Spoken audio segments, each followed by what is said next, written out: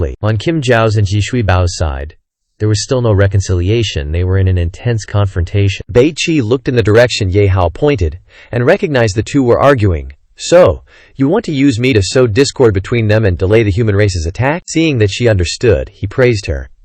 "Though this mistress's temper is fiery, she's not stupid. She figured out our plan in a flash." Bei Qi crossed her arms, her tone unpleasant. "We demon beasts have always looked down on humans, but I never thought I'd be looked down on by a human one day." Ye Hao didn't care who looked down on whom. What he cared about was who Bei Qi placed her hopes on. "But now I'm very curious about the battle between the two over there. Who do you hope will win? Your husband or your lover?" Hearing this, Bei Qi burst into laughter. She asked, "What childish nonsense is this? I don't care who wins or loses. Neither of them is my main course.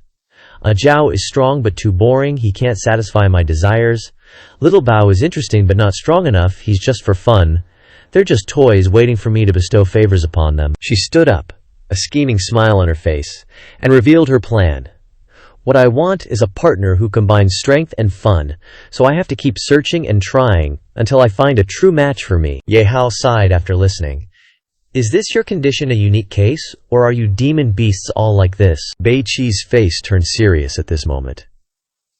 "Kid, don't use your human moral standards to judge us demon beasts. Morality, for us, is a restraint on primal beast nature, a devastating blow to our race. This is also why there are more demon beasts than humans. Procreation is the fundamental continuation of the race." The two behind them could only sigh. What a mess. This beastly love triangle. Bei Qi flashed a cunning smile. "But I still underestimated Zhao. He is indeed quick-tempered and boring, but he would never ruin the overall plan for such a small matter. This is also his strength. So kid, your scheme is destined to fail." Returning to the confrontation between Ji Shuibao and Kim Zhao, Ji Shuibao didn't hesitate to challenge. "If you are determined to attack me, I don't mind playing with you. Although I'm not as strong as you, I can cause you significant damage. At that time, the plan you've worked so hard to build, to invade the human world, will be ruined, and ultimately your losses will be greater than mine. What do you choose?" Kim Zhao thought to himself. "The mistress already finds me boring. If I can't even achieve the plan to invade humanity, she'll probably look down on me even more." Forcibly suppressing his anger, he thought it was best to prioritize the overall situation. "This leopard wouldn't dare to do anything to my mistress." Kim Zhao then turned to threaten Ji Shuibao. "I'll remember this debt. When I've dealt with the humans, and Kai Huang returns, that will be the day you die. That will also be a good day for my mistress and me to reconcile." Then Kim Zhao flew away. Ji Shuibao watched him leave and could only smile wryly. "How boring. No wonder the mistress dumped you. How could someone as rational as you give her excitement?" Kim Zhao ignored him. He had his own thoughts. "As long as I bring the mistress delicious human food and comfortable human territory, she will definitely change her mind. Sooner or later she'll understand my true feelings." He then ordered, "Continue providing energy to the demon beast gate. Quickly invade the human world." Bei Qi, upon hearing that her husband was preparing to invade the human world, was extremely smug. "What's wrong, you little brat? I told you, your little tricks are useless and will definitely fail." Ye Hao didn't give in, he retorted. "You think I'm just standing here chatting with you, not doing anything?" And Ni suddenly rushed over to remind him. "Ye Hao, the explosive devices have been installed completely over there, according to your arrangements." Bei Qi's face paled upon hearing about the explosive devices. "Explosive devices? What's exploding?" Before Bei Qi could figure it out, crisp explosions rang out, causing her to freeze on the spot. What on earth is happening? Why is the magic star suddenly exploding? What did you do? You dare to destroy the demon beast gate? Facing the panicked Bei Qi, Ye Hao calmly replied, "I didn't do anything much, just arranged for a sixth man to install a few small toys in your magic star's energy supply." Liu Jinzhao watched helplessly as his empire was blown to pieces. "This is..." Kim Zhao screamed in pain. Who the hell did this? At this moment, the only person Kim Zhao could think of was Ji Shuibao. Kim Zhao gnashed his teeth and cursed. It must have been him. Not only stealing my woman but also ruining my virgin invasion plan. Kim Zhao, filled with extreme anger, flew swiftly to Ji Shuibao's residence. "You're trying to push me to the edge." He now just wanted to rush over and take the life of that hateful guy. Charging forward without hesitation, I'm going to kill you today. Ji Shuibao calmly blocked Kim Zhao's attack with his hand, then replied with a smile. Your plan failed, so you want to vent your anger on me. So irresponsible, no wonder you only have one wife, and she doesn't even like you. Kim Zhao was so angry that he couldn't control himself, he couldn't hear anything anymore, only wanting to rush over and hit that guy. Still playing dumb with me, my patience has limits, enough talk, die. A divine punch made Ji Shuibao's face shift a few inches. Damn it, you're really doing this. Not stopping there, Kim Zhao took out his axe and threw it straight at Ji Shuibao. Ji Shuibao was trying to reassure him. Stealing a woman isn't against demon beast law. Are you sure you want a death match with me? Even if you make a scene at the great elder Qinglong's place, you still won't be able to kill me. How could Jin Zhao possibly listen to what it was saying at this point? He roared back. Shut up! Don't act like you have nothing to do with this! You not only stole my woman, but also touched the taboo of destroying the beast gate. This act deserves death. Hearing this, Ji Shuibao jumped up, loudly accusing himself. What? I destroyed the beast gate? Who the hell are you framing? I won't deny stealing your woman, but I can't take the blame for destroying the beast gate. After a while, Ji Shuibao realized that this Jin Zhao was taking his anger out on him. I understand your intention now. You can't do anything to me for stealing your woman. So you put the blame for destroying the beast gate on me? That way, even if you kill me, the great clan leader won't hold you responsible. What a great plan you have. But then it rushed to counterattack. I won't let you have your way, daring to quibble, even when you're about to die. The beast gate will definitely not explode for no reason. Who else besides you can tamper with it here? Ji Shuibao couldn't bear it any longer. It's clear that your intelligence is not enough. You don't know how to use the beast gate. What does it have to do with me? If you insist on blaming me, I can't tolerate it anymore. No amount of rubbish and sophistry can change the truth. Go to hell. With that, the two rushed into a fierce fight. The beasts below also joined in the battle. Although they didn't know why their leaders were fighting, their leaders had already started. What are we waiting for? Kill them. This daddy has long been uncomfortable with the Ji Shui clan. Kill them all. Dogs of the Kang Jin clan, don't be too arrogant. We'll make you cry rhythmically later. Brothers, let's charge. At this time, on Ye Hao's side, he turned to Pei Qi and said, See? Those two are fighting to the death for you. Ye Hao continued to fuel the fire. You are the cause of this. What are your thoughts? What do you want me to say? Pei Qi pretended to dissuade the two. Stop, don't fight anymore, don't fight anymore. With that, Pei Qi turned to ask Ye Hao. You wanted me to react like that, but now I just feel that they are both too stupid and are being played in the palm of your hand by a small human like you. Seeing these two idiots, now I just feel lucky that my idea was right. Pei Qi's face looked extremely ferocious at this time. Pei Qi spoke out his calculation. Their current slaughter of each other is the best outcome. It's the perfect time for me to find a new love legitimately. Your plan may work for them, but for me it has failed completely. Ye Hao also praised Pei Qi's cunning. You really surprised me, but this kind of reaction is not what I wanted, it replied. You want it, so I have to give it to you. A human also wants me to listen to your orders. I've played with more cocks than you've eaten salt. Seeing that this pig was too stubborn, he used his sword to slash Pei Qi in the back.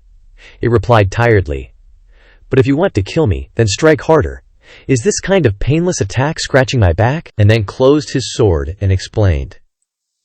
This sword was not originally meant to take your life. It's just to make it easier for people who are poisoned to work for us. Pei Qi started to show disdain again. Using poison. Is that all you humans are good for besides using these despicable tricks? With that, Pei Qi transformed into a giant pig. Threateningly, it has no effect on me, you should all go to die. Xing Tai Chiu is immune to all toxins, and is still waiting for a hand. No wonder she can catch the two bosses. Anne raised her sword to block Pei Qi. She said, My toxin has no effect, Ye Hao. You have to think of another way. At this time, Ye Hao was also frantically thinking in his plan. Controlling her is a necessary condition. Can only that trick be used? Saying that, he had no other choice, and conjured a red heart-shaped jade. I really don't want to do this unless it's absolutely necessary. At this time, Ye Hao summoned the lust demon. It sat on his head, waiting for orders. Master, are you finally willing to summon me? Just tell me what you want. This servant guarantees that you will be satisfied, Ye Hao said his request. You just need to control the mind of this beast. Si Hai approached. The lust demon's finger touched his nose, and whispered, This pig itself is full of lust. Wanting to control it is as easy as turning your hand over. But master, what do you want to use to repay me? Even if you are a demon king, you cannot break the rules. Ye Hao frowned when he was surrounded by girls. What do you want? Sei took the opportunity to approach and whispered in his ear. It's very simple. Just your master. Finally, Ye Hao was able to control Pei Qi and finally got this concubine. It's not easy, luckily. His face was covered with Seihi's lipstick marks at this time. The price of summoning the lust demon this time is barely acceptable. Otherwise, just relying on such difficult concubines, I don't know what extravagant price she would ask of me. Luckily. An Yi muttered, why does it feel like you're still looking forward to a more extravagant price? On this side, Ji Shuibao couldn't bear it anymore. Only 20% of his health was left. Damn it, if you want to fight, then fight. Why only hit my face? Jin Zhao angrily shouted. I not only want to hit your face, but also want to take your life. This move is the last resort, Shuibao retorted. You think I can't beat you, but I can't run away from you. You wait, I'll go to the great clan leader to complain. At this time, Pei Qi also arrived and hugged Ji Shuibao from behind, soothingly. Xiao Bao, are you okay? Ji Shuibao had no time to care about it at this time. Pei Qi, why did you suddenly appear here? But let me go quickly, I have something to do now. With that, Pei Qi screamed at Jin Zhao. Ayo, you beat Xiao Bao like this. I hate you. I truly love Xiao Bao. He's a million times better than you. Even if I die, I don't want to follow you anymore. Seeing his beauty protecting him, the Shuibao smugly chimed in. Hear that, loser? Pei Qi. Jin Zhao ignored Shuibao's words, only asking his wife with a broken heart. Is this what you truly feel from the bottom of your heart? Pei Qi replied without hesitation. Of course! And that's not all.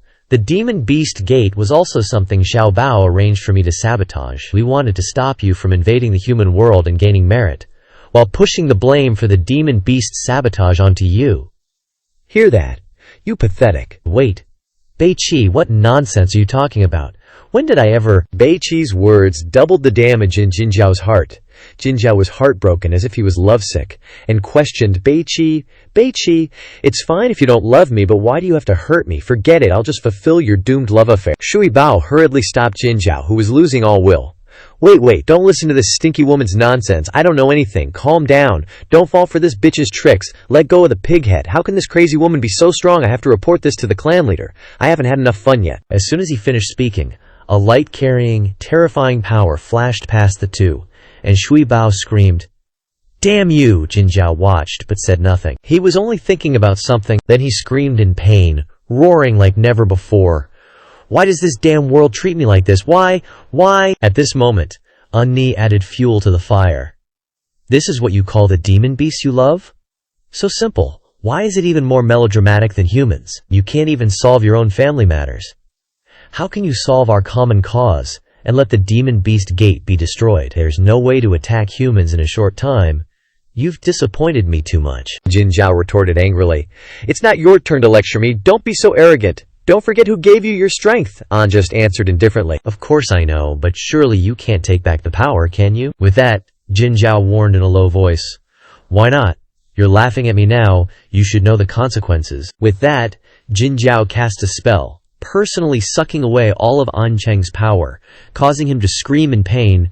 My power has been sucked away. How is this possible? Jin Zhao seemed to have found someone to vent all his anger on, and without hesitation, he raised his fist to attack him. You people are so weak. Either live under my protection, or my strength, or the lifeline I give, yet you want to oppose me? Damn it, go to hell, all of you go to hell for me. Just then, Ye Hao suddenly stood in front of An Cheng, taking Jin Zhao's attack for him. Why? Let me tell you, because only in this way can my entire plan be completed perfectly. Thanks to Ye Hao confronting Jin Zhao, Anni quickly took the opportunity to support An Cheng. At this time, his face was bloodless, writhing in pain. Seeing this, Anni comforted. Hang in there, An Cheng, I'll take you out of here. Ye Hao glanced at them, a sense of joy rising in his heart. The plan succeeded. This is already the best result in all the results I've imagined. After all, even I can't predict the consequences of angering Liu Jinzhao again and again. Now I just need to cover them so they can leave smoothly. As expected, Jin Zhao rushed over immediately. He punched violently straight at him, predicting as he punched, Humans who dare to break into the demon beast world, offering your life is your only plan. Ye Hao raised his sword to defend, not forgetting to reply, No, my real plan has already been completed. I'm afraid your mentality will explode if I say it. In the face of the provocation, he continued to attack. I don't care what plans you have. It doesn't matter to me anymore. Now I can only start a massacre to vent my anger on you little humans. Go meet your ancestors." The punches continued to fall on Ye Hao, only to see him lightly blocking the attacks and saying calmly, "If you sincerely and earnestly ask, then I will mercifully tell you." Jin Zhao was furious. "I didn't ask and don't want to know. Don't be so stubborn. What's wrong with listening a little? Anyway, I have time," he said with a slightly mocking tone. The battle was fierce. The two were evenly matched. Regardless of whether he wanted to or not, Ye Hao still told him about his plan. After hearing it, the two sides gathered their strength to deliver the finishing blow, and then separated. At this time, Ye Hao showed concern and asked Han, "Now you understand everything, right? What do you think?" He looked incredulous, his whole body trembling and stammering. "You're saying that everything is a trap set by you, and I'm completely following your script." Immediately after, Jin Zhao's face darkened. He said, "What, are you kidding me? In such a short time you've grasped the only weakness in me, and at the same time made a detailed plan. How can a human do this? Impossible. Absolutely impossible. You're insulting my intelligence, that's for sure." Then he roared again. "I'd rather believe that the person I loved deeply betrayed me than be manipulated by a human. This is the plan to shatter my mentality. And what did you say? Ridiculous. Ridiculous. Humans only know these tricks." Jin Zhao's eyes lit up, and he reminisced slightly. Back then, the leaders Bai Yi and Qi Wei were said to have been taken to see Yama by a human. At that time, we all didn't believe it and laughed at them for being incompetent. Now it seems that they weren't lacking in strength, but fell for the human's trick. "That human is you, right?" Then he affirmed with certainty, "It's a pity that your trick doesn't work on me." Seeing that he didn't fall for it, Ye Hao said indifferently, "Should I say you're rational, or have you lost your mind due to excessive grief? Whatever you say is fine. Anyway, it's beneficial to me in terms of results." Jin Zhao also nodded in agreement. "I don't deny this, but thanks to you," he continued, with joy on his face. "Let me calm down in my madness. Now I don't have any weaknesses that can be exploited. Humans, it's time to fight with real skills. Come here." At the same time, he waved his hand, signaling. Seeing this, Ye Hao couldn't help but praise. "Oh, as expected of a demon beast lord, this kind of self-regulation ability is also top-notch." Jin Zhao shook its head vigorously. No. My greatness isn't shown in these things. Next, it will definitely defeat you. I'll let you feel what true greatness is." With that, it rushed forward with full force, swinging its blade at Ye Hao. "With your current ability, you are only level 18. Before Jin Zhao's power, you can only continuously block attacks, secretly calculating the force of each blow. Completely different from before. Originally wanting to crush his mentality, unexpectedly, it made him become calm instead. With my true level 180 strength, plus challenging 30 levels higher, it's difficult to win against him without other means." Then Ye Hao quickly called the system. "How many experience points do I have available to use now?" The system is sorting data. Let me recall a bit.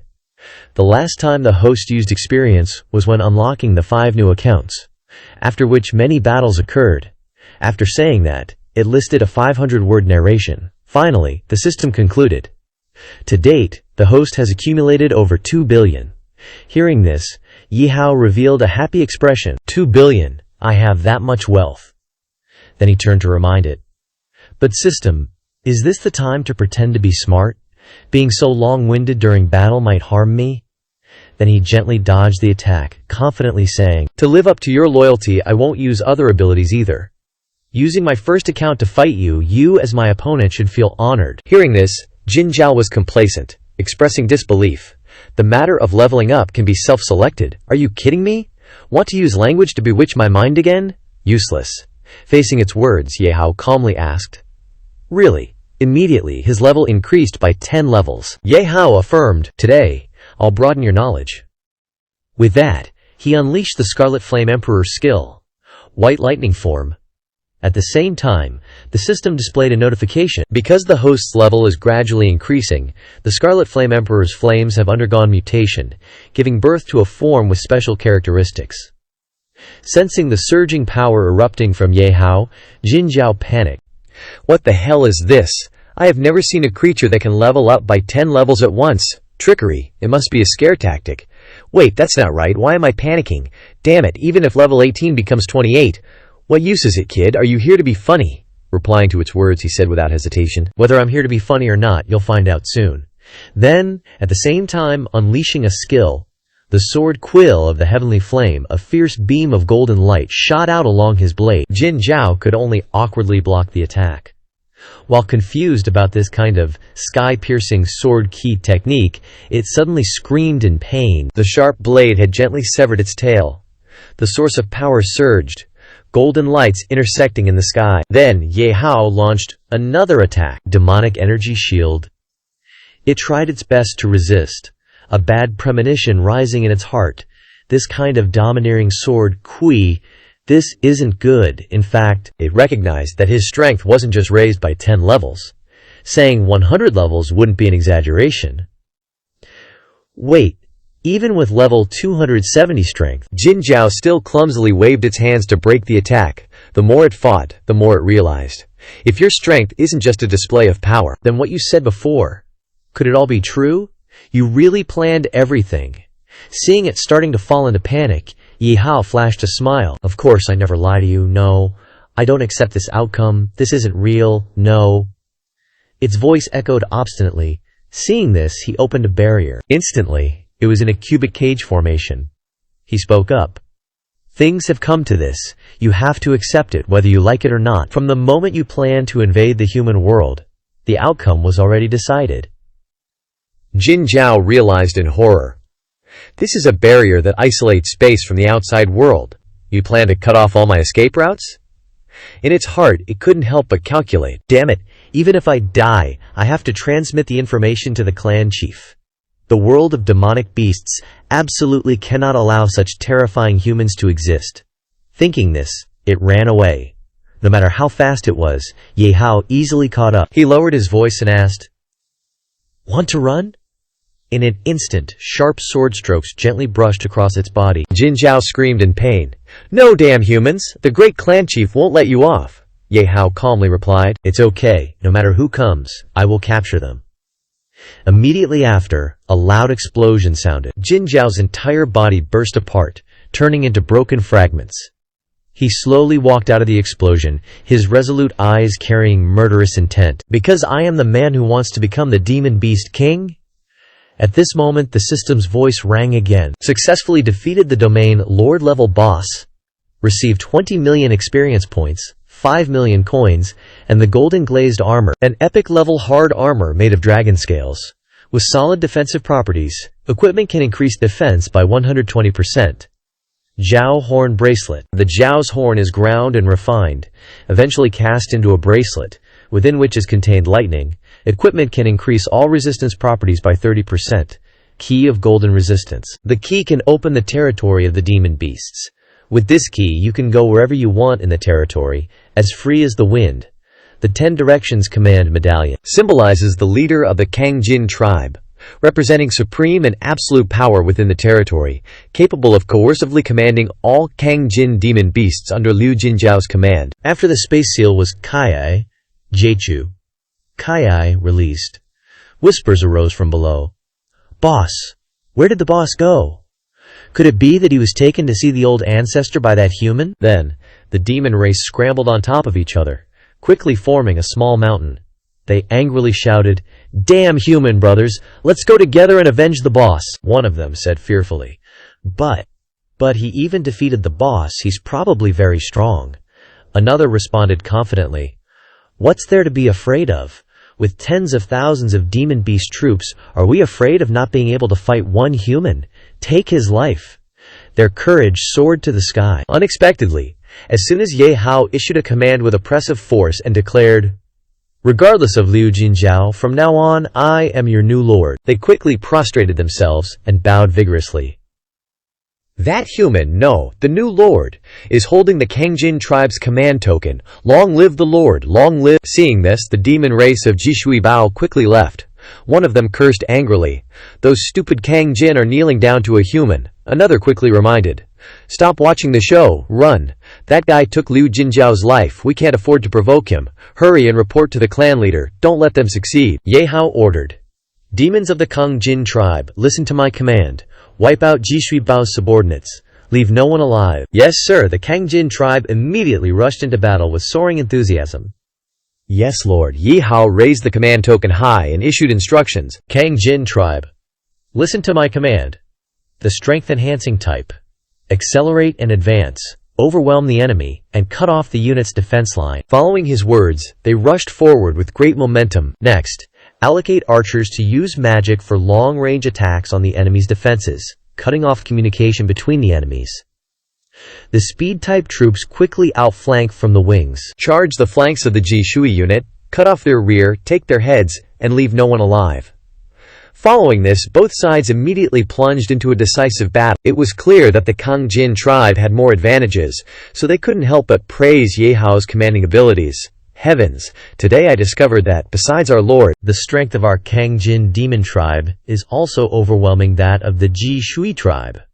This is all because our new lord knows how to command. In the past, we just charged forward in battle, without any tactics like this. The new lord is so cool, we've long disliked those Ji Shui tribe idiots.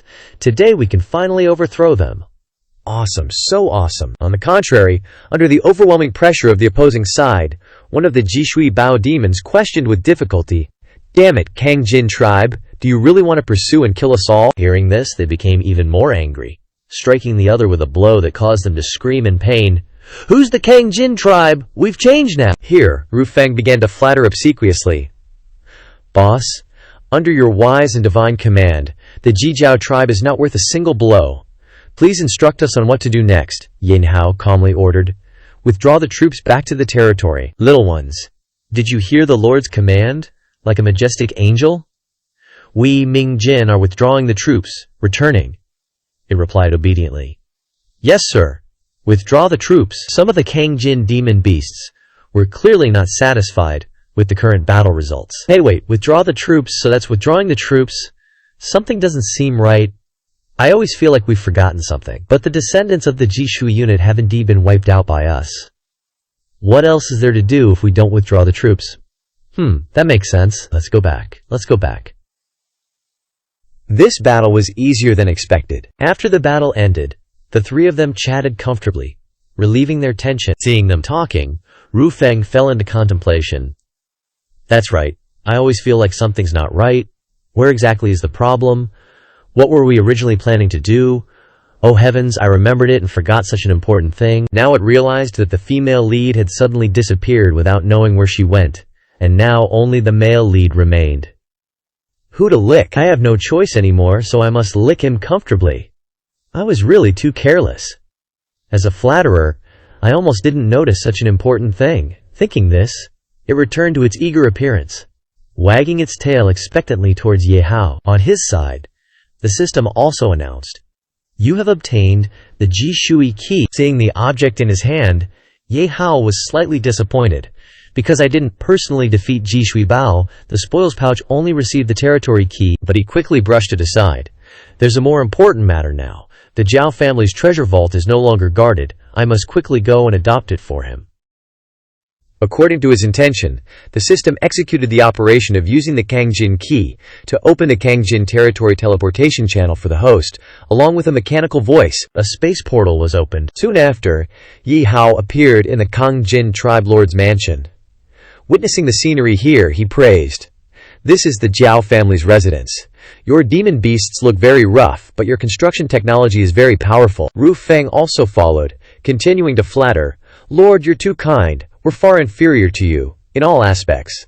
But in terms of weapon refining, the Kangjin tribe's armor and equipment are indeed the best among the 28 tribes, so we built our headquarters in this magma land, just for the convenience of refining and casting." Hearing this, Ye Hao grew even more curious, guessing inwardly, "In that case, the Zhao family's treasury must be holding a large number of rare weapons and equipment." Suddenly, from the direction of the gate, An gently supported An Cheng as they approached. Upon seeing them, Ru Feng's eyes lit up, welcoming them enthusiastically. "Heavenly immortal mistress, you're back. I only didn't see you for a moment, and it felt like 3 autumns had passed. When will you have time to favor little Wang?" An ignored him directly, hurrying to inform Ye Hao, "An Cheng is still unconscious. I'll take him to rest first." Ye Hao nodded slightly. "All right, I'll come find you." After I finished dealing with the matter at hand, Ru Feng shifted his gaze from An to Ye Hao. "Boss, how about little Wang takes you on a tour of your residence first? Ye Hao bluntly refused. No need. Let's save time and go straight to the treasury. At the Jin Resistance Treasury, so many hammers and axes, all sorts of sword-like items are stored here. Ye Hao quickly collected everything into his bag. Meanwhile, Ru Feng continued to spout flattery. Little Wang originally planned to take you around the residence and pick out a few beautiful females to be your companions. But I didn't expect you to be so uninterested in women, so dedicated to your cause. Little Wang is completely in awe of you, like a surging river. The system notification sounded again. You have picked up 58 epic grade equipment, rare materials, and 365 kinds of props. He kept talking, until he looked back and saw only a bare scene, making him stunned for a moment. Then he scratched his head. Not even a needle or thread left. Boss is truly worthy. Then, as if awakened, he continued to praise Ye Hao. Little Wang understands now. You must be warning us not to be immersed in the achievements and resources accumulated in the past, and that we must start again step by step towards a higher future. As for Ye Hao, he was overjoyed. So much, I'm rich, Zhao family. Rest assured, your treasures will be protected by me. Before long, the system popped up again. Detected the only God-grade item obtained this time. Mana Crystal Teleporter. The Mana Crystal Teleporter is a fragment split from the Mother Mana Crystal, thereby implementing the function of free teleportation between two mana crystals, capable of ignoring distance and space. Hearing this, Ye Hao was even more pleased. Heavens! The Zhao family even had such a heaven-defying God-grade item. Did he use this to locate and invade the 9th district before? With this, it will be of great help to my next advance into the universe. Awesome. A moment later, in An Cheng's room, and angrily crushed the medicine bottle in her hand. Damn it, why is it still not working? Looking at An Cheng being tormented by pain, An felt even more distressed, helplessly saying, I've tried all kinds of medicine but still can't alleviate An Cheng's suffering. Ye Hao pondered, softly saying, Is the medicine ineffective? Ye Hao thought that what An Cheng was suffering was not only physical pain, but she didn't know the cause, making her even more confused. What to do, Ye Hao? Please think of a way. You must save An Cheng. At this time, Ru Feng was squatting on the floor, scratching his head and saying, Boss, heavenly immortal mistress, maybe Little Wang knows why, but please reward Little Wang, you know, and excitedly asked back, then mercilessly stomped on his head.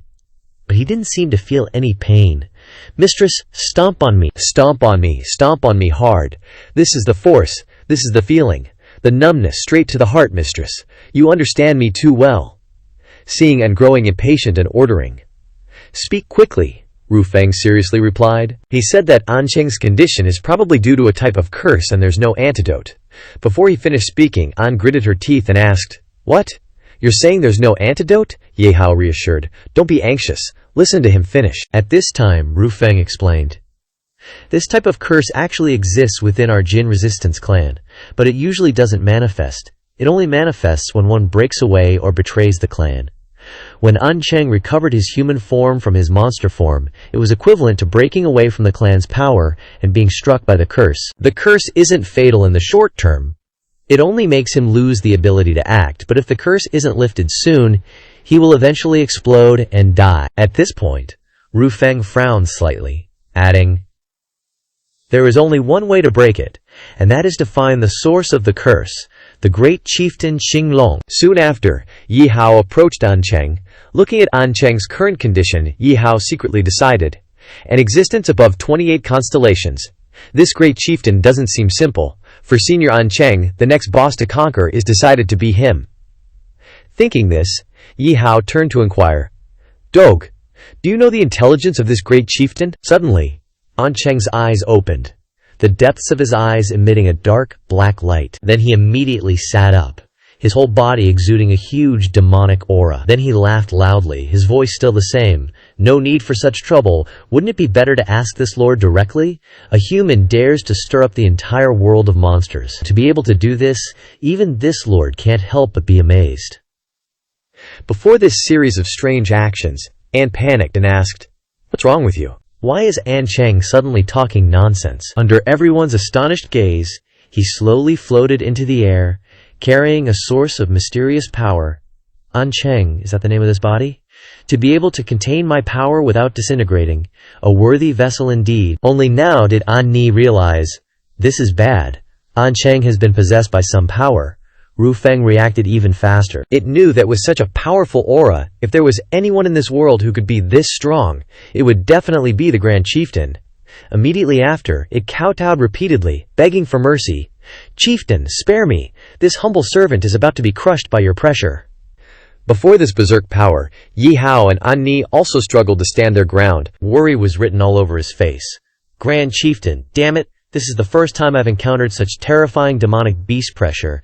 Is this the true strength of the Azure Dragon Grand Chieftain?" At this moment, Qinglong, in the form of An Cheng, smugly said, "Humans, did you really think you could run rampant here?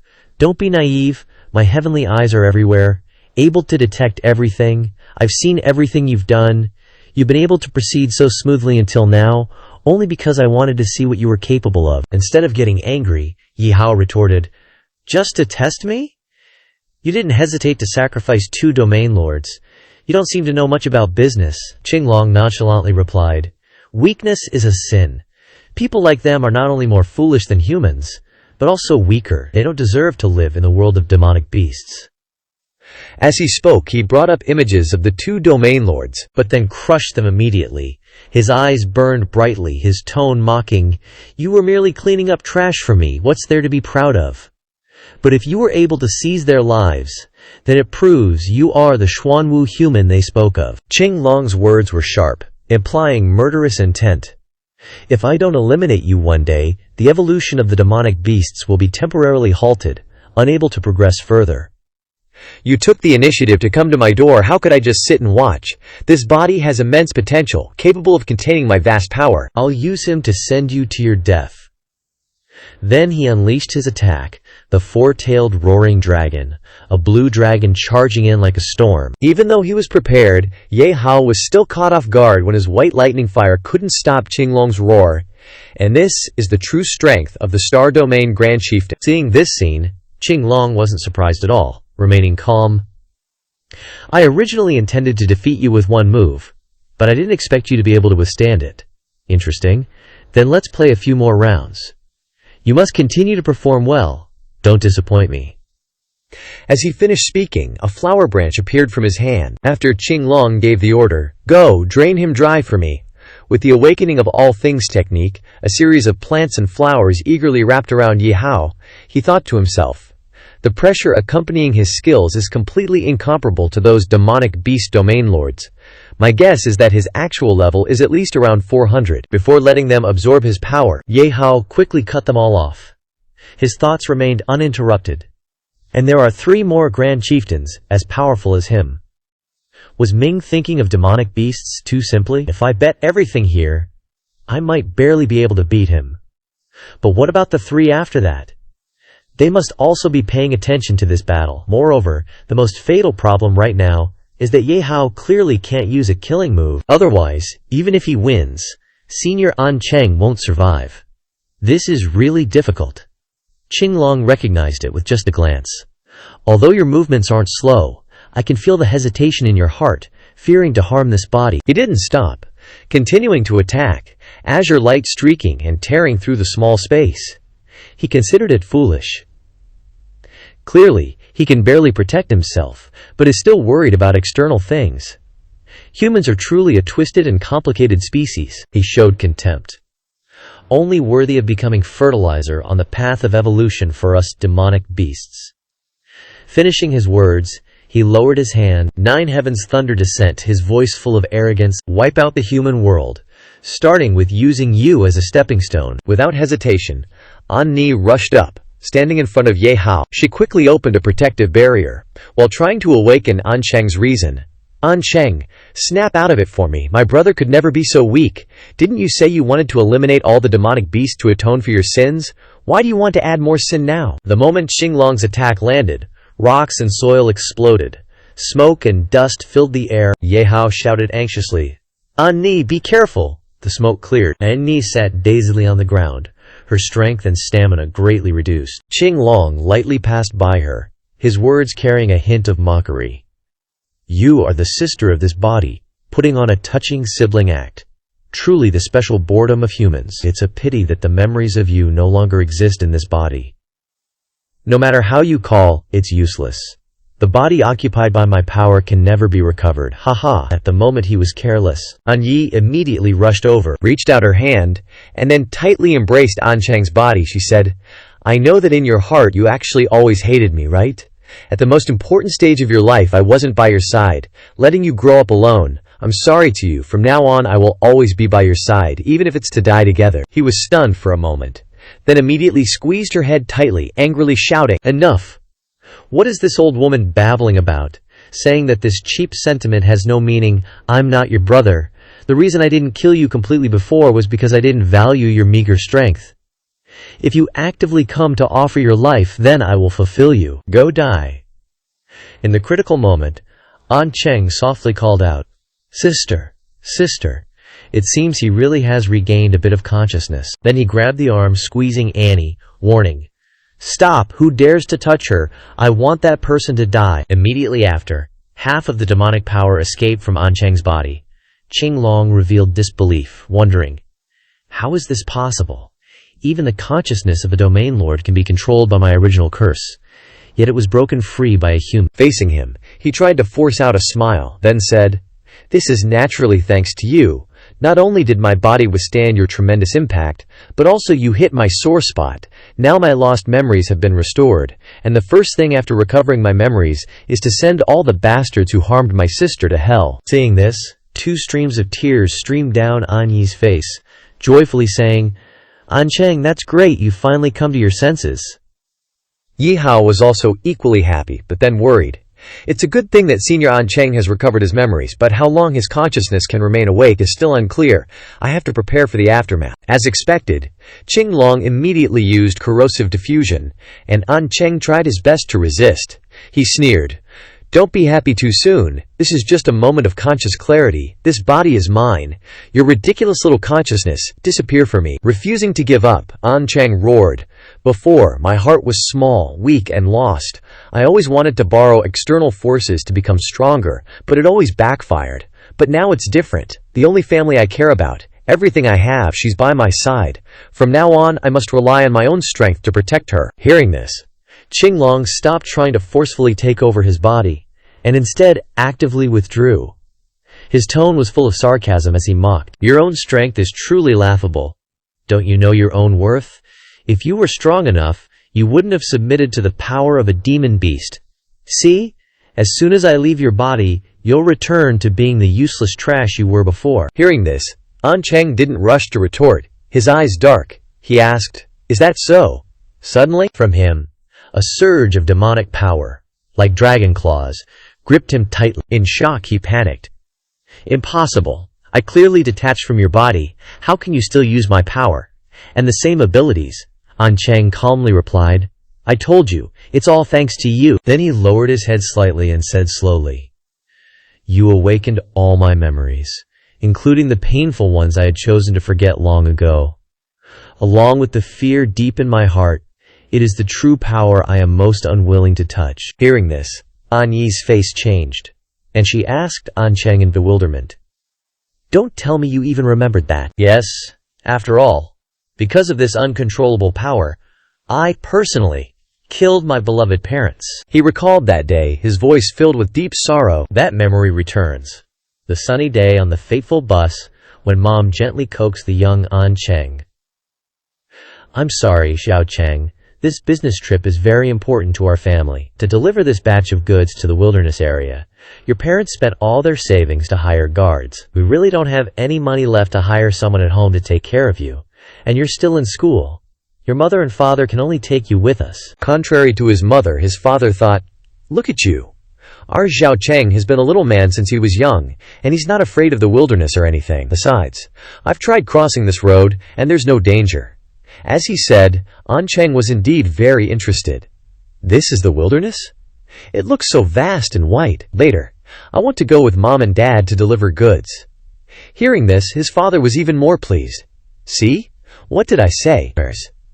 Our Xiao Cheng isn't afraid of the wilderness or anything. At this moment, out of their sight, a group of level 40 wilderness demon beasts were lurking and waiting.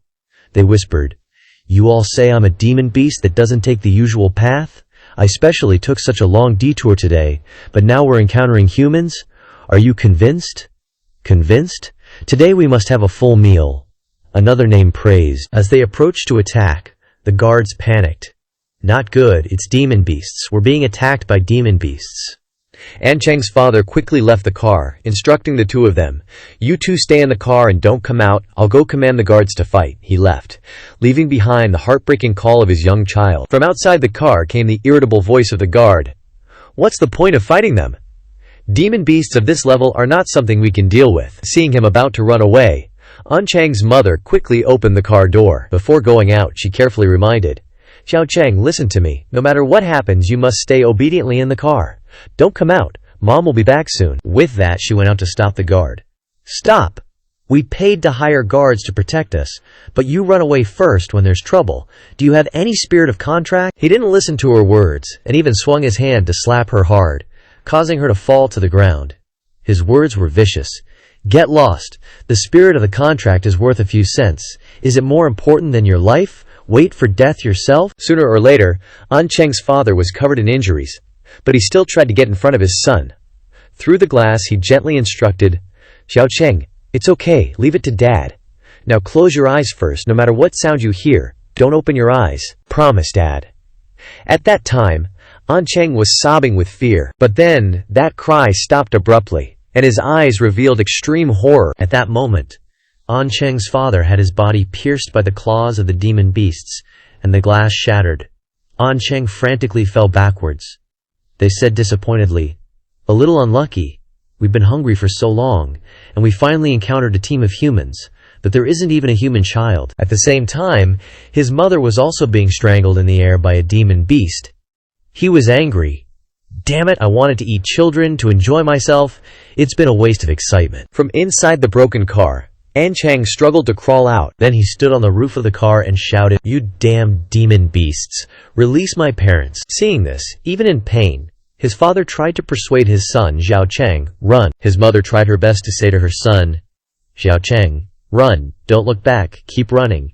Your parents will catch up with you later. An Cheng trembled, but did not shrink back. I can't do it. I'm weak and sickly. I can't run far. I've always dreamed of becoming a powerful hero like the Mogong squad, able to protect my parents. But I'm sorry. When he looked up, tears had soaked his face. I'm not the main character in a superhero story. Now my greatest courage is to be able to face death with my parents. I'm not afraid at all to die with my parents. When the claws pierced through his chest, blood covered the dry earth. His parents cried out in pain, No, Xiao Cheng. At that moment, the guillotine claw armor stepped on the roof of the car, swaying An Cheng's body, his voice sarcastic.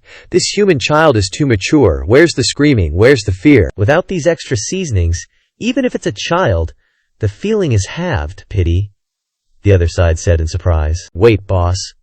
That child is not quite right. At this moment, An Cheng had broken free from his clutches, taking on a new form with his level soaring to 51. The guy was flabbergasted. This form has levels too. He was just a level 1 kid a moment ago, and now he's almost like our boss. What's there to fear? This brat must be using some kind of trick item to fool us. Watch me take him down. Before Li Qianjia could finish speaking, An Cheng pierced through him with his claws. Seeing this, the guy screamed, Boss! In the next second, the others were also successively taken down by An Cheng's claws. They painfully realized that this kid was truly insane. Unexpectedly, his parents also fell here. Monster, you're not human at all. You even attacked your own parents. Compared to us, you're the real monster. The dying demon beast spoke with a trembling voice. When An Cheng fully regained consciousness, his parents' bodies had long gone cold. He cried out in agony, Dad, Mom, what have I done? How did this happen? I clearly only wanted to save you both. Unable to return to reality, An Cheng remained haunted. This is a memory I'll forever forget, and it's also the source of my true power. Anne understood everything. So, that's really how it is. Her memories of that day after the tragedy included the safe zone announcing that a rescue team was dispatched to examine the bodies of all the demon beasts and humans, including his parents. They discovered that in addition to the wounds caused by demon beasts, there were also wounds caused by a child. The investigation report recorded one thing. The possibility that a child harmed everyone could not be ruled out, because only the child survived. Afterwards, rumors related to An Cheng harming his parents quickly spread throughout our school. But I never wanted to believe this was true, she continued. After Ancheng woke up, he completely forgot this memory. And it was as if he had become a different person. He changed from the originally arrogant, weak, and sickly young master to someone healthy, with a smile always on his face, someone intimate but lacking a self. Then Yi blamed herself. It's all my fault, always avoiding it. Although I didn't believe this was true, deep down in my heart, I never stopped resenting him, intentionally alienating him, not facing him. After a while, Qinglong laughed smugly. I understand now. You are a failure who can't even control his own power. Your ability to absorb and copy is just a clone of my power. It's far from my true strength. But he didn't expect Ancheng to say, that's enough. Feeling the power within him, he appeared calm. My ability not only absorbs and copies the power and level of my opponents, but it also absorbs their emotions and personalities. That's how that tragedy happened. Perhaps fate is mocking me, so that my life from the beginning became a tragedy. But now, if I am completely awake and reborn, then I must use this power to complete salvation. Even if this power still has uncontrollable side effects, I will definitely find a way to suppress it. Hearing this, Qinglong continued to mock. I know why Liu Jinzhao allied with you. Because you need the cold-bloodedness and unscrupulousness of us demon beasts more. To win, you even pick up the power that killed your parents. Ignoring Qinglong's words, Ancheng crushed his clone. I don't deny this point, but from now on, my cold-bloodedness and unscrupulousness will only be used on you demon beasts. Then he stretched out his hands and asked softly, after knowing the truth, you must hate me even more, right? I'm not qualified to ask for your forgiveness, but please give me a chance to atone. Seeing this, Anyi's eyes turned red. What nonsense are you talking about? You are my only family. Why would I hate you? The two hugged each other warmly. Ancheng promised her, I'm sorry, but don't worry. From now on, I will definitely protect you well, and not let you suffer any harm. Anyi cried with joy. Silly, it's me who didn't protect you well. But it's okay. In the future, no matter what happens, the two of us sisters will work hard together. If our parents are in heaven, they will definitely be very happy. Seeing this heartwarming scene, Ye Hao was also happy. This time, the sisters are truly reunited. I'm happy for you two, Senior Ancheng. He responded, Ye Hao, thank you. Without you on this journey, my life would probably still be living in tragedy. Then, Ye Hao asked him, perhaps this is our fate, but we are still in enemy territory. The urgent matter now is to quickly eliminate all the demon beasts. Right. Senior Ancheng, the last time I was in a certain dungeon, I also encountered a boss with 50% power. Is your ability also like that? Accepting, Ancheng shook his head. Not 50%. Absorption and copying is a separate ability. My original power and level are not lost, but added together. Your speculation also means that it is equivalent to having two abilities at the same time, he agreed. That's right. But only one type can exist when absorbing external power, which also means that after absorbing, the previous absorption will be replaced. With this, Ye Hao felt that despite the negative effects, his ability was like this. Senior, you still say you're not taking the script of the protagonist. At the same time, he added, although I only absorbed about level 200 of the power of that clan leader, I feel that the other party's true strength is probably around level 400. After listening, Ye Hao calmly made a decision. Stay away from that powerful character first. What we need to do now is attack the two constellations. Now the two of you joining forces can completely overwhelm the Lord bosses. I also don't need to worry. I will act alone to break through the conservative demon beasts to persuade them, while Senior Ancheng and the two of you go to collect treasures and equipment supplements, and then go to the nearby main battle faction to lie in ambush and wait for my next order, looking for opportunities to act. Okay, however you arrange it. We'll do it that way. We always believe in you. Ancheng fully agreed. Afterwards, Ye Hao turned to ask Ru Feng, Zhao Wang, who is the leader of the conservative faction of you demon beasts. It was startled for a moment, but then quickly replied, worthy of being a wise and divine person, always able to ask the key point, the leader of the conservative faction. According to what it knows, the second constellation subordinate Zhu Kui Gijin Yang, although I have never met this leader, he rarely shows up on weekdays. But according to internal information from a brother in the door, Gijin Yang was the first demon beast leader of the 28 constellations. His strength is very great. almost comparable to the 4 major clan leaders. After listening, Ye Hao showed an expectant expression. Internal information. I suddenly feel that you demon beasts are really becoming more and more interesting, completely different from my understanding. Afterwards, he decided, now let's go meet this Lord Gijin Yang. The air was fresh around the Gijin Yang's lord's mansion, and Xiao Wang's voice rang out. Master, this is the place. That brother of mine guards the gate here. I told him about you wanting to meet his boss. Unexpectedly, his boss agreed, Ye Hao replied. Well done, saving me a lot of trouble. Xiao Wang greeted the gatekeeper first. Hey bro, I'm here. Let me introduce you. This is my new boss, super cool and domineering. But Bai Lang Hong, he responded silently. My lord doesn't like noise. Hurry up if you want to enter. We each serve our master. No chatting. Xiao Wang persuasively said, Bro, you're still the same, old-fashioned and serious. Loosen up a bit. But thanks anyway this time. Bai Lang looked towards Ye Hao, who was completely covered in a black cloak, and said in a non-harmonious tone, I didn't expect the Lord to agree to meet a human like you, but you probably won't be coming back. After that, the two of them passed through the gate of that guard and went inside, chatting as they walked. Xiao Wang spoke up for Bai Lang. Master, don't mind him, my bro is actually worried about me. He just doesn't understand your greatness and reliability. Ye Hao replied. It's okay, do you know more about the intelligence of this Gijin Yang?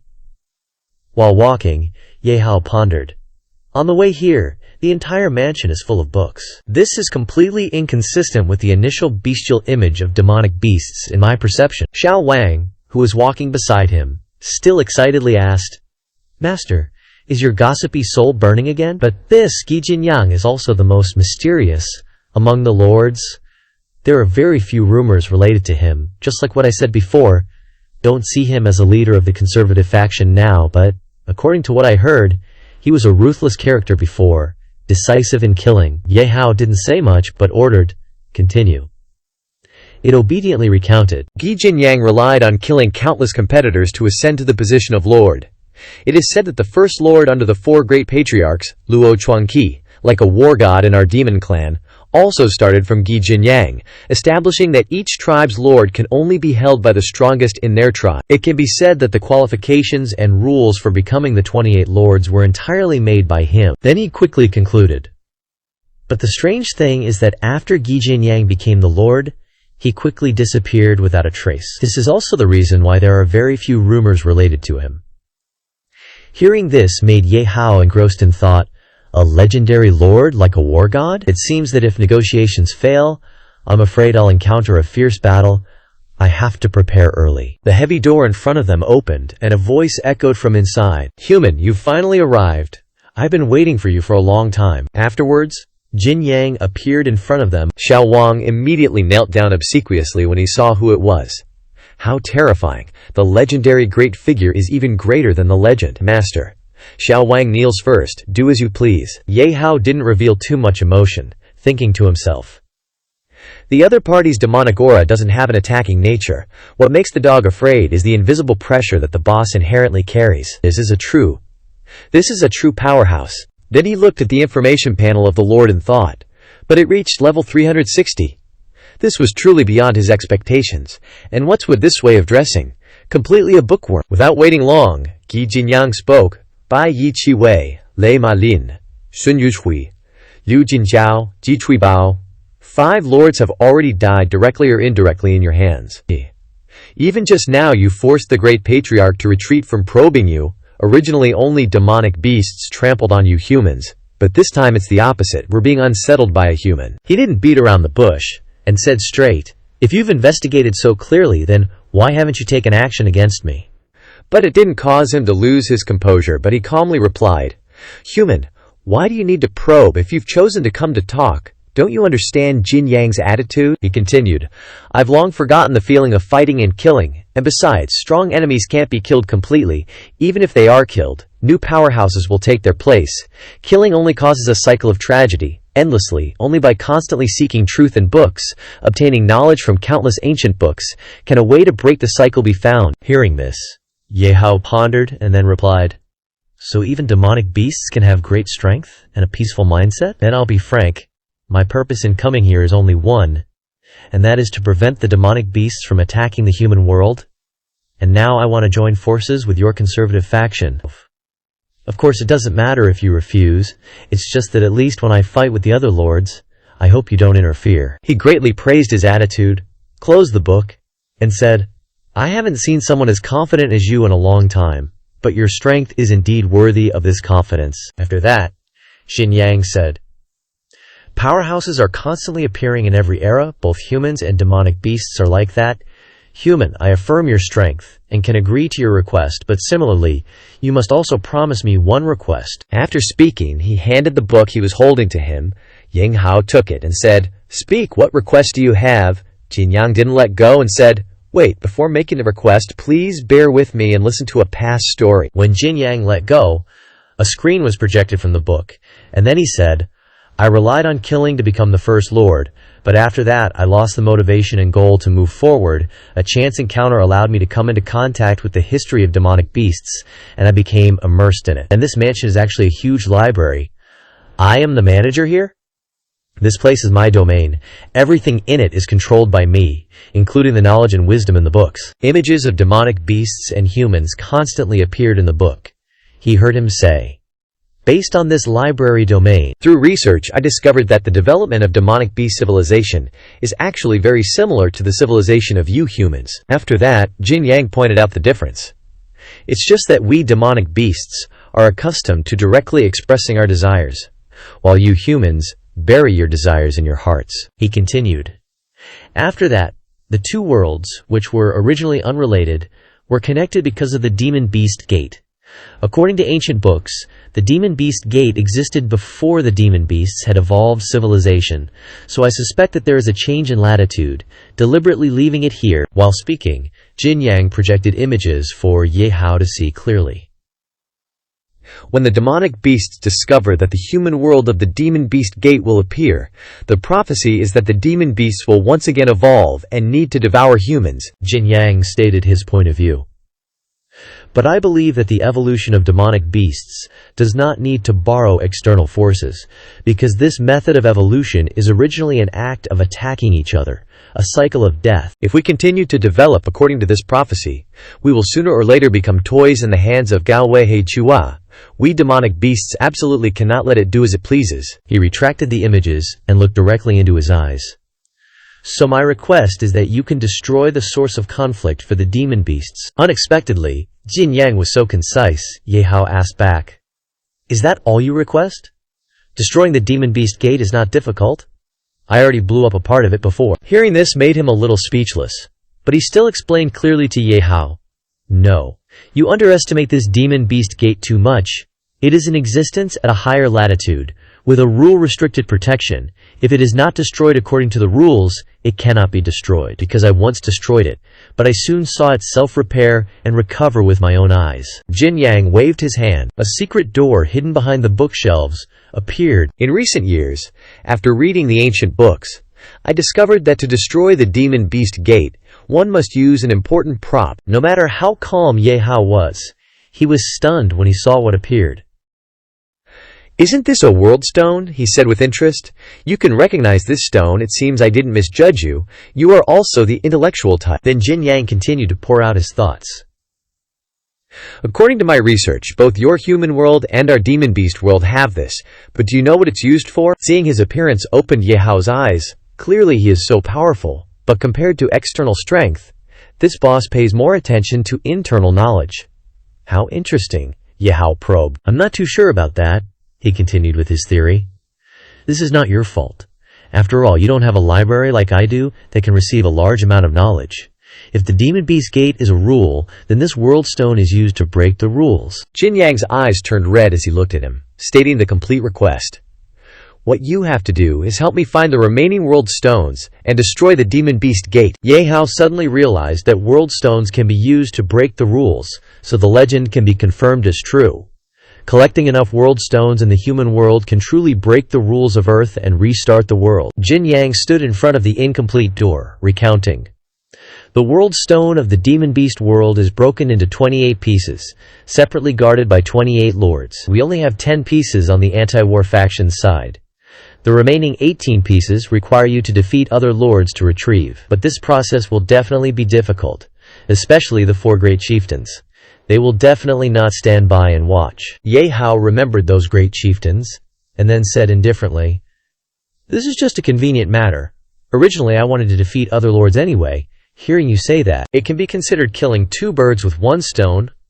I have already killed 5 lords, and also obtained their territory keys, so now I have 5 world stones," he said.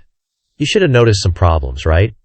In fact, the level of lords invading the human world is not high. That's because low-level demon beasts need low energy when passing through the demon beast gate, and the purpose of the low-level ones is to rely on invading humans, swallowing humans to obtain more energy, preparing for higher-level lords to invade, so the demon beast world will not be as easy as before.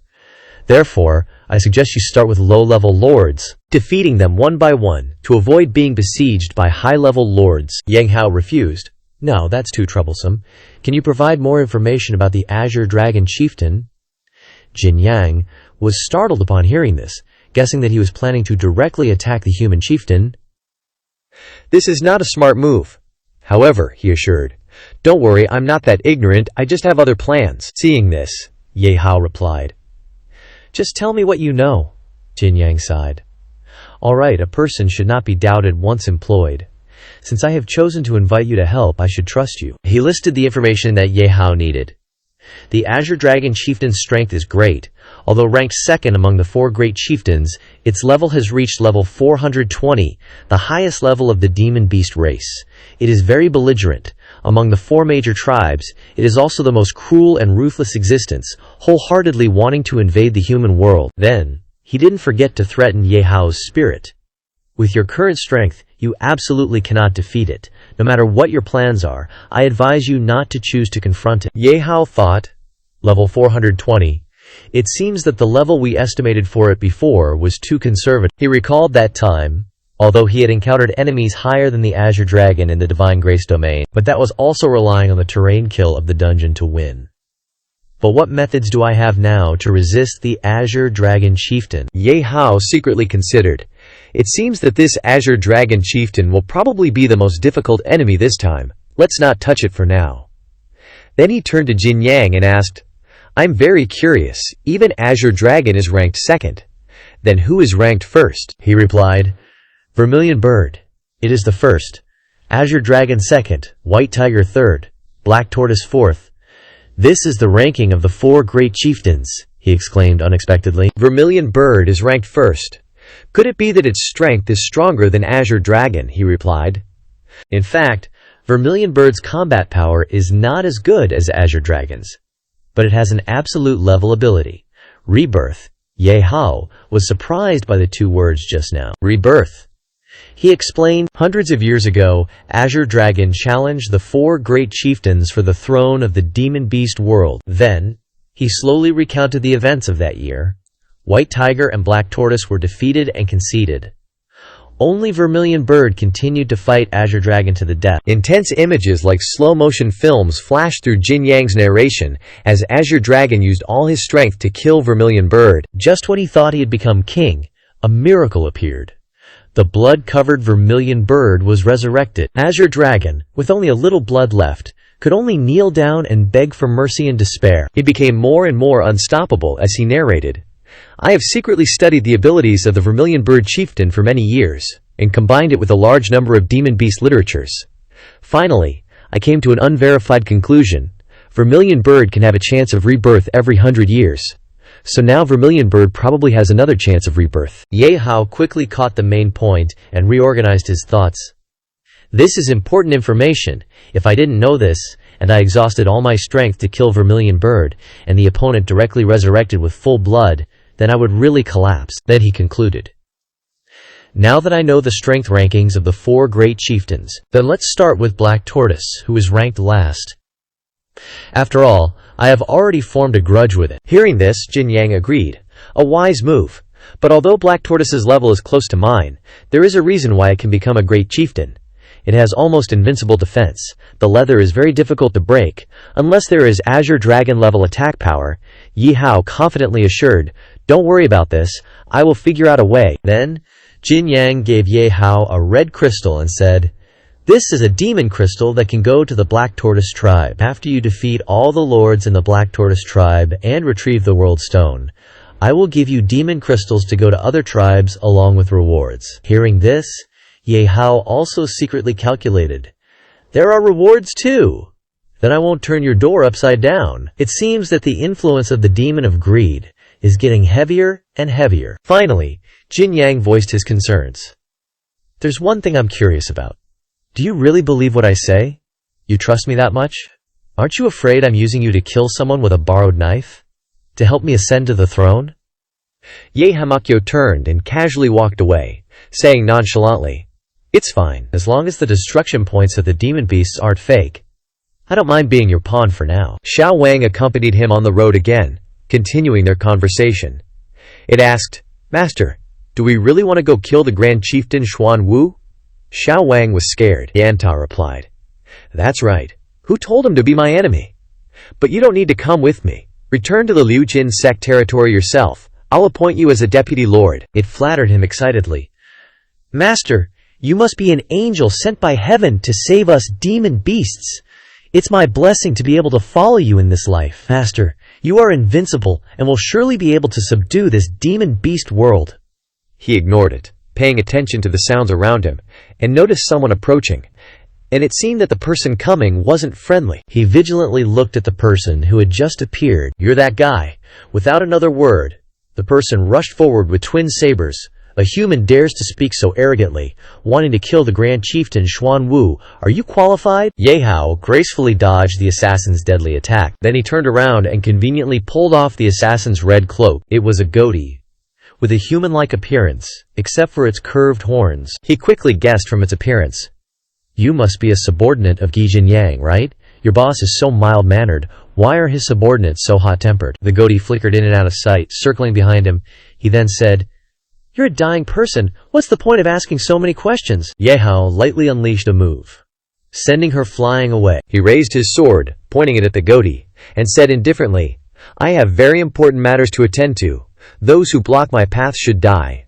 But I'll give you face since you're the host. I'll spare you this once, but remember, it's only this once. Meanwhile, the goatee was secretly calculating, how can he keep up with my speed? No, his speed is faster than mine. She bit her lip, watching his departing back, unwilling to accept it. Who needs you to spare me, smelly human? Xiao Wang, walking beside Ye Hao. Master, that fox is still following us? She really doesn't know what's good for her. Then let me go take care of her, he replied indifferently. As long as she doesn't hinder our affairs, it's fine. Besides, with your level, you probably can't beat her anyway. Hearing those words, it truly hurt its pride. It exclaimed, Master, although that's the truth, saying it like that hurts too much. I just wanted to express a little loyalty. Ye Hao opened a passageway, requesting, Xiao Wang. All right, you go back first. I have to go do important work now. It obediently replied, Yes, Master. May you have good fortune and be victorious in every battle. At this moment, he had a confident and triumphant look, saying, Xuan Wu Qi Zhu, is it? Back in the safe zone, you acted all high and mighty, looking down on us like ants. Now the ant you look down upon is actively seeking you out. The goatee stealthily jumped over and followed Ye Hao.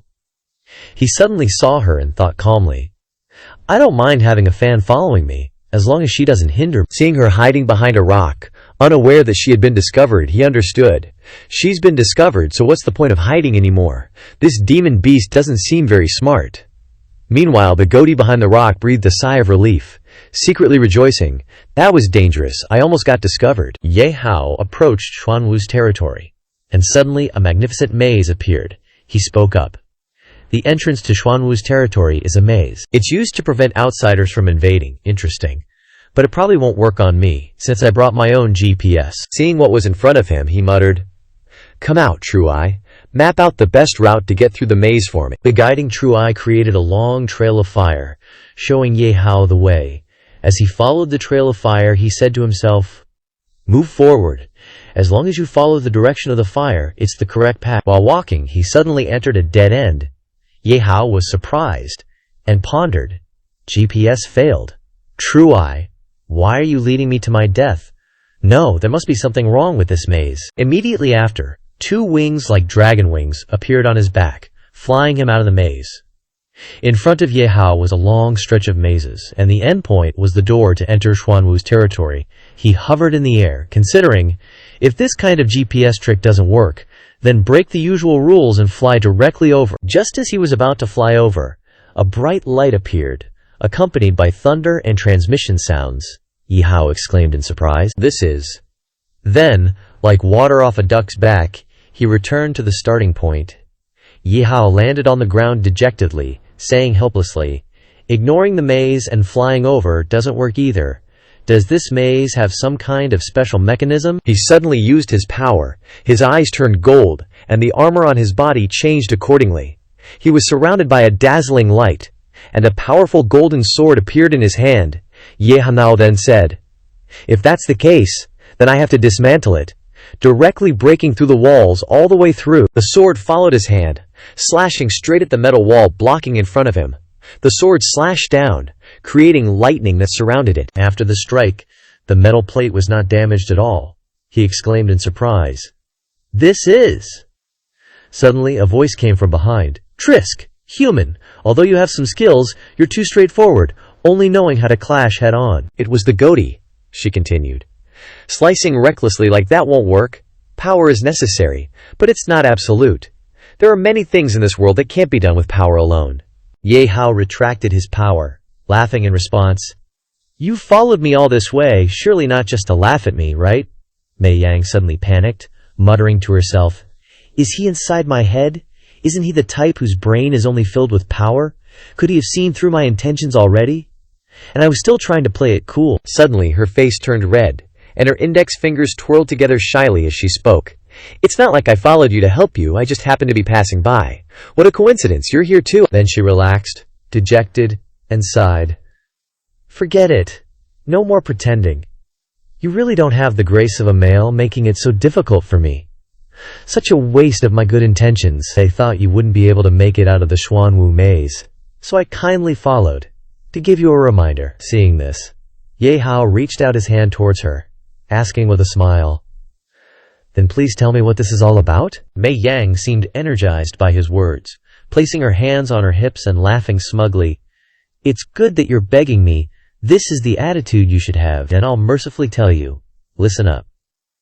This maze was created by Xuanwu, using an extremely rare prop with powerful rules. It can bypass levels, so even a powerhouse like the Azure Dragon Clan chief can't break through."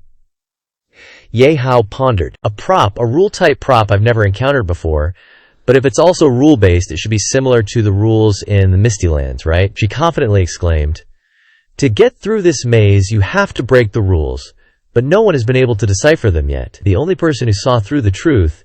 Ye Hao looked at Mei Yang with a smile and asked, "It's you, isn't it? Seeing how smug you are, you must have found a way to solve it." Upon hearing this, Mei Yang slumped down, drawing frustrated spirals with her finger, as she dejectedly replied, "Why did you steal my line? You really are the most ungentlemanly male I've ever met." I was going to surprise Ye Hao with the answer, but this is it. Drawing circles, cursing you, cursing you. Ye Hao looked at Mei Yang, awkwardly smiling, thinking to himself, "This little fox girl is really funny. As an assassin, she puts all her thoughts on her face. Her personality completely clashes with her profession. For the sake of intelligence, I should comfort her a little." Then he said, "No matter what, as long as you don't lie, you're still very impressive." Upon hearing this, Mei Yang stood up again, hands on her hips, laughing boastfully. "Of course, I just never dared to tell anyone before. Now finally caught the opportunity to show off once."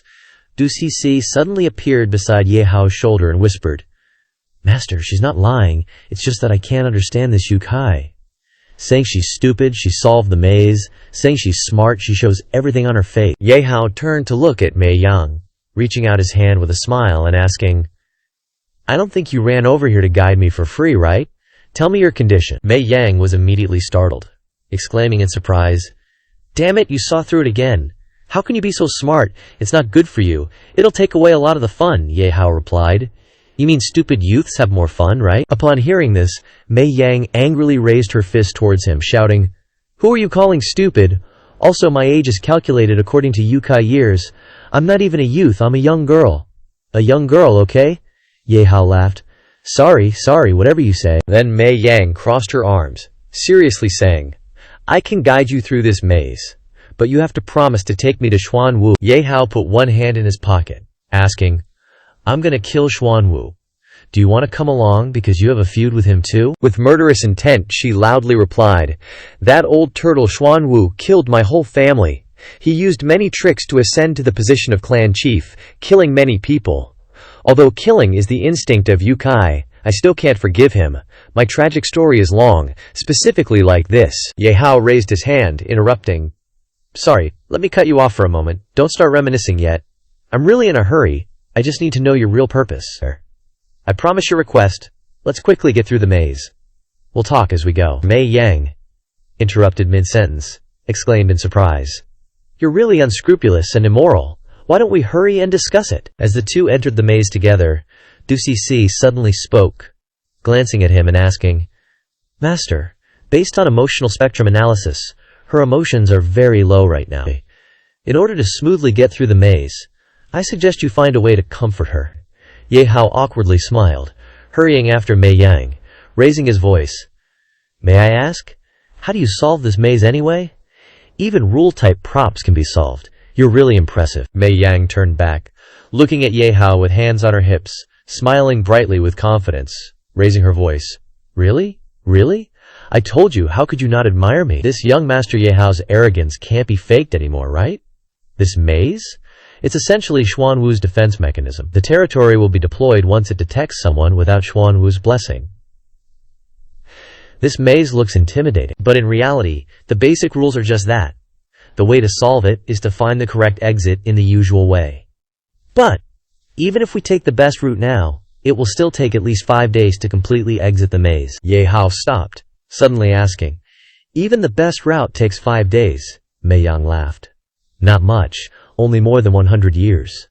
Then she turned her head and asked, "What's wrong with you? Why aren't you moving?" Ye Hao's face darkened. "I apologize for interrupting your reminiscing earlier. You are willing to spend 100 years solving the maze and must avenge your whole family. This determination is my rudeness." Then Ye Hao raised his face. One of his eyes flashed, reaching out his hand confidently. "But I can guarantee that I will definitely kill Xuanwu." Upon hearing this, Mei Yang's face turned red. "Why are you suddenly so serious? You really are a strange person. I forgive you, okay?" She heard these words, shyly thinking, although he's human, his serious appearance is a bit handsome. Suddenly, Ye Hao wrapped his arm around Mei Yang's waist, lifting her up from behind, causing the young girl to shyly shout, "What do you want to do? I just forgave you, and you're treating me like this. How can you be like this? Let me go, you perverted wolf," she thought. "Wait, that's not right. It's not the spring mating season yet. Why is he suddenly like this? Could it be unrelated to physiology? He just psychologically likes me. Is the forbidden love between humans and yokai about to begin in the legends? How annoying. Is that really okay?" Then Mei Yang was thinking about the scene of the half-human, half-yokai child being born, her face darkened with shyness. "If I give birth, will the child be a yokai or a human? Should I name the child according to which side's habits? I hate having to think too much. He should think for me." Suddenly Ye Hao spread his wings, hugging her around her waist, flying high, saying, "Holding on tight. Walking is too slow. My flying form has added acceleration. You guide me, I'll fly you." Upon hearing this, Mei Yang turned to stone on the spot, stammering, "Ah, okay." She was being hugged around the waist and guiding him. "Go straight ahead for 500 meters, then turn right, turn left, turn right, turn left, go straight, then turn left again." And Ye Hao flew according to her directions. Mei Yang glanced at him, blaming herself in her head. "The enemy is in front. What am I thinking about? If I have to blame someone, I can only blame this guy for being too strange." Flying for a day, the next day, flying out to the destination of the maze. Mei Yang spoke up. "Finally out, but you're really amazing. The 5-day route was directly shortened to 1 day by you." "That's right, I must be quite heavy, right? Are you tired after flying me for a day?" Ye Hao smiled. "It's okay, you're not heavy. With my physical strength, I can fly you for as long as you want." Hearing this, Mei Yang could only shyly blush. Really, which young girl wouldn't be moved? This girl is the same, she thought, both powerful and gentle. I've only met a human like this for the first time. While flying, a magnificent and solemn arena appeared in front of them. Seeing this unexpectedly, Mei Yang shouted, "This is Xuanwu's Yukai Arena. It is said that this arena is where Xuanwu chooses the clan leaders. Once you enter, only the winner can survive and come out," Ye Hao said. "It seems the person we're looking for seems to want to decide life and death here." Xuanwu's figure appeared, arrogantly laughing, raising his voice loudly. "Here they come. The two stray lambs are finally here. This is the first time I've seen Great Chieftain Xuanwu personally take action. These two lambs are about to get a serious beatdown. Qixi Demon Lord, Xuanwu, level 340. You two horned ones better not die too quickly. We've waited so long, just to witness the magnificent power of Great Chieftain Xuanwu. He's many times larger." Standing before the two of you, surrounded by crackling lightning, he exclaimed, "Well done, you are the first to break through my maze, and faster than I anticipated. When I learned you were in the beast world, I foresaw a battle between us. After all, I had already scouted your strength." Then he continued, "But what surprised me was that the one who solved the maze was actually a small you, infuriating me. This arena was originally for selecting a lord, and for me to lower myself to kill you here, you should feel extremely honored." Mei Yang, remembering the scene of her clan being ambushed in a sea of fire, filled with pain. Her body trembled, her face darkened, and she loudly questioned, "Old Turtle Xuanwu, do you still remember the battle between you and the Vermilion Bird clan hundreds of years ago?" "My entire family died in that war, caused by you." Xuanwu looked at her, his eyes gleaming, and laughed loudly in response. "What joke are you telling? Killing is the nature of beasts. I used to kill many beastly creatures of my own kind. Because you were all too insignificant, I don't remember you at all. But since the opening of the Beast World Gate, with the existence of humans, the killing among our beasts has ceased. Now you are not standing with your clan against humans, but instead you've become a guide. This traitor is a disgrace to the beasts. Wouldn't you agree that she is cheap?" Mei Yang shouted. "Cheap indeed, traitor. A disgrace to the beasts." Suddenly, she flew out of Ye Hao's arms, catching him by surprise as he tried to stop her. "Wait, you?" Mei Yang angrily wielded her twin scythes, flying toward Xuanwu, declaring, "I can't wait any longer. I have spent over 100 years for today. This revenge must be taken personally. Even if there is no hope of winning, it will still be worth dying for." Hearing this, he dismissively raised his hand, gathering energy. With lightning crackling on his fist, he responded, "You still have some beastly spirit, but it's useless. The death of the weak is as light as a feather and not worth remembering. As I kill you now, I will forget you the next second."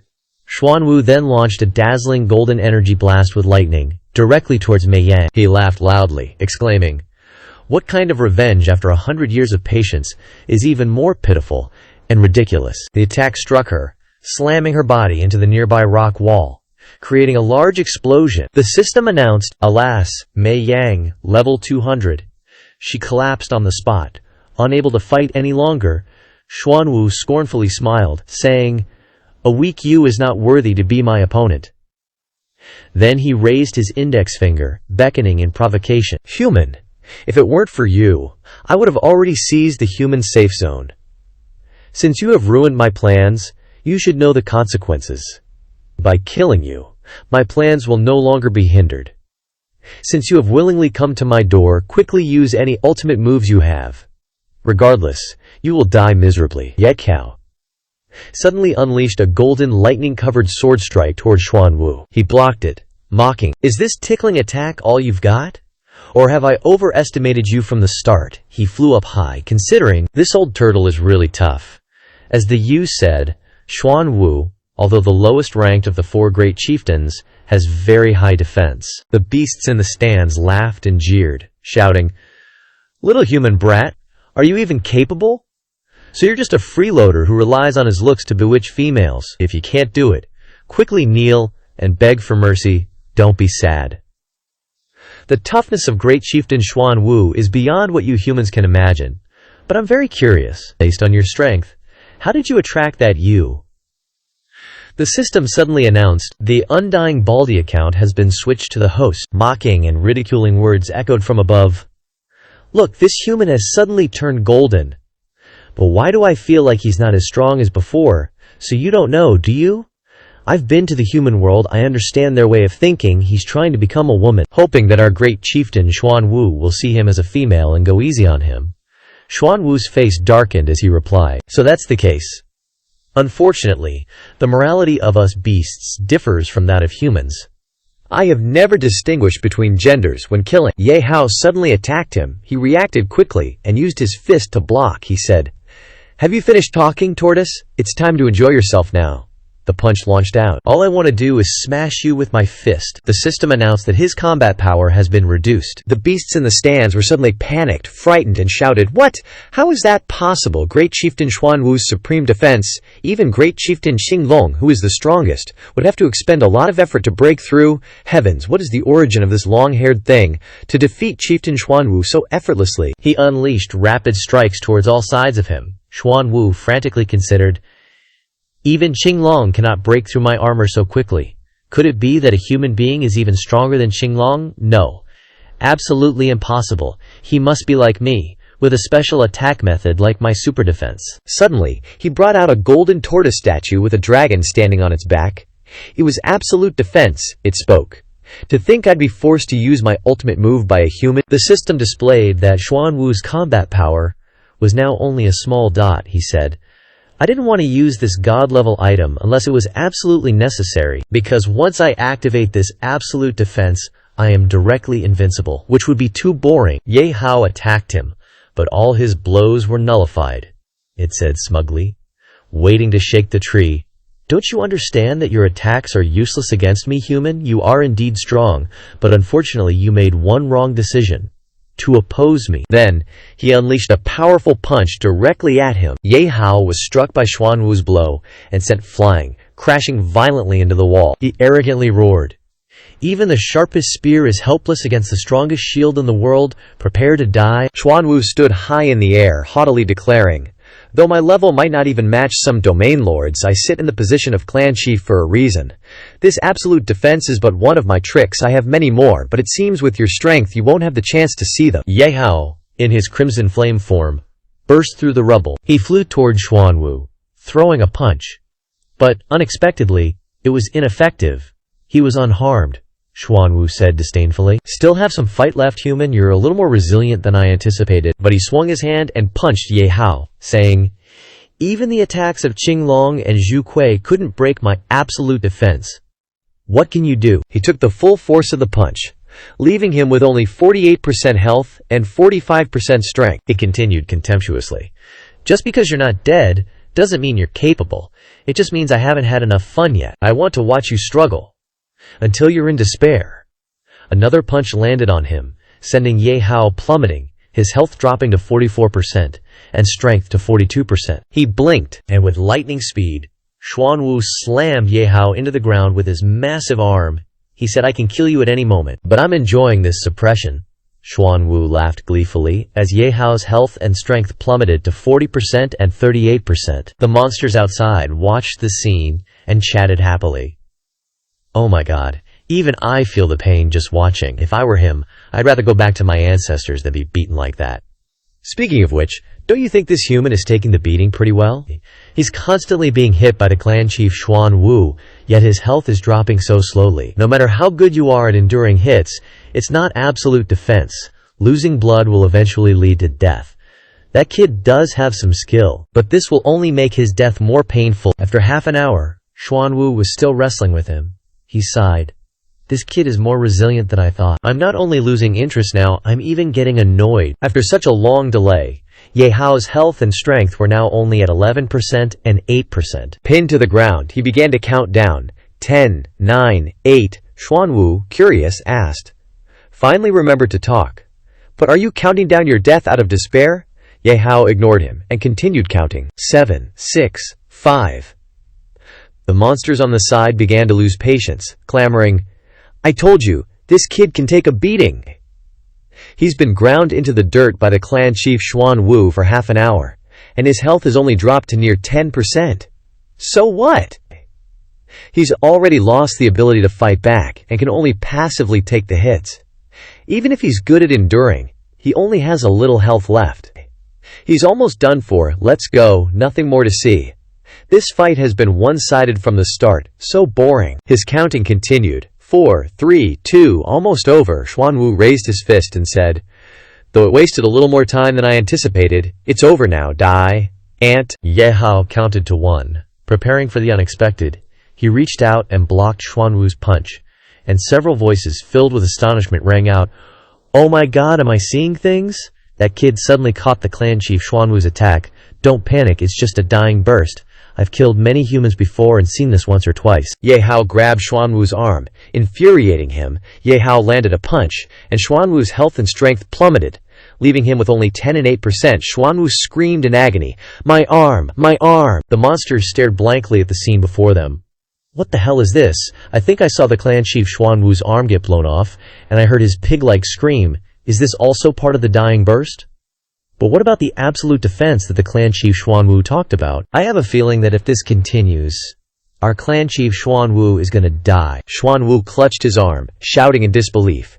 "How is this possible? How did you break my absolute defense?" "Impossible."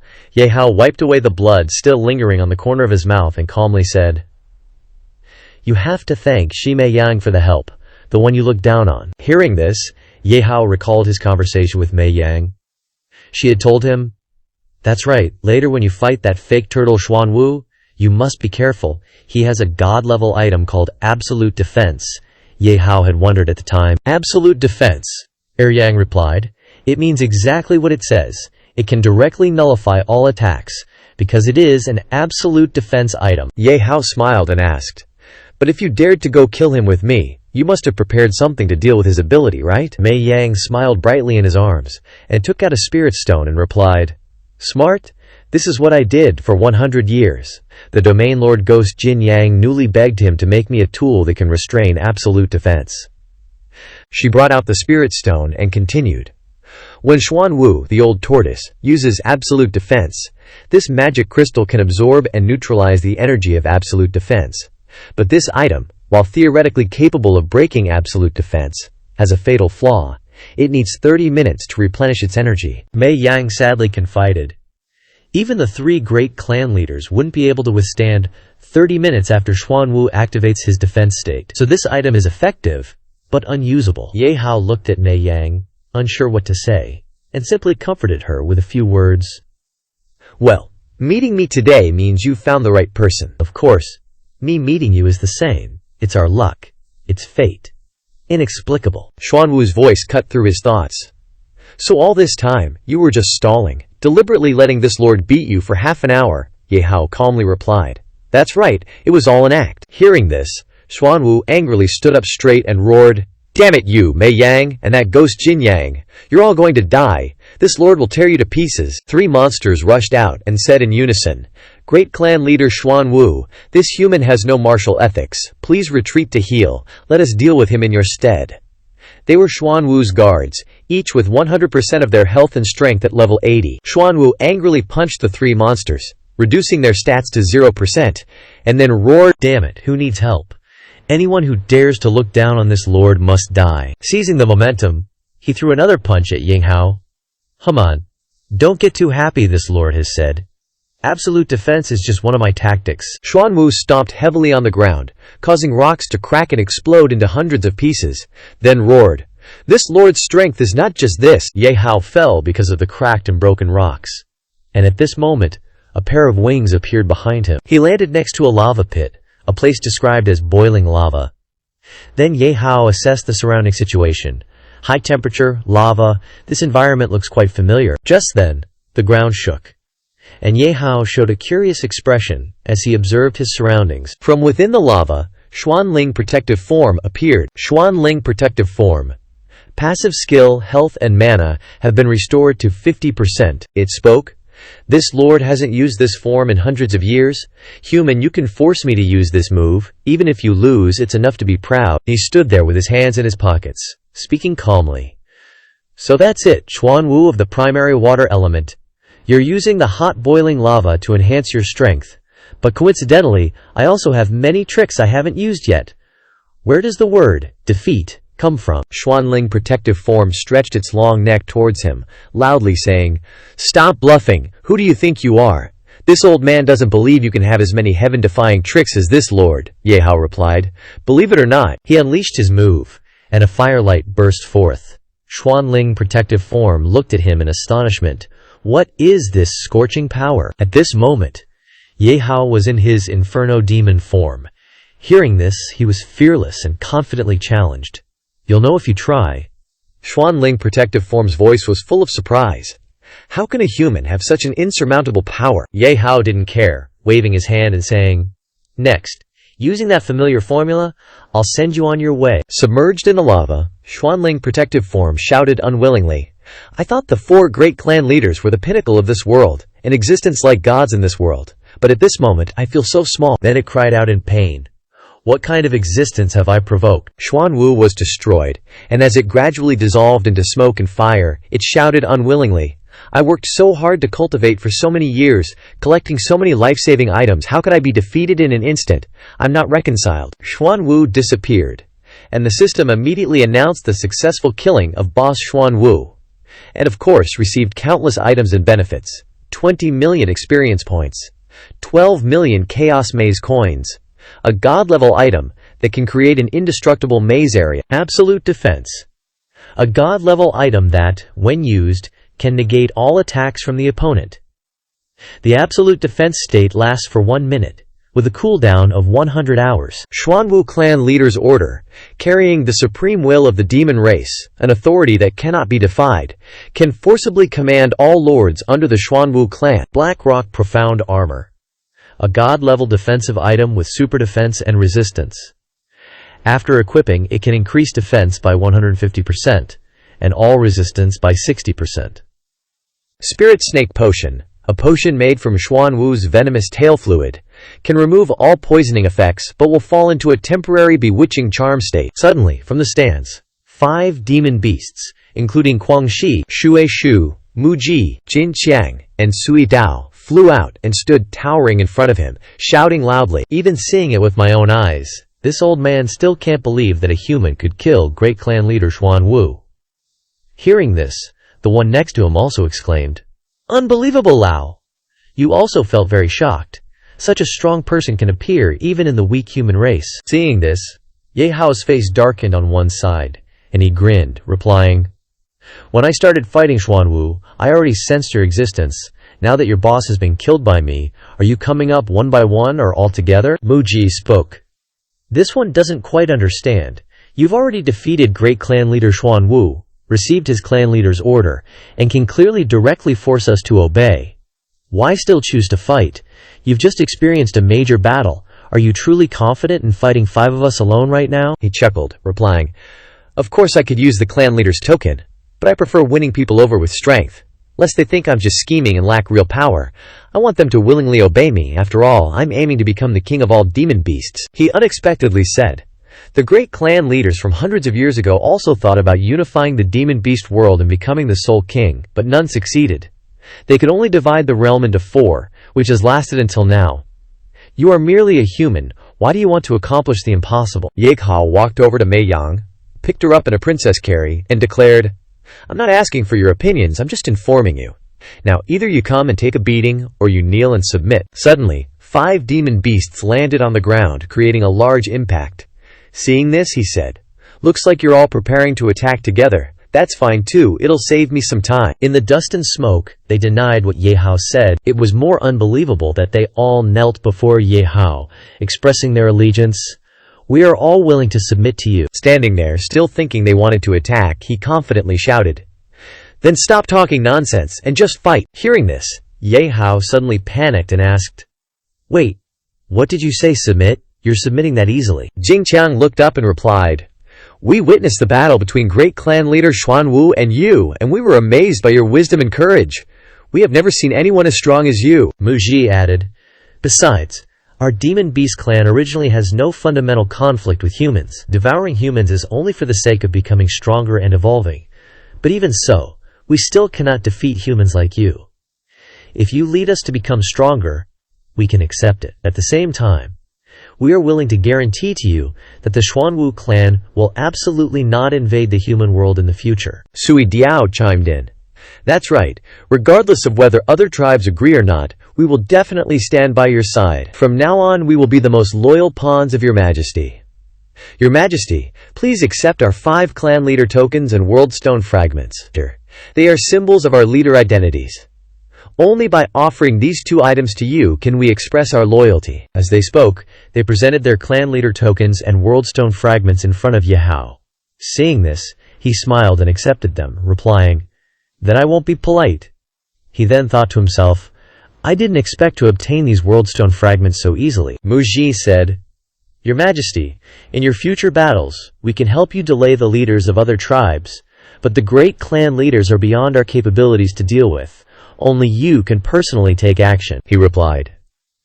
"That's enough. You can return to your territories first. I will summon you when I need you." The 5 of them said in unison, "Yes," and disappeared. Ye Hao commented, "Demon beasts are indeed not complicated.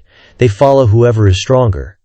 These leaders are all intelligent people." On Mei Yang's side, she slowly opened her eyes and woke up. Seeing herself being carried in his arms, she was suddenly blushing and shy. Not knowing what to say, Ye Hao glanced at her and said with a smile, "You're awake. Recover your senses." She immediately jumped out of his arms, stood her ground, and shouted alertly to cover up her previous shyness, "Xuan Wu, where is that old turtle? Xuan Wu, we must be careful. That old turtle is no ordinary foe." Mei Yang unexpectedly looked around and asked, "Where is this? Why is it so desolate?" Ye Hao jumped down from the rock wall and replied, "You missed a good show. Xuan Wu has already been killed by me, and all the leaders under his command have joined my side." Mei Yang glared at him and exclaimed, "Don't joke so fantastically, okay? You killing Xuan Wu is already too much." The other leaders didn't take advantage of the chaos to attack, but instead joined your side. Ye Hao immediately showed off the treasures he had just collected. Seeing this, she was shocked, her eyes widened, and she screamed. Seeing this, she yelled, "Oh my god, Xuan Wu's token! And the leaders' tokens, what you said is all true. Oh my god, how did you do it?" Then she rushed over to hug Ye Hao's leg and cried, "Hundreds of years! My revenge is finally avenged. I didn't even get to play a role. I just came and lay down, and then just like that, I won." "Brother no master, you are a lucky star in my life, thank you. Sincerely, I am willing to stay by your side for the rest of my life, to serve you like a dog or a horse." He smiled helplessly and helped her up, replying, "I don't need a servant girl. I still prefer your previous haughty appearance." Helping her up, he added, "And it's not like you were useless. If it wasn't for the prop you gave me, I wouldn't have been able to get here, let alone break Xuan Wu's absolute defense. Isn't that right?" In Mei Yang's imagination, Ye Hao appeared perfectly handsome and flawless. Then she fell into thought. How could this man be so strong, yet so humble, truly too perfect? Heavens, he is killing me. I love him so much. He turned his back, waved his hand towards her, and said, "Let's go, we should go back to Gijin Yang's place." Mei Yang hurriedly followed behind, declaring, "Okay, from now on, no matter east, west, south, or north, wherever you go, I'll follow, I'm sticking with you." Ye Hao thought helplessly, is this sheep woman smart or stupid? After all, she really is confusing. Changing the scene to Gijin Yang's mansion, outside the gate, a demon beast was standing guard. Seeing him, he suddenly happily and respectfully said, "Isn't this Lord Ye Hao? You're back. You've worked hard fighting Xuan Wu and subduing the leaders." A demon beast greeted with a smile. "This humble one will lead you to see the leader. Please come this way and be careful of the slippery ground." As he walked, he judged, the attitude of this gate-guarding demon beast has changed 180 degrees compared to before. It seems that Gijin Yang's intelligence network is very extensive. Even those inside the gate already know what I did in Xuan Wu's territory. In the study, Jin Yang said, "Although I sent Mei Yang to help you, I didn't really hold high hopes. I didn't expect you to actually succeed, and also subdue 5 leaders in one go." Jin Yang led the way, saying, "I pride myself on my prophetic abilities, but I never expected you to have such unfathomable potential. I did have some doubts before and held back a few things, but now I've completely cast them aside," Ye Hao replied. "I understand. After all, words are just words. Everything depends on actual strength." Then, he took out an item and placed it in Ye Hao's hand, saying, "To express my gratitude and sincerity for cooperation, I hope you can accept this item." The system popped up. This is the Pisces Jade Pendant, a god-tier item.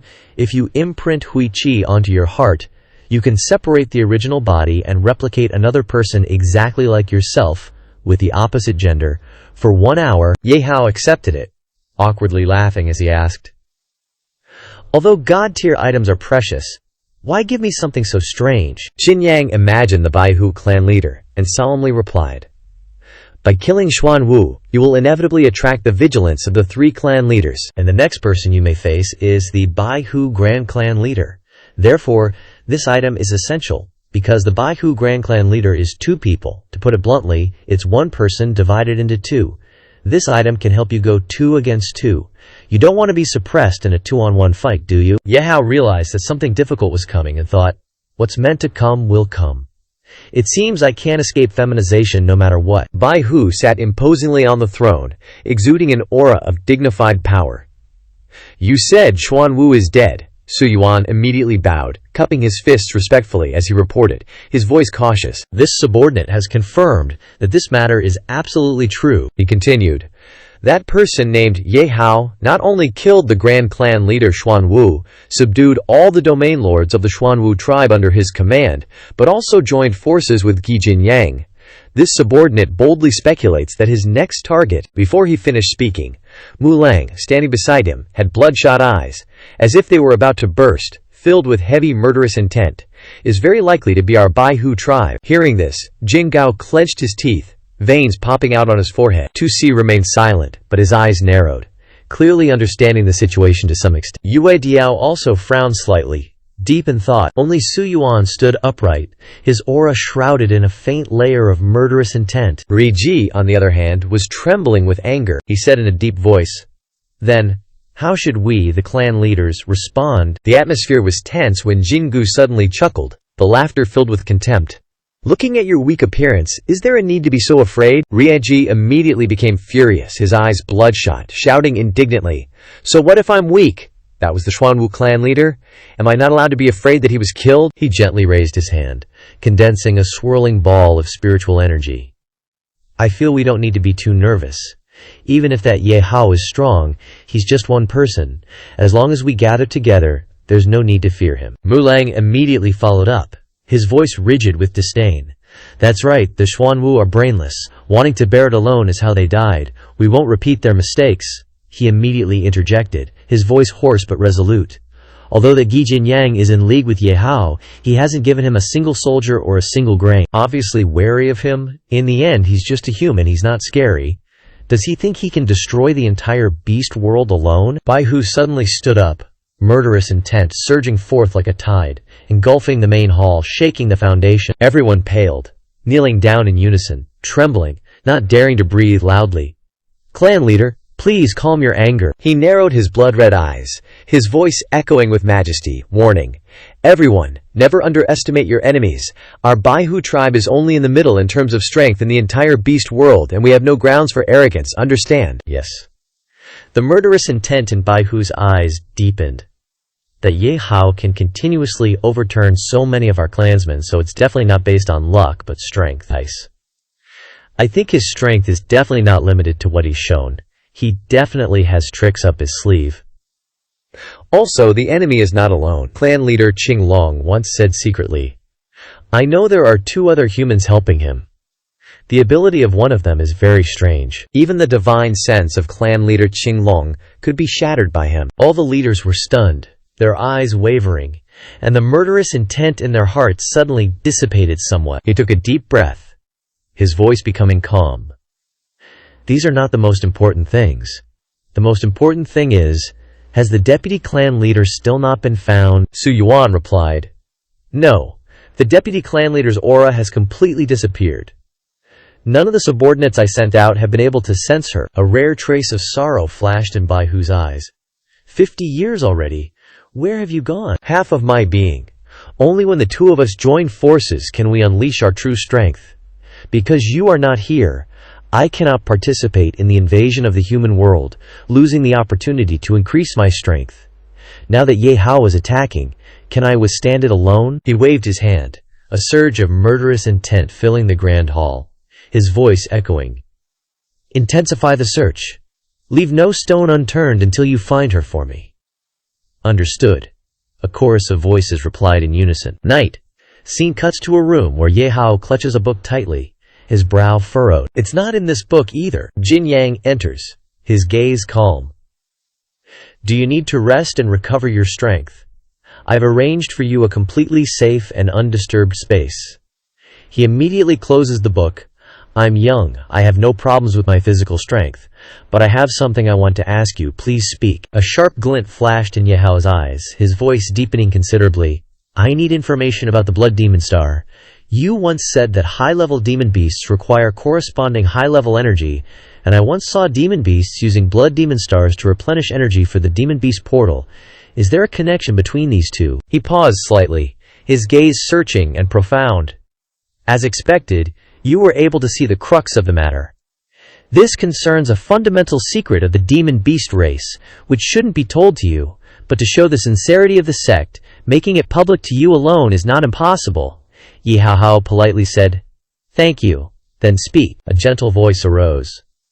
"The Blood Demon Star has always been the source of all energy in the demon beast world, the origin of power. Before we were born, the Blood Demon Star was already prevalent throughout the world. According to historical records, in prehistoric times, the ancestors of the demon beasts mistakenly entered the primordial Blood Demon Star mine, which caused the demon beast race to evolve high intelligence, receive civilization, and also become warlike and bloodthirsty." Ancient demon beasts roared with metallic voices, their eyes bloodshot, frantically absorbing blocks of Blood Demon Star, their power erupting fiercely.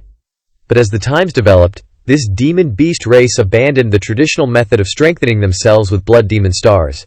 After all, replenishing energy with Blood Demon Stars for growth is too slow. But by coincidence, we discovered that after demon beasts invade and devour humans who have been exposed to the Blood Demon Star, the human blood in their bodies will be absorbed by the Blood Demon Star, making the Blood Demon Star extremely powerful, so it can be used to open the Demon Beast portal. Jin Yang quietly took out a dark red Blood Demon Star. "Lord-level demon beasts all use this type of Blood Demon Star to become stronger, but I always insist on using the primordial Blood Demon Star to develop the clan. Although it is not as efficient as them, it is safer and more stable." Ye Hao pondered.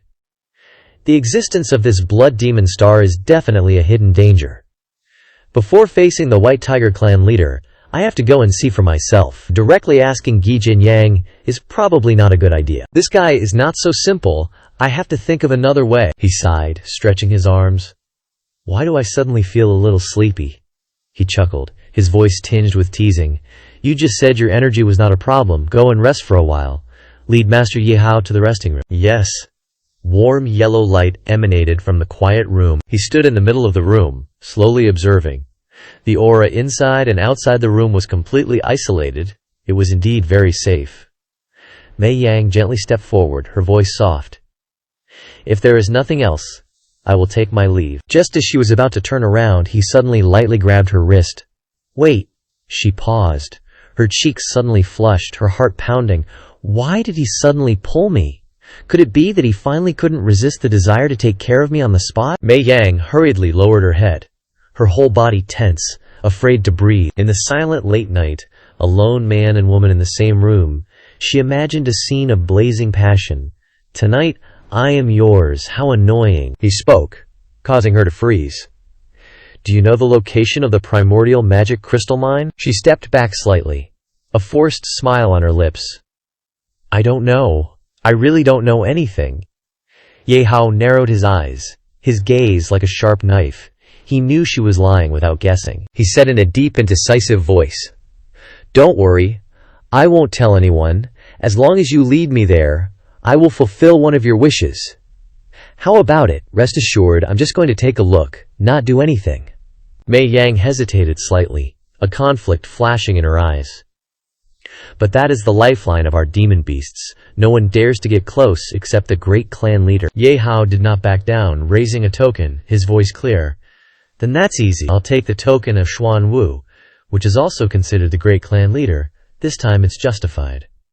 She paused slightly, then unconsciously covered her mouth, giggling. What he said made a lot of sense, and she couldn't argue. And if she could get him to agree to be with her? Thinking this, Yang nodded, her voice softening. "Okay, I promise you. Remember your promise." A darkness flashed in his eyes, a feeling of unease quietly stirring in his heart. Why do I have such an ominous premonition? Inside the cave, the space was dim, each rock wall emitting a crimson glow. Ye Hao slowly stepped inside, a sharp glint in his eyes. Is this where you convert the swallowed essence of humans? She put her hands on her hips, her voice arrogant. Almost, didn't you say you just wanted to take a look? Now that you've seen it, hurry up and go back? Mei Yang's eyes widened, her face ashen. She screamed in panic when she saw him stepping to the center. Are you tired of living? The scream echoed throughout the cave. You're a human, aren't you afraid of being sucked dry by the magic crystal? Take your hand back. But Ye Hao remained indifferent, his hand calmly placed on the surface of the crystal. That's not right. The power is not being sucked away. His eyes widened, his whole body stiffening.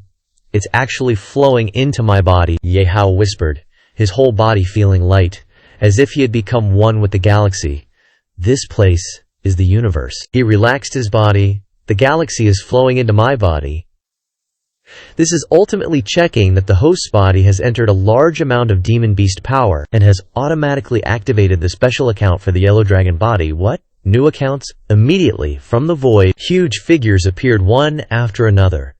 The yellow dragon is the ancestor of the demon beast, the original demon beast, the ancient times, the high-latitude existence that had erupted once in a tragic battle. The yellow dragon battle reached the last moment with exhausted strength and died. And after that his body transformed into the demon beast world. Now, illusory scenes appeared. A gigantic golden dragon, its scales shimmering like gold dust, soared into the void. Note: the yellow dragon body account can only be activated when the demonic beast power is replenished to a designated level. Currently, energy replenishment is at 15%.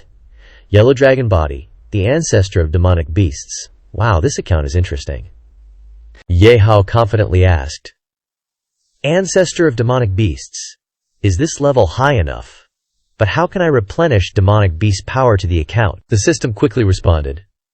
Kill demonic beasts, demonic beast leaders, incapacitate demonic beasts, forcibly absorb or directly absorb the demonic beast power within their blood essence. Hearing this, he dejectedly scratched his head, blaming himself.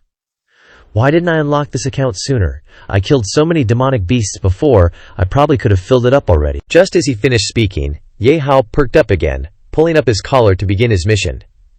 But what's done is done. I can't miss out on this opportunity. Mei Yang was startled by what he said. She quickly squeezed her eyes shut and covered herself with her hands. Ye Hao was speechless, watching Mei Yang imagining things. You want to pluck my feathers? No way, at least not here. He walked towards the large red stone at the center. Ye Hao touched it. The fleece I'm talking about is this. As soon as he touched it, a stream of spiritual energy rushed towards him, trying to enter his body. Such immense power, no wonder it can make demonic beasts obey. Enter. The system's voice sounded, absorbing a large amount of demonic beast power.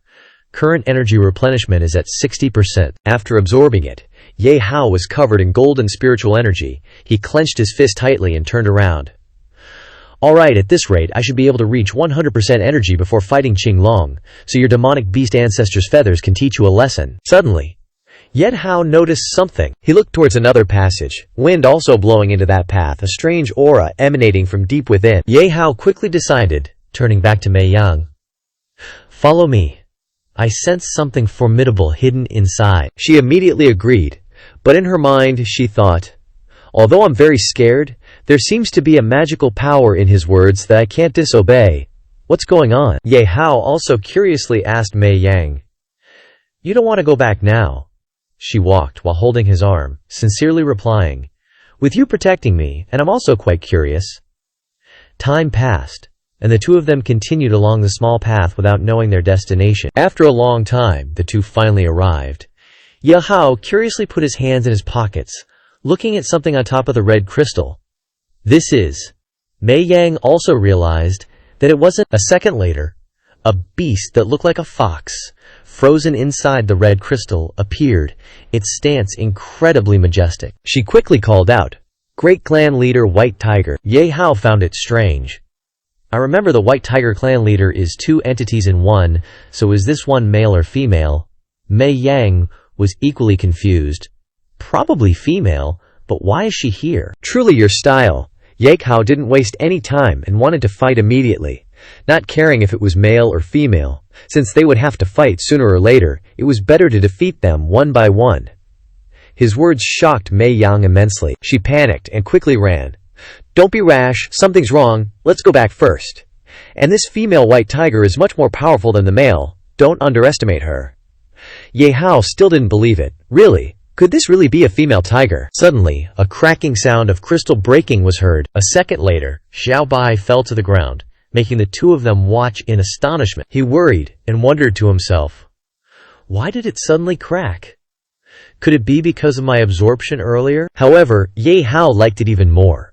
A good opportunity. He rushed toward Xiao Bai while she was weak, wanting to take her life, while Mei Yang was still in shock. Wait. Suddenly, Xiao Bai opened her red eyes. The female tiger had awakened. She immediately stood up and roared powerfully. Ye Hao was also stunned by Xiao Bai's voice. She woke up so quickly. Mei Yang, who was behind him, was so frightened by the roar that she became weak-kneed. This soul-suppressing tiger roar. Seeing her sitting still, Xiao Bai pounced on her. But a stream of golden spiritual energy appeared in midair. It was Ye Hao. He had created a spiritual energy sword and blocked the tiger's attack. "Go quickly, I'll stop it."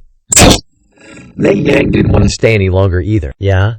But before seconds could even pass, she gently pushed Ye Hao aside. She had barely turned to run, yet she still managed to shout back to him.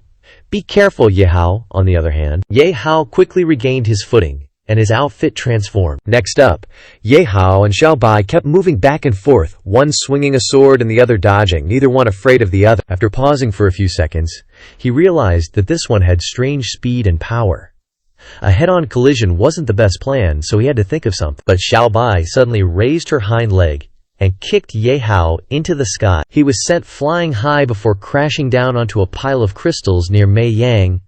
She hurriedly called out, "Ye Hao." Xiao Bai was like a madman at this time, her mouth constantly mumbling, "Food." Then Xiao Bai jumped towards Mei Yang again. "Food." She covered herself in horror. "Don't come over here." But from where did those metal rods come from? That quickly shot towards it. The 4 rods plunged into the ground, creating an enclosure around Xiao Bai, leaving her confused. The next second, chains shot out from the 4 metal rods, forming a cage that held Xiao Bai captive. Sure enough, she was restrained to the point where she could only stand still and roar. The name of the technique appeared, 4 Directions Thunderlock. Ye Hao then finally spoke up. "Good thing I'm smart." He appeared with a red and black armor on his body that looked awesome. He switched accounts just in time to go from beast tamer to facing a wild beast. "Is it my turn to shine now?" As soon as Ye Hao finished speaking, Xiao Bai broke free and rushed straight towards him. She raised her claws and swiped, saying, "Die?" But Ye Hao managed to taunt. "How could I?" It turned out that his body at this time was just an illusion. He merrily said, looking down on Xiao Bai. "You thought I'd say that, huh?" Ye Hao then unleashed his skill, an incapacitating tamed spirit energy, and instantly a plume of smoke shot out. As soon as Xiao Bai inhaled it, she slowly fainted. He looked at her falling down and sighed. Never would he have thought that the Beast Tamer account would have such special effects against beast-type demons like the White Tiger clan. Instantly completing the subdue, Ye Hao stomped his foot on the ground. "Suddenly, I have a bold idea." A long time later, Xiao Bai finally woke up. She immediately started to growl, but it turns out that he had subdued it, or that his vision was very good. "Although I have even ridden dragons, having a white tiger mount wouldn't be bad." He sat on Xiao Bai's back and exclaimed, "This White Tiger clan leader isn't as difficult to deal with as I imagined." Mei Yang was shocked to see this scene. What's going on? That's the legendary high-ranking White Tiger deputy clan leader, yet Ye Hao is riding her. Ye Hao rode on Xiao Bai's back and looked at her, struggling wildly with interest. This little white tiger's temper is really something. He put the Beast King collar on her and said, "Let's go." Ye Hao really treated Xiao Bai like a horse and rode her, putting in a little more effort. Ning Yang hid in a corner and admired him. The White Tiger deputy clan leader was being ridden by Ye Hao and didn't have the strength to resist. She hesitantly covered her eyes, then peeked through her fingers, but the scene was too much to bear. Glancing over, Ye Hao was seemingly cornered, yet Xiao Bai charged forward regardless. He wondered, "There's no path ahead. What are you planning to do?" As expected, she slammed headfirst into the wall with a resounding thud. Ye Hao managed to jump down just in time. He watched Xiao Bai repeatedly ramming her head against the same spot. Doesn't seem like she's retaliating. Could she be so enraged that she's lost her mind? A few seconds later, she suddenly stopped. Ye Hao also wondered. She stopped. Ye Hao, Mei Yang rushed over belatedly.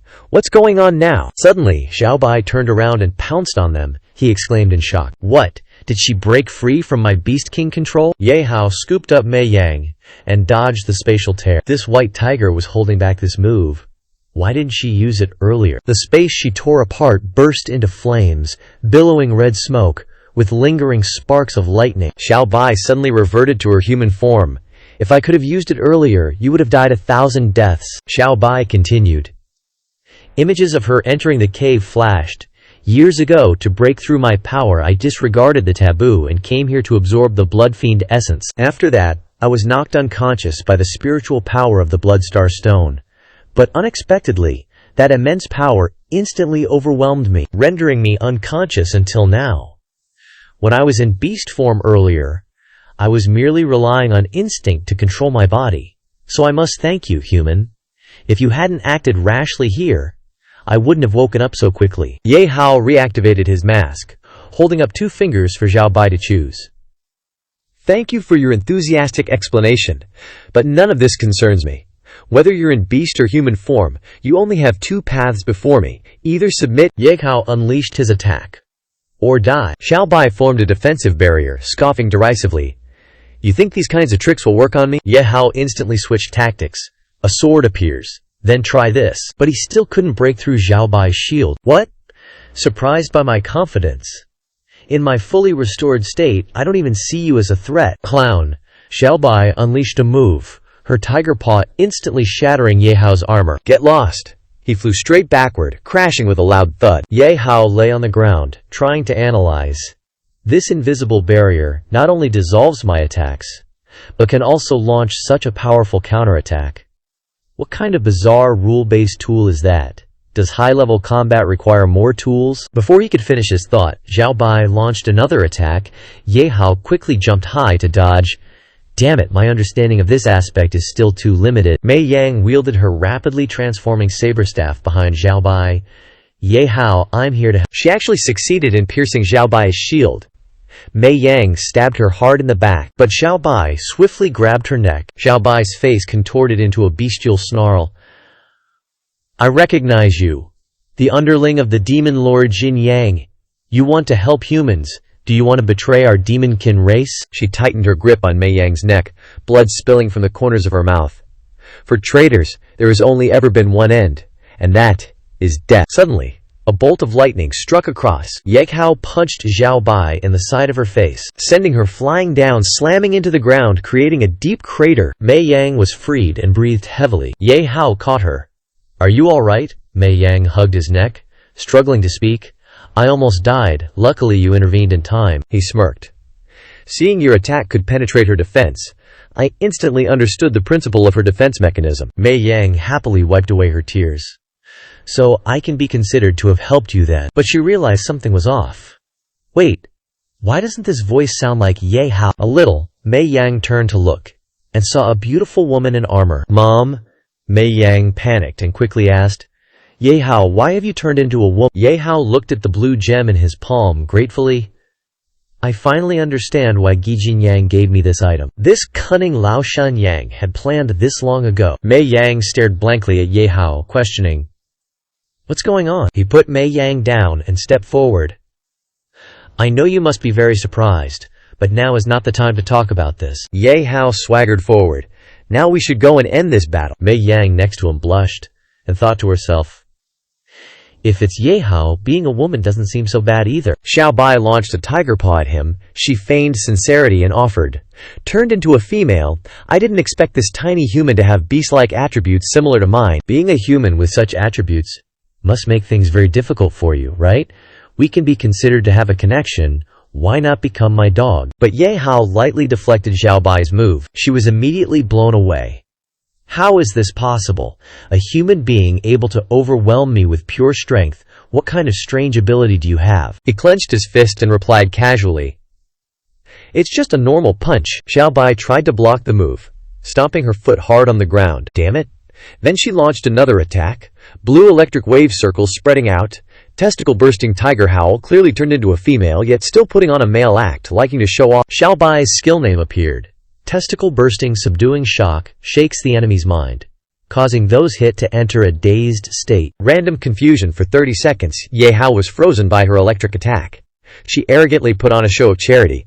Now you know to stand still when hit. Don't worry, death is inevitable, Ye Hao calmly said. I know how you want to die. Suddenly, Xiao Bai's eyes widened in shock. He actually broke the move. Attacking AoE here. Aren't you afraid of destroying the foundation of your demon beast tribe? She quickly retreated. Why do you still have consciousness? You should be affected by my dazed effect. But Ye Hao dashed away. Xiao Bai looked at this scene in surprise. He ran. The next second she hurriedly chased after him. I understand now. To resist my attack and skill, she has actually exhausted her energy. She is just pretending. After all, she said. Stop. Don't even think about running. He looked around, calculating. This distance should be enough. Next I can fight freely without worrying about the blood demon star being destroyed. Xiao Bai happily watched the other party struggling to escape from behind. Run! Why aren't you running anymore? Out of strength, aren't you, human? I saw through your little trick long ago. Then she activated her skill, War Saint Beast. Immediately, a pure white tiger appeared from the mouth of the white tiger figure behind, creating another wave of spiritual energy. Xiao Bai, confident in her victory, boasted, To resist my attack just now, you had already used up all your skills. Exhausted, aren't you? If you faced other opponents, you might still have a chance to escape, but unfortunately you faced me. She babbled on. I never underestimate any opponent, even if it's 1,000 dying ants. I will give it my all. Then Xiao Bai unleashed her move, Beast Soul Exhalation. This attack blasted straight through, creating a sound that shook the entire mountain. After waiting a few minutes, the dust settled a bit. Ye Hao then opened his mouth. Aren't you done playing yet? Xiao Bai looked at him, aghast. How is this possible? To actually be able to use your body to block my strongest move. Even the other clan leaders can't do that. Wasting no more time, Ye Hao darted forward, frankly saying, You've really pissed off this old lady. You just keep yapping and yapping, it's so damn noisy. He grabbed Xiao Bai's head barehanded. Have you admitted your mistake yet? She still wouldn't give in. Ye Hao slammed Xiao Bai's head into the ground fiercely, still daring to talk back. Seems like you won't learn without a beating. Then he rained punches and kicks on her. Xiao Bai hurriedly admitted, I was wrong. Stop, I admit my mistake. But Ye Hao didn't stop. He yelled loudly, Then what happens if you're wrong? You should take a beating. She was constantly being scolded by the furiously raging female Ye Hao. Damn it, are you even human? Does it make a difference whether I admit my mistake or not? Yet Ye Hao resolutely replied, Of course, it makes my old lady feel much better. Xiao Bai was beaten until her whole body ached, questioning herself, Allah, I've never been beaten like this before. My whole body hurts from her beating, but why do I feel a surge of warmth in my heart? She recalled the past. I used to wield power and hold the position of clan leader. No demon beast dared to be disrespectful in my presence. In my eyes, even my doppelganger form, everyone was insignificant. Back in the present, Xiao Bai was writhing, gazing adoringly at Ye Hao. But she was different from all the monsters of the White Fox clan. Even my male doppelganger couldn't compare to Xiao Bai. She was truly strong. Why did an unprecedented pleasure well up in my heart? He was hitting enthusiastically, but suddenly stopped when he noticed the strange look in Xiao Bai's eyes. What's with this weird look? Where did her anger from earlier go? Wait, could it be that she's become aroused from my beating? What kind of sickness does this tigress have? Mei Yang then poked her head out, her face dark. You gave Mom a year's worth of surprises. Your female account seems to have done something terrible. Ye Hao couldn't explain. I didn't expect my female version to have hidden abilities that even I don't have. Suddenly, Xiao Bai crawled over and hugged Ye Hao's leg, begging for double the love. The more she spoke, the more she seemed to have turned into a nymphomaniac. Don't dilly-dally anymore, just do it already. I've always yearned for a strong person. Please, continue to let me experience the cleansing from the power of a strong person. He disgustedly tried to push her away but couldn't. Get lost. Don't hug this old lady. Extremely angry, he decided to raise his hand. This is so annoying. Just kill her directly. But male Ye Hao, dressed in armor, hurriedly stopped him from outside Xiao Bai's barrier. "Wait, don't kill her yet, I have a better arrangement." In his heart, he thought, if I accidentally kill the fox girl, her power will return to the heavenly Tao, which would be troublesome. Female Ye Hao complained. As a man, why are you being so indecisive? Demon beasts should be exterminated. You're too rational. It's better if I take over the dominant consciousness. Xiao Bai now climbed onto Ye Hao and writhed. Why don't you make a move anymore? Please, do whatever violence you want to me. It's okay, I can take it. But his female version snapped. Enough. Do you think of this old lady as a dancing metal pole?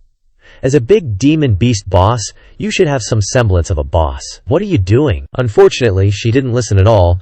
Xiao Bai only coquettishly clung to Ye Hao, nagging, "What big boss? From now on, you're Nujia's boss. Nujia will listen to you in everything." Your female version asked your male version to do something. You were the one who told me to wait before killing her, then quickly use the Beast King account to deal with her, otherwise I can't guarantee how much longer I can tolerate her. Ye Hao outside placed his hand on his eyes and thought secretly. System. Arrange it. The system's voice rang out. The Void Beast King Fallen Part account has been switched to the host, it explained. Ye Hao has changed appearance, still in female form but with brown hair. The target's affection level is confused and infatuated. The successful taming rate is 100%. Tame now, wait. Xiao Bai spoke, her expression becoming quite dazed. Master, you've finally decided to make a move on Nujia, the system said. The target has automatically switched from guest to host and has self-assigned. No need for the host to use taming skills. White Tigress successfully tamed. Female Ye Hao was unexpectedly so proactive. The system introduced. White Tigress belongs to the boss-level Courageous War Pet mount and can be used normally without going through the Void Beast King account. You ride it, and you can't help but sigh inwardly. Oh heavens! The White Tiger Clan chief's positioning is as a mount for favored pets. Suddenly, Ye Hao in both male and female forms jolted, and the system announced, due to the extremely high level of obedience, the female White Tiger completely opens her heart. The host has linked memories with her. A scene appears. With hills, rivers, grass, and even little Bai as a child catching butterflies. She was still skinny in her beast form at that time. Just a child, that is, his male and female god bodies, are standing on the plateau and talking. This little cat is probably the White Tiger before she evolved. Wasn't she so cute before? The initial world of demon beasts is indeed beautiful, both primitive and natural. Suddenly, Ye Hao Nam noticed a gate that little Bai had accidentally run to in the past. Wait, that's the demon beast gate. She tilted her head, curiously looking at the gate, and then at the button on the ground. Less than a minute later, little Bai pressed the button. Next, spirit energy from the gate appeared and twisted, forming a path to another space. A voice echoed from behind that gate. How long has it been? Since the Great War with the Yellow Dragon. How long have I been sleeping here? Finally, I've waited for the day to awaken. Little Bai, seeing something so large and demonic, got scared and ran away. But that guy was faster than her. He grabbed little Bai very gently. Little one, don't rush off. A weak, low-level creature like you, don't you yearn for greater strength? He beckoned, and a black aura gradually enveloped her body. Join me. Even if you're as weak as you are, with my help, your blood can boil, your bones will expand, and your body can become a powerful weapon. Sure enough, little Bai's body expanded afterward. She became bigger and more ferocious, and then became the form that Ye Hao and Mei Yang initially found her in. In the next second, another white tiger separated from her body, splitting apart. The guy spoke again. Your ancestors are dead. No one can manage this world. All the demon beast souls will become fertilizer to restore my strength. After finishing with little Bai, he flew out of the space gate, naturally heading towards his doom. Demon beasts should indulge in killing and revelry. This is the reward for awakening. Ye Hao Malay form watched the direction that guy flew. The aura of that shadow is of an ancient god. Does the demon beast world also have ancient gods? So, the truth is clear now. Returning to reality, someone said. How boring. Ye Hao female form sighed. I just came out to play for a while, and the time limit has already arrived. She leaned in to suggest to her male counterpart as her body gradually dissipated. The remaining you is too rational. How boring. I didn't have much fun this time. Next time, the main consciousness should let me take control. Watching his female form gradually disappear, Ye Hao murmured to himself, My female account is very ambitious. It seems a bit out of control. It seems it's better to use this trick less in the future, unless absolutely necessary." He recalled that fearsome ancient god. Combined with the intelligence information from Gi Jinye, he could basically piece together the truth behind the demon beast world. The mastermind behind everything is probably the ancient god who appeared in the White Tiger's memory. Ye Hao thought of the images of the other ancient gods, the 13 ancient gods, scattered across dimensions and affecting different worlds, who are also the greatest enemies he currently faces, and the ancient god in the White Tiger's memory hasn't completely achieved his goal yet. He's probably still hidden in this demon beast world. Then he declared, "I have to find a way to catch him." On the other side, the White Tiger main hall. White Tiger male suddenly jolted. "Just now, for a moment, my mind recalled the vague memories of many years ago." He looked at the empty seat next to him. "My consciousness is connected to hers.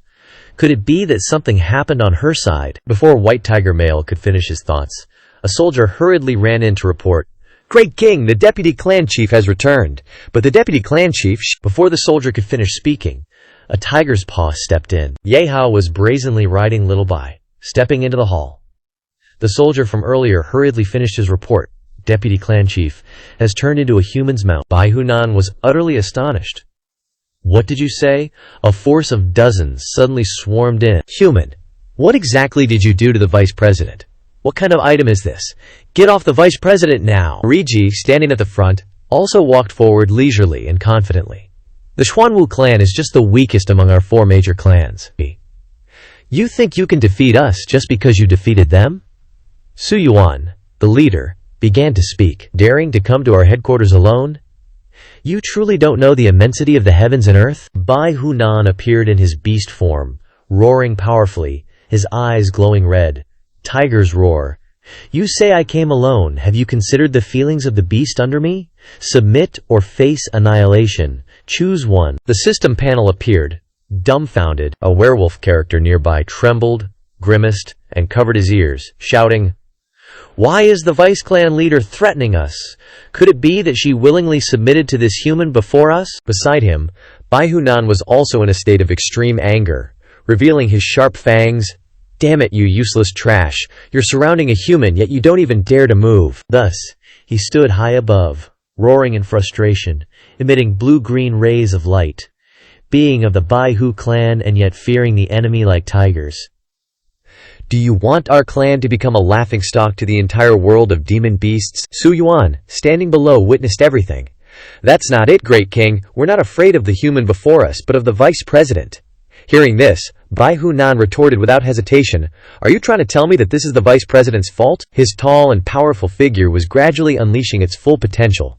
The Bai Hu beast form. Standing below, everyone was overcome with fear, beginning to explain desperately, "No, your subordinate wouldn't dare. We absolutely didn't mean that." Then, Bai Hu used his power to blow everyone away, a beam of light shining towards the tiger in front. "Get out of my way, let me make this human bleed, and see how much he weighs, you damned tiger's roar." Ye Hao suddenly appeared, his eyes widened, calmly looking at him. His personality is quite domineering. It seems this guy won't be easy to deal with. He immediately flew in front of him, surrounded by golden lights. Seeing this, Bai Hunan immediately waved him away. "Damn it, get out of here, human. It seems you're not simple after all. No wonder you've been able to repeatedly overthrow so many of my clansmen." As soon as he finished speaking, he unleashed a wave of orange light. Like a huge explosion, the system panel appeared. Bai Hu's golden body is immune to damage and cannot be marked by skills. But during that time, he cannot take any action. Bai Hu golden body? Then he shouted provocatively, "But now you've met me." Not long after, he unleashed a devastating move, sending Ye Hao flying. "Although you're not weak, you're really going too far. Not only did you take Hu Mei as a mount, but you also want us to submit or die upon meeting." Though he was pushed back, he still resisted. "You're blaming me for being too cruel, but haven't you demon beasts always revered strength, regardless of the means, only respecting the strong?" His anger reaching its peak, Bai Hunan grabbed a weapon and created a vortex, engulfing him. "That may be so, but in front of this sovereign you have no right to say those words." Demonic weapon body. Standing from a distance, Ye Hao quickly responded by unleashing dazzling orange lights. Demonic weapon body activation. Because of the high brightness of the light he emitted, Bai Hunan had to squint and bare his teeth. No matter what evil methods you use to tame Hu Mei, they won't work on me. He flew high into the air, looking down at Ye Hao. The only way is to kill, Bai Hunan hovered, raising both hands high into the sky, opening his mouth wide and shouting, "Demonic weapon body, the sword. Hu Mei can naturally recover. A circle filled with dazzling light, like a missile launching straight into the sky. Our great king is a demonic weapon body. His body is the strongest weapon in the entire demon beast world. Great king is mighty. As heroic as ever, those below hurriedly ran away." Riichi ran and laughed gleefully. This human is so unlucky. Taking a full hit from the great king's strongest move, he'll definitely be reduced to ashes. The monkey-like boy next to him couldn't help but worry. "You're still laughing. Hurry up and run. We're about to be hit by the aftershocks of the battle. If we run slowly, we'll end up like that human." Ye Hao stood behind the intertwined clouds, with a dark silhouette. The people below discussed, "Heavens, everyone look. There seems to be a figure in the center of the battle area." He slowly stepped out into the light, holding a golden bottle in his hand. The villagers were surprised upon seeing the object. "It's that human. Oh my god, he's unharmed. What kind of monster is this? I feel a chill down my spine." Ye Hao smiled, provoking his opponent, then a beam of light shone from the palm of his hand. "The absolute defense I got from killing Xuan Wu is really useful. Taking the fur of these demon beasts, then using it to deal with them, can successfully extend the realization of the absolute defense." Hearing this, Bai Hunan stood still, shocked, thinking, "Are you kidding me?" Ye Hao stood opposite him, stating clearly, "Great clan leader Bai Hu, playing is playing, joking is joking, don't joke about seeking death. To avoid tragedy, you might as well listen to me first." He spoke calmly and deliberately, because among the 4 major clans, only the Bai Hu clan doesn't invade the human world. I can spare your lives. He had no choice but to lower his ego. "What conditions?" he immediately replied. "Very simple. I said it at the beginning. Submit to me, and when necessary, join forces with me against Zhu Kui and Xinglong." Suddenly, Ye Hao smiled brightly, dispelling the tense atmosphere. "Of course, you can also refuse, but the result of refusing, as I said before, is annihilation." On the contrary, Bai Hunan was a little uneasy, using a harmless expression to say the most cruel words. "What kind of human is this? He's essentially a demon." As soon as the morning rooster crowed, Riichi questioned, "Even the great king couldn't do anything to him. We are no match either. We have no other choice." Su Yuan, standing beside him to fend off the cold, taunted, "Stop with the threats. Looking at your chicken self, you're so scared you're crowing like a rooster. Cluck, cluck, cluck, what are you squawking about?" Su Yuan glanced at Riichi, pointing with his hand. "You really think you can scare us? This grandpa has seen through everything already. The only reason you can withstand the Great King's attacks is by borrowing Xuan Wu's tools from your human world. You ape, I am your ancestor. Playing tricks in front of your ancestor is utterly rebellious." Then he looked at Bai Hunan's face, looking gleeful and excited. "Great King, I think we should not only not submit to him, but also join forces with the great patriarchs, Qinglong and Zhu Kui, to kill him." Hearing this, he became extremely angry, slapping Su Yuan away. "You're teaching me how to do things. Damn it, I'm still here, and you already want to be the great king." The atmosphere around Bai Hunan began to darken as he thought, "That monkey thinks he's clever. I personally fought this human and know his true strength, submitting to Hu Mei. How could it be based solely on simple tools? Although I'm speechless, I know in my heart that this person's true strength is unfathomable. Whether it's for the tribe or Hu Mei, I have to endure even the humiliation." He turned his head slightly, looking up with a fiery glint in his eyes, clenching his fists. "I can agree to your conditions and fight against Zhu Kui and Xinglong with you. After all, I'm not on good terms with them either. But I also have a condition. No matter what method you use to brainwash Hu Mei, do not control her. Now, you must return her freedom and autonomy." Ye Hao's face became serious as he looked directly at him. "That won't work. What if you plan to merge with her, using the fused power to deal with me? Although I don't really care, Zhang Kui has one less thing to worry about. Actually, mainly because I didn't even have time to do anything to Bai Hu, and she already willingly submitted. The premise of agreeing to your condition doesn't even exist." He began to open his mouth wide, lunging slightly at him.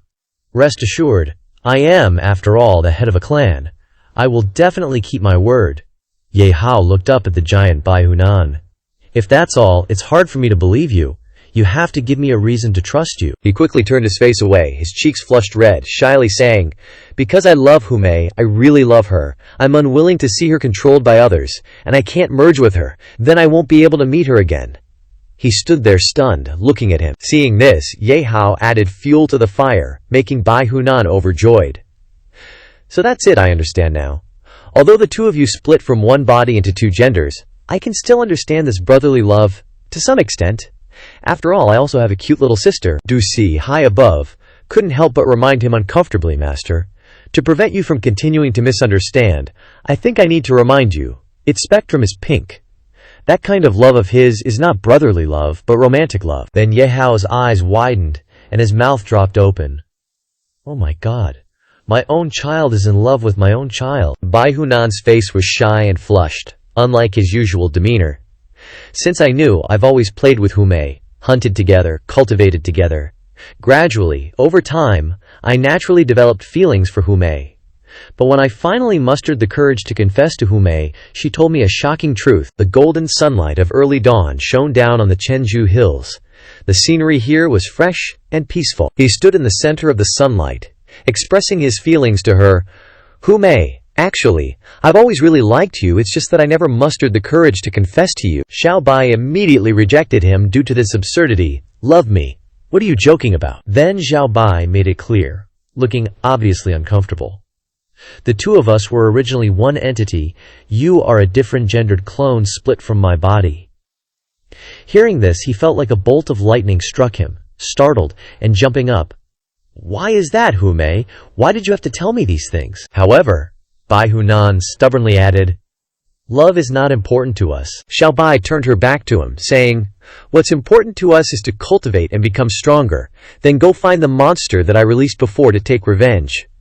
He still persistently proved his feelings, but Bai Hunan thought but didn't dare to say, even if it is an androgynous entity, his love will not change. His face began to become serious. Hunime, if this is what you think is most important, then I will help you do it, I will help you. But he lost courage, so he just thought, although he really wanted to tell Hunime, that in his heart loving her was the most important thing. But Bai Hunan couldn't say it. He clenched his fists, expressing his determination. Hume only wants to become stronger and take revenge. Whether it's my love for her or the invasion of the human world, she has no interest. Although I once wanted to bring her back to the right path, in the end I still gave up, because I love her.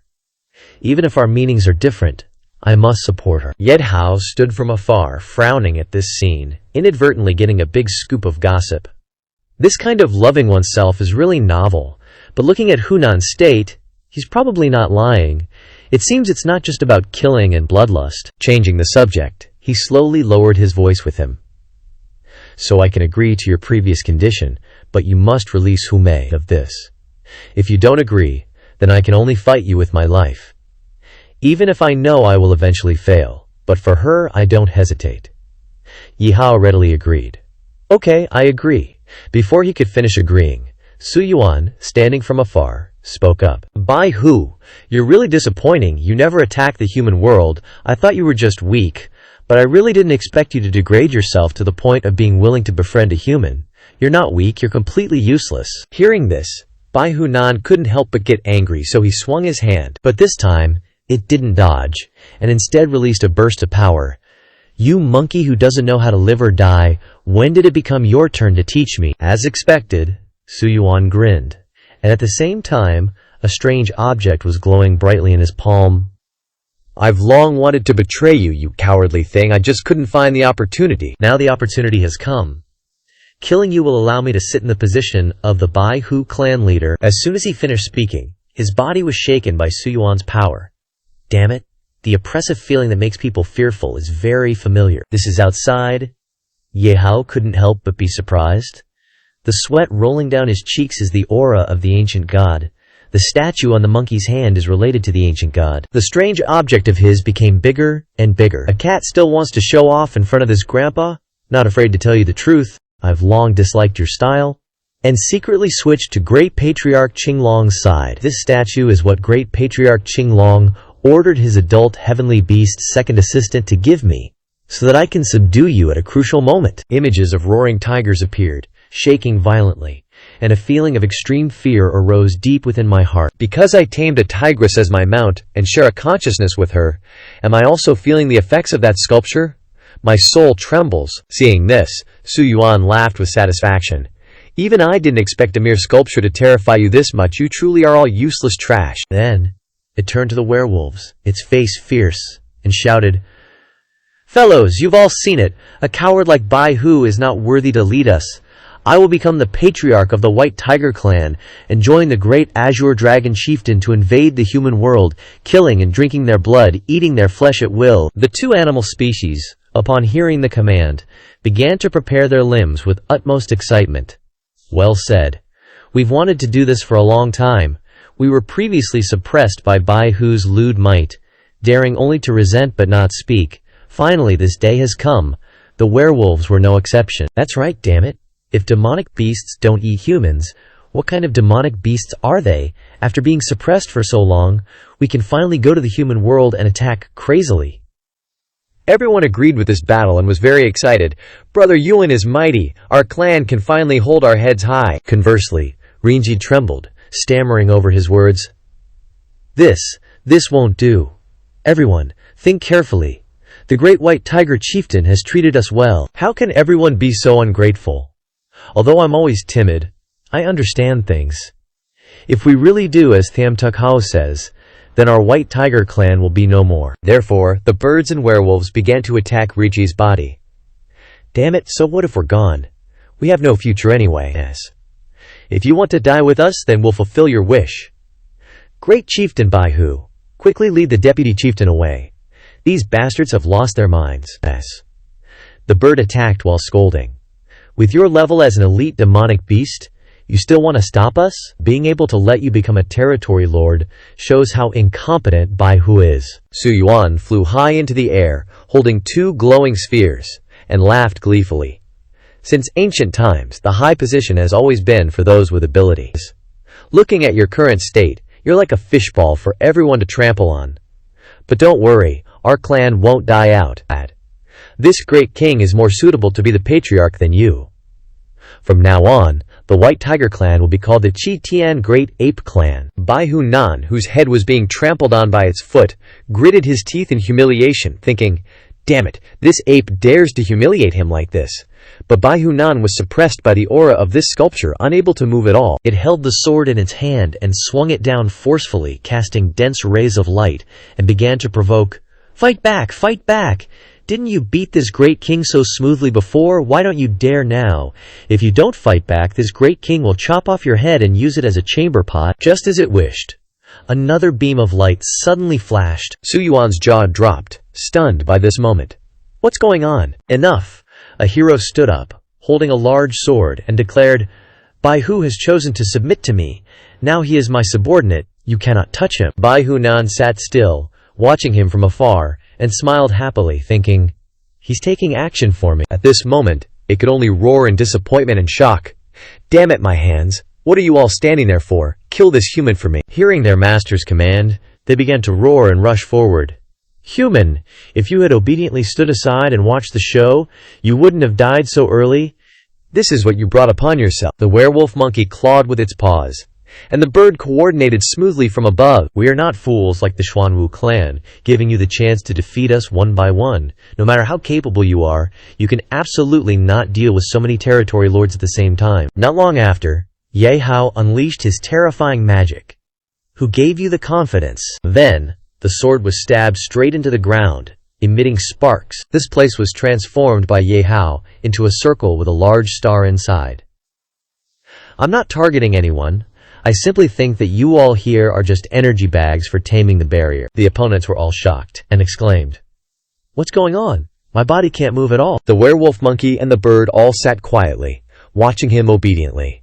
The demonic beast territory lords had lost their ability to act, and now he was forcibly absorbing their demonic beast power. They began to scream in pain, feeling their bodies being hollowed out. Ye Hao stood holding the sword, his eyes sharp, and as the demonic beast power was absorbed, a golden dragon behind him began to twist and turn, mouth wide open, replenishing the body's energy to 100% Huanglong. The special Huanglong body account is now in normal use. Huanglong Overlord body skill activated. Ye Hao slammed the sword straight into the ground and thought to himself, just the passive skills manifested after completing the energy replenishment are already so powerful. This account will become an absolute weapon for me to become the king of demonic beasts. Suddenly, Bai Hu and Xiao Bai knelt down together before the magic power of Huanglong Overlord body. The power was so great that it inspired fear, different from the evil aura released by that statue earlier, making people want to submit to him from the bottom of their hearts. All the demonic beasts in Bai Hu's territory collapsed in droves due to this divine aura. He was stunned. What's going on? Why does this human radiate such domineering power? And it makes me feel an extremely warm demonic energy. Submit. I only want to submit to him now. Although I don't know why. The moment I sensed this demonic aura, I felt reassured just having him here. Not stopping there, Ye Hao unleashed an even more powerful aura. Light radiated, engulfing everything. With a sky-high presence, Bai Hu stood still, observing his actions. What does he want to do? Does he intend to spread this aura across the entire world? At this moment, Jin Yang, who was reading, also noticed something strange. This aura, could it be the golden legend recorded in the ancient demon beast books? He suddenly paused, looked up at the mountains on the other side, and speculated, could it be that our ancestor is about to manifest? It seems the demon beast world is truly about to change. The scene then shifts to the Zhu Ke territory, where a voice echoes, Great Chieftain Zhu Ke, an earth-shattering phenomenon is coming from the Bai Hu tribe. Entering the territory, Huo Sha spoke out indignantly. Who is it? Who could release such a dense demonic aura? Her subordinates were all there. They reassured her, calmly watch what Chieftain Zhu Ke says. At that time, Great Chieftain Zhu Ke was sitting imposingly on her throne, eagerly anticipating a good show. It's been so boring for so long. It seems something interesting is finally about to happen. Meanwhile, in the Qinglong territory, Qinglong had detected this magic power, he said. This aura. Qinglong sat there with a very relaxed demeanor, resting his chin and thought. This human really knows how to cause trouble, but no matter how much he stirs things up, he's still just a human. Letting him be won't cause any major waves. Hearing this, the ancient god behind him echoed, Yes, it thought to itself. But wasn't that guy dead in the battle back then? Why is his aura appearing again? Suddenly, Qinglong heard a voice. Demon beasts, listen to my command. In the name of Huanglong, I order you to quickly gather at the demon beast gate. Then he remembered the voice from before. This is that human's voice. That voice was raised again. The person calmly explained. No need to panic. The reason you can all hear my voice simultaneously is because of the power of Huanglong, your demon beast ancestor. It turned out to be Ye Hanhao's voice, he continued. I'm connecting to your consciousness through its divine sense. Shui Qiu then consulted Zhu Kui to see what she thought. Great Chieftain Zhu Kui, shall we go? She calmly replied. Why wouldn't we go? Shortly after being notified, the demon tribes quickly gathered at the demon beast gate. Rinmao spoke first. Fox, since when did you join our conservative faction? Aren't the Qinglong tribe the most warlike? Yu Hu chuckled, joking back. Haven't you heard? Females are all fickle. Mu Jiang also joined the conversation. The flirtatious fox knows which side to stand on. I think after you saw Ye Hao's strength, you want to save your life, right? Bai Hu stood proudly on the cliff, propping his hand up and saying, The human Ye Hao is not simple. Looking at this situation, with one command he has summoned 90% of the demon beasts. Xiao Bai, standing behind, also agreed. Of course he's not simple. You don't know his physique, how captivating it is. Hearing these words from her mouth, he was bursting with jealousy. Your captivating physique, you and him. How far have you progressed? Have you two already had deep exchanges? Jin Yang also arrived at the city gate. At the same time, he looked up at him. Ye Hao, it's only been a short time. And you've changed so much, creation. It really is creation. I really didn't misjudge you, but I'm even more curious. What is your purpose in gathering us here? Ye Hao doesn't want to reveal it yet. He will know when all the demon beasts arrive. Jin Yang carefully considered beforehand. It's probably impossible for all the demon beasts to arrive. At least Great Chieftain Zhu Kui and Great Chieftain Qinglong won't come. As soon as he finished speaking, the Zhu Kui territory appeared in the sky. Look, that's the strongest powerhouse among the 4 great chieftains. The pinnacle of our demon beast race, Great Chieftain Zhu Kui. I didn't expect even she would come in person. Living long enough to see everything, Great Chieftain Zhu Kui has almost never appeared. Today I am honored to see her true face. My demon life is complete. She sat high above, showing off her arrogance. With a somewhat disappointed attitude, I came to see what kind of human dares to claim to be the ancestor of demon beasts. But I'm a little disappointed. A child who hasn't even grown his feathers fully. It's really a waste for me to personally make this trip. Ye Hao turned his gaze towards Zhu Ke Danzao, thinking, completely the posture of someone in a high position, putting on a bit of airs. But it also fits the identity of the strongest powerhouse of the demon beast race. A ruthless character that's hard to deal with. The clear sky suddenly turned into whirlwinds followed by dark clouds, with thunder rumbling. Appearing faintly behind the dark clouds was the figure of Tian Xiao. It really is disappointing, little devil. You lack the domineering and arrogant aura that a powerhouse should have. But since I have come under the orders of Great Chieftain Qinglong, I will temporarily see what you want to do by gathering us here. Seeing his appearance, Ye Hao asked tentatively to confirm. You are Tian Xiao, right? I've long heard about you from the demon beasts invading the human world. He didn't want to waste words, glaring straight at him and saying bluntly, Little devil, don't waste everyone's time, you should know. The weak don't have much time to speak. His eyes seemed to be on fire. No, I think you're mistaken. The one you want to talk to isn't me, but your ancestor. Burning quickly, this power spread out, suppressing all the demon beasts in the city to the point where they couldn't stand up. The aura is too powerful, it feels like even my soul is shaking. I can't even kneel, I can only crawl on the ground. Heavens, Great One, please withdraw your divine power, we're about to be buried alive. That overwhelming pressure after the opening move, Tian Shu is starting to see Ye Hao's magic in a new light. This pressure isn't just affecting me, even the Grand Chieftain Zhu Kui can't handle it calmly. Just as Grand Chieftain Qinglong said, this guy is not to be underestimated. At this moment, the Huanglong overlord body has become one with Ye Hao. He recalls the events of the past, thinking, back then I was still a powerful overlord. Who would have thought my descendants would be so weak and ignorant? I was killed by the ancient god, and my body was used to create this world for you to reproduce, evolve, become stronger and avenge me against the ancient god. Then he declared loudly, you are being used by the ancient god, subtly controlling the evolution and unity that the demon beast race should have. If you continue like this, the demon beast race will only destroy itself. You unfilial descendants, listen carefully. Embracing a future of devouring humanity is not the answer. Killing the ancient god who is secretly controlling the demon beasts is. The demon beasts were shocked by Ye Hao's words. They were bewildered. Ancient god? This is the first we've heard of it, you're joking. Saying that our demon beast race is being secretly controlled by it. At this moment, the demon beasts were extremely confused. Yue Lu spoke up, asking the ancestor, if there really is an existence of an ancestor, why have we never heard of it? Shui Qinhui beside her also questioned.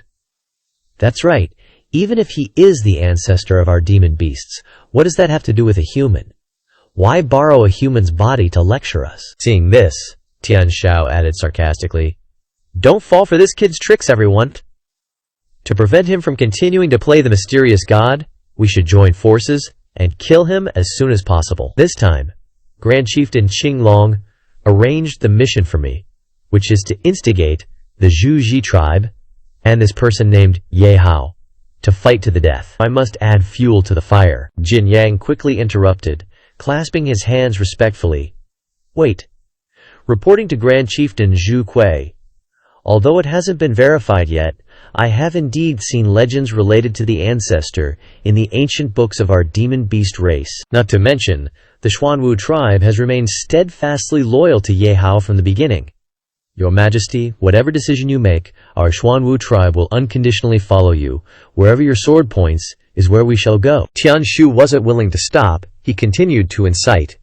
It seems the sides have been clearly chosen.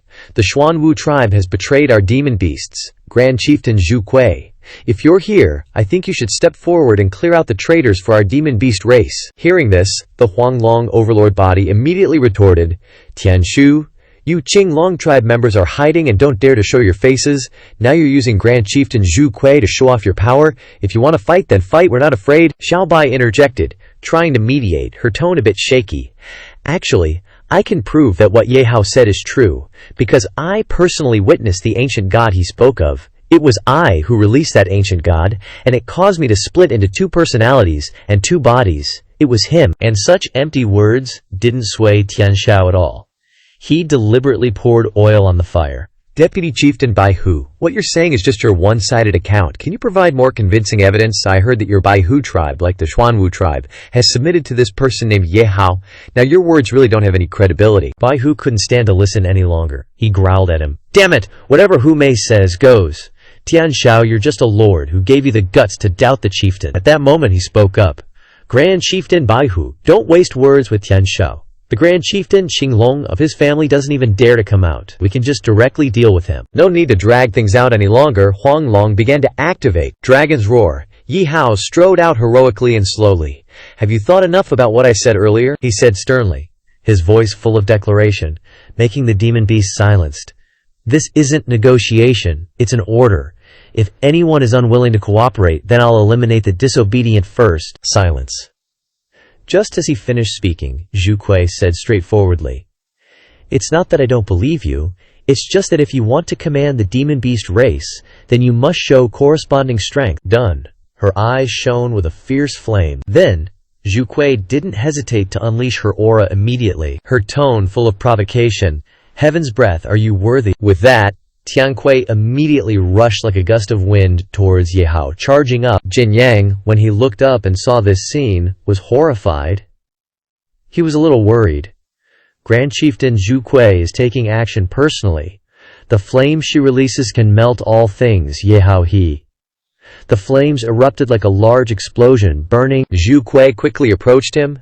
Phoenix jaws pierced swiftly. Jin Yang panicked. Moreover, she can use miraculous flames throughout the space between heaven and earth to fight and instantly get close to the enemy for a fatal blow. She relentlessly attacked Ye Hao, directly giving him a fatal blow. The karma flame-flowing blaze with terrifying heat seemed to be able to burn Ye Hao at any moment. Jin Yang felt that he might not be able to make it through. "Ye Hao I'm afraid he's—" Suddenly, Zhu Kui had to retreat, suppressing this very powerful demon aura that seemed like Ye Hao had been defeated after her disastrous blow. But now he successfully activated Huanglong's special account and has a powerful destructive force. Huanglong's body is a special account. After opening the account, it will continuously consume energy. After the energy is consumed, it needs to be recharged 100% to be reused. Use it with care. He started to launch a counterattack. Huanglong's body. "Next is my turn." At that time, Tianchu Sugu stood on the side watching the good show. He felt very happy and thought to himself, "Finally, it's really happening. When you fight to the death, our Qinglong tribe will sit back and reap the benefits, unify the demon beast world, and at that time no one can stop us from destroying the human world anymore." The demonic beasts couldn't help but be stunned. This aura came from the depths of their souls. That guy wasn't kidding. Zhu Kui was determined to fight Ye Hao to the end, her eyes blazing with intensity. He asked in a clear voice, "Want to change the battlefield?" "Doesn't matter, I'm game to play it to the end." Zhu Kui was verbally strong and ever-changing, and the Li Huo Fentian dared to follow up. "Human, I admire your courage. With 85% of my energy remaining." Ye Hao wasn't to be outdone. He managed to dodge all her ultimate moves. "But the sky is my domain. Even the Azure Dragon can't beat me in aerial combat. I'll light up the entire sky. Prepare to enter the world of blazing flames. With 78% of my energy remaining." Ye Hao immediately raised his sword to the sky, forming a large circle of imposing aura. "Turning into ashes is your destiny, perishing in agony. Absorb." With 64% of my energy remaining, he mockingly said to Zhu Kui, "Your fire isn't bad, quite an interesting toy. Here, have it back." At this moment, Ye Hao decided to unleash his supernatural power skills to quickly defeat her. With 50% of his energy remaining, the game ends here. Game over. Emperor 100 Dragons / The battle ended. This assault shattered the earth and rocks into 100 pieces, with 0% of her energy remaining. After the fierce scene just passed, a dirty hand lay sprawled on the ground. It was Zhu Kui, who had been defeated by Ye Hao. "Why didn't you kill me? Why didn't you give me the final fatal blow? He cleverly retorted, reaching out to help her up. Because it's meaningless. Punishment is just a means, not my goal. What I want is your submission, and I'm not that stupid. Killing you would trigger your passive rebirth. Wouldn't I have to fight you again at full health? She didn't expect Ye Hao to understand everything so clearly. Stunned, Zhu Kui had no choice but to accept this situation. She happily took his hand. This human knows when to stop, but losing is losing. I won't look for any excuses because of it. From this moment on, she officially submitted to Ye Hao. I acknowledge your strength, and the old ancestor also chose you guys. I'm willing to lead the Zhu Kui tribe to submit to you, Ye Hao thought to himself. Demonic beasts are indeed a pure race that worships power. As long as you are strong enough, the stronger the demonic beast, the easier it is to subdue. Otherwise my account's energy would have been exhausted. Continuing the fight would have turned into a bitter struggle. Tian Shao, observing from afar, was furious at the sight of this situation. What is this, a death match where they can shake hands and make peace? Wait a minute, all the demonic beasts here have submitted to that kid. Doesn't this mean I'm fighting alone in the enemy's camp?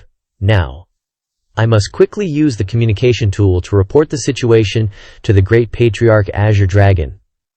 He was about to unleash his move when he noticed something strange about the weapon in his hand. What's going on? Why isn't the communication tool that the great patriarch Azure Dragon gave me working? Tian Shu looked up, slightly stunned.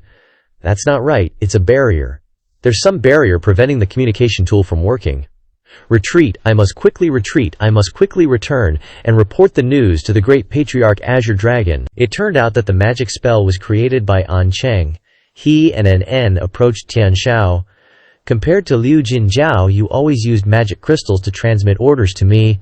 We haven't even met before, now we finally meet. Lord Tian Shao, don't be in such a hurry to leave, let's chat for a bit, he exclaimed in surprise. It's you, he retorted upon hearing this. Stupid. That Liu Jinjiao even told you this. Completely failing to establish defenses against a human who actively surrendered? No wonder he died so early. An Cheng suddenly recalled past events, remembering the words that Jinjiao had once said to him. Why would you do that? The transformation from the mutation drug on your original body will cause you to suffer inhuman pain. I have a better way to help you through this process. At that time, when Jinjiao was about to inject the drug into An Cheng, he immediately resisted. No need. If I can't maintain my rationality after mutating into a demonic beast, what's the point of needing this mutated power? I can endure it. Too bad it didn't think that way. We demonic beasts have always looked down on you humans. Because in our eyes, you are all weak creatures. But you are indeed qualified to become our kind. An Cheng ultimately had to listen to Jinjiao. He screamed in despair. After being transformed, it told him, this portal was bestowed upon you by Lord Tian Shu. Hide it in a secret place in the safe zone of the human world. He felt a little unfamiliar with his current appearance. Lord Tian Shao. Jinjiao quickly handed him a powerful weapon and continued to explain. Lord Tian Shao is the left hand of our Azure Dragon tribe. His status is second only to the great patriarch Azure Dragon. He controls the treasure vault of our Azure Dragon tribe and has the authority to use all the tools in the vault. At the same time, he is also the most powerful creator and inventor of our demonic beast tribe. This portal was created by him. Jinjiao patted An Cheng on the shoulder, encouraging him. In short, you just need to remember one thing. The mission to secretly place the portal must succeed, not fail. Lord Tianshu's mind is meticulous, and his personality is vicious. He cannot tolerate any failure. If you fail, his punishment for you will definitely be 1,000,000 times more painful than the transformation from the mutation drug just now. Returning to reality, An Cheng finally understood everything. He came to settle the score with Tian Shao. Liu Jinjiao was just a brute, only knowing how to pursue power. Naturally, he wasn't as meticulous as you, always hiding in the shadows, manipulating everything. But he died early, so his suffering was less. Lord Tian Shao, your mutation drug caused me so much pain. Of course, I must thank you properly. Hearing these words, Tian Shu jumped, retorting, Liu Jinjiao's death was because he was stupid, and you're not much smarter. I wasn't interested in dealing with you, but you blocked my path, delivering yourself to my doorstep. And N was about to make a move, but was stopped by An Cheng. Don't interfere, this is my fight. Only by personally killing Tian Shao can I sever all my past mistakes from their roots. Suddenly, Tian Shao lunged and forcefully grabbed his arm. The Azure Dragon arm is indeed as the Azure Dragon Patriarch said. You possess very strange abilities, simultaneously copying his power. An Cheng didn't allow anyone to touch his arm. He immediately flung him away. How ridiculous. You keep saying you want to sever the past and become a demon beast, yet you still use demon beast powers. An Cheng felt his blood boil. He fiercely retorted to Tian Xiao, "So what?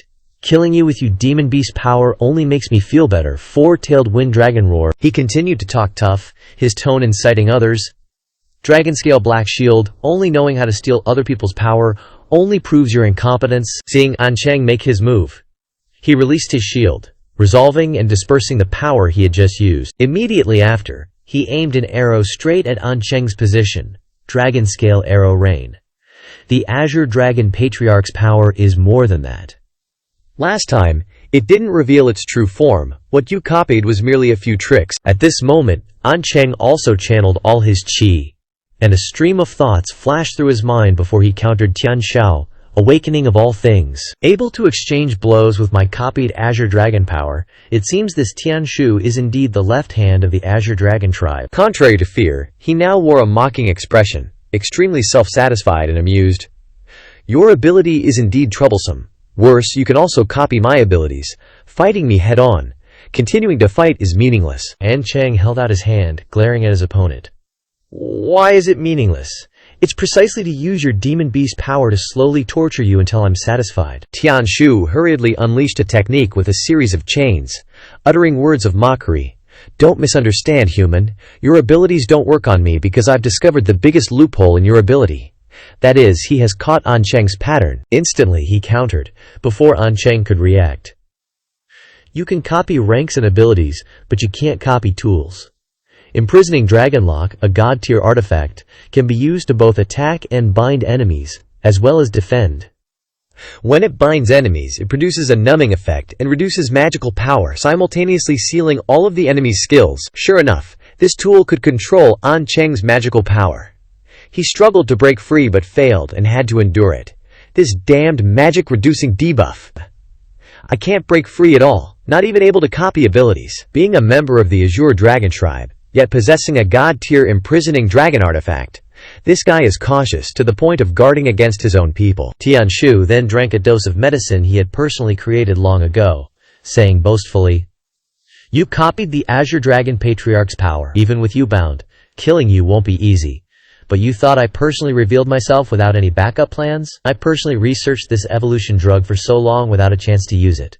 Today is the perfect time to test its effects." That potion was gradually seeping into every cell in his body about to transform into a different form. As soon as he finished speaking, the potion transformed him into a black dragon scale. That's right. This is the feeling of being full of power. The tiny human tremble in despair. Thousands of chains surrounded and tightened around An Cheng's body, causing him to scream in agony. Tian Shu didn't stop. He then unleashed Dragon Lightning Light as a fatal blow. Die, Ant, Dragon Lightning Light strike. Just when it seemed he would be defeated miserably at his hands, an N appeared like a goddess at that moment. He tried to stop his sister, Number. She used her power to shield him from the terrifying destructive force that Tian Shu created. An N quickly dissipated that aura. She turned to An Cheng and said, "Sorry, An Cheng, for interfering with your fight, but no matter what, I must protect you." He was increasingly constricted by this tool, his eyes suddenly filled with anger. "No, release me, damn it! Why is it like this? Why can't I break free from this damned restraint?" Tian Shu was overjoyed at this sight. Within his sharp teeth was a vortex of demon power spreading everywhere. "Human emotions are laughable. You're willing to sacrifice yourself for others. But this time, you won't be so lucky. Turn into ash." Not wanting to waste any more words, he used all his strength, opening his mouth wide to exhale such powerful force that it blew away all the earth and rocks from the lightning breath. Suddenly, a sword flew in from somewhere and severed all the chains binding An Cheng's body. Severed, a voice suddenly rang out. "Get out of the way, sorry, senior. My battle over there dragged on a bit too long, I'm late." The imprisoning dragon lock was cut so easily, leaving Tian Shu stunned. He was furious. "A human dares to destroy my god-tier artifact," Ye Hao said excitedly. "Absolute power doesn't exist in this world. There is only power that counters each other." He carried the sword on his shoulder, turning to say a few words to An Cheng. So senior, next, copy my power and deal with this evil dragon. Your past is for you to sever. At this moment, Ye Hao smiled and asked, "System, can An Cheng Shuizhang copy my accountabilities?" It immediately replied, "It depends on the host's will. If you agree, then yes. If you don't agree, he cannot forcefully copy them." Hearing him say that, Tian Shao burst out laughing dismissively. Copy your strength. He failed to copy the Qinglong Patriarch's power. What good would it do to copy your non-martial physical strength? Ye Hao calmly replied, "My power may not be too strong, but it's enough to deal with you." An Cheng placed his hand on his shoulder, instructing him, "Ye Hao, I can't walk with you to the end of the road. When she wakes up, please take care of her." He then sensed in his heart that this power, although different from Qinglong's power, was also full of dominance and aggression, and its level even far surpassed Qinglong. After completing his transformation with a full-body armor, An Cheng exclaimed, "Ye Hao, thank you." Seeing this, Tian Shao worriedly thought to himself, "How can this be? This kid suddenly erupted with a pressure that makes me feel like I'm standing in heaven, no matter how fast he is. Could this ability really restrain me?" He roared. "Could this ability even suppress the Jiyulong Patriarch? This is a hateful ability, ruining my plans. What a waste of death." Tian Shu then threw out a magic artifact, muttering to himself, "Just to be safe, I won't confront him head-on. With the power to use the entire Zhaolong treasure vault and all those tools in my hand, how could I be afraid of not being able to deal with him?" The thing flew in front of An Cheng and bloomed.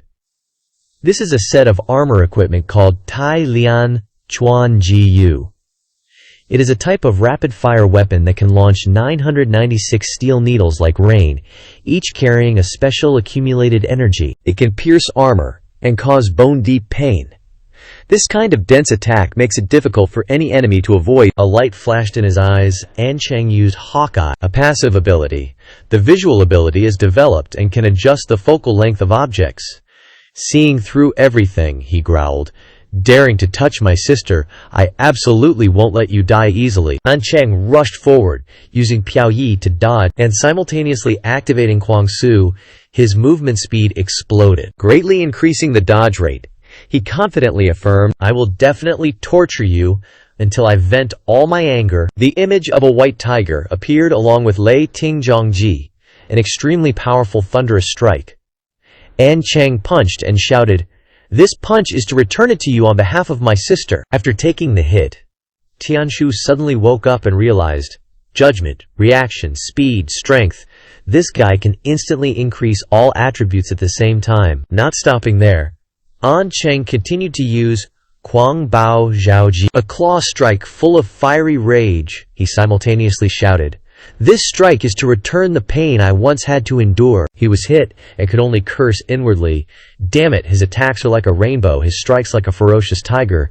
I have absolutely no chance to counterattack anymore. Finally, the image of a phoenix appeared on An Cheng's side, rushing forward through the flames, a move that exploded with speed and power in a sea of fire, followed by all the humans who died in the beast-tide attack. Immediately, a giant mushroom cloud appeared, the destructive power as violent as an atomic bomb exploding. Amidst the giant crater on the ground, Tianshu, in his mutated evil dragon form, roared and cursed, "You bastard! Daring to challenge me alone, you really don't know the principles of martial arts. This ability completely suppresses all my attributes. It's too much." His state was completely unstable, with only 12% of his health remaining. Tianshu, in black dragon form, crawled out of the crater, muttering to himself, "If this continues, I will die, definitely die. I have to think of another way." He then roared, commanding the demon beasts, "Don't just stand there watching, have you forgotten? We are all demon beasts, we are the same kind. Have you forgotten the story of the foreign races letting the humans spare you? Once we are not of the same race, Long Yi will be different. After killing me, it will be your turn. The life and death of us demon beasts should not be determined by humans.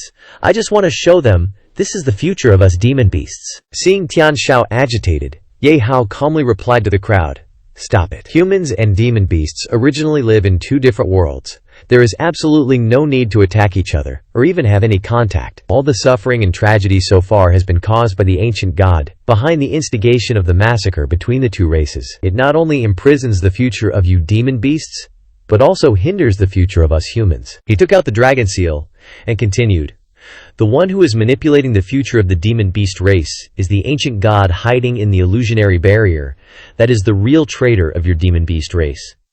The ancient god once controlled that high-level daily routine game is clear evidence this thing still retains the ancient god's demon energy. Zhu Kuei spoke up. He's right, that statue really does have the aura of a demon emperor, Jinyang continued. Everyone heard clan leader Zhu Kuei's words. It's beyond obvious who to trust now, Xiao Bai replied. What does it matter if it's real or fake? I'm supporting her anyway, I just want to avenge the ancient god.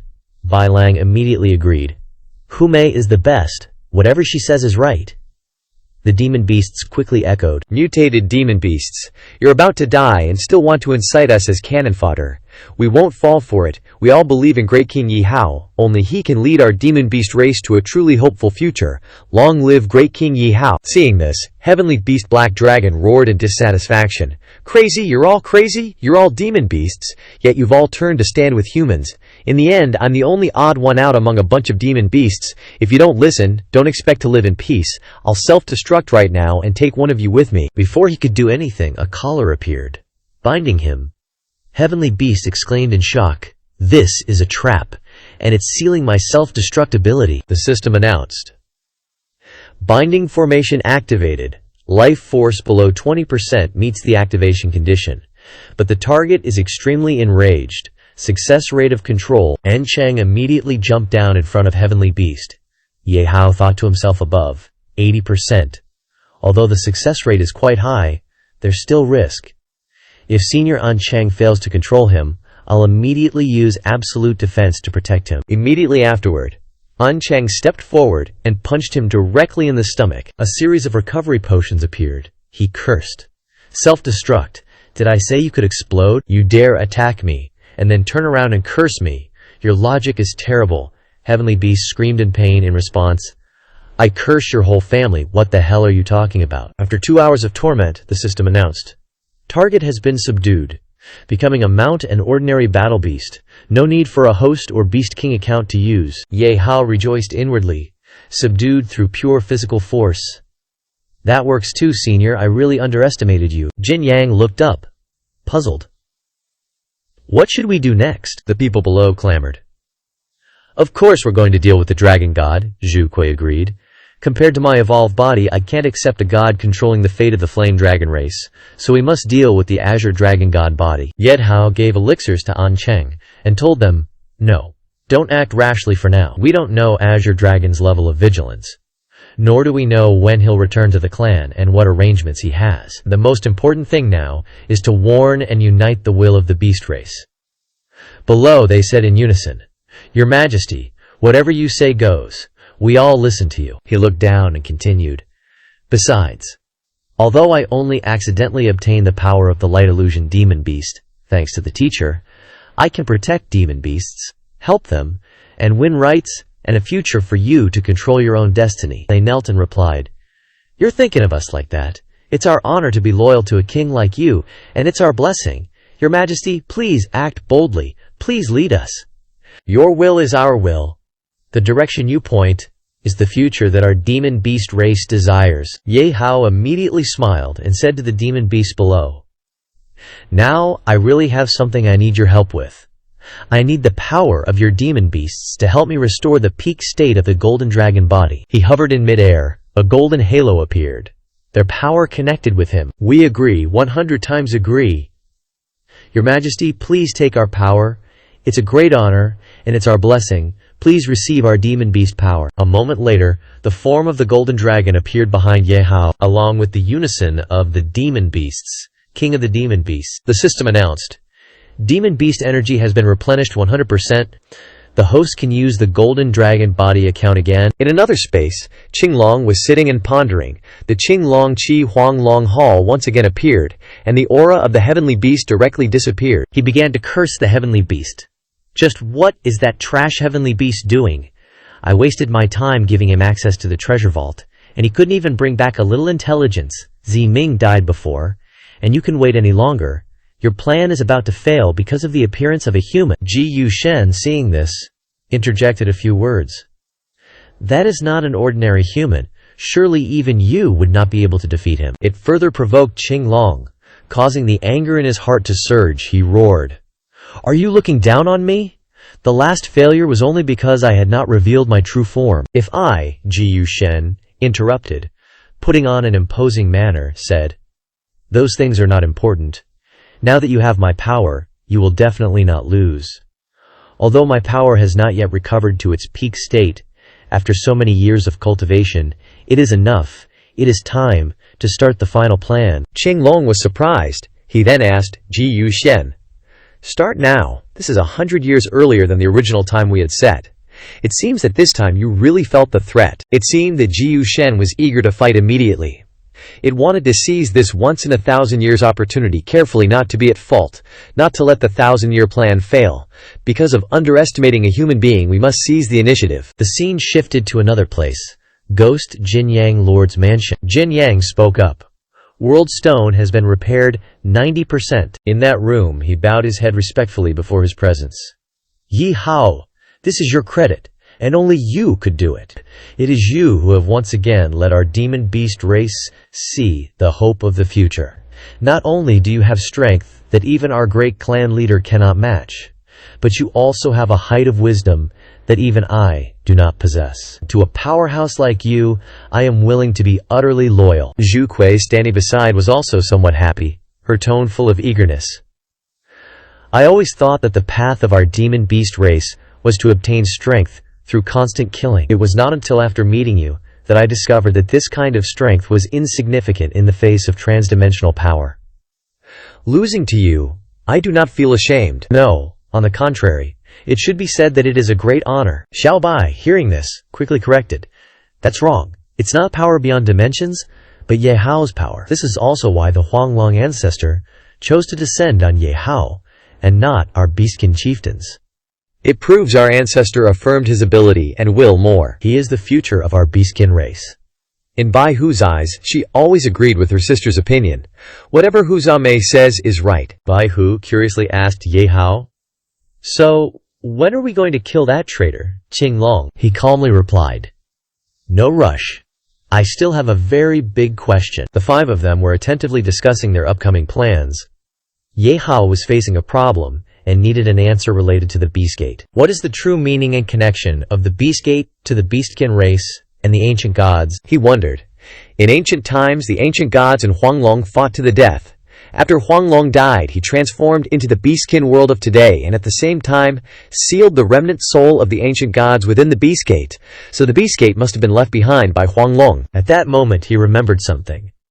The Beast Gate could both seal the ancient gods and transcend dimensions to other worlds. So, if we destroy the Beast Gate, what if we accidentally release the complete power of the ancient gods? Not only that, Ye Hao continued, if the complete world can destroy the Beast Gate, then it can also be used as a key. Can we open a new dimension outside the human world through the Beast Gate? Will the beastkin race ever be in that new dimension in the future? Jin Yang then explained to Ye Hao, "Wisdom. This is the high-level wisdom I pursue, yet I cannot obtain. Just based on this limited information, you can piece together such a conclusion. Your trans-dimensional way of thinking makes us look like livestock, driven by primal desires in front of you." Yet Hao then revealed that these were just his previous speculations. Huanglong's power doesn't give precise information. These are just my guesses. No matter what, in Xiaobai's eyes, she still revered him. "Even so, you're still amazing. No wonder the woman I set my sights on. Ah, no wonder the human I'm willing to submit to." Ye Hao stroked his chin. Dan Zhao's eyes thoughtfully analyzed the current situation.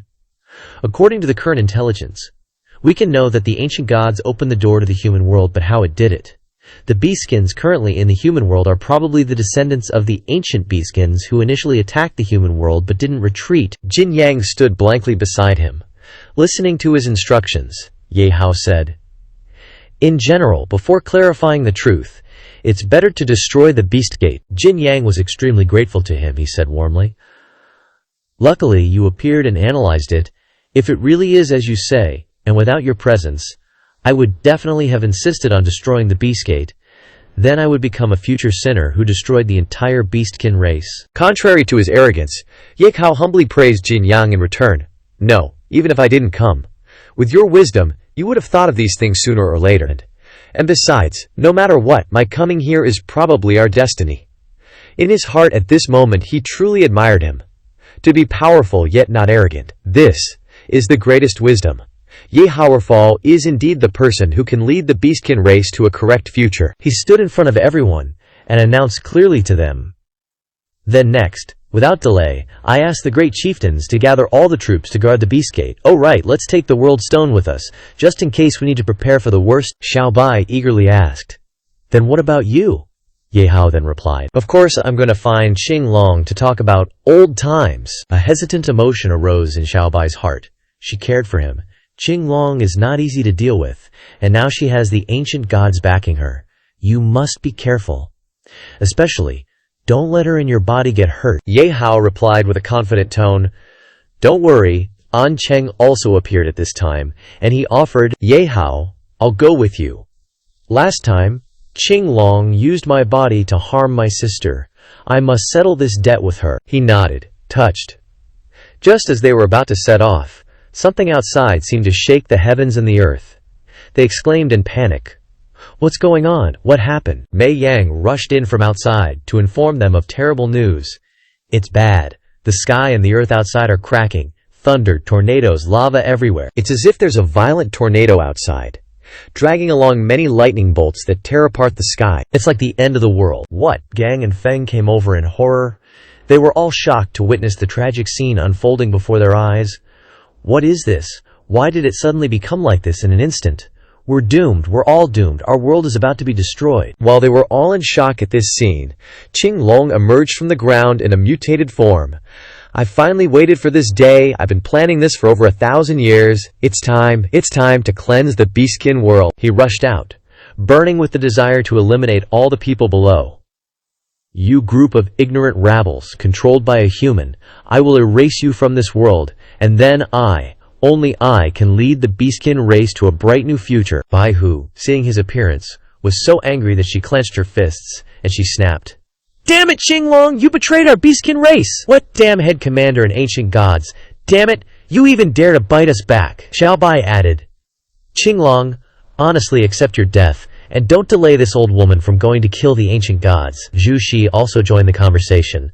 Look at the scene now. Is this the bright future you spoke of? Qing Long, you are the sinner of our beastkin race. Ye Hao was slowly observing all of Qing Long's developments, and he gradually found his weaknesses. The transformation ability and tools that the celestial beasts showed before have far exceeded what beastkins can do. Everything must be the ancient gods secretly playing tricks. Looking at Qing Long's current appearance, he must have already been mutated by the ancient gods. Immediately, the great chieftains were ready to enter a life-or-death battle with Qing Long.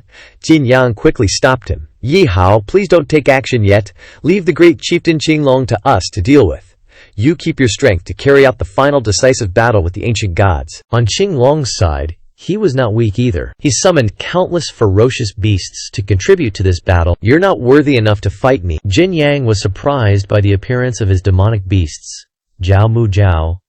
Wasn't it dead during the previous war? Why is it here? Ye Hao, who was next to him, didn't quite understand when he heard this. Zhao Mu Zhao. He explained to him. Actually, Zhao Mu Zhao was the first combat force under Qing Long. The so-called second heavenly beast was just replacing its position after Zhao Mu Zhao died. At that moment, Mu Zhao voiced out. Everyone, His Majesty needs to conserve strength to deal with the ancient gods behind. Now is the time for us to exert ourselves for His Majesty. Please follow me and kill. Next, Tu Bi and Shui Shu also spoke in turn. The other side only has 3 domain lords. The advantage is on our side. This daddy is not afraid. Although Lao Hu is old and weak, I am willing to contribute to His Majesty's great cause. With that, the demonic beasts charged forward immediately. But before long, Mu Zhao unleashed a move that wiped them all out. Blackwood piercing thrust. We can't let this go on. Qing Long's subordinates angrily rushed up, but Yue Hu tried to stop them. Wait, you guys stubbornly rush forward despite being stopped. Wait for what? Our compatriots are being killed. How can we not be moved? Lao Zhu is thick in the front. You guys attack behind me. Thinking they were sure to win, those demonic beasts were quickly defeated. Black Tiger extracts the heart. What? Lao Zhu couldn't even withstand one move. They are both domain lords. How can the gap in strength be so far apart? Meanwhile, on the other side, the 3 domain lords were also annihilated. In a flash, observing the situation like that, Riji trembled all over. It said in fear, "Everyone is killed, Xin Yuehu. It's up to the two of us, clearly so scared, and still want to go to our deaths." Yehu is more famous, so he intends to abandon his lord. Relying only on a heart of enthusiasm and loyalty is useless. Whoever wants to go can go. From that spark, Qin Yang stepped out, wanting to personally deal with Qinglong. Hundreds of years ago, I relied on my own martial force to become the first domain lord, but the price of victory has always been loneliness and pain. I killed too many clansmen were shattered. From then on, I wore this power-limiting device. After that, I built a conservative faction, and became acquainted with these fellow domain lords. He expressed his thoughts.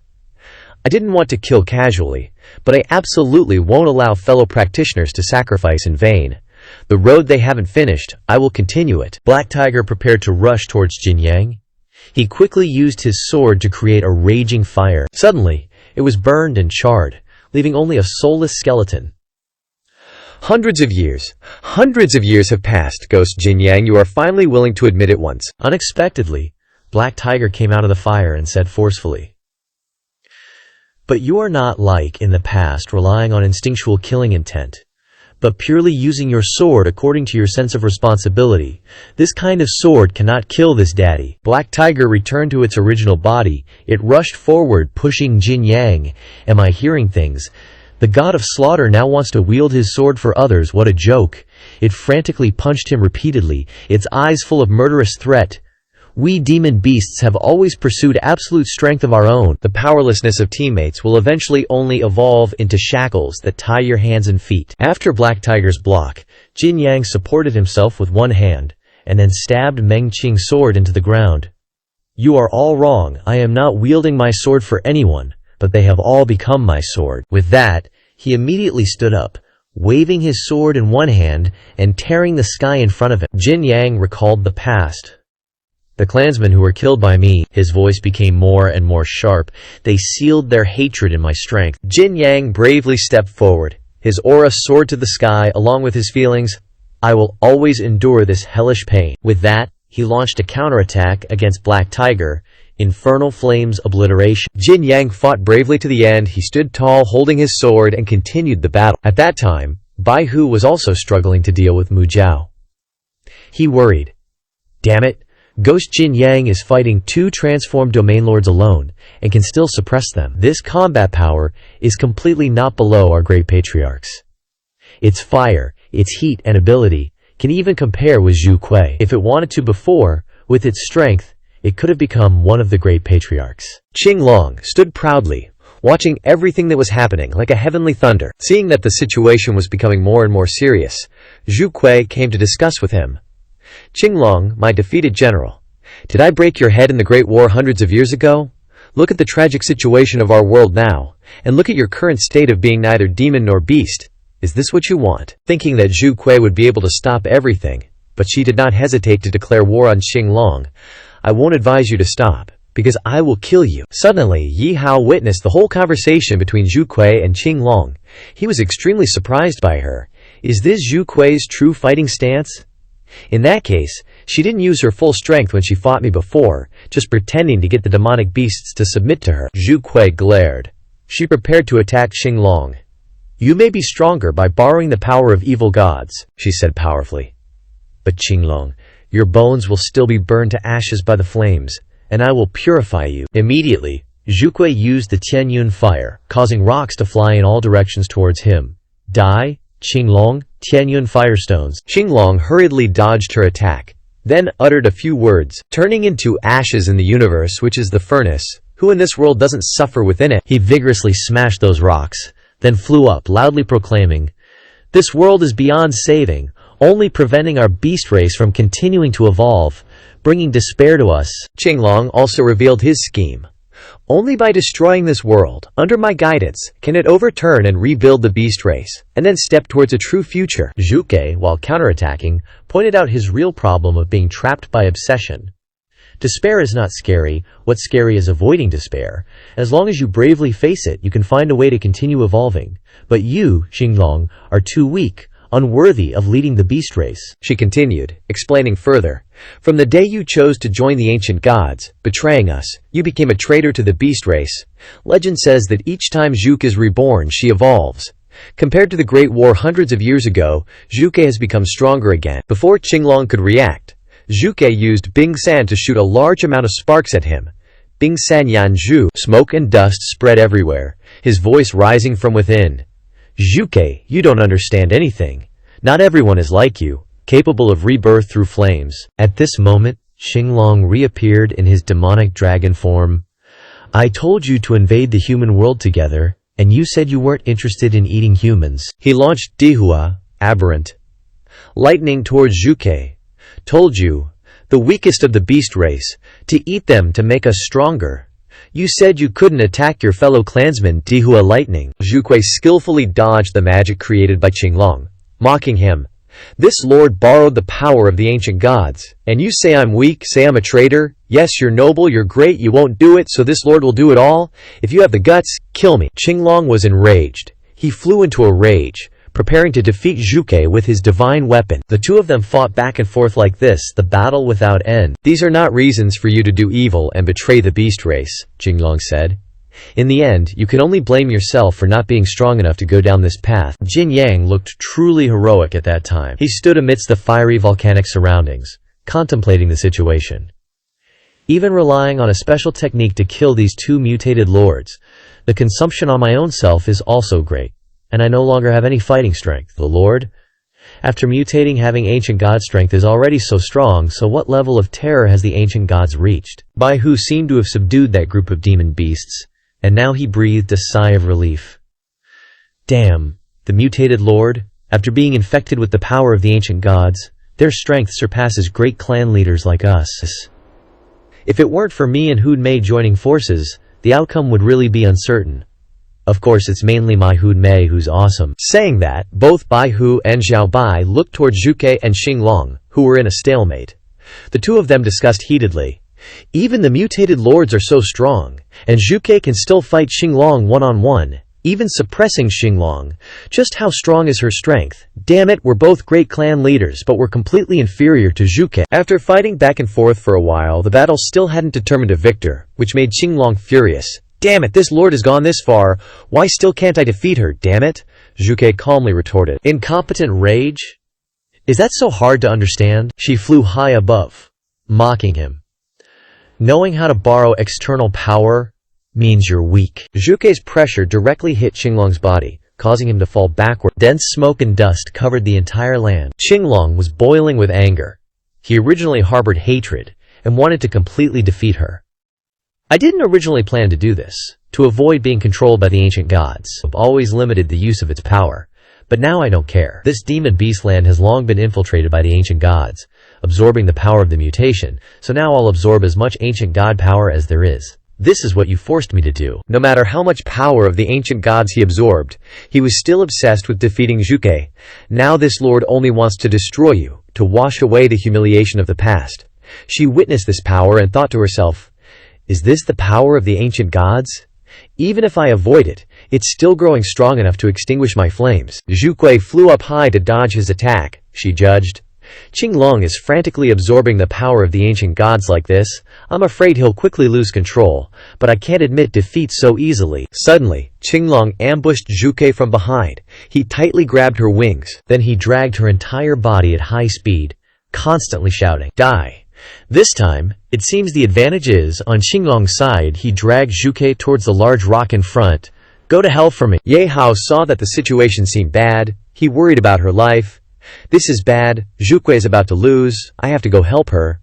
Before he could act, a voice suddenly rang out. No, don't act. A degenerate beast like Qinglong must be eliminated by my own hands. Ye Hao was extremely surprised to hear this, his face blank. Just then, Zhuke appeared in front of Ye Hao, startling him. This place is your consciousness space. How can you conduct a consciousness link with me? She then explained. Because there's the power of Huanglong in your body, and I and the power of Huanglong have also had special contact before. Zhuke smiled. She had also guessed this. Someone as smart as you must have already realized that the reason I fought with you before was only to make the demon beast trust you, so I won so easily. Ye Hao was shocked. Huanglong, you and Huanglong have had contact before. Zhu Kui then told him, I was born in the ashes of the creation fire transformed from Qinglong's body. Thus avoiding several years of evolution and development of the demon beast world, I always felt trapped in this limited world, so I kept flying to higher skies, but I was pulled back by some force, and ultimately couldn't break through. She continued, I don't know how many years passed. As my own strength continued to increase, I finally broke through the constraints of this world. Flying out of the demon beast world, I floated in the dark universe, finally seeing the truth about this world clearly. Beyond the demon beast world, there was a planet sun. Getting carried away, Zhu Kui further told Ye Hao about her background. Beyond the demon beast world, there was nothing but that sun. My heart was filled with despair, so I flew towards the sun. Just as the sun was melting my body, I saw a faint figure of Huanglong in the blazing sunlight. She was reborn from the flames and flew into the sky, lamenting sadly. I should have been destroyed, yet I was reborn in the hot flames of the sun. From then on, I gained the power of rebirth. I knew this must be the power Huanglong bestowed upon me. But why would he do that? What secrets are hidden in that sun? Things gradually took a turn. Elsewhere, Zhu Kui stood proudly high above, telling her subordinates, After I was reborn, I received the worship and respect of all the demon beasts, and was granted the title of Great Clan Leader. Of course, I never cared about this reputation. She recalled the intense battle between herself and Qinglong in the past. After Qinglong recovered, it repeatedly provoked me. Wanting to duel to see who would rule the demon beast world, I wasn't interested in this at all, but it really bothered me, so I finally chose to accept the challenge. It turned out that all this time, Zhu Kui had been recounting her story to Ye Hao. Fighting with Qinglong, I won, and I showed mercy and didn't kill it. But as I turned to leave, I was ambushed by Qinglong, who used an unknown power to attack me from behind. Continuing the story. At that time, I didn't know yet that the power Qinglong used was the power of the ancient god. During that time, the rebirth ability saved Zhu Kui's life. I relied on the power of rebirth to revive. But this rebirth consumed a great deal of my own energy. I knew that with my strength at the time, I couldn't defeat Qinglong. At that time, she had carefully planned. Seeing Qinglong kneel and beg for mercy out of fear, I used a trick, pretending to spare its life. What I needed to do was wait for my strength to return to its true peak state, and then settle the score. That's how things unfolded. Zhu Kui appeared with the ability of rebirth and instructed Ye Hao, and now is the time for revenge, so don't take action. Qinglong's head must be taken by me personally. Back to the fierce battle at this moment. Qinglong glared and shouted, Zhu Kui, this time I've won. I'm the ultimate victor. The battle was still fierce, she strained to say. Erupting. Things have just begun, but they will end quickly. After speaking, Zhu Kui rushed forward, pouncing on Qinglong's massive body and grabbing it. He was at a loss for words, but spoke in a hoarse voice. Struggling is useless. The slightest hope will only make you more desperate. Her magic power increased, and Qinglong was not to be outdone. As long as I kill you, the entire demon beast world will have no more enemies. Not only the demon beast world, but also the human world. All must submit at my feet. Zhu Kui thought he was too arrogant, so she pushed Meng Qinglong towards the blazing sun before he could react, burst out, Wait, this is the surface of the sun, what do you want to do after all? The more he tried to say, the more Zhu Kui pushed him deeper into the sun. No, let go, damn it, let go, I've been plotting for this for so long, how could this be? She didn't stop, causing Qinglong to be burned in this skin-piercing heat. Why is it that you were born with the power of rebirth, able to be reborn from the flames and constantly evolve, while I can only beg for external methods and strength melting the fire? Even if I give up on myself and go to this extent, it's all in vain. Now his body was burned within it. Only his voice echoed, Destruction.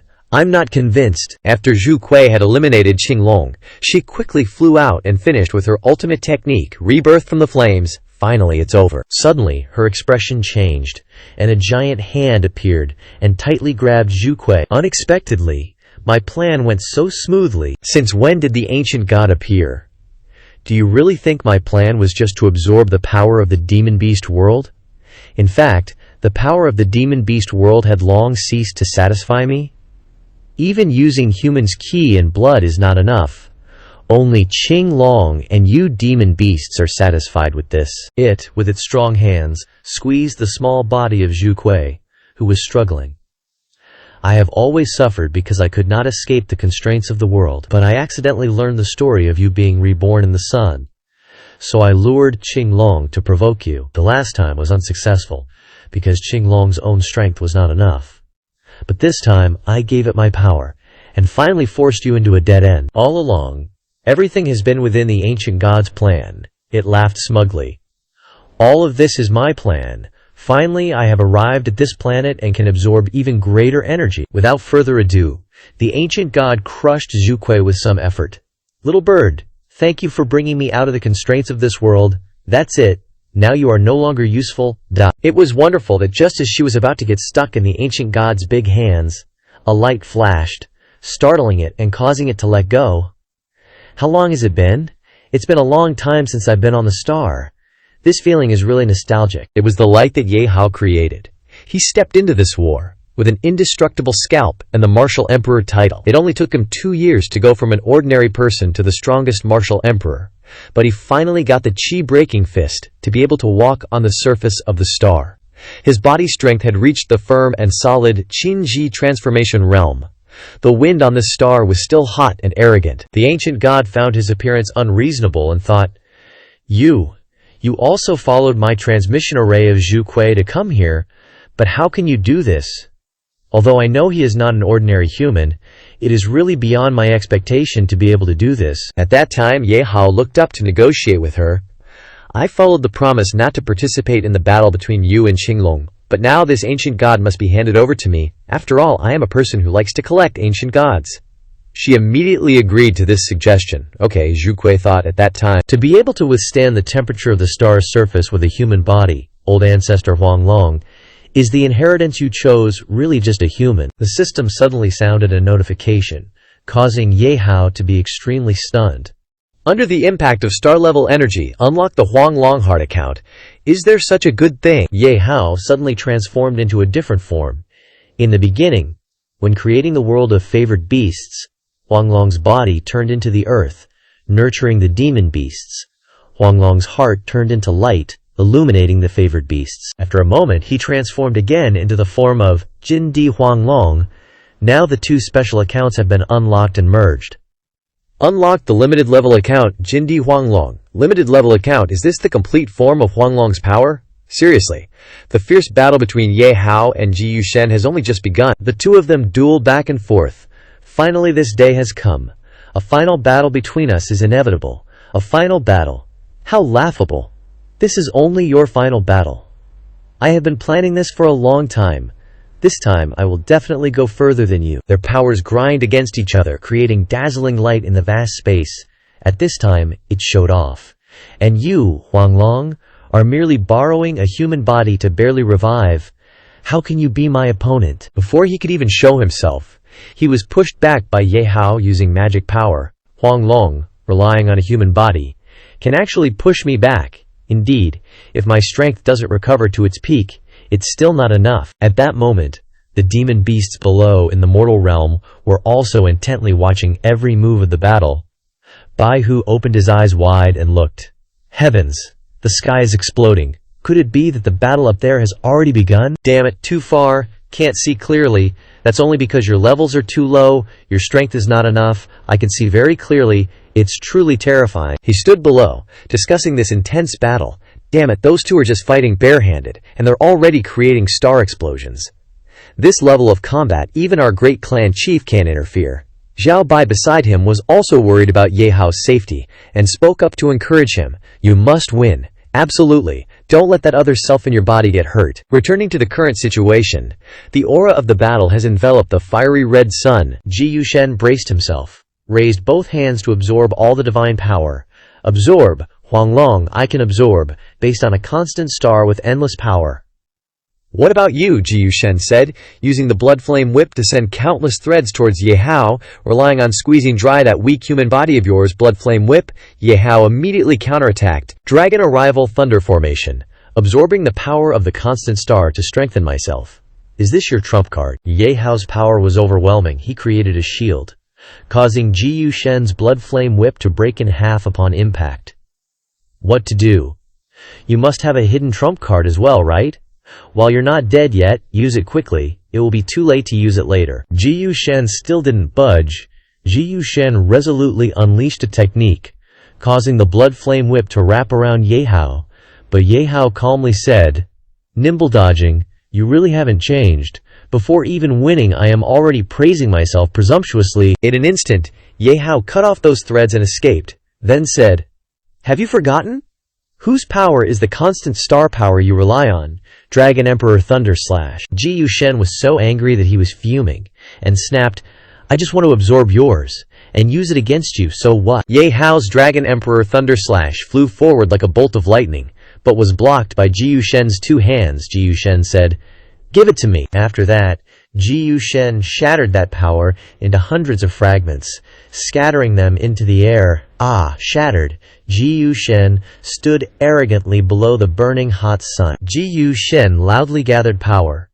"Huanglong, if I could kill you once before, then now I can kill you again." Without hesitation, Ji Yushen unleashed a barrage of attacks towards Ye Hao, Constant Star Alien Binding. At that moment, the sky had turned into a horrific explosion. Zhu Kui watched the battle from afar. She was extremely bewildered.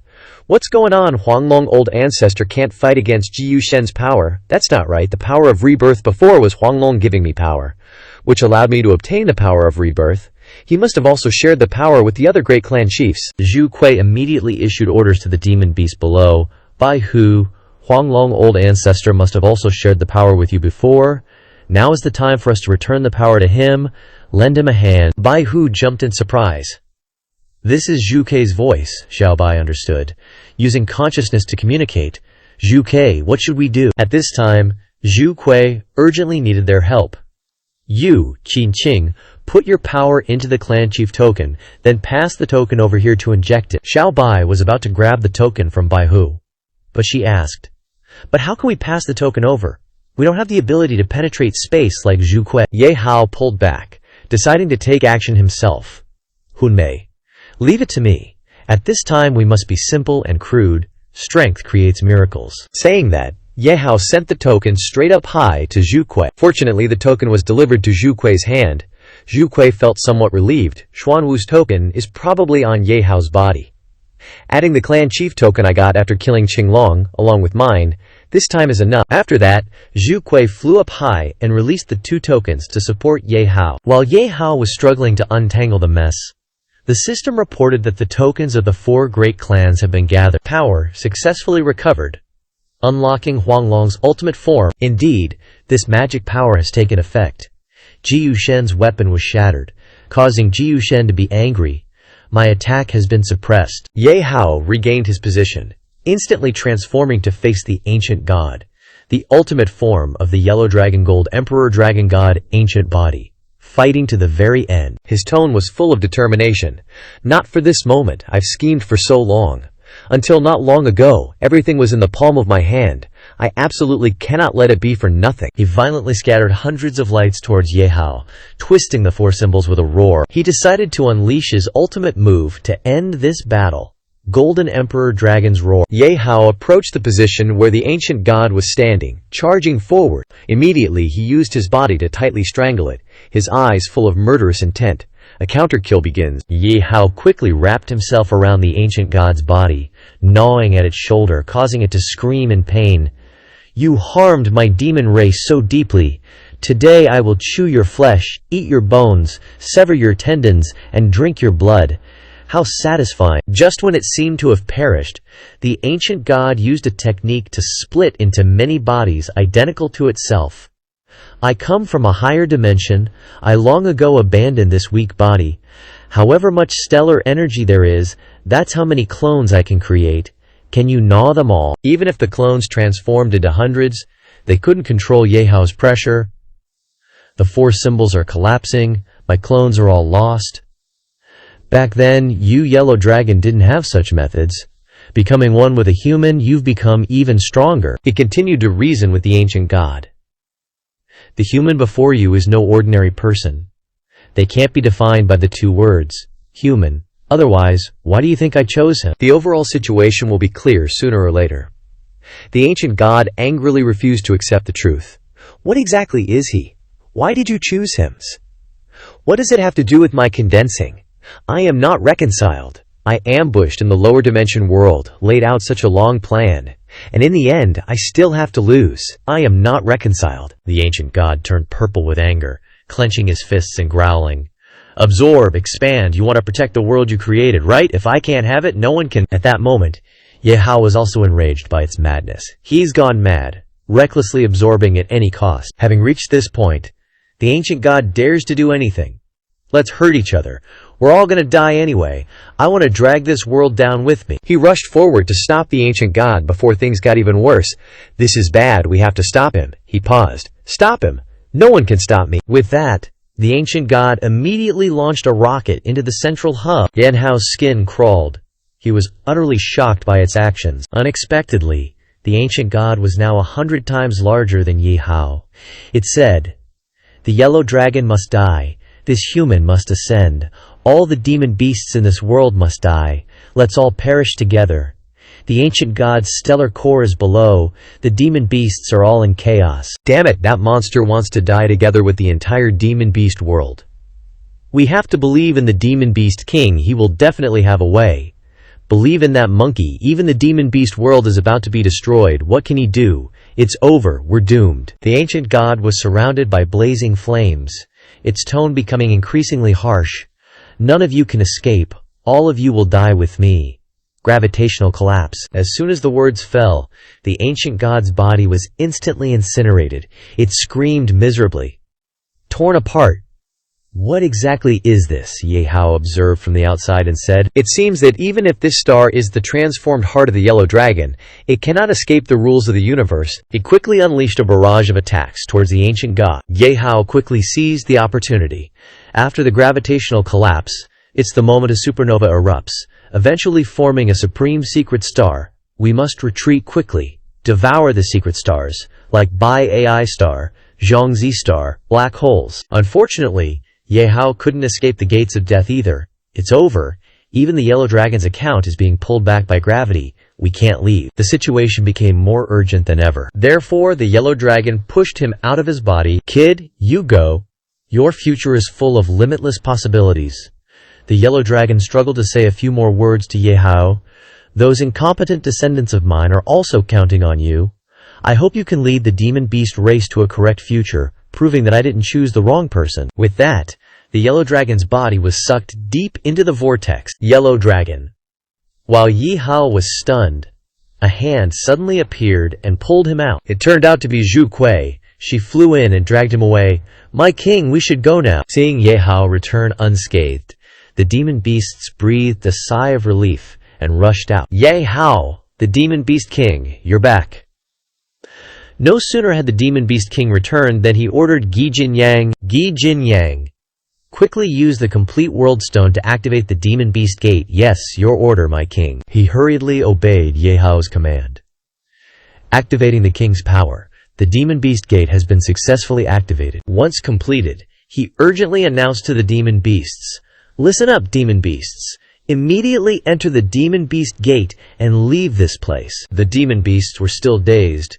Zhu Kui loudly scolded, "What are you standing around for? Didn't you hear the demon beast king's order?" Hesitantly, they hurriedly explained, "Your Majesty, great chieftain Zhu Kui, it's not that we don't want to obey the order to leave, but we don't know what's behind the demon beast gate.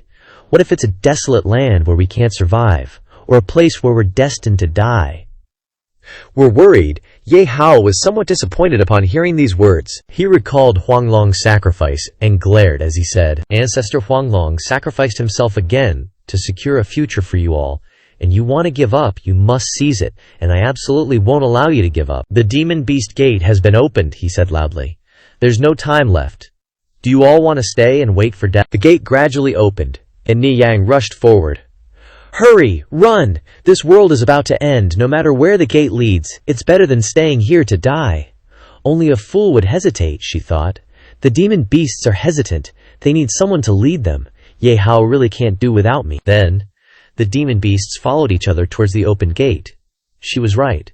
Entering the demon beast gate offered a glimmer of hope, while staying here meant certain death. "Don't push. Weren't you all reluctant to enter the demon beast gate just now?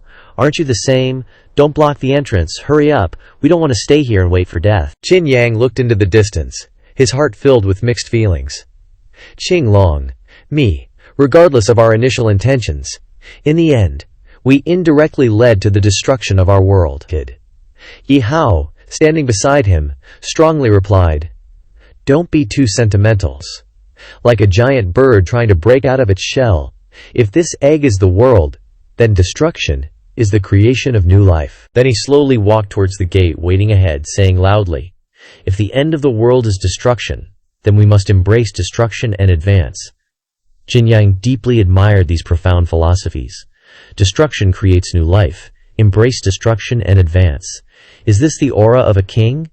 Indeed, only Ye Hao can lead us to a true future. Suddenly, Ye Hao's eyes became slightly teary, and he unconsciously paused for a moment. Before him was Huanglong's image. "I'm glad you all can bravely take this step." Qin Yang was stunned. This was the residual consciousness that ancestor Huanglong left within the demon beast gate. At that moment, Huanglong recounted everything that had happened. "I was born from a higher dimension. My homeland was invaded and destroyed by the ancient gods, and I became a lucky survivor of that lineage. In order to prevent my homeland from being destroyed, I once used artifacts to build a new dimension, the demon beast world where you live. I also dragged the ancient gods inside to fight to the death," the ancestor said with a heroic tone. "I was unwilling to see my bloodline end, so before life and death, I used artifacts to separate my genes and power, building the demon beast world for you. But the demon beast world is not your homeland, and the demon beast gate is not a tool to invade other worlds, but a gate of homecoming for my descendants." Huanglong gave a few last words of advice before disappearing. "My wish is that you can return to your homeland, your own, and build a new future there. Go, my descendants, now is the time. Return home." Suddenly, in an instant, everything before their eyes returned to its proper order. Everyone exclaimed, "Is this the original homeland of our demon beast race? Although it looks very primitive, it has more vitality than our demon beast world. This is the ideal homeland to escape from the world." Homeland? Although I've never seen this world, it still gives me a very friendly, very warm, and belonging feeling that I've never had before. The demon beasts, now witnessing this scene with their own eyes, burst into tears. They choked up. "I always thought that killing was the most primal desire of our demon beasts. Only now did I realize that the most primal, most intense feeling is not directed at the enemy.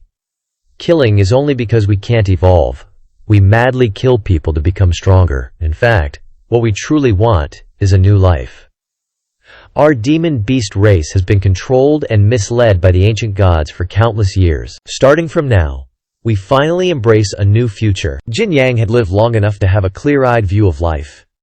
He looked up at the sky and thought, "This world has dense magic power even in the air, but this magic power is very gentle.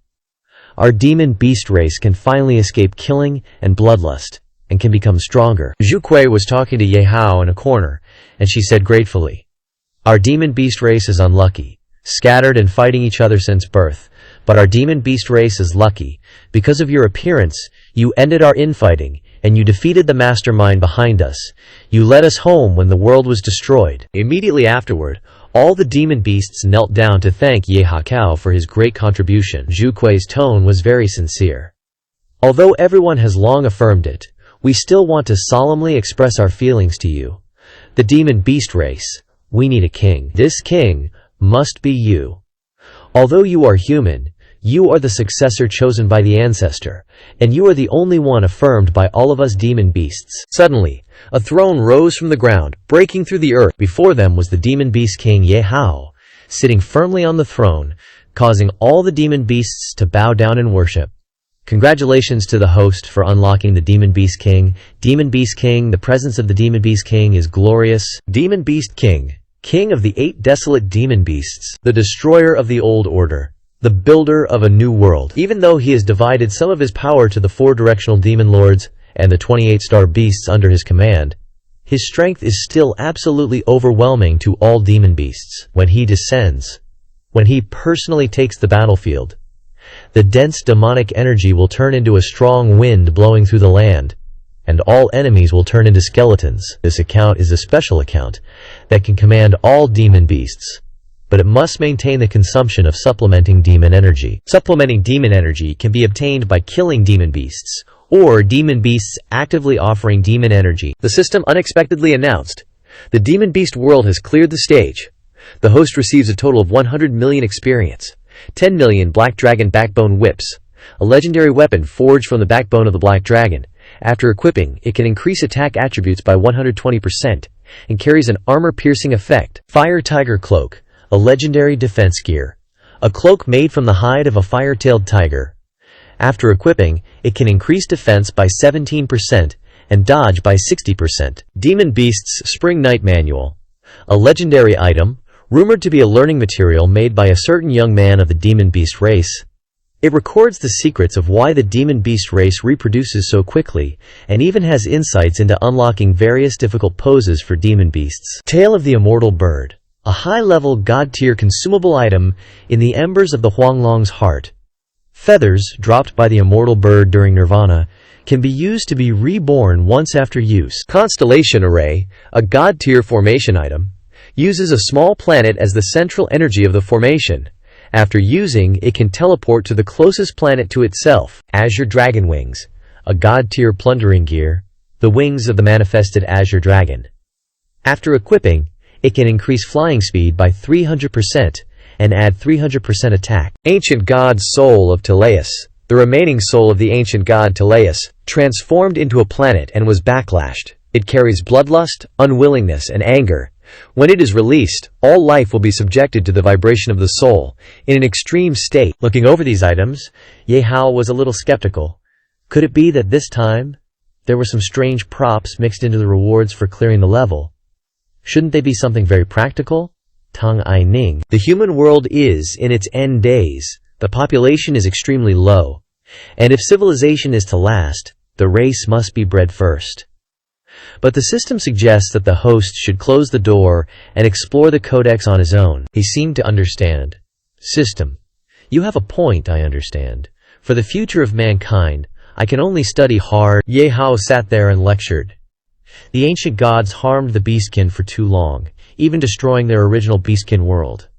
This is unfortunate, but when it comes to fate, don't talk about fairness. Now that we're here, we must bravely explore. Fear and weakness will only steal our safety and weaken us. He sprung up straight, declaring bluntly, "This place is the homeland of the beastkin, the mountains and rivers, the trees and leaves, the roots and flowers. Everything here belongs to you, you beastkin. Listen to my order.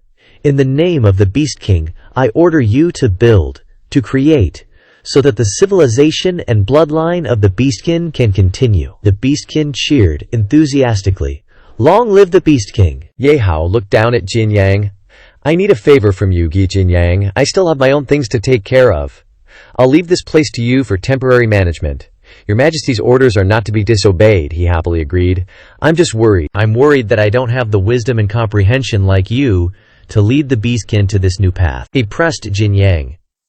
"Do you really think that I am the one who can lead you to the future?" He then explained to Ye Hao, "Of course, who else could it be but your Majesty? Before you appeared, I didn't even have the courage to lead the conservative faction against the pro-war faction." Ye Hao's opinions seemed to be the opposite of Jin Yang's. He retorted, "No, you're wrong. I think it's the ignorant who push out the intelligent, the weak who pave the way for the heroes. Choosing me as king was also your choice. This future is what you have chosen and created. So the path ahead should also be explored by your own hands." Finally, Jin Yang's wisdom opened up. He humbly listened to Ye Hao's instructions. "Your Majesty's words have enlightened me. I understand. I will definitely not fail in my mission." He continued to order An Cheng Sr., "Use the portal to open the entrance and let's go back. The beastkin have successfully returned home, and we should go home too." He quickly nodded. "Yes, okay." At this moment, Ye Hao, along with An Cheng and An En, strode ahead under the respectful gaze of the beastkin. "Farewell, Your Majesty. Take care." In the wilderness refugee camp, a person ran around with a gong, warning, "Hurry up, everyone, pack your luggage, try to bring valuable things, light items, we have to leave here immediately." A family was hastily packing their belongings. The mother looked at her husband and asked worriedly, What exactly happened? The husband explained. Recently, no refugees from other places have fled to our place. I heard that several nearby concentration areas were attacked by beastkin and completely destroyed. Our place is no longer safe either. The wife was saddened to hear this. But we've been in this place for over 10 years. How can we just leave like that? At this time, their child came over hugging a teddy bear, with a worried expression, wondering, "Mom and Dad, where are we going?" The father gently sat down, stroked his daughter's head and reassured, "Where are we going? Even Mom and Dad don't know. But don't worry, Xiaoli. No matter where we go, Mom and Dad will be by your side. Our whole family will always be together." Xiaoli nodded obediently in response. Yeah. Suddenly, the outer gate of the area was destroyed, and a shout rang out, "It's bad! The beastkin are rushing in!" A group of monsters that suddenly appeared threatened everyone fiercely. We thought that all the two-legged sheep nearby had been killed by us, but unexpectedly, there's still a sheep pen here. Today we can eat our fill. The father hurriedly became frightened when they looked towards his wife and child, and he instinctively stepped forward to shield them. A monster that looked like a giant red grasshopper with level 50 named An Yingfei Lian raised his hand. Preparing to attack, he threatened, asking, "Where are you guys planning to go? Why don't you say hello to me?" It rushed over, waving the sharp blade in its hand and teasing, "Don't be afraid. I just plan to stab you through, then stab through and divide again, so that blood sprays in the air. Just thinking about it is beautiful." Just then, a voice rang out, "Stop!" causing An Yingfei Lian to immediately freeze. It panicked, thinking to itself, "Whose voice is this? Why did it appear in my head?" The scene around An Yingfei Lian immediately changed. It exclaimed in horror, "Oh my god, where is this?" Ye Hao teleported all the monsters from the mountain wall back here, and then loudly announced, "All beastkin, immediately stop slaughtering humans." In the human world, in the wilderness, he recounted, "The beastkin of the human world, your ancestors originally came from a dimension called the beast world.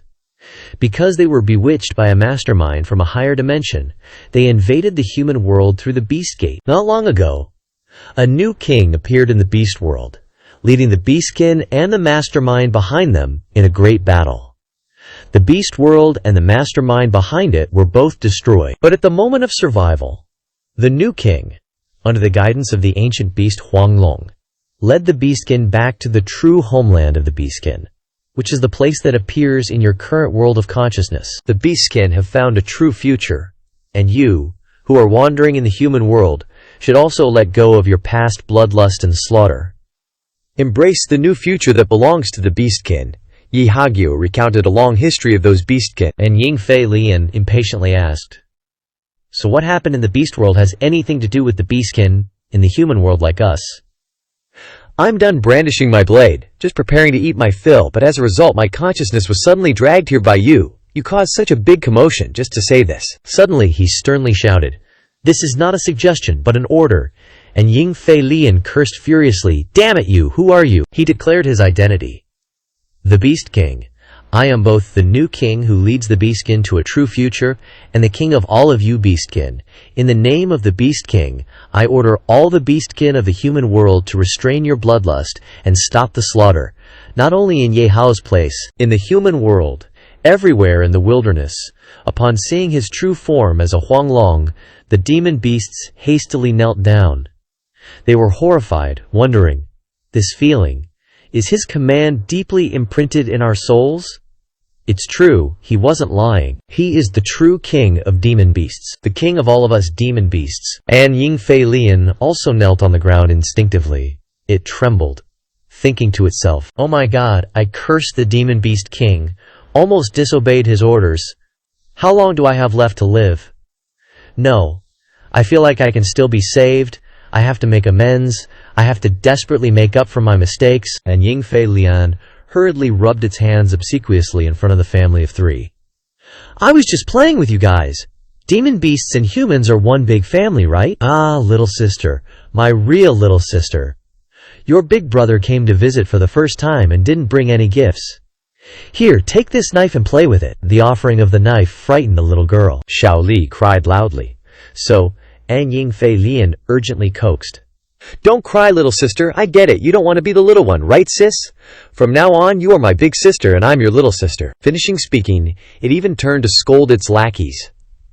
"What are you guys still standing around for? Have you forgotten what we came here to do? Renovate the old houses. Now tear down the old ones. We have to quickly build new houses for everyone. And Yingfei Lian commanded its subordinates to rebuild the settlement before the astonished eyes of all the humans. Get moving. It has to be repaired beautifully.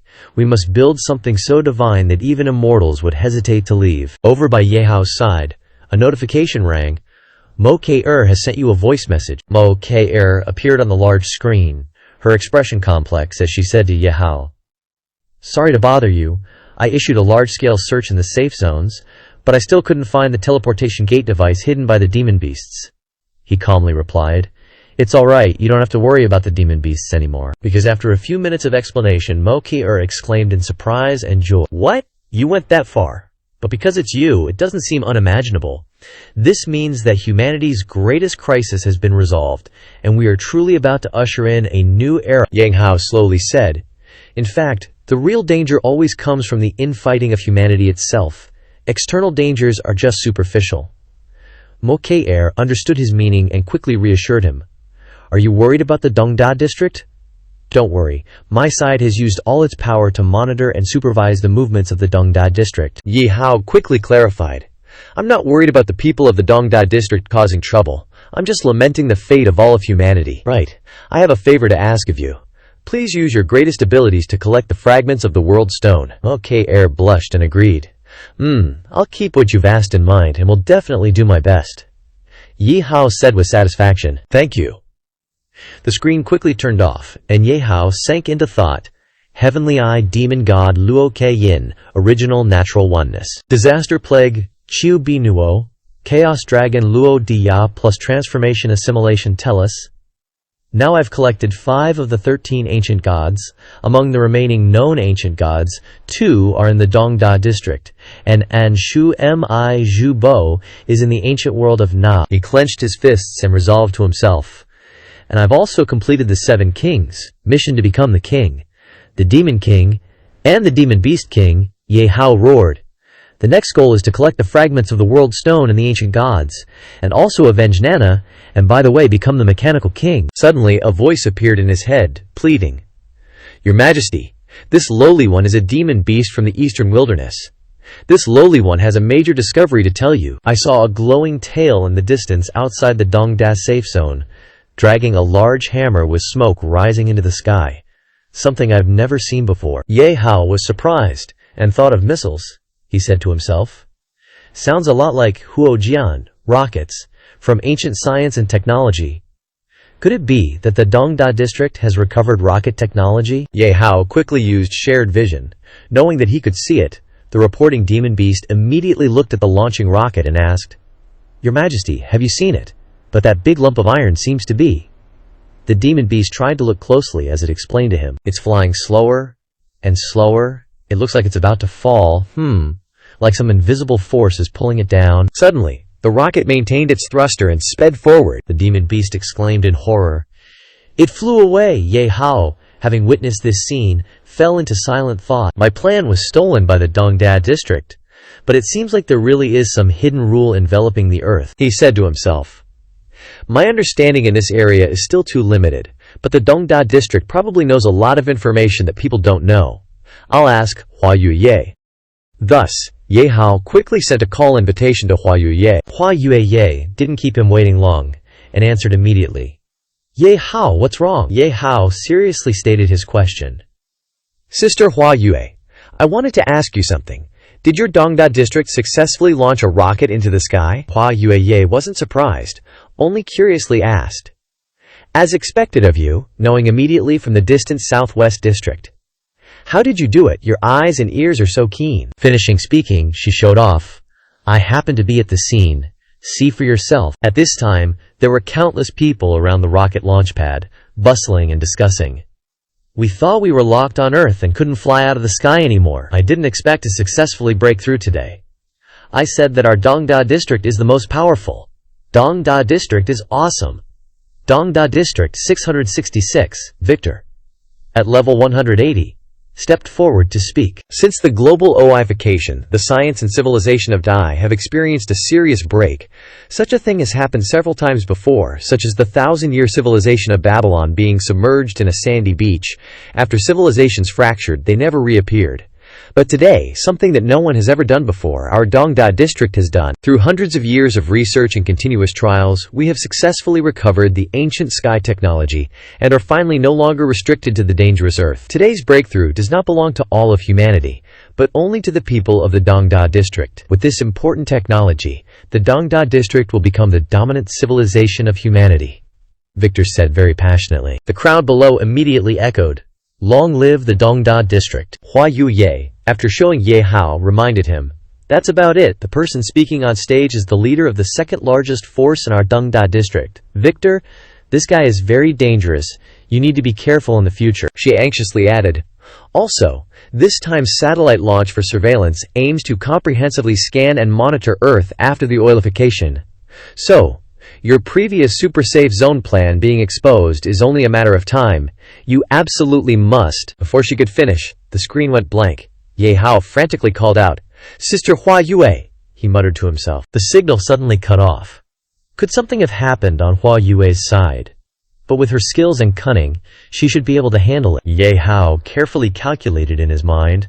On the contrary, the Dongda zone really can't be underestimated. They actually successfully restored rocket technology. My understanding of the Dongda zone is still too shallow.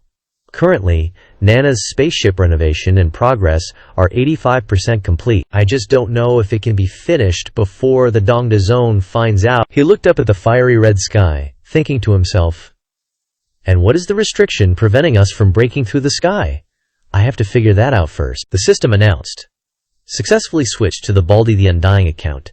Ye Hao flew up while thinking, if the Dongda zone's rocket can rise into the sky, that means the sky isn't completely impenetrable, it's just that I don't know what the restriction is yet. Sure enough, as soon as he flew to a certain height, he felt uneasy.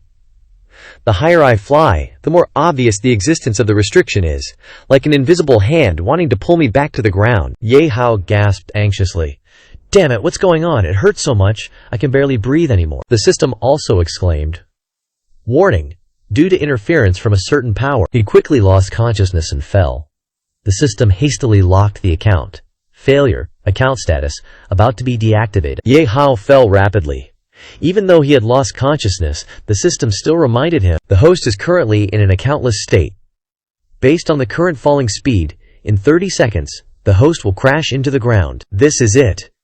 His body fell freely, forming a streak of light in the sky. A demonic beast exclaimed, "Heavens, a daytime shooting star! I must quickly make a wish, hoping I can be lucky enough to see the face of the new king we've never seen before." The demonic beast next to it sensed something was wrong and said, "That's not right. Why do I feel a familiar human aura?" Very quickly, it realized, "Wait, isn't this aura that of our new king, just like when he engraved the commands into our souls?" The demonic beast that had regarded Ye Hao as a shooting star exclaimed in shock, "Oh heavens, my wish came true already, how effective!" The remaining demonic beast, helpless with its companion's IQ, hastily flew upward. "Effective my ass, go save the king. Are you planning to attend his funeral as the first meeting?" In the Dongda zone, in the monitoring room, someone was startled and shouted the news. The surveillance satellite has entered near-Earth orbit and is transmitting images. Wait, there seems to be an anomaly. He quickly projected what he saw onto the screen. This is the image of the Southwest safe zone transmitted by the satellite. Victor was shocked when he saw the prosperous scene. The Southwest safe zone actually has such a large-scale transportation network and architectural complexes under construction. He chuckled slyly. The Southwest safe zone isn't being honest. They're secretly making small moves behind our Dongda zone's back, but your actions have been discovered by me. At the Southwest safe zone, at the Hanmo Corporation headquarters, Victor spoke mockingly on the screen. "Mo Zunlong, I heard that your Southwest safe zone is developing very well. You even dared to independently repair the highways. But this is definitely a brain-dead decision. The previous techniques of the Southwest safe zone were all taught by our Dongda zone. Now, even though you stole new techniques in this area from us, it's still not enough to support your ambitions," he said arrogantly. "Regarding the development of this technique, you should cooperate with our Dongda zone. Let us lead the development, or directly spend money to buy our mature techniques. Of course, we won't agree to that." The subordinate next to Mo Zunlong angrily retorted, "Steal your techniques. You don't have techniques in this area. Are we stealing your future techniques? And cooperate. With you leading, I see that you want to seize our techniques for yourselves." Victor looked at him with disdain. "Is there a place for you to speak here? Molaudi, manage your rebellious son well. Don't let the white-haired send off the green-haired. Your Southwest Safe Zone's wild development is irresponsible to other safe zones. It will destroy the generation. You should be based on the existing order and rules, know your place, and don't cross the line," Mo Zunlong calmly warned. "The Southwest Safe Zone is now managed by me. It's not your turn to point fingers. Furthermore, we don't need your outdated techniques that you're selling at a high price. The development of the Southwest Safe Zone only needs to be in line with the interests of the people of the Southwest Safe Zone. Your interests are not within the scope of my consideration." These words angered Victor. He angrily scolded, "Mu Zunlong, who gave you the courage to say such words to the Dongda Zone?" Suddenly, Victor laughed loudly and teased, "I remember now. It's that Ye Hao who gave you the courage, right? You're betting everything on a kid who still smells of milk. Mo Zunlong, are you pretending to be confused?" Then, he warned Mo Zunlong, "The words you said today clearly mean tearing apart the relationship with the Dongda Zone. You should know the consequences of opposing the Dongda Zone. Consider it yourself." After saying that, the screen went blank. Mo Zunlong pondered in silence. The Dongda Zone found out about our construction so quickly. At this time, the subordinate next to him also received bad news. He panicked. "Just received news from the spy in the Dongda Zone. Rockets. The Dongda Zone successfully launched a rocket and sent a satellite into the sky. We were definitely discovered because of that." Mo Zunlong's face darkened. "The Dongda Zone is ahead of us in this area again. It seems that the foundation of the Dongda Zone is indeed not something we can compare to. Now, we can only place our hopes on Ye Hao." The subordinate next to him comforted with strong faith. "There will definitely be no problem. I believe in Ye Hao because he has never let us down." Scene shifts to the Dongda Zone. At the Heihai Science and Technology headquarters, laughter echoed throughout the building. The leaders of the Southwest Safe Zone actually dared to boast like that. It's really laugh-out-loud funny. Their plan is definitely going to fail. Not to mention their backward technology. Just the humans and demonic beasts are enough to destroy all the buildings. The scientists smugly flaunted their achievements to Victor. "The Southwest Safe Zone is wasting manpower and resources. They're already far behind us and will only be left further behind. The Southwest Zone is digging its own grave. We in the East Zone can rest easy." Victor was still furious about the previous conversation. He shouted, "Enough, you ignorant fools! Didn't you see the satellite images? The fact that the Southwest Safe Zone can build to this extent proves that the Hanyu Corporation has already solved the problems of humanity and technology." Victor immediately gave an order. "Send the Dragon Squad under our Black Sea Science and Technology to the Southwest Safe Zone to scout for intelligence and, while they're at it, take care of that Ye Hao," someone worriedly reported. "Chairman, the Dragon Squad is our East Zone's 4th-ranked super team. Is it really necessary to send them to the Southwest Safe Zone to scout for intelligence and assassinate one person?" Victor's face darkened as he questioned, "Are you using your stupid brain to doubt my arrangement?" The person fearfully begged, "Your subordinate wouldn't dare. I'll go arrange the notification for the Dragon Squad."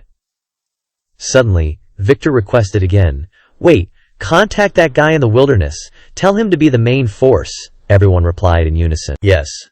In the Flying Beast Nest County, inside the cave, chaotic voices rang out, "Your Majesty, you've woken up. Quickly inform the Grand Matriarch, Your Majesty has awakened." The flying beast approached and greeted Your Majesty. She brought out all sorts of special fruits and offered them to Ye Hao. "Your Majesty, these are offerings we had them search everywhere to collect, specially to show respect to you." But before that, they knelt down, using all their respect to say, "We beg Your Majesty to accept the official respects of our Flying Beast clan first." "Greetings, Your Majesty. Greetings, Your Majesty," he happily said. "Did you guys save me? Thank you." The flying beasts, being suckers for handsome guys, immediately fell for him. She shyly said, "Your Majesty, you're too kind. This is what we should do. How could little beasts like us withstand your gratitude? Now that Your Majesty has thanked us, the remaining beasts are also deeply moved. Your Majesty thanked us. We're so lowly, yet we received Your Majesty's gratitude. Our lives are complete." Ye Hao stepped out of the cave, looked at the moon high above, and pondered. There are certain rules restricting and enveloping the Earth. The closer to space, the stronger the restriction. This has been proven. In other words, the closer to space, the weaker the Earth's ossification, which is why my accountability disappeared. But the East Zone's rockets can break through the restriction. This proves that the closer to space, the more it reverts to the original physical rules of the world. But why is that? The rules that allow us to traverse through different dimensions and spatial planes impose such restrictions and constraints in the original world. The mecha I created using my accountability probably can't break through this restrictive rule. But Nana's spaceship arrived on Earth before the Earth's solidification. This is the only opportunity we can currently rely on to break out of the universe, Ye Hao resolutely thought. I have to speed up the spaceship repair progress, especially since the East Zone has already taken the initiative. Just then, a notification from Mo Zunlong appeared. Mo Zunlong's expression was serious as he reported, Ye Hao, the East Zone knows about our construction, and I've already had a falling out with the East Zone. The East Zone won't let it go. They'll definitely send troops to harass us. The East Zone's foundation isn't something our Southwest Safe Zone can compare to, and our Super Safe Zone plan isn't even complete yet. I'm worried. Before he could finish, he confidently comforted, Don't worry too much. Anyone from the East Zone who wants to come here has to pass through the second safe zone first. The reconstruction there is nearing completion.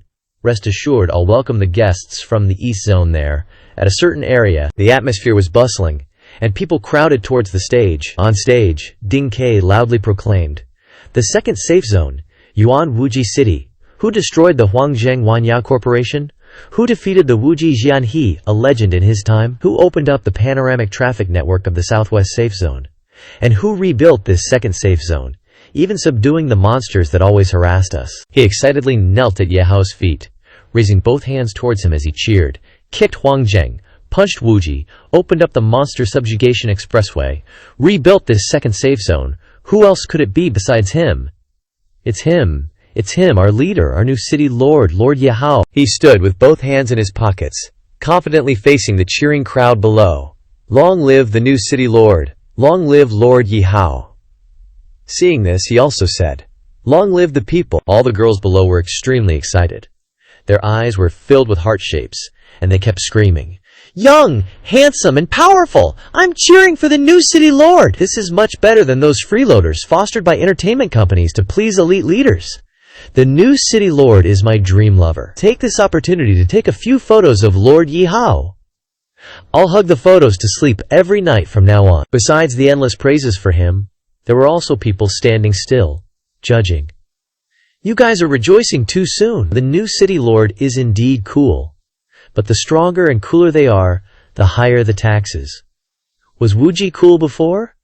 He collected heavy taxes. The new city lord is even cooler than Wuji now. The taxes will only be higher.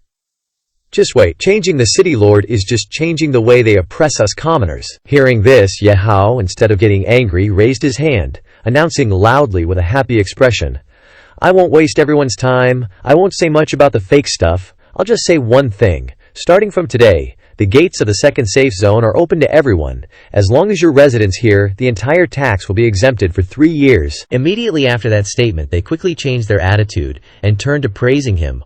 What? New city lord? New city lord? The girl next to her blankly asked, Weren't you guys just saying the opposite just now? That was just now?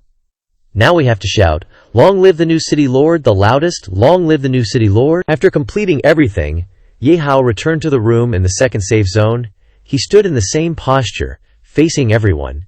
Ding Ke turned towards Ye Hao and exclaimed, Meeting room boss, I've called everyone you need to be here. After completing the task he assigned, Ye Hao looked towards JS and Kan Ki and said, Well, the construction of the second safe zone is almost complete. Next, we should arrange people to manage the different areas. An illustration of the area appeared. Each of them was responsible for managing a basic construction and repair area of the second safe zone, overseen by JS. Kai Shi was in charge of building the cultural and entertainment sector. Medic Marketing Jin was responsible for mediating matters between companies. The Ju Ming Poison Master Association was responsible for treating and providing medicine to the safe zone. And the Xiao Nufang Sheng Group was responsible for defense and daily security. Ye Hao put one hand in his pocket and pointed forward with the other, requesting, As for Nana, you quickly return to the base and speed up the spaceship repair progress? This is an urgent matter right now, Nana listened and shouted. Yes. Suddenly, Ahmet aggressively approached Ye Hao. She loudly exclaimed, I don't agree, you brat, you're telling me what to do again. But have you forgotten something? Ahmet approached and pinned Ye Hao against the wall. She put her hand on his leg, restlessly pulled down his shirt, and raised her head in a charming voice. You asked me to help you remove the metal mecha muscles and bring the antidote to that machine kid of yours, and you agreed to marry me. You've taken all the advantages, and now you're pretending to have amnesia and not admitting it? Ye Hao lowered his head, his face ashen, silently brooding. I thought she was just joking, but I didn't expect her to still remember after so long. I'm in trouble this time. Seeing this, Ahmet, with a charming expression, reached out and lifted his chin, saying, It's not impossible for you to deny it. Ye Hao's face went blank, his eyes glancing down at her, and he asked, Really? Hearing this, Ahmet lunged straight at him. Her eyes reddened as she wrapped her arms around Ye Hao's waist, cooing her request. But you have to sleep with me. When you wake up, we'll consider it even, and I can even give you more. I'll have Futong arrange your personnel at this time for the Doom Master Association. Ding Qi was thrilled to hear this, jumping up and down, laughing and protesting. Oh my god, a 1-in-a-million-year surprise? What a stroke of luck. And misfortune. Kanji, standing next to him, also spoke up. I think it's not bad, but this proposal needs a little tweaking. RS circled a hand over his mouth, pretending to cough to avoid, I don't understand things outside of civil engineering. Robot Green heard this and quickly said, Master, if you need the bed made, the blanket warmed, or any such service, please give us the order. Ye Hao, hearing everyone's noisy clamor, could only feel helpless. Suddenly, Nana gripped Robot Green's arm tightly, her hand shaking as she squeezed. Robot Green startled in fear, quickly pulling her hand back and yelling, Miss Nana, my arm is broken! Nana didn't care, her face ashen as she thought to herself. Although I don't have those kinds of thoughts about Ye Hao, hearing this woman say that still makes me very angry. If Ye Hao has children with her, I'm afraid he won't spoil Nana anymore. I'm a mature mechanical empress. I won't compete for affection with children. I don't agree.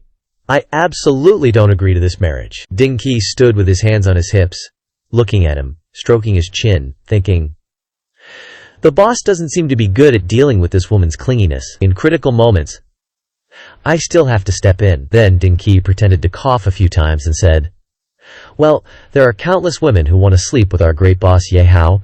You have to get in line, and as for when you'll get your turn, that's uncertain. Kanji snapped open the fan in her hand, raising her voice and stating directly, there are plenty of men in the world, but there's only one like Ye Hao. He doesn't belong to any woman. Private breeding is a waste. Such rare and excellent jealousy cannot be wasted. He couldn't listen anymore, he calmly ordered. Stop. This matter ends here. With that, Ye Hao reached out and pushed Ahmet away from him. He held her shoulders firmly, smiling as he said, it doesn't matter who doesn't cooperate. The development of the Southwest Safety Zone is already an unstoppable trend of the times. If you don't seize the opportunity, you'll never be able to catch up. She was surprised, her lips parting as she looked up at his expression, thinking to herself, his aura has changed. Compared to before, he is now someone that no one can control. 2 more captures. Now, in front of him, I have nothing to bargain with. But I like him even more now. Ahmet stepped away from Ye Hao, raising her hand and standing opposite him, saying, since you've said so, then I agree to your arrangements. In Ahmet's heart, she was constantly calculating, agree to his arrangements first, build more connections with him, and then, from increasing affection, I must sleep with him. After resolving this matter, Ye Hao seriously announced, next, there's another important matter to tell everyone.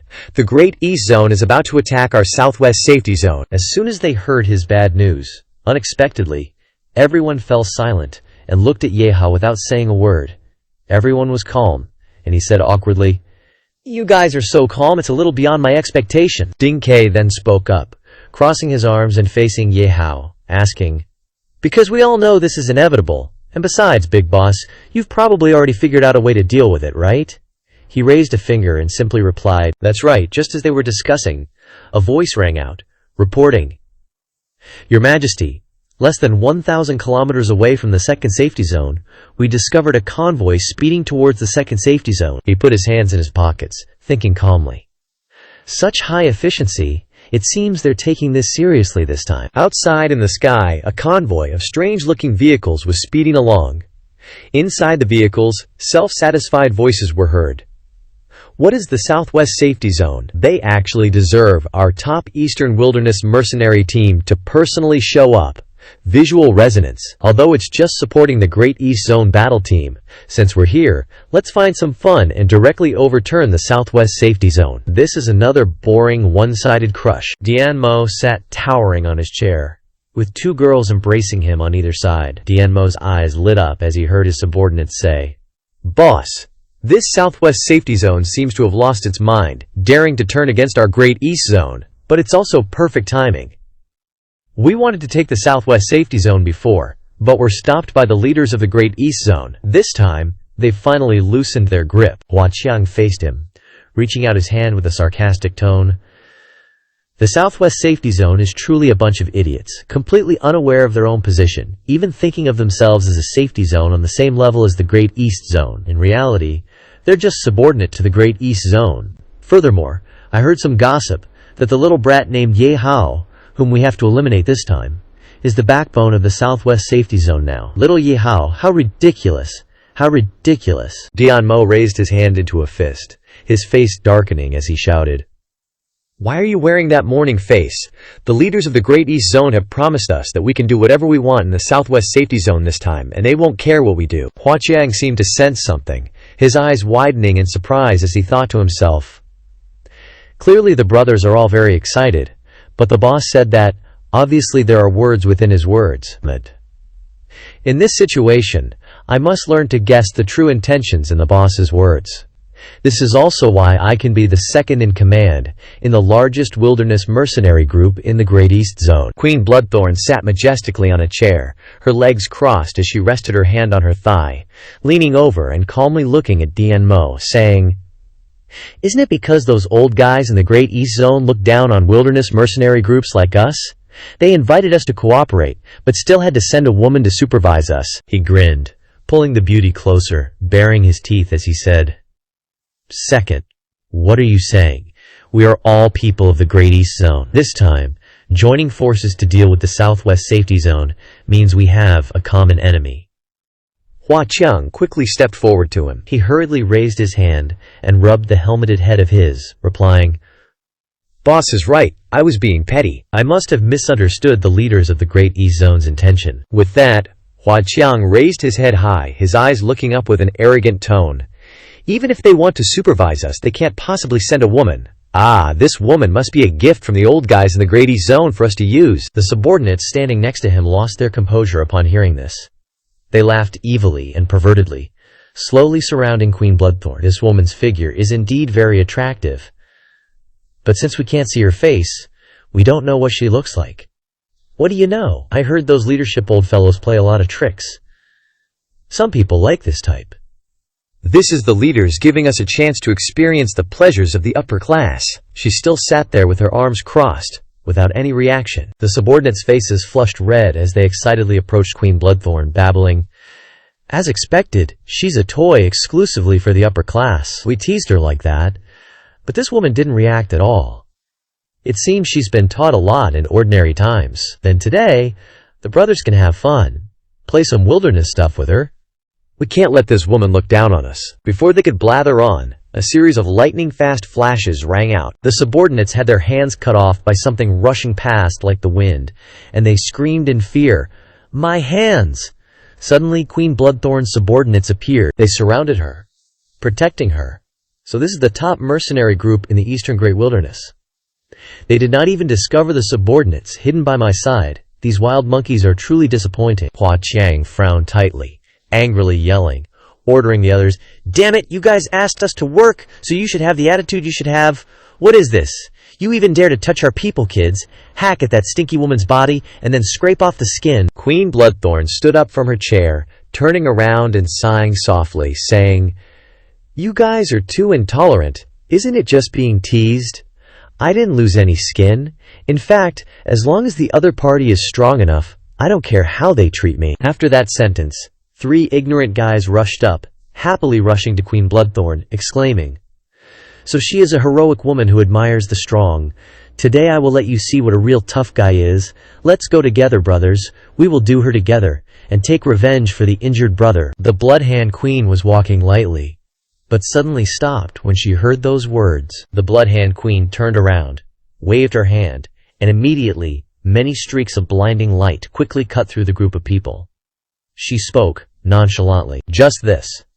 The subordinates were quickly sliced into many pieces, their body parts falling right in front of Hua Qiang, making him clench his fists. Hua Qiang went ballistic at the sight, raising his hand to absorb a burst of power and roaring, "You stinking woman, you keep doing this again and again. Do you really think we are pushovers? I'm going to kill you." Suddenly, Mian Mo, who was sitting in the chair behind, raised his hand. He spoke up, stopping Hua Qiang's action, and chuckled. "All right, those subordinates just didn't know their place. Dead is dead. Liang Si, we are all losers wandering the wasteland. Their nature is to disregard life and death. If they're unhappy, they fight. Don't take it to heart. Don't harm the harmony. Let's focus on the big picture." The Blood Hand Queen immediately fell silent, not saying much. She quickly plopped down onto the chair she had been sitting on, and demanded sharply, "No need to put on an act. Your attempt to sacrifice a few men to probe my identity is meaningless. This is not something you should know. Do your job well, don't cause more trouble, understand?" Upon hearing the Blood Hand Queen, Mian Mo suddenly burst into laughter.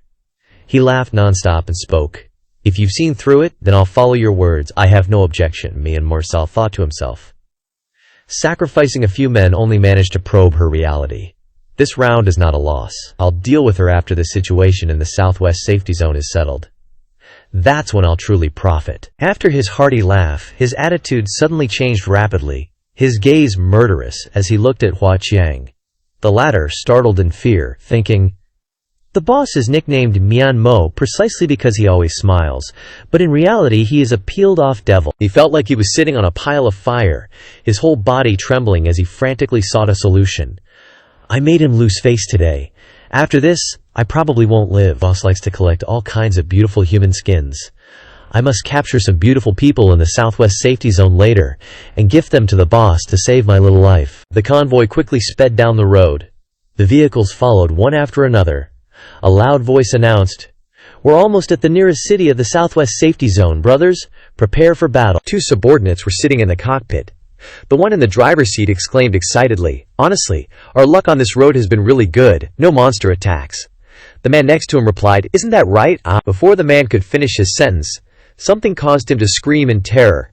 "Heavens, our luck is really gone once you talk about it." Without hesitation, the man poked his head out of the car door, raised his hand, and fired a flare into the sky to notify the convoy behind. The flare quickly shot into the sky, creating a red explosion. The convoy behind quickly caught the signal, the red signal. "This is an alert signal. Is there some danger ahead?" The convoy was speeding along when suddenly a massive horde of something rushed towards them from afar. They cried out in astonishment. "What is that? A black screen. All monsters. Even the beast-tide before wasn't this exaggerated." Ye Hao was standing with his hands in his pockets above, looking down and muttering, "As the host, we shouldn't keep guests from afar waiting." The horde of monsters rushed forward like an army, attacking frantically, the king said. "Today we are specially allowed to kill to our heart's content. After being suppressed for so long, today we can finally unleash. Come on, we've been starving for a very long time." The vehicle stopped. A subordinate knelt down in front of Mian Mo and reported, "The number of monsters is 5 times ours. Our brothers in the front are about to collapse. We have no other choice. You are the ones sent by the East Grand City Zone to guide us, aren't you? You people have been comfortable for too long. You lack a change in mindset." Mian Mo ignored the person's words, stretching out his huge hand, which caused the subordinate's face to turn pale with fear. "Why do you say there is no other choice?" With just one hand, Mian Mo grasped the subordinate's head, lifted him, and chuckled. "You can always choose to die." After killing his subordinate, he turned to the Blood Hand Queen and said, "Liang Shi, this man of mine disturbed the troop morale before the battle. We had no choice but to execute him." She sat straight in her chair, saying uncaringly, "I don't care at all. Go do what you should do." He turned around and raised his hand, shouting, "Second brother, make your move!" At this moment, Hua Qiang was outside the vehicle. He stretched out his hand, giving orders to his subordinates. "Don't panic. Haven't we encountered enough monsters in the wasteland? They are nothing but beasts who only rely on numbers. Brothers, same old trick. The crane wing formation. Tonight, we'll feast on roasted monster meat. Very quickly, the large, heavily armed vehicles were ready. They formed a strange shape, the crane wing formation, an ancient military formation. The commander is at the back, surrounded by heavy troops protecting the left and right flanks, opening up wings like a crane. It's a type of formation with both offense and defense. Not only were the subordinates not afraid, they excitedly held their weapons, slashing and killing the monsters. They truly are brainless beasts. They're sending themselves over in droves. As the #1 mercenary corps in the East Grand Wasteland, defeating monsters is easy for us. Hey, don't kill them all. Leave some for me too. Ye Hao stood high above, looking down. He smiled faintly and said to himself, "It seems the East Grand Zone's attack this time was not without preparation. Want to play a formation strategy? Then I'll play along with you." Ye Hao did not hesitate. He used the mind link technique to command all the monsters below. The monsters heard the command. All attack-type monsters move to the front. Form the sharp blade formation. Attack the enemy at all costs. They were rushing to attack when they heard his order. This is the voice of the king. Did you hear the king's command? Move quickly. The subordinates saw the large number of monsters and couldn't help but retreat slightly. What the hell? What kind of game are these monsters suddenly playing?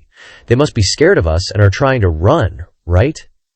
After all, these monsters are just beasts who only act on instinct. The monsters did not attack individually. They formed a shape, roaring and charging. The subordinates panicked when they saw this. Oh my god, is this also a formation? These beasts also know how to use formations. Below, a shape like a glowing arrowhead was charging towards the crowd in front. Ye Hao looked down and thought, the threshold for this formation is a bit low, but the effect is obvious. It's very suitable for commanding monsters. The monsters quickly gained the upper hand. Hua Qiang worriedly thought, damn it, how do monsters know formations? Could these monsters have been enlightened? Seeing his subordinates gradually being killed, he loudly reassured, don't panic. This low-level formation of these beasts is no match for us. In order to boost their offensive capabilities, they sacrifice defense at the rear and the two wings. We just need to break through where the monsters charge in. Hearing this, they became even more invigorated, continuously fighting the monsters and scornfully saying, it really is, as second boss said, a beast is still a beast. They have some brain, but not much. That's right, they are just changing the way they sacrifice their lives. Hua Qiang held his head high, saying smugly, insignificant monsters. Hilarious. Simply hilarious. Ye Hao sneered softly. He looked down at Hua Qiang and asked, you can defend against one blade, but what if it's countless blades? After Ye Hao's words, more and more monster arrowheads continuously appeared. They swept through the entire troop, causing cries to echo. The left flank has several waves of monster attacks. The right flank too. No, not just that. From all directions there are monster formations breaking through. Our formation has been scattered. Hua Qiang stood near the car, shouting, as he witnessed this scene. How can this be? Inside the car, Mian Mo and the Bloodhand Queen, who were seated, also paid attention. She stood up from the chair. Queen Bloodthorns put her hand on her hip, looking out, and exclaimed, interesting. More interesting than I thought. With that, she quickly used her power to disappear from there. Hua Qiang fearfully turned his head back and asked, boss, the people from the East Zone battle team have moved. Do we need to provide support from the side? The man sat arrogantly on the chair and said in a vile voice, we're here to take the spoils, not to be cannon fodder. Let them deal with the tough bones themselves. Very quickly, Queen Bloodthorns appeared right in front of the monsters. When they saw her, they excitedly screamed, look, a woman suddenly appeared over there. One isn't enough for us to share. Not letting them say much, Queen Bloodthorns quickly sent her subordinates out. She ordered, kill all these beasts. They jumped away, shouting, yes. As soon as they received the order, Queen Bloodthorns' subordinates continuously used large weapons to kill many demonic beasts, starting to sweep. Wait until you're riddled with holes, you beasts. My big cannons have been starving for a long time. They slashed and killed non-stop, and the demonic beasts were destroyed one by one. The beasts blew away with the wind. They must be so happy they can't breathe. Die in silence. The frozen chill will make sure you don't feel any pain. On this side, Queen Bloodthorns was also fighting a large number of demonic beasts. She quickly glided through them, leaving behind a red electric current that made them scream. Chimo saw that the situation was not good. It raised its front leg high and shouted, I can't take it anymore. If this continues, they will quickly kill their way to me. I have to run now. Just as it was about to run away, Ye Hao's voice echoed in Chimo's mind. Don't run. The goal hasn't been achieved yet. You have to hold on for me, even if it costs you your life. Hearing this, it hesitated and said, Lord, the Lord has given another order. Tu suddenly appeared next to Ye Hao. He asked with a puzzled expression, Master, if you keep giving orders like this, I'm afraid these demonic beasts will all die. He stood solemnly on the cliff, his eyes firm as he replied, Unlike the demonic beasts in the demonic beast world that have not yet invaded the human world, the demonic beasts in the human world always take pleasure in killing humans. Now, they are only temporarily stopping their killings due to my authority. I have never been on the same side as them. Below, Chimo rushed forward courageously. It sped towards Queen Bloodthorns, shouting, Little ones, follow me and charge. Isn't it just a woman leading 4 men? What are they? But before it could do anything, a huge force flew over.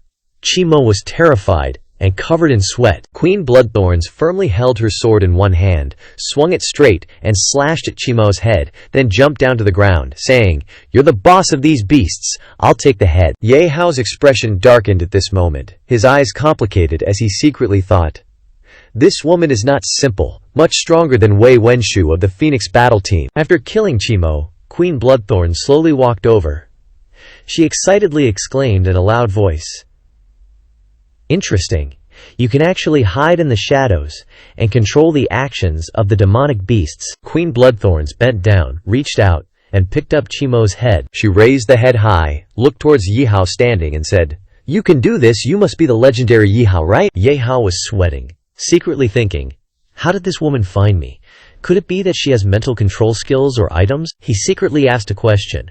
How do you know that I'm the one commanding these demonic beasts from behind? The queen squeezed the hair on the head mercilessly. You guys think the East Zone is so backward? Sorry, Dean Yun and our strength are far beyond your imagination. She squeezed the head with a strong force. A small southwest safety zone actually produced someone like you. You've really aroused my interest. How can you control so many demonic beasts? Ye Hao stuck out his tongue to tease. You guys think our southwest safety zone is so backward? Sorry, Diyun, and our strength are probably beyond your imagination too. Queen Bloodthorn's other hand was constantly absorbing power. Interesting. You're really interesting, but don't hide anymore. Don't waste our time. Sooner or later you'll die. The biggest difference for you is just how much pain you'll endure. Come out so I can kill you. I can give you a quick death, and I can quickly go back and report. I really don't like the wilderness and making myself all sweaty. She held up a syringe, but it couldn't stop Ye Hao from arguing. I'm not in the second safety zone. If you want to kill me, you'll have to put in some effort to find me. The queen directly stabbed the needle into the middle of the head's forehead. Is that so? What a coincidence. Finding you is my specialty. He suddenly felt his whole body go numb. This is a break in the connection. Ye Hao painfully raised his hand to support his forehead. A strong tearing sensation came from deep within his soul, as if his consciousness was being forcibly separated. The needle that woman used. Could it be some kind of special item? She pulled out a tube of golden liquid. I've separated countless people's consciousness and souls.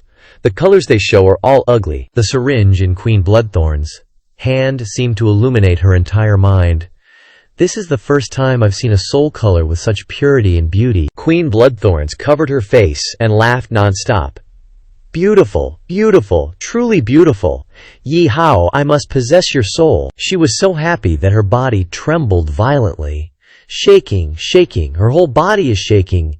Ye Hao, I will never let you run. Your soul belongs to me. Only to me. I'm coming to find you. The blonde looked at her with curious eyes. What's wrong with this woman? She was killing demonic beasts a moment ago. Why is she suddenly so excited? Is she crazy? The purple-haired girl also helplessly folded her arms. It seems like she's talking to Ye Hao. What soul? But isn't what she's holding the head of the demonic beast boss? Ye Hao something? Where did he come from? Another person frowned in regret. It's clear that she not only has great fighting power, but her body is also hot. It's a pity she's crazy. Suddenly, sword flashes grazed past them with lightning speed, so fast that only a faint scream could be heard. A group of people wielding swords rushed forward, severing the limbs of each person. How dare you trash like you speak ill of my lord behind their back? Hua Chang angrily shouted. If Mama's not happy, we kill your people. Do you really think the Wildlands, 1st Mercenary Brigade of East District are vegetarians? Brothers, follow me. Although Yanmo's men were furious to the point of fuming, he still put his hand on Huaqiang's shoulder to calm his second-in-command. You're so blind, can't you see that woman's true identity? Huaqiang was still confused. True identity. He pointed towards her in a panic. Wait, soul possession? Could it be that what leaders said is true? That woman is... Yanmo frowned slightly in confirmation. That's right. She must be the legendary, elusive assassin of the East District, the infamous queen. The girl had a flawlessly perfect figure, which was completely opposite to her notorious reputation.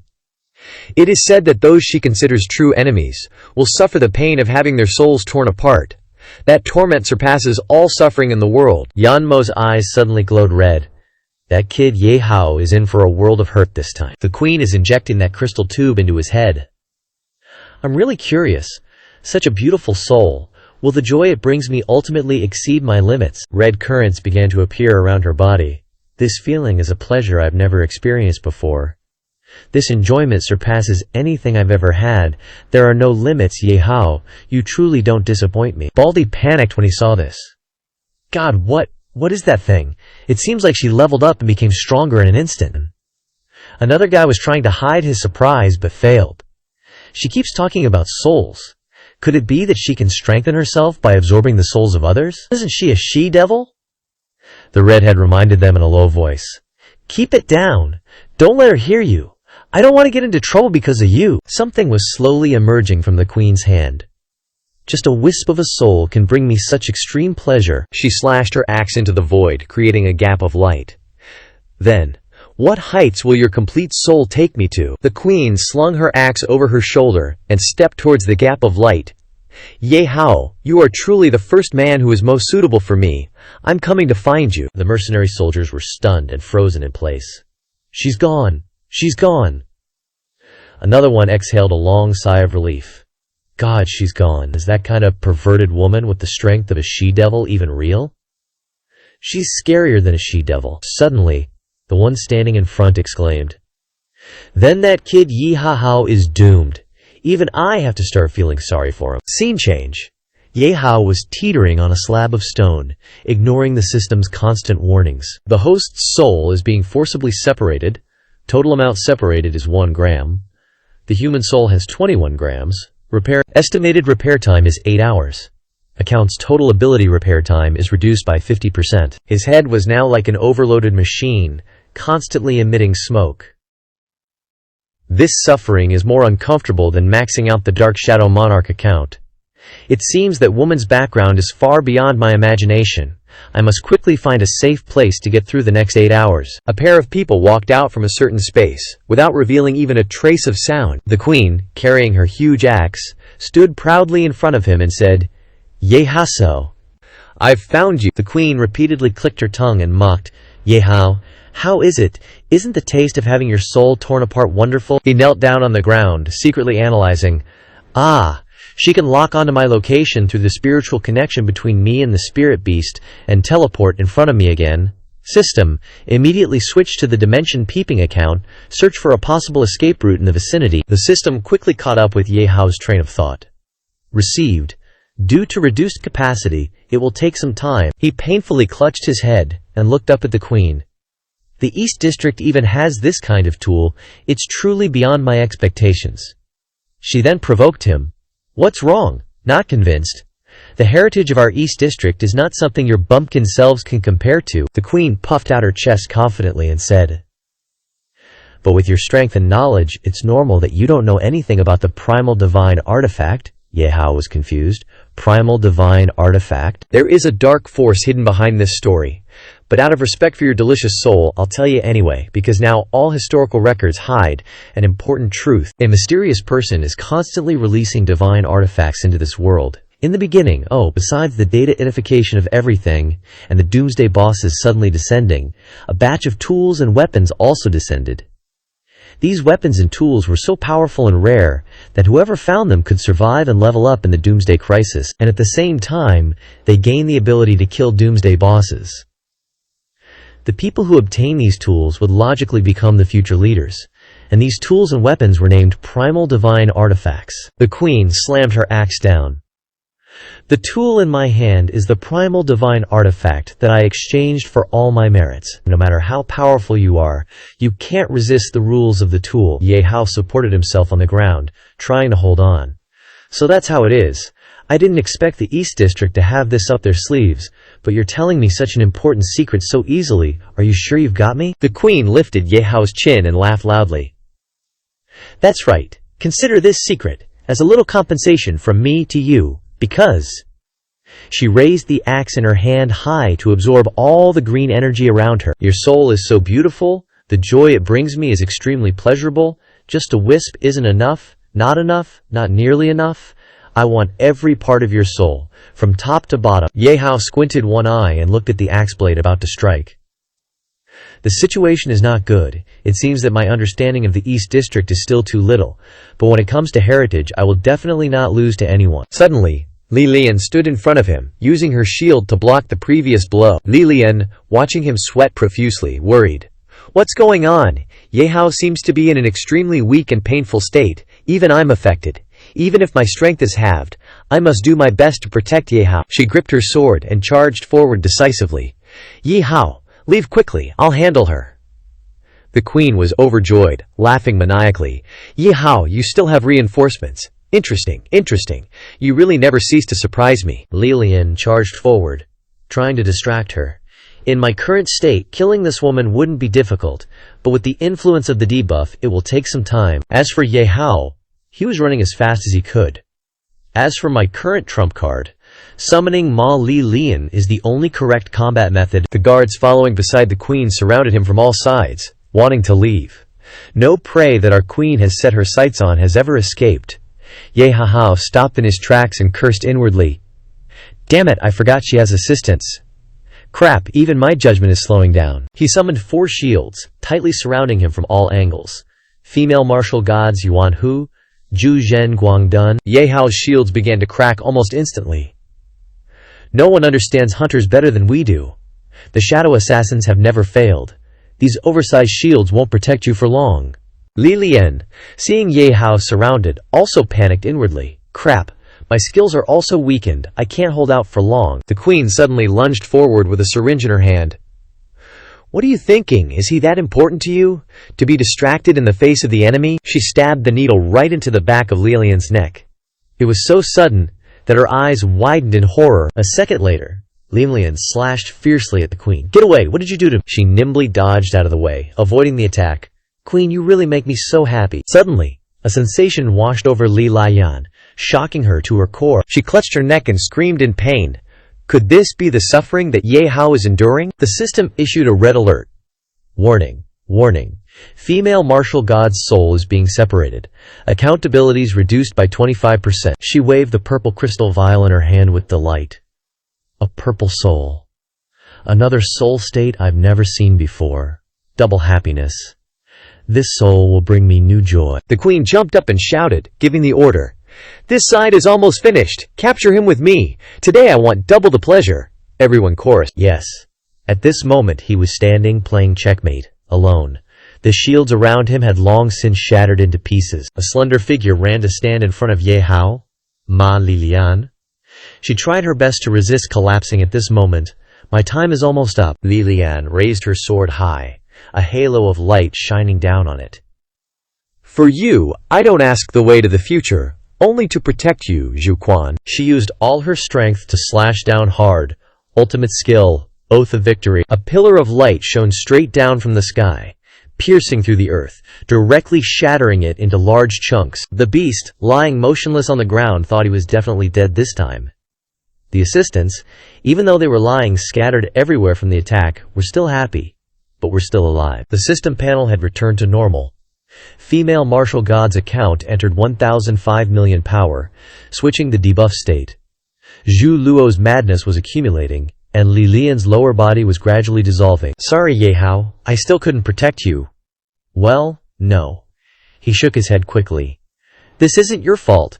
Thanks to you buying me time, I've found a way to break through. The queen took out a green crystal, and she gently crushed it. They quickly regained 100% of their health. I once said, the foundation of our eastern district far surpasses you bumpkins. As long as we're still alive, we can instantly stand in an invincible position. People, the greatest tragedy is seeing a tragedy happen, and being unable to do anything. The more painful the soul, the more joy I feel. What other tricks do you have? Just use them. Ye Hao was still secretly calculating in his heart. Next, I can only gamble once. Ye Hao sprouted wings, flying high into the air. With his soul state not yet repaired, his flying speed was halved. The assistants immediately laughed.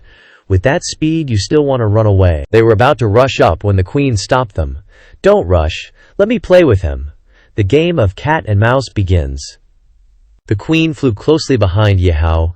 Where can you run? Small hope is always more painful than the pain of despair. That will only make me crave your soul even more. Ye Hao smiled smugly to himself. Not attacking me. Very good. Mingji has won. Then he accelerated, leading her to chase after him. It's now. A second later, he suddenly made a circle to the rock in front of him, changing his flight path. The nerve cells in the queen's body were stimulated. Running back and forth on this road is indeed interesting, but I'm tired of playing. The game should end now. Next, your soul belongs to me. She strolled leisurely on the grass, unexpectedly saw something, had to skid and brake suddenly. She stopped before the towering, treacherous mountains. This is the land of mist. The queen was stunned, unable to believe what was before her eyes.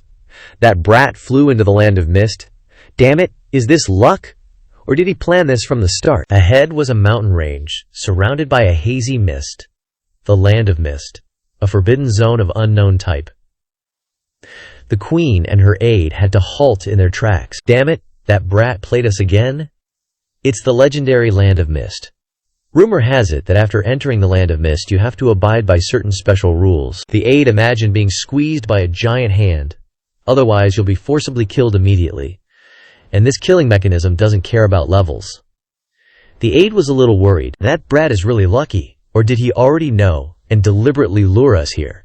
The queen angrily stomped her foot. It was my carelessness. I shouldn't have played cat and mouse with him from the start, and now the prey I had in my grasp has escaped. Such a rare soul, I absolutely can't let it go. Even if he runs into the land of mist, I will chase after him until the end of time, Ye Hao. The aide behind her quickly advised. Wait, Your Excellency, there's definitely something wrong here. I've felt it from the start. The report said that Ye Hao has two great ancient gods, Wuji and Wei Wenshu. But he hasn't used them from beginning to end, and just keeps running away. This is very unreasonable. I'm afraid he knew about this land of mist from the start, and deliberately lured us in, so you absolutely shouldn't act rashly. Oh, just directly strangle that guy? Are you teaching me how to do things? Do you think I don't understand such a shallow principle? Ye Hao isn't deliberately not using the ancient gods, but he can't use them. Summoning ancient gods doesn't have level restrictions, but there's a prerequisite. The soul must be complete. The queen threw the aide away, sending him tumbling on the ground. He had his soul extracted by me. If he rashly summons the ancient gods, he will definitely suffer a backlash. As the holder of the ancient gods, he knows this very well. Even if he deliberately lured me here, I have to enter the land of mist. Tricks are nothing in the face of absolute power. If you are afraid of death, you don't have to follow me. The aides took turns flattering her. Ah, Your Excellency, we're not afraid of death, but worried about your safety. We swore long ago to protect you with our lives. If you've made up your mind, even if we die, we will follow you in. It's just that we don't have your strength. If we die on this trip, please collect our souls so we can be by your side forever. A beam of green light appeared at the foot of the valley. The queen stepped into it without hesitation. Very good, as my pawns, you should move forward as I expect. If you are enlightened, then follow me in. Everyone shouted in unison. Yes. The queen's group gradually stepped into the thick mist, their shadows only faintly visible in the fog. The queen barely squeezed her head out of the last of the mist, the scene before her stunning her. On the other side was a bustling city. In the early morning. What is this place? Her aide immediately recognized it. Inside the land of mist is actually a prosperous city. The people on the street going to work had to stop in their tracks. What kind of strange outfits are these people wearing? Cosplay? The fat man next to her chimed in. You don't know about this? Don't you see that woman is leading 4 men? This is called a city of many tricks. A wealthy woman with many schemes. The guy with the cigarette in his mouth added sarcastically. This is a brand new version you've never seen before. Just 3 minutes. And you'll love this game as much as she does. Ye Hao stood in front of an alley across the street provocatively. Surprised? Unexpected? This time, the Land of Mist is this kind of world. To be honest, you guys are really brave to actually chase me in here. When the queen saw Ye Hao, the lights on her mask flashed non-stop. You're just lucky you can still breathe for a little longer. You really think you're saved by running into the Land of Mist? Your soul is still shattered and weak. It wouldn't take me any effort to kill you. Without a word, the aide rushed forward. You little brat, what level are you to dare talk to our lady like that? Since we've chased you in here, your death day has come. He ran into the middle of the road and was scolded by an uncle driving a truck. Oh my God, are you crossing the road to die? I can't stop. The aide fearlessly raised his hand in front of the truck, obstructing a shot, exploding your corpse. The truck was about to hit him, but nothing happened. What's going on? Why didn't the weapon appear? The truck's tires rubbed against the road, creating sparks, and the aide was still hit and sent flying dozens of meters. The queen looked at the aide lying limp on the ground in confusion. What's going on? As a member of the high-level team of the East District, he was seriously injured by a car. The remaining aides frantically waved their hands and feet in panic. What's going on? My weapons and props can't appear. Me too. No, it's not just weapons and props. Even our attribute interfaces and levels have disappeared. The queen also raised her hands. Suddenly a feeling of emptiness overwhelmed her mind. Ye Hao happily spread his arms wide. Did you just realize it now? This is the rule of this Land of Mist. Weapons, props, skills, all are gone. We've all returned to being normal people. Of course, the thing you used to extract my soul has also disappeared. He suddenly became serious. Originally, I planned to run into this Land of Mist and use rules and experience to make up for the gap between us. I didn't expect that everything is now directly returned to zero. It seems that the rules of this Land of Mist are greater than your primitive pure Q rules. The queen hesitated for a long time. I've been killing in this cruel apocalypse for so long, constantly fighting along the way. The abilities I worked so hard to accumulate have disappeared like this. She angrily roared. No, I absolutely won't accept it. I absolutely will not accept it. An uncle on the side of the road couldn't help but complain. Damn it, what's wrong with that woman? Shouting loudly on the street. So uncultured. Is she crazy? The girl next to him urged. Call the police. I've seen news about mentally ill people attacking others recently. The young man scolded. Didn't you see her sugar daddy just got hit by a car? She's not even worried. She must be trying to pull off a scam. Ye Hao leisurely put one hand in his pocket. Don't worry. Losing your abilities is only temporary. It will return once you escape from this Land of Mist.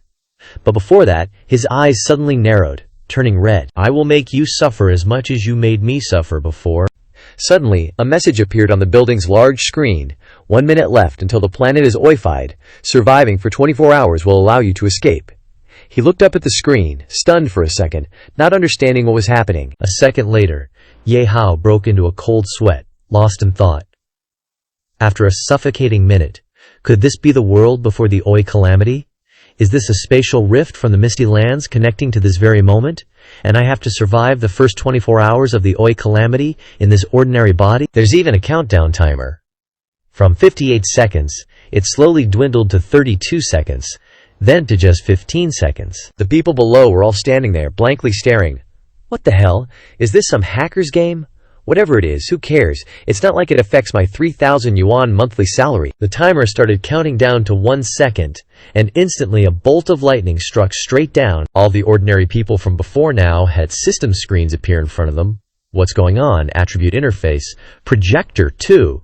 No way, projectors aren't this large scale, are they? Am I dreaming? Pillars of light began to appear from the sky. The light shone down intensely, causing dust and smoke to fill the air. The smoke gradually dissipated, and behind it, flashes of red lightning appeared. 3 massive monsters appeared, with level 200 displayed beside them. The people immediately panicked and fled. What is happening? A scene of chaos unfolded as massive monsters rampaged through the city. On May 24th, 2024, the Oi calamity descended upon Earth. The crowd was stunned, and everyone started chattering excitedly. Is this a movie shoot? Are special effects this cool nowadays? Doesn't this mean we're going to be on TV soon? We're practically extras. Finding the film crew to get 100 yuan isn't too much to ask, right? It's my first time on TV, I have to try and get some camera time. Everyone looked up with excitement. The man kept shouting, "Monsters over there, how are you doing? Do you believe in the light?" The monster had a gloomy face and eyes filled with murderous intent. The demon spat out a beam of power, and people screamed in panic. "It hurts! This isn't a special effect. These monsters are real." The beam of light hit the car, and electricity continuously enveloped it. A massive explosion erupted, and agonizing screams echoed. The man collapsed to the ground, trembling and begging. "Oh, Mom, it's all real. Is this the end of the world? Someone please save us, God. Please forgive innocent sheep like us. Grant us love, purity, freedom, and peace, along with the power to escape. Please save us." Another group of people seized the opportunity, smashing things around them while laughing maniacally. "I've finally waited for this day. I've wanted to try getting stuff for free for ages. Brothers, put in some effort, take whatever you want, and smash whatever you can't take." The female general reached out, arrogantly provoking. "Even if everyone reverts to being ordinary people, we still have the numbers, giving us the advantage." Ye Hao put his hands in his pockets, coldly replying, "Is that so?" She didn't answer, continuing to confidently assure, "Don't worry, I won't let you die in the misty lands, wasting such a delicious soul." Her boastful voice still echoed. Ye Hao calmly looked around. He was just an 18-year-old teenager who absolutely couldn't fight against 3 grown men. The man carrying the TV shoved a subordinate away and cursed, "Damn it, you blind dog, don't block my way. It was so hard to snatch this projector. If you break it, I'll definitely kill you." His expression darkened, his eyes narrowed in thought. That's right. After turning into an ordinary person, fighting those burly guys with absolute strength would be a disadvantage. My current advantage is stamina. So Ye Hao immediately turned and ran. The subordinate exclaimed in shock, "Not good, milady. That brat is trying to escape." A beam of light pierced through the man, and the female general's angry, commanding voice rang out, "Chase after him."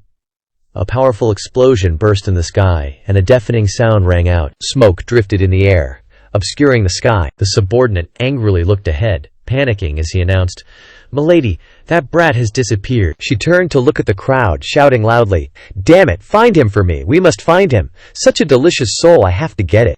He clasped his hands respectfully and assured, "Milady, please calm down.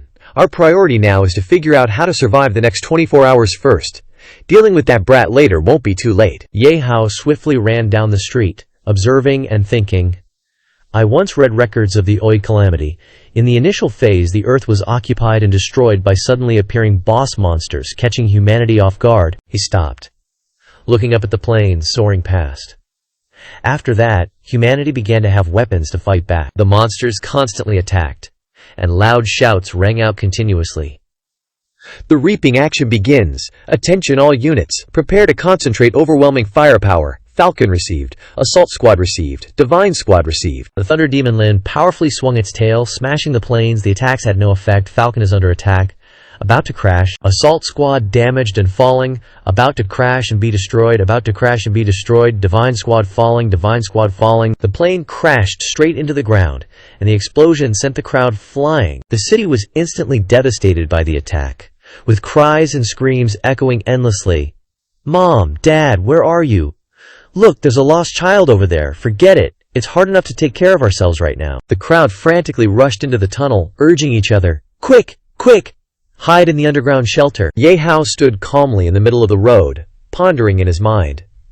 Following the group into the underground shelter isn't the safest option. According to what that woman said earlier, the primordial artifact is descending upon this era. Bizarre figures flashed through his mind, he thought to himself. And the original heroes succeeded in prolonging the human race, because they obtained the divine artifact.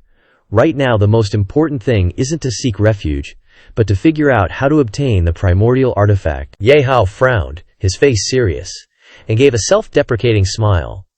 "Only by obtaining this divine artifact can I successfully survive this dangerous 24-hour period, and even kill those monster bosses." He raised his head with a serious face, his eyes fixed on the high-rise building. "To detect the divine artifact descending in the early hours, I need to go to a high place. That building is just right." The space gradually blurred, with sparks constantly scattering around. Ye Hao awkwardly climbed the stairs, panting heavily. "I've only climbed 25 floors, and I'm already this tired. A mortal body is really not easy. He leaned against the windowsill, observing and calculating. Is there still a fierce battle outside? I have to find the divine artifact before the human forces are completely depleted. He looked solemnly at Lei Mo Lin, who was constantly attacking his surroundings. A halo instantly radiated in the sky. It immediately roared angrily, and a large tablet slowly emerged from the vortex. Lightning bolts constantly enveloped it. The tablet slammed forcefully into the ground, and the high-rise buildings instantly collapsed. The tablet crashed heavily to the ground, and a stunned voice echoed, "The things next to the world stone are primordial artifacts."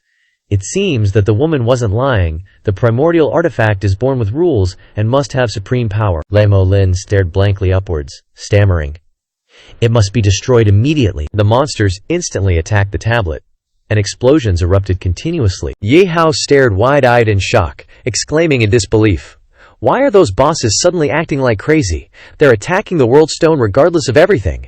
Could it be that the World Stone has limitations, or even the power to destroy bosses?" The tablet was constantly attacked, and it quickly shattered. The sky instantly flashed brightly, and fragments flew all around. He leaned out of the window, startled by a fragment hitting the building. There, one of the primordial artifacts fell on the street not far from me. Ye Hao rushed down the stairs, thinking with anticipation, "I have to be quick. I must obtain that primordial artifact. Then I can smoothly survive these 24 hours. The crowd fled in panic, with screams of begging echoing, "Why? Why is such a disaster happening? Is the world about to be destroyed? God, please save us, we are all innocent." He rushed outside, and quickly turned into an alley. Luckily, no one seemed to notice the divine artifact in this place. A brilliant light flashed on the wall, and he looked up in delight. "You really can't predict luck. It just happened to fall on the high wall." Ye Hao folded his arms and observed his surroundings thoughtfully. "If it were before, this 3-meter height would be nothing, but now I'm just a normal level 1, 18-year-old teenager. There's no way I can just climb up like that. And there's nothing around to use as a cushion." Suddenly, the ground beneath his feet cracked, a light flashed, and he immediately fell into a deep pit. Ye Hao thought helplessly, "You've got to be kidding me. How unlucky can I get?" A small rock floated in the middle of the pit, and he quickly grabbed it. He sweated, frowning angrily. "This is more troublesome. Before I can figure out how to get the divine artifact, I have to get out of here first." An arm reached down. Ye Hao thought, "This is Yan," happily looked at him, enthusiastically said, "Brother, need some help?" Ye Hao climbed out of it and quickly replied, "Thank you so much." "Wei-san is proud of his information index," Ye Hao exclaimed bluntly. "You are level 5, Wei-san became elated and boasted loudly. "I always feel that disaster will come someday. That's why I insist on doing push-ups and sit-ups every day. It's to prepare for days like this." Unexpectedly, helping others can also earn experience points.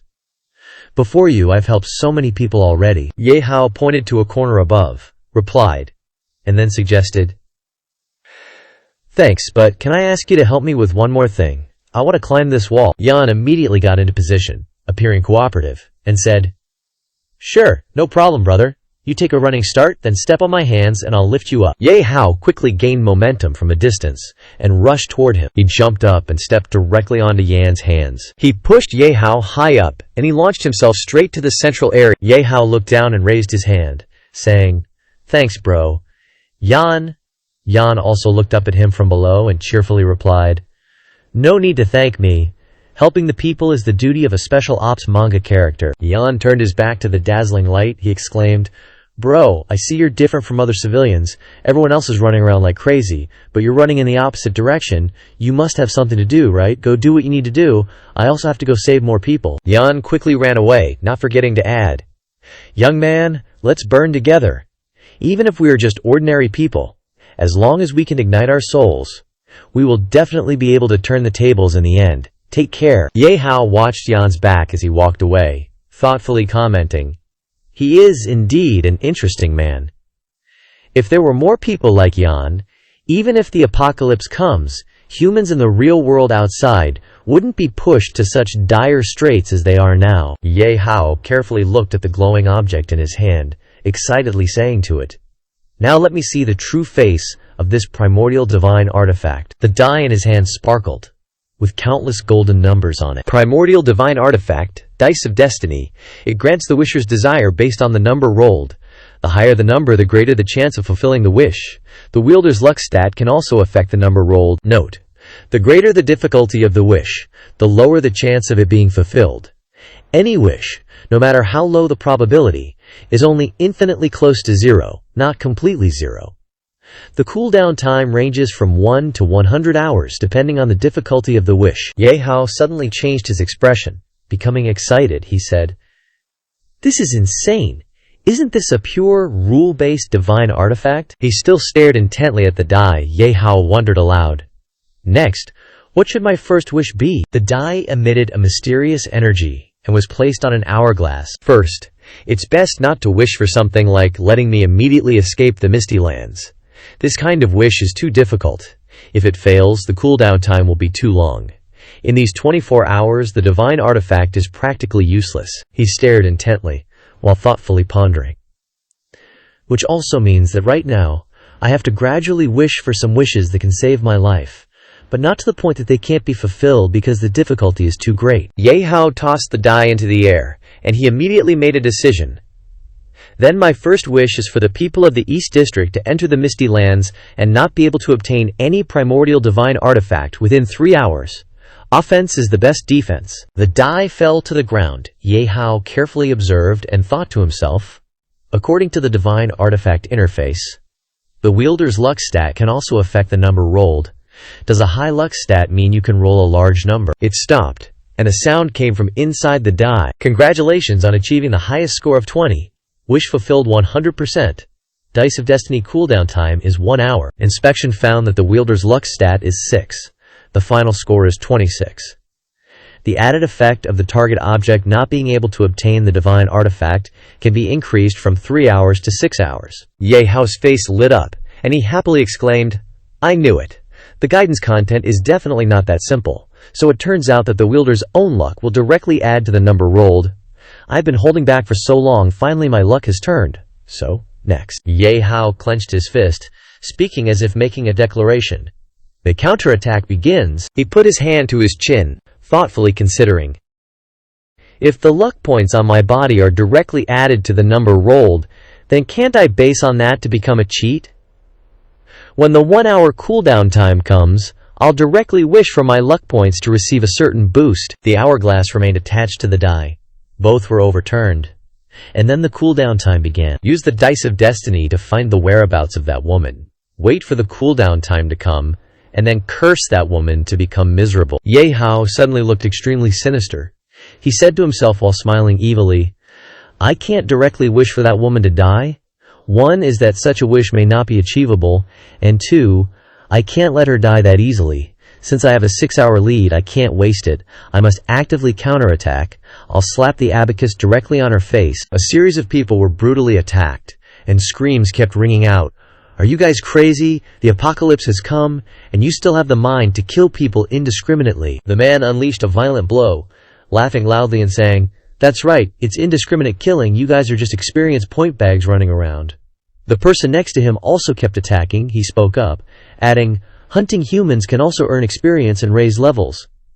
This kid's first reaction was to run, not to collect the full experience bag. Yeah, so stupid. He looked towards the female general and reported, "My lord, it seems there's a divine artifact near her." I directly slashed at someone while replying commandingly, "Kill all the way through, kill as many as you can." The female general continuously unleashed powerful blows, analyzing as she spoke. He probably doesn't know yet. After Planet Azure's mutation, the destruction caused by the initial boss was significant, but not a devastating blow. Conversely, the large-scale beast tide after 20 hours of mutation and the global skyfall bombs after 23 hours caused the mass deaths of humanity. Countless people were grazed by her blade. The female general described the upcoming plan. "Our next plan is to obtain at least 1 primordial divine artifact, then try to find him. After killing him, we must run to the safe zone before losing control." The man continued attacking those around him, adding, "Luckily, we're from the Dongda district. Otherwise, we wouldn't have access to this secret information. And that kid definitely won't kill people, so his level won't rise. Running to the Misty Land is just suicide." The female general, with an arrogant expression, laughed and said, "A bumpkin is still a bumpkin. He can't even imagine how deep our Dongda district's heritage is. The figure of a powerful man emerged through her words and description. A while ago, one of the 5 heroes who ended the initial mutation crisis of this battle was the founder of our Dongda district. The female general slashed at the rubble in front of her and suddenly shouted, "My lord, look! The divine artifact is there." She quickly ran forward. The man followed closely behind, saying, "It's right in front of us. This divine artifact is definitely ours." Suddenly, a beam of light flashed across Yingsha Kongjia's head, astonishing him. He immediately looked towards the female general, who also noticed the anomaly. A motorcycle fiercely sped over, accompanied by a voice shouting, "What damn apocalypse! It's our paradise!" The bandits drove around them, yelling loudly. Lao Xin quickly adapted. After a round of indiscriminate killing, he discovered that killing people could level up quickly. Lao Si was lucky he could finally do as he pleased. Yingsha Kongjia quickly spread his arms, blocking in front of the female general, and said, "My lord, you go seize the divine artifact. Leave this to me." The bandits continuously shot at him, laughing loudly. "Still putting on this act in front of us. Whether you live or die, whether you can leave or not, is up to us." The man drove his car in front of the female general, lewdly saying, "What luck! The blackness of this car, this figure, amazing. Just 1 9 and 6 flip and my body is already hot." Oh, I dodged backward while assessing the situation. Damn. Robbing their stuff, and they're higher level than me. I can't act rashly. The man reached out to me, saying dirty words. "Little girl, if you're so well endowed, don't hide it. It's a waste. Let the brothers see." He tore the female general's skirt, the man continued when she fell to the ground. Embarrassed. "Then let the brothers help you ourselves." Another one drove by, snatching the female general's mask at the same time. "Brothers, don't be gentle. Whatever you want to do it thoroughly." The bandits quickly surrounded the female general, clamoring, "Jackpot! Big jackpot! This beauty! I'm so excited! Won't you let the brothers have fun?" They restrained her body. One of them said, "Today we can have fun.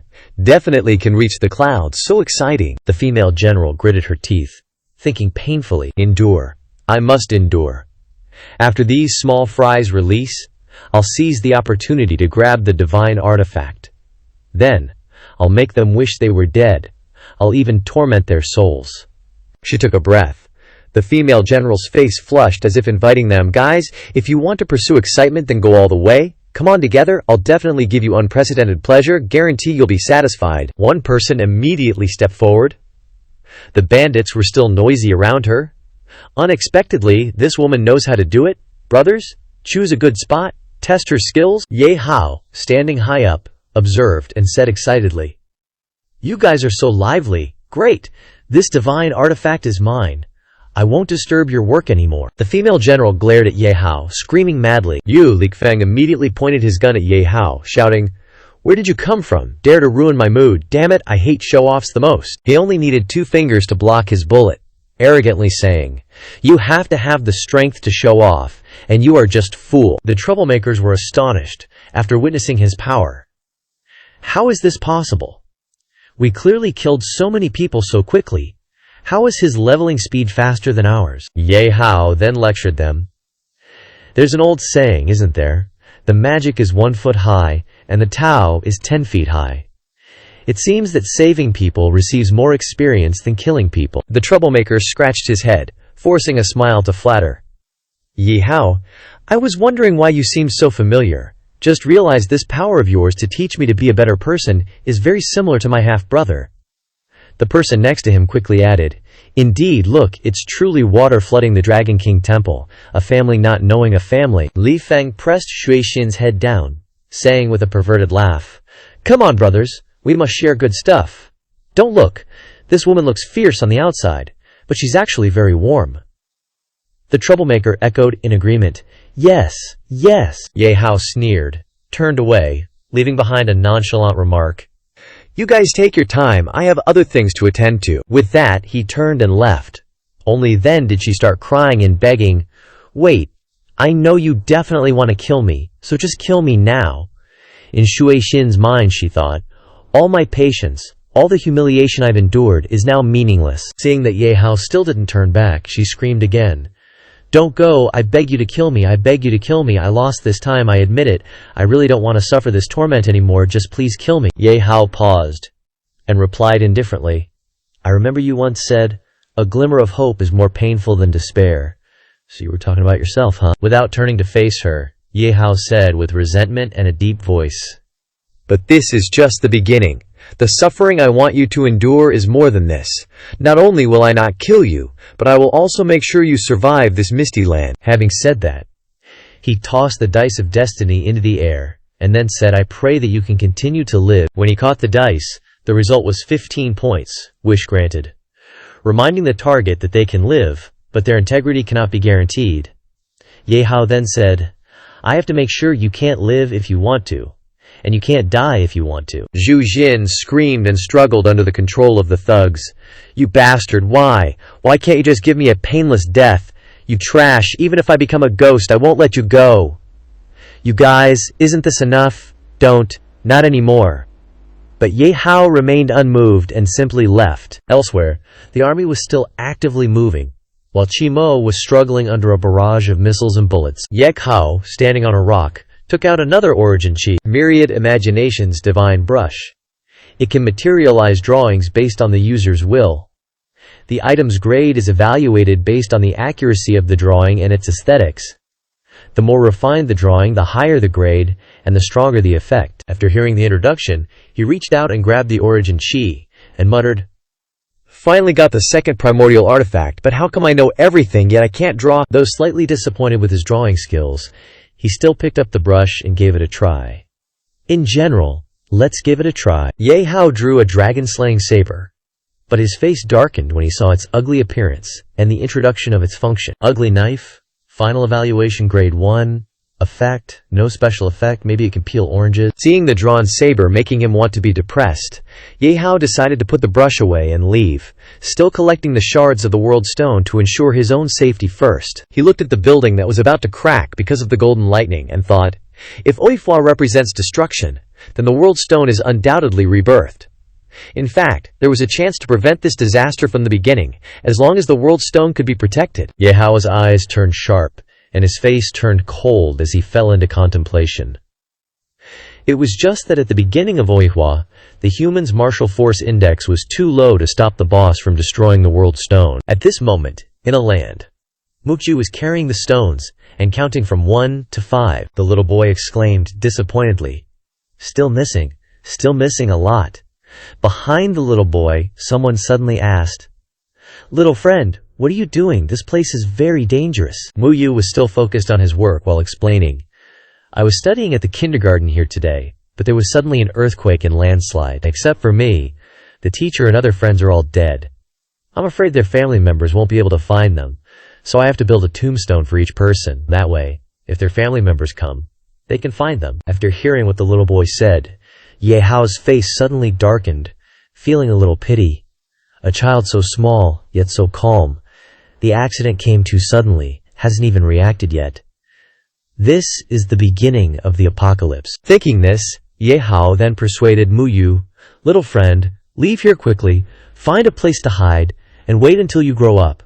When you have the strength, you may be able to rebuild this place." The boy took the chalk and carefully drew each stroke on the stone and said, "I can't grow up here anyway. I know I will be like everyone else, and will die soon." Muyu skillfully redrew all the portraits of the deceased on the tombstone. The boy continued optimistically, "Everyone likes the pictures I draw, and I also like to draw.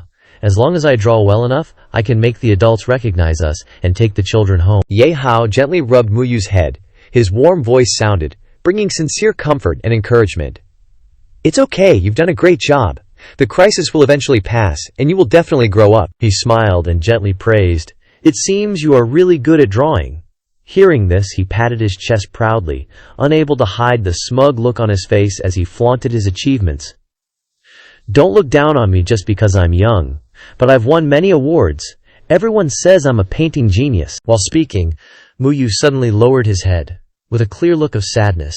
His voice so low that it was barely audible, but all of it was meaningless anymore. Ye Hao then handed the brush to him, and said as he handed it over, "Then that's not certain.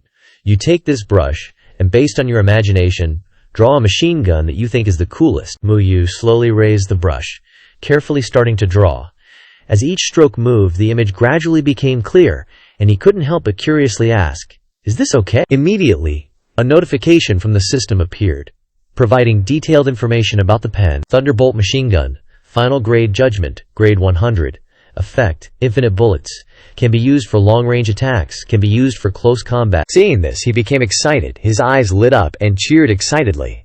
A level 100 weapon was drawn. With this gun, living for 24 hours should not be a problem. Ye Hao immediately suggested, "Little friend, you draw so well. Help me draw a few more things." Muyu frowned, scratched his head helplessly, and then said with a sense of boredom, "Brother, are you just targeting me and exploiting me?" Even so, he still picked up his pen and started drawing. One by one, the items drawn by Muyu gradually appeared before his eyes, and at the same time, the system rang with detailed information about each item. Machine gun turret, rated level 90. Energy shield, rated level 88. Abyssal gun, rated level 80. The myriad manifestation brush has a limit of 5 items per hour and has reached its cooldown. He ruffled Muyu's hair happily and said, "Alright, that's enough, thank you. With these equipments, I'm pretty much covered on both offense and defense. Surviving for 24 hours should be enough." Suddenly, a motorcycle flew over Ye Hao's head, causing his eyes to turn cold and filled with murderous intent. They surrounded the two of them, while constantly taunting provocatively. "You little bastard, you made us search for you for so long, we meet again." Ye Hao asked, "You guys have leveled up to level 25. One of the bandits stuck out his tongue and said triumphantly, "Who told us brothers to be so lucky? We accidentally discovered an underground refugee camp. We went in and killed to our heart's content. Didn't kill too many. About 1,000 people. Of course, we didn't just kill. We took special care of those women before killing them." That guy and his teammates smiled and issued a warning. "But your luck isn't so good. You dared to spoil our fun before, making us lose face in front of the boss. Now we're going to shoot you full of holes. Don't blame us, we're just survivalists in real life, using any means to survive. Whoever makes us uncomfortable, we kill." The group drew their guns in unison, continuously firing at Ye Hao. But all of the bullets were blocked immediately by the sturdy shield he created. How is it possible to block everything? Ye Hao slightly raised his hand, controlling the shield to deflect the bullets back at the group.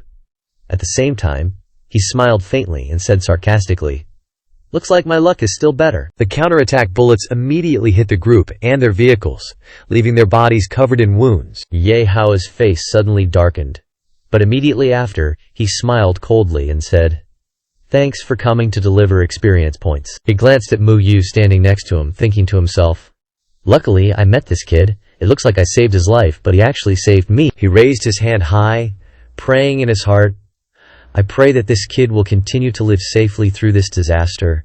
Such a big wish has a very high failure rate, but I still have to try. If the prayer fails, I'll just have to think of another way." Just as Ye Hao picked up the ball in his hand, the system immediately sounded an announcement. "Congratulations, you have rolled the highest score of 20.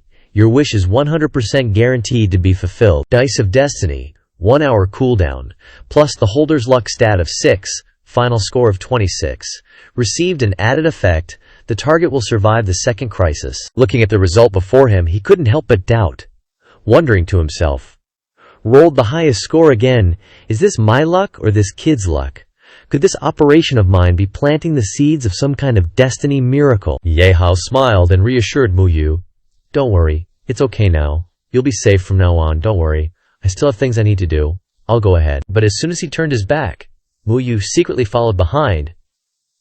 Ye Hao was slightly puzzled, thinking to himself, "Why is this kid still following me?" He tried to persuade, "Why are you still following me? If you continue to follow me, it will only make you more dangerous." Muyu put his hands on his hips and bluntly exposed him. "Stop lying to me. Although I feel like you're a strange person, I feel safer following you." Muyu continued to present his reasoning. "And furthermore, didn't you say that I would be safe from now on? With me following you, from a certain point of view, wouldn't you be safer too, big brother?" Noticing Muyu's insightful thoughts, Ye Hao quietly analyzed. Faced with the disaster of a kindergarten, and the fight with the bandits just now, is this kid really just a normal child? He looked at Muyu's clumsy figure behind him, and had no choice but to think, forget it, if he wants to follow, let him follow. Anyway, he won't be able to follow for long.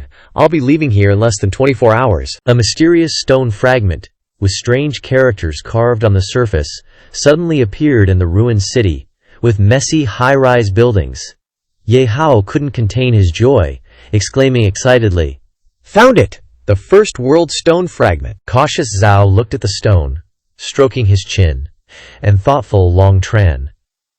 The text on the fragment is completely unreadable, but it can be certain that it is definitely very important information. The city was plunged into chaos as ferocious monsters attacked, and smoke and fire billowed everywhere. The fragments of ruined high-rise buildings fell before Ye Hao's eyes, after the oihoa of earth for 10 hours. Ye Hao's entire body burned with intense flames, his momentum rising continuously with each level up. He secretly analyzed.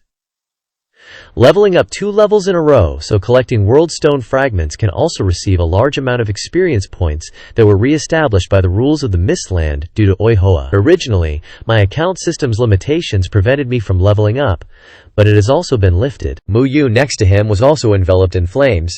It seemed that he was also gradually leveling up. Mu Yu excitedly called out, "Big brother, we're glowing!" A surge of thoughts suddenly churned in Ye Hao's mind. This kid also leveled up 5 levels in a row. It seems that he was judged by the rules to be on the same team as me. He gently advised, "Little friend, you shouldn't follow me any further. It's only going to get more dangerous. Go home. Your parents must be worried about you." He trembled slightly, his hand unconsciously clenched tightly, his knuckles white from the pressure, his face suddenly darkened. Mu Yu tried to squeeze out each word, as if each syllable weighed 1,000 pounds. "My home is already gone. My parents are divorced. I live with my father, but that man has never cared about me. He doesn't even consider me his son. What kind of home is that? It's just a dilapidated house with no family affection. I don't want to go back there anymore." Mu Yu looked at Ye Hao with a resolute expression. "Big brother, let me follow you. I'm not familiar with you, and you're quite strange, but I know you're strong, and I want to become strong with you." Hearing the story of his painful past, thoughts he had read in books stirred in his heart. "I heard that before the OI evolution, the divorce rate was very high. Conversely, after the apocalypse, the divorce rate became lower." Faced with Mu Yu's unwavering determination, Ye Hao hesitated for a moment and reluctantly agreed. "All right, but you have to prepare yourself mentally. This is not a game. We'll be collecting black stone tablets and helping others by fighting monsters, using them to level up. If you become a liability, I won't hesitate to abandon you." He smiled cheerfully, placing his hand on his chest as a sincere promise.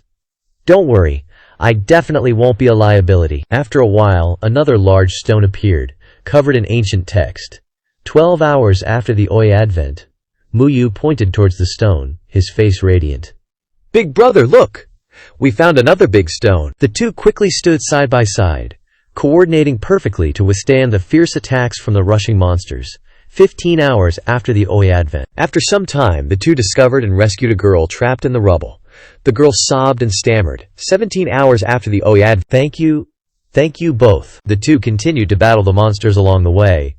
He flashed a brilliant smile, excitedly saying, 20 hours after the Oi advent. Big bro, this feels like playing a game. Now I can kill these monsters with my bare hands." In the sky, a dazzling pink circle of light suddenly appeared, from which hordes of monsters tumbled down. Not just one, but dozens of pink circles appeared densely in the sky. From each circle, all sorts of monsters, from bizarre to ferocious, poured out one after another, gathering into increasingly large swarms, creating a scene of terrifying chaos. The swamp mud creatures went insane, tearing apart anyone they encountered. Their mouths constantly emitted savage laughter mixed with excited words. "Eat! Eat! Let's all eat our fill!" The harpy succubi rushed in madly, using their sharp claws to pierce straight through passers-by, attacking and sneering, their words full of sarcasm. "Fall to your deaths, you insects, you can't even fly. Fun, fun, this is so much fun." On the other side, the ferocious toxic merman rushed to attack the people. Screams rang out everywhere, mixed with panic and utter fear. "Oh no, monsters! Monsters are attacking the shelter!" Ye Hao stood quietly in the distance, closely observing all the chaotic developments before him, deep thoughts stirring in his heart. We're leveling up, and so is the world. The two coordinated simultaneously, unleashing a barrage of bullets towards the jackal warriors and the rage soul reindeer. Ye Hao carefully observed, quickly analyzing. As the OI evolution progresses, the levels of these monsters are also getting higher and higher. A shadow suddenly enveloped the two, causing both him and Mu Yu to turn their heads in curiosity. It turned out to be Shu Jin, who had been corrupted into a monster. The Bloodthorn's queen looked straight at the two with a fierce expression, her voice strained. "Where do you think you're going? Why not fill the hunger of my children?" He aimed and fired at the queen, but the bullets seemed to cause no damage at all. Yan, witnessing this, quickly reported to Ye Hao, "Big brother, our weapons are useless now." He handed the weapon to him, his eyes resolute, his voice low and commanding. "It's up to you next. The cooldown time for the artifact is over. Use your imagination to conjure up a prop that can deal with these monsters." Ye Hao continuously used all kinds of weapons in his hand to resist the monsters that were coming from all directions.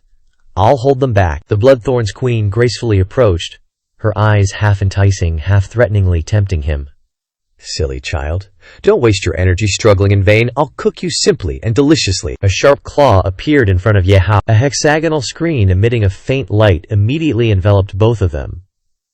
The queen questioned, "What is this?" Magic circles began to appear in mid-air, spinning rapidly like living gears, one cold, gleaming sword after another sliding out. The sword flew out of the magic circle, leaving a dazzling trail of light behind it. It stabbed straight into the monsters. He turned to Ye Hao and gently explained, "I conjured up a prop that I used to play with in a game, but I didn't expect it to be directly level 200.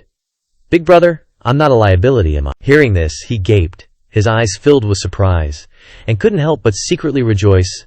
This kid's talent is a bit heaven-defying. I've picked up a treasure. A dazzling light suddenly flared up between the tall buildings. Immediately after, a violent explosion echoed, shaking the surrounding space.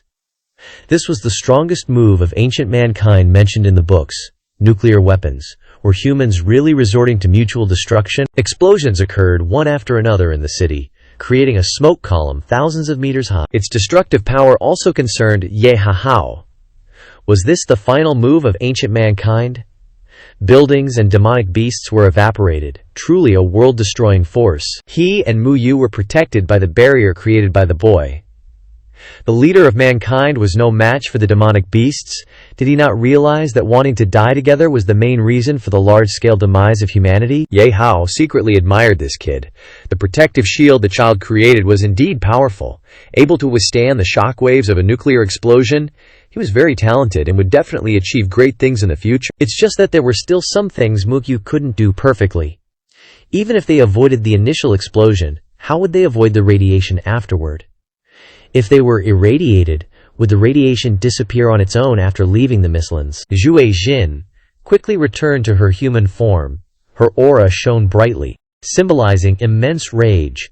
How dare they subject me to such unprecedented humiliation and pain? Her eyes were filled with resentment. You deserve to die? Zhu Jin's stat panel appeared. Primordial Divine Artifact Sea of Time, grade unrated. Defensive effect contains infinite power. Sword energy can surround the whole body, forming defensive barriers. All damage reduced by 80%. Lasts 30 minutes. Offensive effect can cut time and space.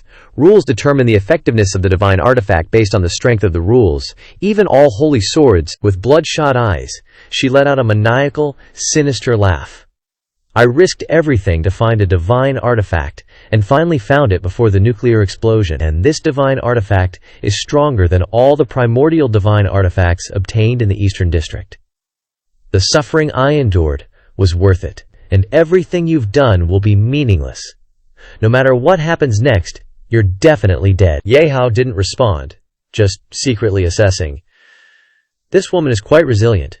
She was clearly tortured to the point of being half dead, yet she still managed to find a divine artifact. He leisurely stood thinking. But like that, it seems my previous decision to pray so that she would be in a period of time where she couldn't obtain a divine artifact was correct. With her personality, if I directly prayed for her to die in the Mislands, such a wish would definitely be too difficult to fulfill. Shu Xin continuously attacked the barrier of the two siblings with her sword, significantly reducing the effectiveness of the barrier. Shield value remaining 20%. Ye Hao felt uneasy. Not good. The primordial divine artifact in her hand is too powerful. The shield that blocked the nuclear shockwave can't stop her two swords. Mu Yu joined forces to help him, though he didn't understand what she was saying, but it seemed like a very powerful prop. Brother, I'll draw one for you too. The boy drew a very long and beautiful sword, Sea of Time Guard. a knockoff of the primordial divine artifact Holy Sword. All Sea of Time attributes reduced by half. Each of Zhue Jin's strikes were very strong. Ye Hao was forced to go into battle he couldn't keep defending, using the primordial divine artifact, creating another primordial divine artifact. This kid was quick enough to leave Mu Ying in the barrier. He fought her with the sword drawn by the boy. Although it was just a fake, it should be able to last for a while. The sound of clashing metal rang out, the aftershocks shattering the surrounding rocks. Shui Xin looked down on him. Primordial divine artifacts had no grade. They were divided into strong and weak based on attributes. Both flew up into the sky, and she still mocked.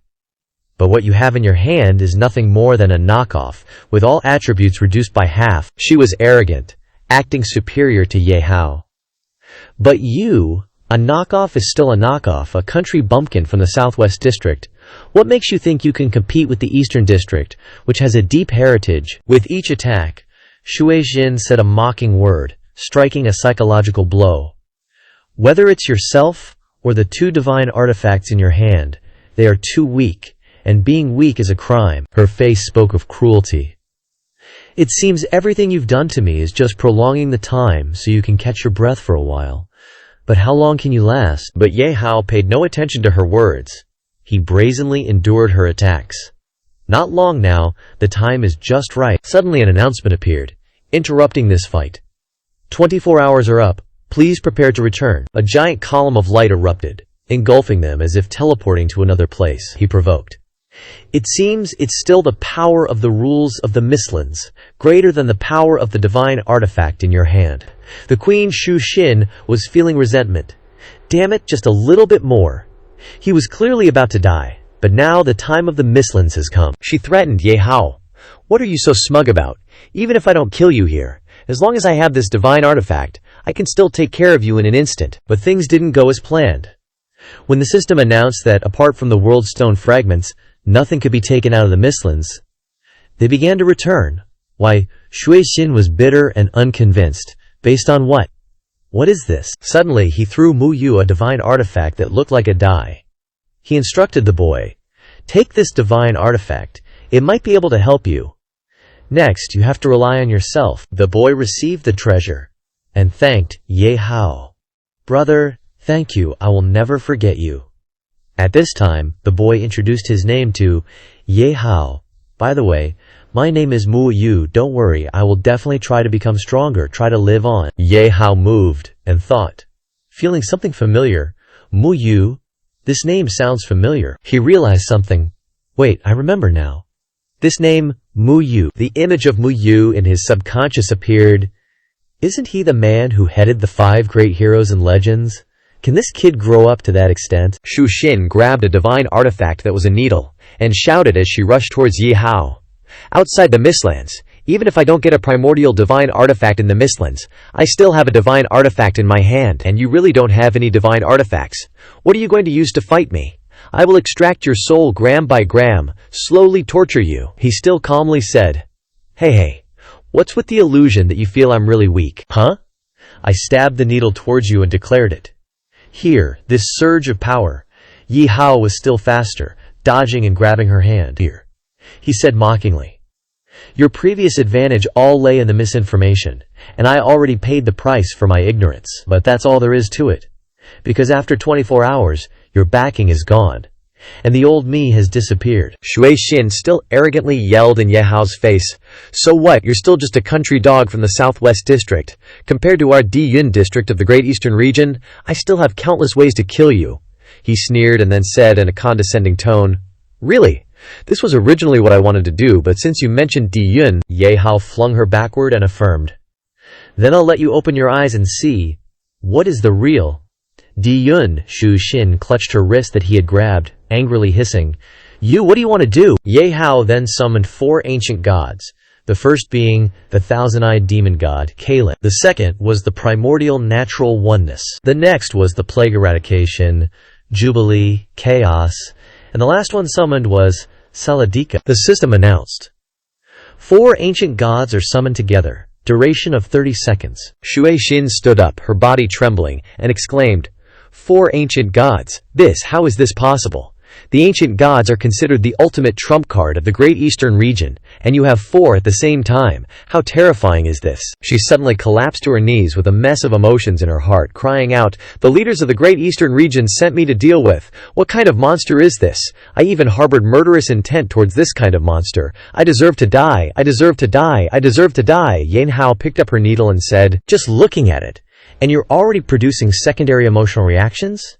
And your mind is in chaos. But is that not enough?" He raised the sharp needle, looking at it with a bewitching voice. "Back in the Mistlands, it was because now, if you like to extract the souls of others so much..." Ye Hao stabbed the needle into Shui Xin's neck, injecting as he said, "Then I have to let you feel the pain of having your soul separated." Her tears streamed down as she stubbornly shouted a challenge. "Come on, just extract my soul like this. It's fine to die this way."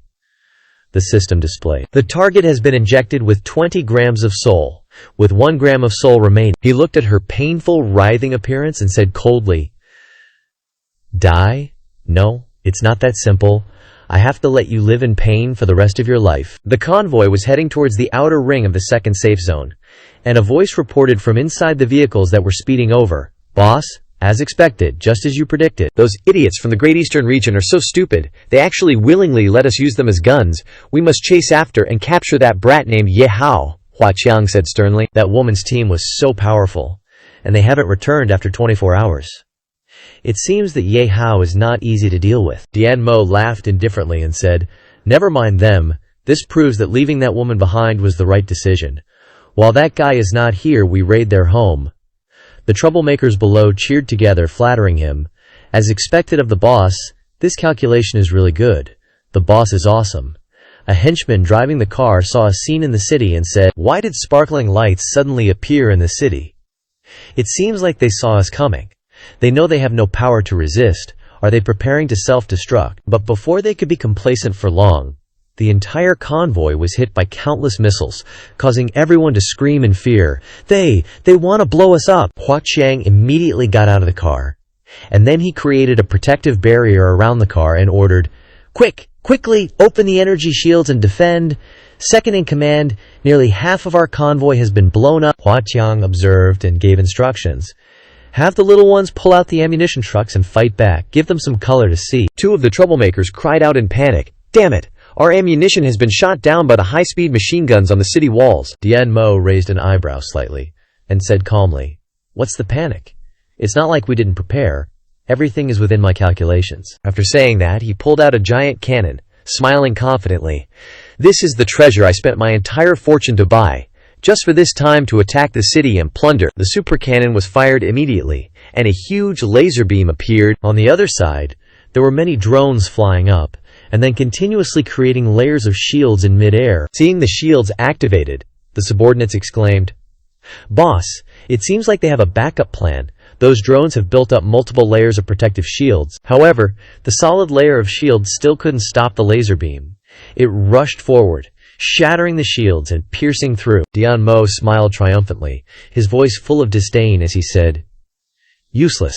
Our big treasure is both thick and powerful. It will penetrate through any number of layers. Minions, get ready. Later, after we conquer the city, we'll loot treasures, steal money, steal land, and steal women for me." The laser beam was still rushing towards the city walls, seemingly about to pierce through the city's shields. But it was not damaged at all by the solid wall, and just withered away, leaving only smoke rising. He immediately shifted from anger to grinding his teeth, thinking to himself, after breaking the energy shield, the great treasure's laser lost its power, but the recharge time for this great treasure is 5 hours. What to do? Dian Mo immediately turned around and ordered, "Retreat. Retreat now. Leave the green hills. Don't worry about running out of firewood. We'll come back when the great treasure's recharge is complete." The troublemakers suddenly paused and shouted, "Boss, ahead! There seems to be a person ahead." He didn't seem to care and just urged, "Doesn't matter if he's human or ghost. Are we afraid of his firepower? Blast him, run quickly." Ye Hao snapped his fingers and said, "I'm personally welcoming you all. Don't be in such a hurry to leave." Immediately after, he summoned the flame-hide beast, the mount he used most often, appearing powerfully. Dian Mo's men frantically shot at it, yelling, Quick! Concentrate all firepower to kill him. Don't let him have a chance to fight back." Ye Hao sat behind the mount, his voice deep. If you insist on leaving, Flamehide Beast unleashed the Ice Fang breath towards Dianmo's vehicles. Along with that, Ye Hao's suggestion rang out. Then I'll personally escort you for a while. The system provided an introduction to the weapons used by the Eradication Squad. Mercenaries of the Lone Dragon Ridge. Host receives 10 million experience points, 8 million credits. The first item is the super-grade Siege Laser Cannon, an extremely powerful city-destroying tool, a must-have item for travel, sieges, and land grabs, with a 5-hour recharge time after each shot. The second item is a book called The Ascension Secrets of the Vice Captain of the Mercenary Group. Records the secrets of how to quickly advance, can help you ingratiate yourself with superiors and control subordinates. You can flatter and teach others to flatter. And the next is a compass, the centripetal compass. As long as you want to find something in your heart, it will guide you to your goal. The more complete the imagination, the easier it is to get accurate guidance. Back then, the mercenary group living in the wilderness relied on it to find the whereabouts of enemies and the direction of wild beasts. Ye Hao guessed, a little dazed. It seems like there's another strange item mixed in with this reward. He sat on Flamehide Beast's back, looked up at a bright star in the sky, and ordered, "That is the Dongnai Sector satellite. Truly a troublesome existence.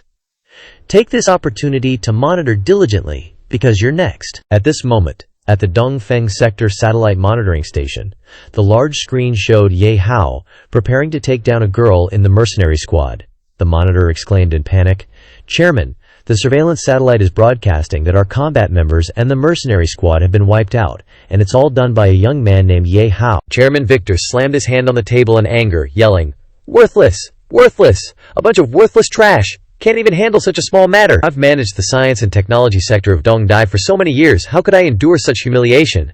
Ye Hao, this isn't over between us," he thought to himself. Originally, dealing with the Jinan sector was our main goal.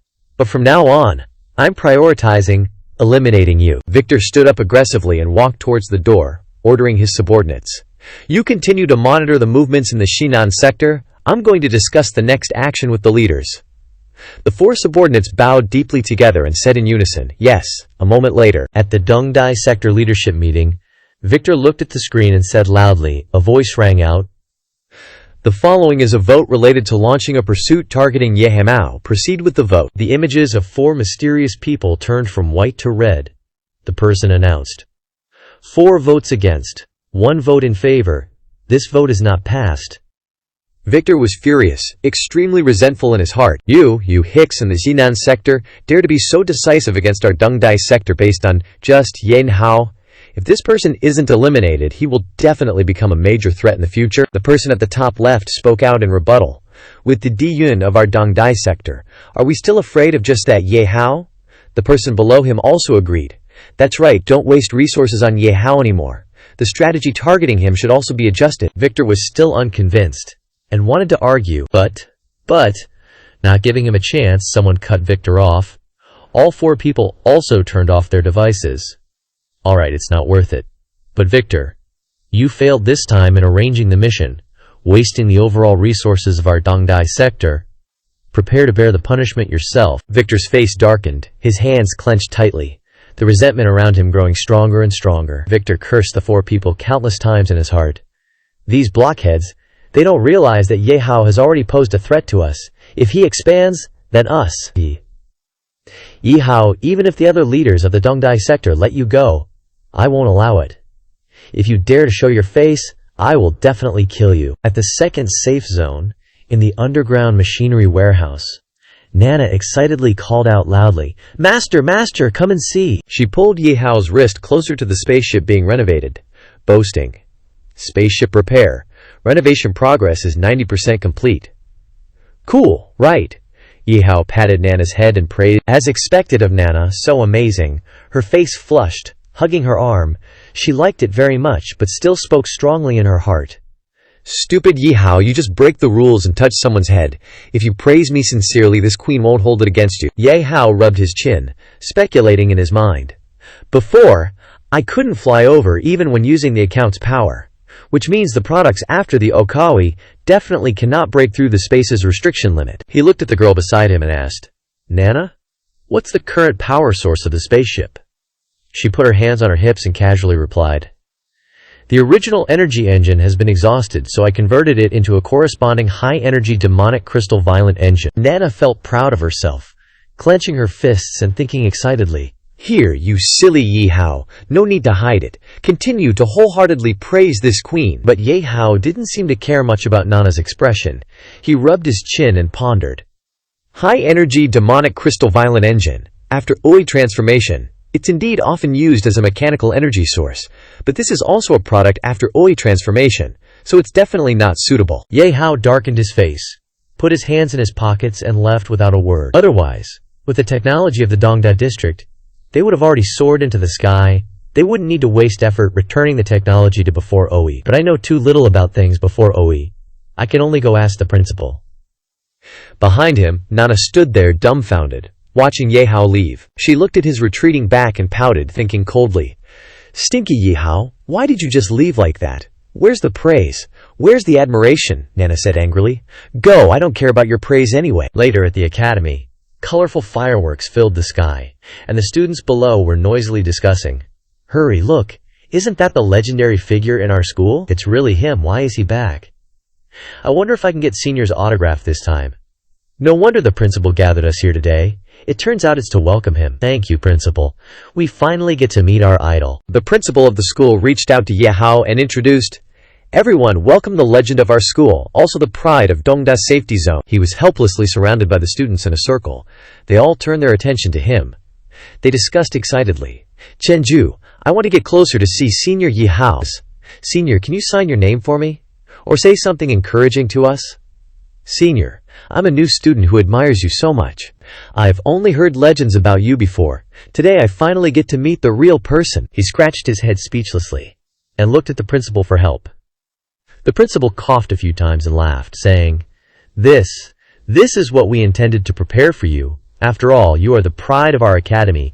This is the courtesy you should do. Just waiting for that, the students rushed in together, crushing Ye Hao. He said helplessly, Principal, let's find a quiet place to discuss business. After a while, right in the principal's office, the principal propped his hands on the table and started first, saying, Go on, what's the matter this time that this kid came to find me for, and also ran away? Ye Hao looked straight at the principal, thinking, Everyone is too enthusiastic. He remembered the red fossil and said, Principal, I remember that during globalization, mechanical energy was made from fossil fuels. Do you know where I can find them now? The principal asked in surprise. Fossil fuels? Why are you looking for such low-efficiency energy? Now we use demonic crystals as battery materials. Its energy potential far exceeds fossil fuels. Ye Hao replied, I have a special use for them. Anyway, Principal, if you hear any news, please let me know. The principal stroked his beard thoughtfully. This is indeed not easy to find. For hundreds of years, humans have had no need for fossil fuels. Even Mu Wei's map doesn't have any markings related to this. He remembered the gate of the relics, and continued. But based on the knowledge I have, around the relics that few people explore, some fossil fuels may still be preserved. This is also the fastest and simplest method. Inside the relics, substances labeled as dangerous are scattered all over the floor, but if your need is very large, you must thoroughly explore the prepared locations underground. This will definitely take more time. A light flashed in Ye Hao's mind. So my next plan is to set off to find fossil fuels. Then he asked for more information. By the way, Principal, do you know anything about Mu Yu, one of the 5 great heroes? The principal replied seriously. Mu Yu. Indeed, heroes cherish each other. Outstanding younger generations like you are also starting to care about the first-generation heroes. He is the leader of the 5 great heroes, with super strong strategy, and has never failed in his life. His ability is said to come from the 2 divine artifacts he possesses. Ye Hao was startled when he heard the principal's reply. He thought, 2 divine artifacts? I gave Mu Yu a primitive divine artifact in the Land of Mist before, and he actually inherited it, and at the same time it affected the current timeline. He lowered his head and laughed helplessly. It seems that the time-space crack in the Land of Mist is completely different from the instance. It can actually connect true time and space. Could it be that I unknowingly changed the timeline? This is a bit troublesome. Anything related to the timeline is a headache. The principal suddenly stood up. He interrupted Ye Hao's train of thought. I suddenly remembered something Mu Juwei seemed to have told me before. Mu Yu is his ancestor. And Mu Wei also said that his ancestor is not dead, still alive. At that time, I thought Mu Wei was joking, and also telling two big jokes at once, so I didn't pay much attention. I don't know if this information is useful to you. Ye Hao was dumbfounded, astonished when he remembered the huge figure, with long hair, holding a six-pointed star-shaped divine artifact. Mu Yu has a blood relationship with Mu Wei, and he's still alive. But on this timeline, how could he live so long? This completely exceeds the limits of human lifespan. What's going on? In the second southwest safety zone, Ye Hao stood in front of the remodeled spaceship. Everything is ready. Finally, I can set off to find energy fuels before the OUE. But he remembered what the principal told him before. Ye Hao, fossil fuels should satisfy the goal you mentioned. I suggest you can use nuclear energy. People before the OUE only grasp part of nuclear power, and it hasn't been popularized yet. If you can research and manufacture it, it will definitely be more efficient than fossil fuels. Ye Hao frowned, thinking, nuclear energy. He looked at his clenched fist, and muttered to himself, what the principal said before also makes sense, but nuclear materials are rarer than fossil fuels, so for now, to save time, I still have to prioritize finding fossil fuels. Two slender legs hurried towards him. Yun Fei hugged one of Ye Hao's arms, gazing up at the massive spaceship with admiration. Brother, your plane is so big, are you going far again? Chi hugged Ye Hao's other arm, showing off. We listened to you and kept training. I'm super strong now, Ye Hao, can you feel it? Xiao Chen walked over, taking swigs from his wine jar, and laughed heartily. Awesome. It's only been a short while, and you've become strong again. Unlike me, I've been eating too well here, and slacking on leveling up. Shui Lu, walking in front, also spoke up. Ye Hao, I knew I wasn't wrong about you, you really are a reliable man. Following behind were Yin Huang and Wan Hao, walking behind Wang Chuan. Ye Hao, we just got out of the dungeon, and you already called us over. Got some new plans. Yin Huang looked at Xinqi and said disdainfully, protecting Ye Hao? Leave that to me, our squad is more professional. Xinqi clutched his clothes tightly, her voice trembling as she retorted, I didn't mean to protect Ye Hao. With his strength, he doesn't need me to protect him. Wan Hao put his large arm around Bajiyu Ye Hao's shoulders, praising him without reservation. Good kid, you're amazing. I heard you collected all the demon beasts. What big things did you do while we were in the dungeon? When we came out, we saw the demon beasts building and repairing houses for the refugees. What a sight, I thought I was dreaming. Wang Chuan, unlike the other two, frowned, and his voice was cold. Ye Hao, the demon beasts are all calling you their king. What's the deal with that? I'm not doubting you. I just hope you can clarify the situation. After all, this kind of thing, taking in demon beasts, is hard to believe. I'm sure you can understand. Ye Hao calmly replied, yeah, I understand, but let's talk about it when we have a chance later. Let me tell you what's been happening recently, and what's going to happen next. After a while, a loud shout came from inside the base. What did you say? So many earth-shattering things happened while we were leveling up? Wan Hao gritted his teeth, his nails digging into his skin from clenching his fist too tightly, regretting it. So you really did wipe out the 4th-ranked squad in the East District all by yourself again. Damn it, I was thinking of having a match with them after upgrading from the dungeon, but I won't get the chance now, he wondered. Also, this primordial artifact you mentioned, the one that can actually hurt you, is it really that strong? But why haven't we ever heard of it? Xiao Chen stood aside silently, stroking his chin thoughtfully. Old man Mu Wei mentioned it to me before, but I just thought he was rambling at the time. I didn't pay attention. But it's actually true. He looked up at the dazzling light in the sky, puzzled, and asked, Kid, you said that bright spot in the sky is the East District's satellite? I didn't expect them to be able to do that. So if we're gathered here, aren't we being seen clearly by them? Qin made a suggestion. Then how about we change to a more discreet place to talk? Wan Hao rebutted boldly. What's there to be afraid of? If they want to watch, let them watch. Don't be cowards. Just fight. Xiao Chen also agreed. If that's really the case, I'd suggest changing places first, before talking. Wang Chuan remained silent and offered no opinion. Yin Huang said smugly, but I believe that if Ye Hao knows about the existence of the East District surveillance satellite, he must have already used some means to block it, right? Shui Lu nodded in agreement. That's right, I think so too. Wan Hao teased Yin Huang. Makes sense. Seems like Yin Huang knows you best. She blushed, but retorted. What are you saying? Shui Lu praised him too, didn't she? Shui Lu, being mentioned, also spoke up. Of course, I've never doubted Yin Hao's reliability. Yin Huang crossed her arms in front of her chest and said, "Me neither," Wan Hao thought to himself. "Fine, Yin Huang. I'm trying to help you, but you're standing on the same side as him. Looks like Ye Hao is going to be blessed in the future. These women are united against outsiders because of him." He coughed a few times, attracting everyone's attention. I did use some means to block it, but unfortunately it won't work. Everyone was surprised by his words. Ye Hao turned serious again. After breaking through the atmosphere, the Earth's oiscalization will lose its effect, so observing the Earth from space, all of the Earth's oiscalization data with the ability and means will most likely lose its effect. He mentioned the light in the sky, so everyone looked up. There's actually such a thing. Then wouldn't everything we do be clearly visible to the East District? Ye Hao smiled triumphantly and said, "That's exactly what I want them to see." He held out his hand towards the spaceship behind him. Magic crystals aren't suitable for use in a state without oization, so we can only rely on collecting fossil fuels to start the spaceship. My next immediate goal is to gather enough fuel for the spaceship. Ye Hao discussed the plan, and each person's task will split up, dispersing to collect fossil fuels. This will effectively divert the attention of the Eastern District. Besides, the Eastern District's focus is definitely on me, so I'll use myself as bait to lure them out. Zhao Chen. Sorry for bothering you to gather fossil fuels. Xiao Chen wondered. This attention-diverting idea is good, but is our current conversation being monitored by satellites? Ye Hao smirked and replied, "Of course not. The Eastern District's people can only see what we're doing, but they can't hear what we're saying. Their satellites aren't that advanced yet." Wang Chuan pondered. Then the only remaining difficulty is how we can find fossil fuels or ancient relics in the shortest time, Wan Hao agreed. Captain's right.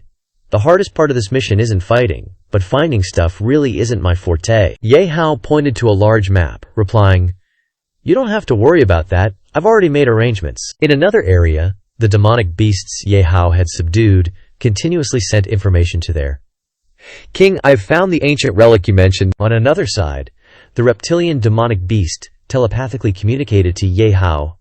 "Your Majesty," Relic discovered, "I can also smell the fossil fuel you described." The demonic beasts in other places also continuously updated him with information.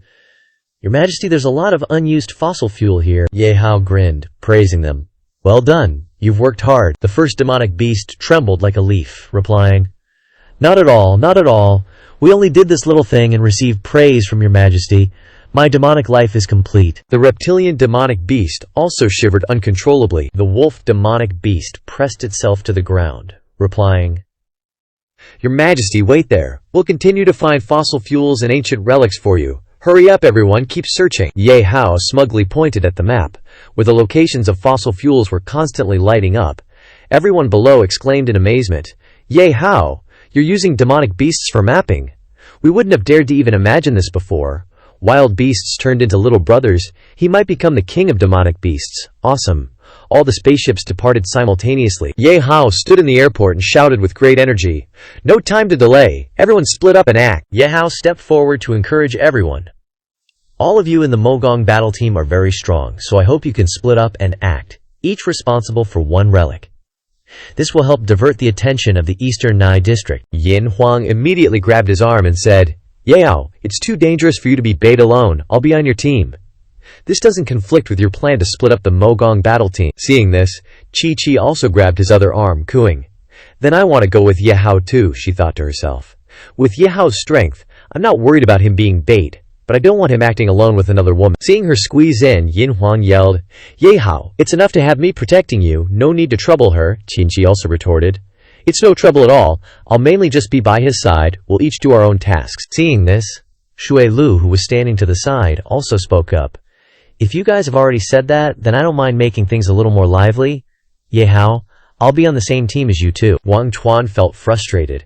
Everyone else is fine, but even Shui Lu, Xiao Chen, scratched his head, sighing. As the saying goes, 3 women make a drama. Good luck to you. Ye Hao cleared his throat and said, "It's best if we split up and act. That way the efficiency will be higher." Before he could finish speaking, he was left speechless when Wan Hao, who was standing beside him, said, "You don't need to worry about efficiency. After all, finding oil fields isn't that difficult. Besides, the demonic beasts are no longer a threat. you can rest assured and leave it to us. On the contrary, Ye Hao, you should treat yourself. Yunfei ran over from somewhere and called out, "Brother, I want to be on your team too." Ye Hao flatly refused. "No way, you have to go with Wang Chuan." She pouted and crossed her arms, yelling, Why, I don't want to, Wang Chuan, standing behind her, also faked a cough. "Ye Hao, don't chase her away like that." Wan Hao, who was standing to the side, interjected, leaving him speechless for the second time. Ye Hao, you little rascal, are you serious? Are you just selling your sister off like that? Do you want our captain to become your brother-in-law? Ye Hao walked over, ruffled his sister's hair, and asked, "Yunfei, do you want to become stronger? If you do, then you have to follow a strong person to train yourself." She softly replied, "Of course I want to, but—" He cut her off and continued, "There's no buts about it. If you just stay by my side, it will only cause you to stop progressing." Afterwards, Ye Hao turned to Wang Chuan and instructed, "Please guide my sister. Consider it as me owing you a favor." In reality, he understood the nature of his own mission. "I want to go be bait. It's not safe for Yunfei to follow me." Wang Chuan agreed, but still gave a warning beforehand. "She can follow me, but I won't take special care of her." Yunfei retorted upon hearing this. "Who needs your care? I can take good care of myself," he carelessly replied. "Okay, that's good then." This tone made her furious, and she said, "What's with that attitude? If it wasn't for my brother arranging it this way, who would bother to follow you?" Ye Hao helplessly watched them argue, thinking, "I don't even know if this decision of mine is right or wrong." Xiao Chen approached him and asked, "When you're used as bait, do you still have to look for fossilized fuel?" He was also aware of Ye Hao's arrangement. This kid deliberately sent everyone away, and aside from the danger of being bait, he must have other plans. Ye Hao turned around, his eyes full of determination, and replied, "No, I plan to find Mu Wei." Xiao Chen immediately suggested, "Then I'll go with you. After all, that old man is considered my master," he agreed, saying, "If we're looking for someone, then having someone familiar with the area is definitely best." In a laboratory in the East District, at the large satellite monitoring room, a staff member observing the screen hurriedly announced, "Chief, the people in the Southwest District have set out. They must have some trick up their sleeves again, Chief. Do we need to continue monitoring them?" Yan Mo angrily ordered, "No need. Lock the monitoring target on that kid Ye Hao.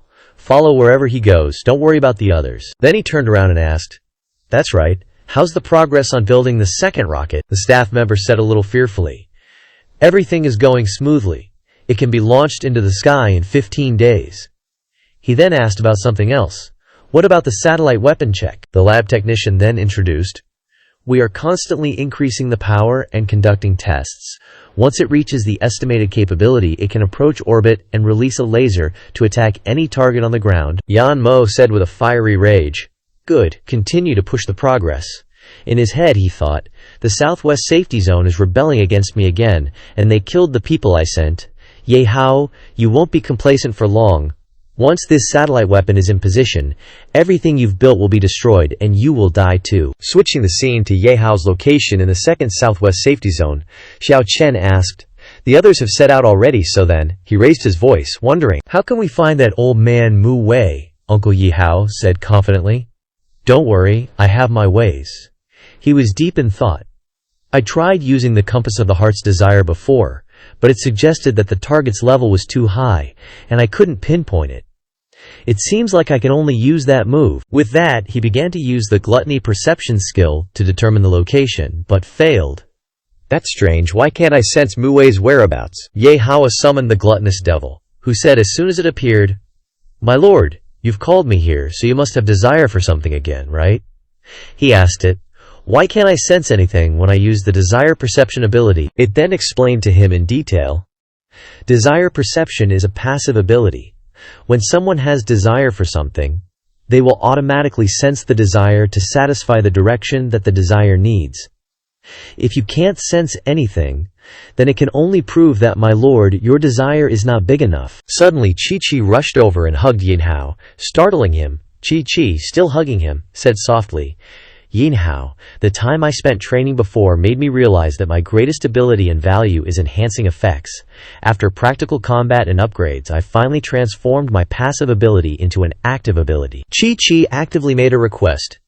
"Ye Hao, I'll help you increase your greed to the maximum now, but you have to prepare yourself mentally. Without hesitation, he said, "I'm ready, do it." When the desire was transmitted, the system reported back, "The gluttony enhancement effect is constantly amplifying." At this moment, Ye Hao's sense of desire was increasing. The things that he only had a little feeling for before have now surged to the extreme. This is it, this is the feeling, I want to rule the whole world. Ye Hao even imagined desires, and said smugly, "I also want all the women in the world, and even more want to seize all the wealth and power in the world. I want more, I want even more." Suddenly his eyes turned red, and his mind suddenly froze as he exclaimed, "This place is..." Ye Hao looked deep into the vortex, thinking to himself, the entrance to a certain sub-instance. Could Mu Wei be in this sub-instance? Ye Hao affirmed seriously, confirmed Mu Wei's location. The system released the desire perception state. At this time, it had also heard his order, and began to withdraw from this state. When the effect ended, Ye Hao began to feel strange changes in his body, causing him to panic. "What's going on? My heart is beating so fast, I feel like my whole body is burning. My whole body feels like it's about to explode, I really want to." The system quickly announced that due to the host's desire being amplified too much at once, it had affected his other 7 emotions and 6 desires. This state would last for 4 hours. The 2 girls looked worried. Ying Huang asked caringly, "Ye Hao, what's wrong? Are you not feeling well?" Chi quickly speculated that his desire had been amplified too much just now, affecting his other desires. "Theoretically, you just need to release the desire." In that moment of confusion, he unconsciously approached the 2 girls, hugging them with an embarrassed expression, his face even redder. "I really want to. And she took this opportunity to take another step forward. Could it be that the desire that Ye Hao was stimulated to be? Yin Huang was already feeling hot all over, and said softly, "I understand, Ye Hao. You don't need to suppress yourself. I don't want to see you so uncomfortable. If it's you, I'm willing to cooperate with you." Chi also expressed sympathy. "It was my fault for not controlling the level of enhancement of greed well, which caused you to become like this. I am also willing to help you return to normal." But Ye Hao didn't think so much at this time. Pushed the 2 girls away, and spoke up. After 5 hours, he regained his composure and turned to leave, saying decisively, "We'll gather and set off in 5 hours. Chi called out worriedly, "Wait, Ye Hao, we..." He waved his hand in refusal, his voice decisive. "Don't follow me. I need some time to calm down." Meanwhile, behind him, Xiao Chen watched Ye Hao walk away and smiled. "You little punk, you're still so naive. It was consensual. Why make it so hard on yourself?" Shu Lu chimed in. "Oh really? But I quite like his self-control. Great achievements require great restraint." After a while, Ye Hao collapsed into a chair, sighing wearily. "That was close. I almost couldn't suppress the side effects of lust. Looks like I should use that trick less often in the future." Thoughts kept repeating in his head. "Luckily, I found Mu Wei's location. But if Mu Wei is in the instance, could Mu Yu also be in an instance? If so, is Mu Wei always looking for their ancestor, Mu Yu?" A terrifying shadow and crimson eyes emerged in Ye Hao's imagination. If Mu Yu is still alive, then he must have mastered those 2 primal divine artifacts to their limits. Will those 2 divine artifacts affect the real world? What troubled him the most was... But the biggest problem right now is, after so long, is Mu Yu friend or foe? In that instant, Ye Hao received a system notification.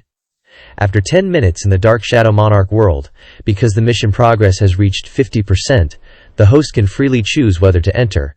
He repeated the name in contemplation. The Dark Shadow Monarch world. Ye Hao recalled the past. Last time, Ji Yu Na and I, with the help of Kalina, the Holy Maiden of the Hunter Order, successfully entered the castle and thwarted the Blood Secret Church's conspiracy. Before us were grotesque and terrifying monsters, and we encountered the ancient god of dark blood, the secret master Bet B. But we had no means to defeat him immediately. And B flew to the royal city to restore his full power, intending to absorb life and blood. Ye Hao remembered his Dark Shadow Monarch fusion state.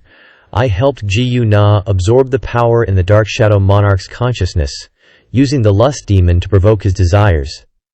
Before I logged out, the blackened Ji Yu Na killed Christina and the priest who had become a living dead, and also absorbed a part of their consciousness." He tensely planned in his head, "This time, I have to solve the little ancient god, at the same time, use the spread of the plague to absorb and heal this world, and ultimately, only pull Ji Yu Na onto the throne."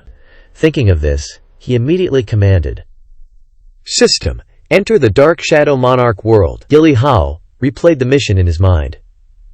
Subduing the ancient god B will give me 5 ancient god blessings, bringing me one step closer to hitting the jackpot. Starting to enter the instance, the Dark Shadow Monarch world, the ship was violently blown up. Ye Hao raged in a frenzy, crimson eyes and dark energy surrounding him, roaring, "I've had enough of being weak and powerless, unable to save anyone, unable to change anything. I've said goodbye to the past, and finally, I've obtained the strongest power. From now on, I will rule this world. Who lives and who dies is under my control." At the same time, he angrily roared, "Ye Hao, let's set off quickly. I can't wait to kill that damn ancient god, avenge Leo and Christina." Ye Hao's eyes were full of determination, holding this corrupt and outdated world in his palm, overturning it and rebuilding it. He nodded decisively, his eyes hardened, ready to fight. After Ye Hao's ambition was magnified, did it also produce side effects? But his determination isn't bad. It happens to align with my goals. As they began to fly into the air, a girl called out from below, "Please wait a moment. I'm coming to the royal city with you." Kalina choked out as she stepped forward. "Bearing the burdens of my people, I must take revenge. If you want to kill that damn ancient god, count me in." In the royal city, from afar, Bet appeared in the crimson light of the moon within the city. People began to panic.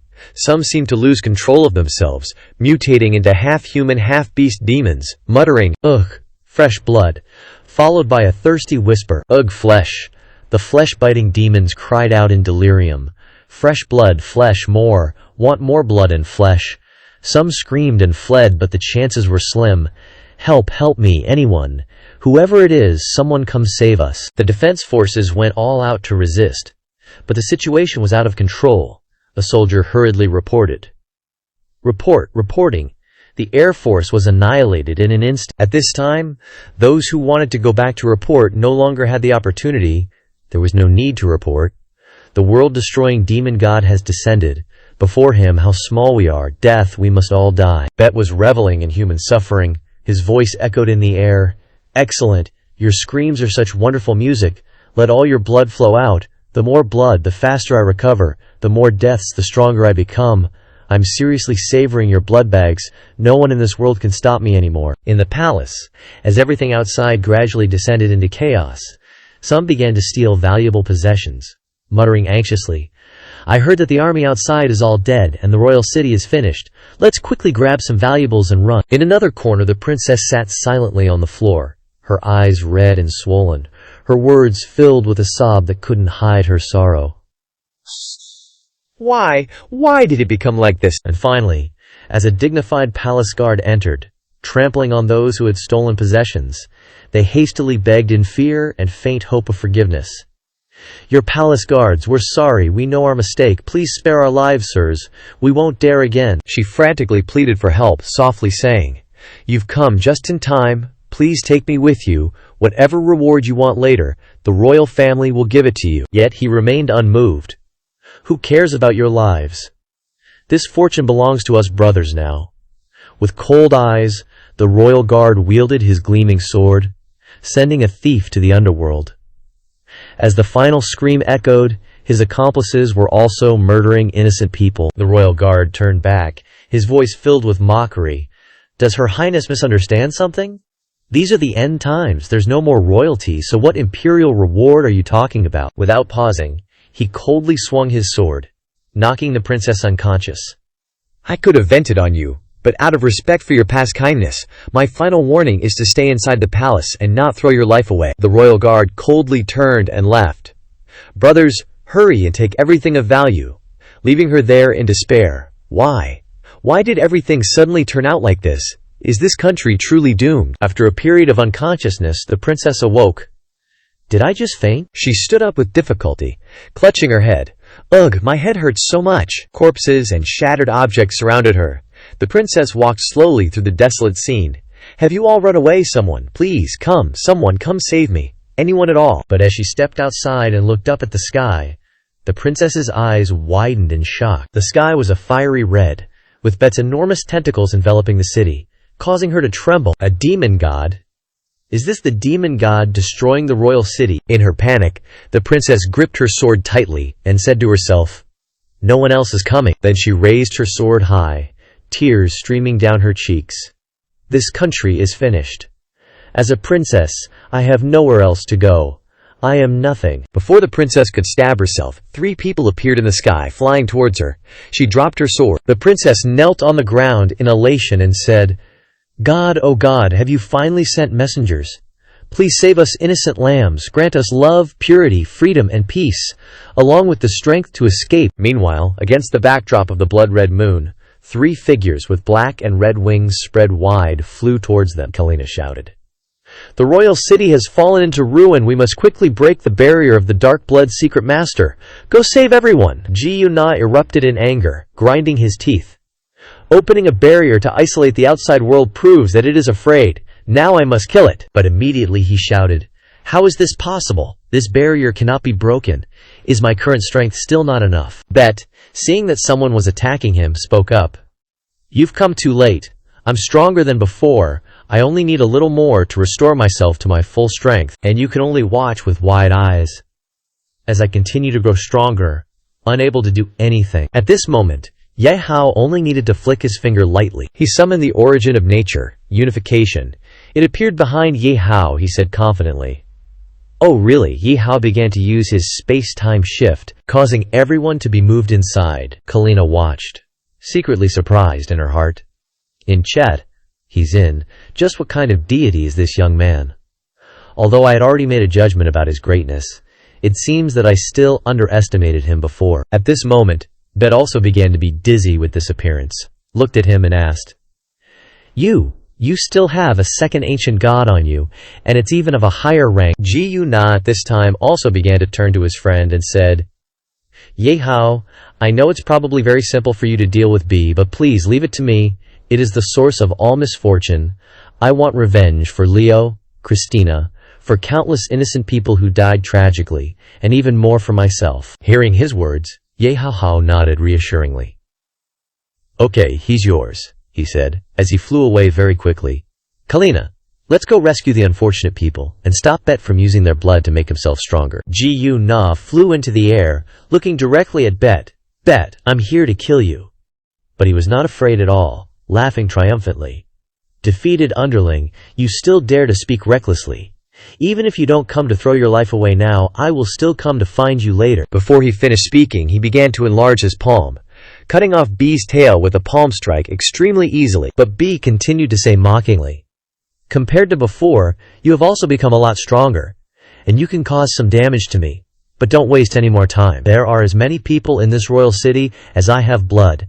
No matter how much damage I suffer, I can rely on this blood to constantly recover, and I will become stronger and stronger. As soon as he finished speaking, he directly stomped his foot, and the light of power radiated out, pushing Ji Na down. And you have made the biggest mistake, which is that a mortal body actually dared to attack a god. A loud explosion accompanied by a dazzling light erupted violently, causing the ground to shake and boulders to shatter everywhere. Finally, he was buried in the deep pit, and no one could be found anymore. In that chaotic scene, Gi Na suddenly appeared again, with red lightning flashing from his hands, confidently saying, God, this makes me a little expectant for the next battle.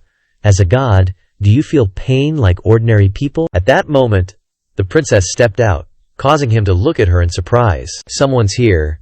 Ji Na was slightly stunned for a moment, a vague memory flashing in her mind. This is the person I met back then. In that instant, the memory of the past vividly resurfaced. A group of people on horseback entered the city. A palace guard warned, Your Highness, if you wish to understand the living conditions of the people, you can simply instruct us to report to you within the palace. Please return at once. If the emperor finds out, we will be punished as well.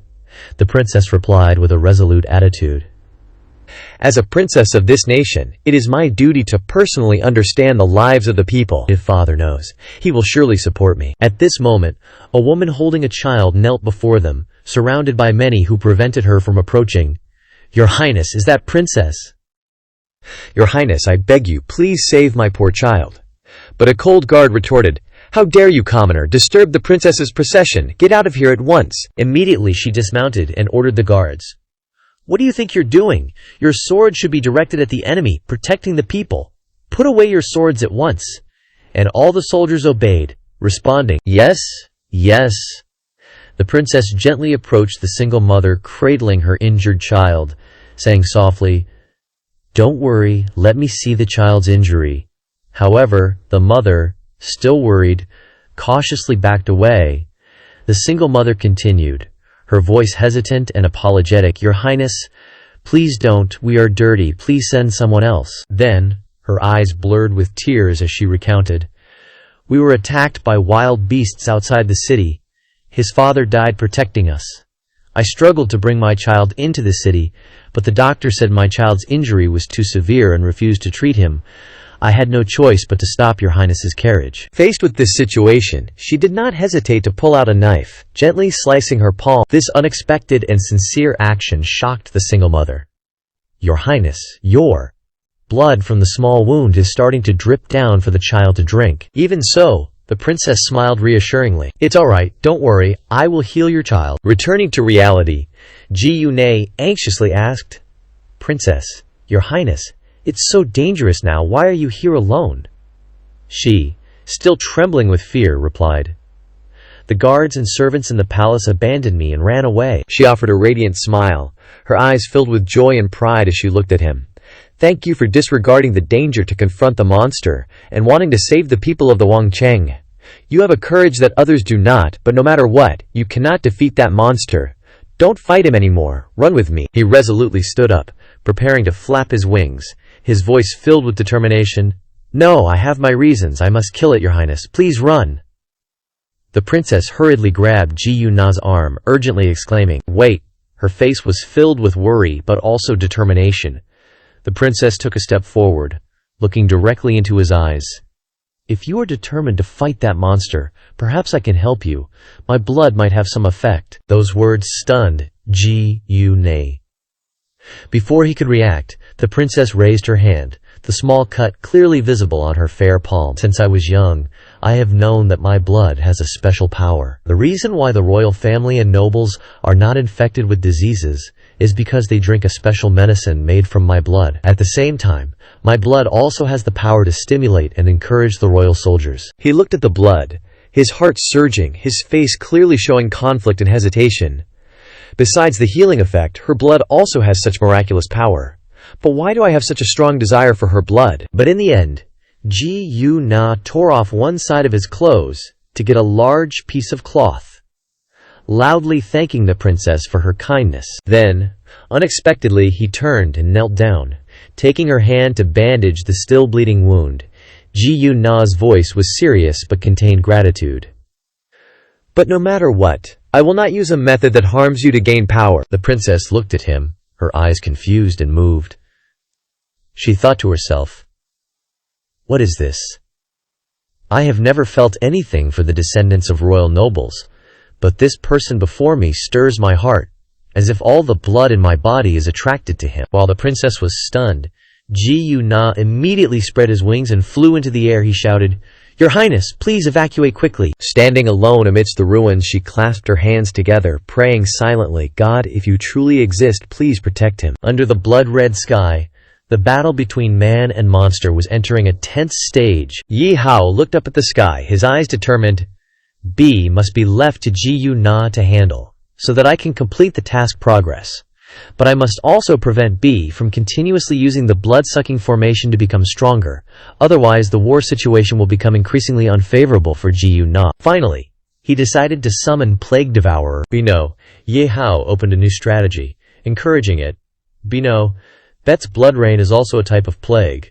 With your ability to absorb it, it shouldn't be a problem, right?" At that moment, Bino appeared in the middle of the blood-red sky, its dark body with 6 sharp arms roaring. "Of course, I can not only absorb it, but I can also use it to make myself stronger." It began to use its energy to suck all the plague from those who were about to become demons. Their bodies began to recover normally. At that moment, the system reported, "Branch task progress. Plague completed 80%. At this time, Ye Hao gave an order. "Gui Yi, the next step is up to you. Use your ability to transfer the people in the city to a safe place." As soon as he finished speaking, it also began to use teleportation. A piece of cake! But an unexpected event occurred. Yi was shocked and confused. Strange, there is one person left. Apart from this person, I have transferred everyone else. This person is very special, and is refusing my space transfer. In a secluded ancient city, the western wall was full of traces of war. In the middle of that place, the princess was clasping her hands together in prayer, a stream of divine light bursting around her. Ye Hao landed in front of her, surprised. The person who refused Guiyi's transfer is her. This attire, plus being in the palace, judging from her appearance, she must be the princess. And as the light enveloped the entire area, he looked up at her in surprise. Under the ground is her blood, allowing me to feel such abundant power. She is indeed different. The princess, sensing someone was watching her, softly said to Ye Hao, "You were one of the 3 who flew here earlier. I've met your teammate, but he refused my blood. It's clear my blood could make him stronger." And at that moment the system notification appeared, increasing the main quest progress by 10%. A flash of insight struck Ye Hao, and he immediately realized. The main quest progress increased, so that's the direction this is going. It seems Gukana wants to become king. He not only has to absorb the princess's blood, but also become the royal family's son-in-law. Guna flew up to confront B, using his blood to form a large hand that hurtled toward it. B saw this and said with disdain, "Relying on a mere human body to persevere until now, you truly exceeded my expectations." B raised its hands, its face darkening, eyes gleaming. "But all of this won't last much longer. It'll end soon. You know why?"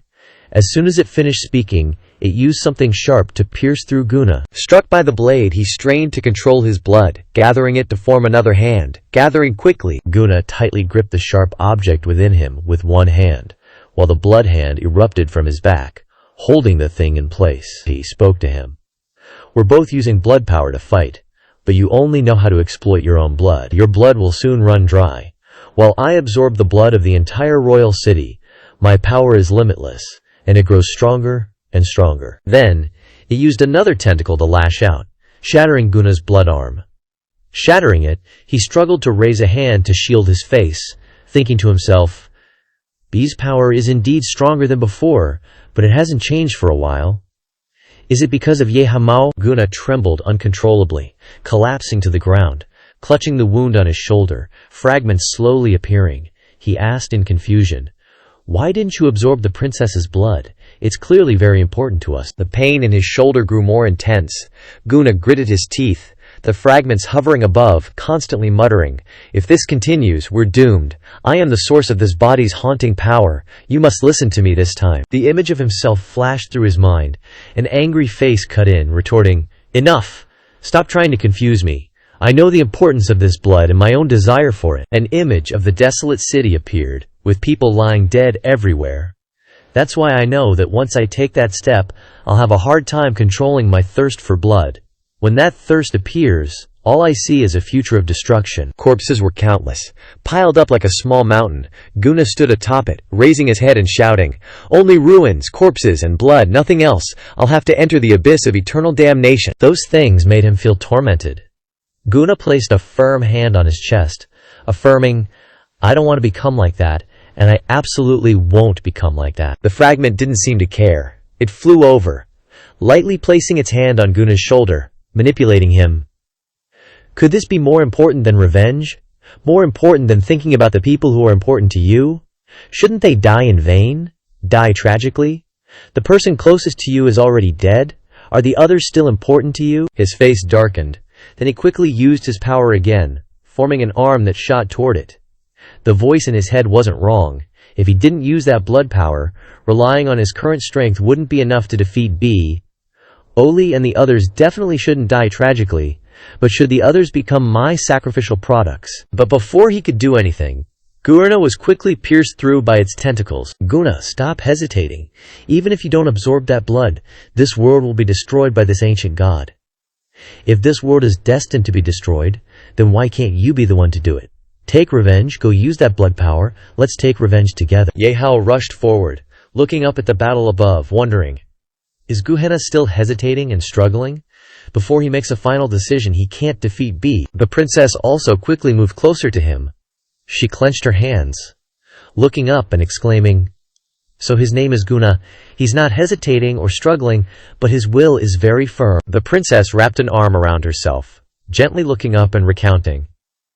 Because I saw very clearly earlier, he revealed an extreme desire for my blood, but he restrained himself and gently tied my wound for me. Although I've only met him once, I can feel the will in him. Ye Hao was startled upon hearing this. His eyes blurred as he thought. It seems Guna must have also discovered the abnormality in the princess's blood. Is he still trying to resist this fate? But Guna's fate is already sealed. Elsewhere, his entire body exploded. He screamed in pain. B saw this and said, Guna, you can't hesitate anymore. You can't hold on for much longer. You clearly still have a choice. Before defeat is certain, quickly absorb that blood. A large amount of blood poured out of Gunana's entire body. He quickly regenerated his body and flew toward it, shouting, No, what kind of choice is this? I crave power to change things, to take fate into my own hands and reclaim it, not to be controlled by it again. No matter what the outcome, I won't bow my head. But before long, Guna was once again brutally attacked. He suffered and continued to scream, tearing apart. Ye Hao's face darkened at this moment, his eyes filled with worry, sweat starting to bead on his forehead as he thought, The end is coming. Guna has no way to change the trajectory of the fate that is about to arrive. No matter how much he struggles, it's useless. B looked towards him, gleefully saying loudly, So there's another force existing within your body. No wonder you could persevere for so long. Being torn apart by me again and again, and then relying on that power to heal again and again. To endure such pain, your will is truly extraordinary. Without hesitation, Bree raised its hand high above, clenching its hand into a fist, exclaiming, Human, I underestimated you before. I admit you are a worthy opponent, so to express my respect, let me understand your suffering with this blow. It swung its hand straight down, the sharp tentacles flying toward Gurina as fast as lightning. Sound waves enveloped him, piercing him to death. The large force made Guna fall.